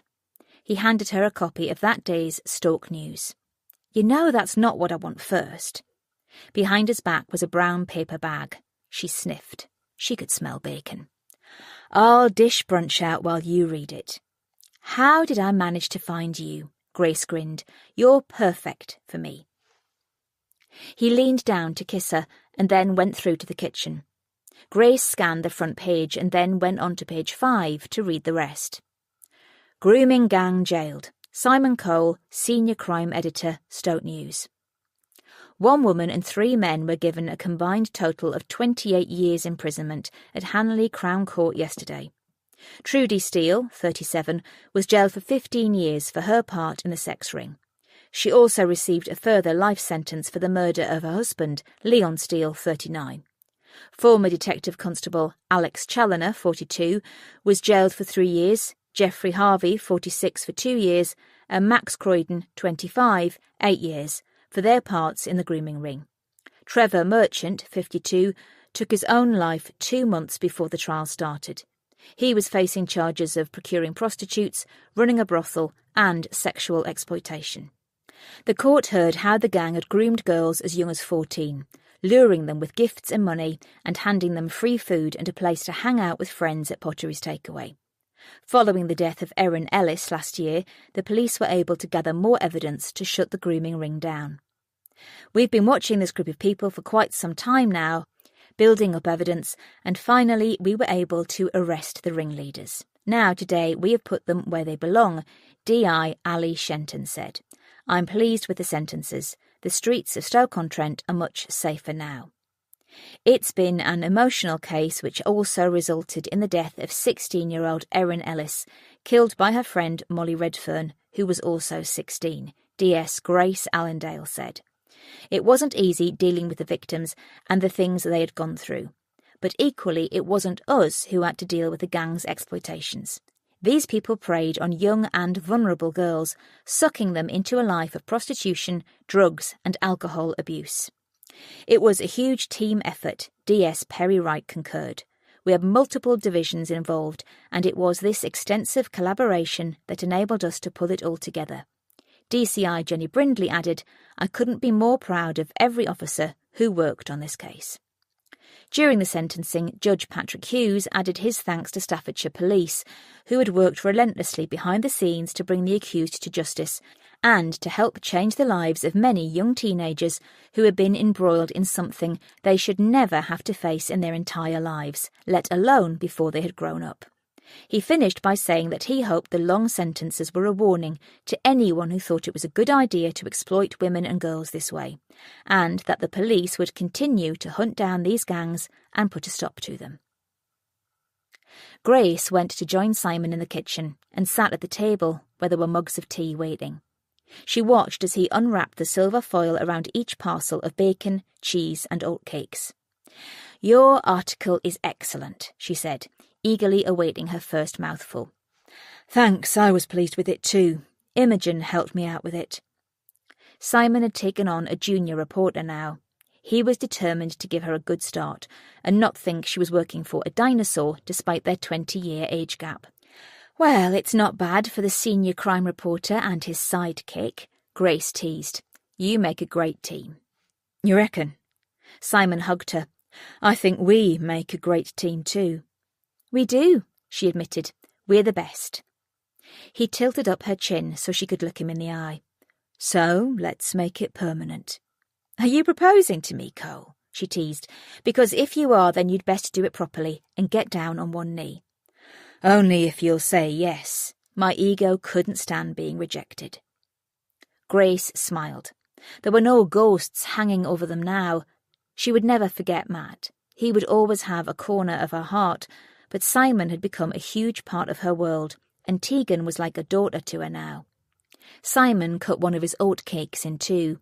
He handed a half to Grace, picked up the other one, and entwined an arm with hers, so they were facing each other and the food. I don't have a ring, but this is my most treasured possession at the moment, so this will have to do.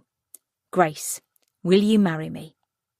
Her eyes lit up as she grinned widely at him, ready to take a bite. Okay, let's do it.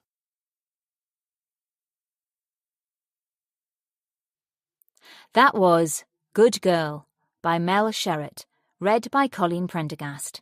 Produced at ID Audio, with post-production by Elliot Smith, an Avon audiobook. Text copyright Mel Sherratt 2021. Production copyright 2021 by HarperCollins Publishers. All rights reserved. Mel Sherratt asserts the moral right to be identified as the author of this work. Thank you for listening.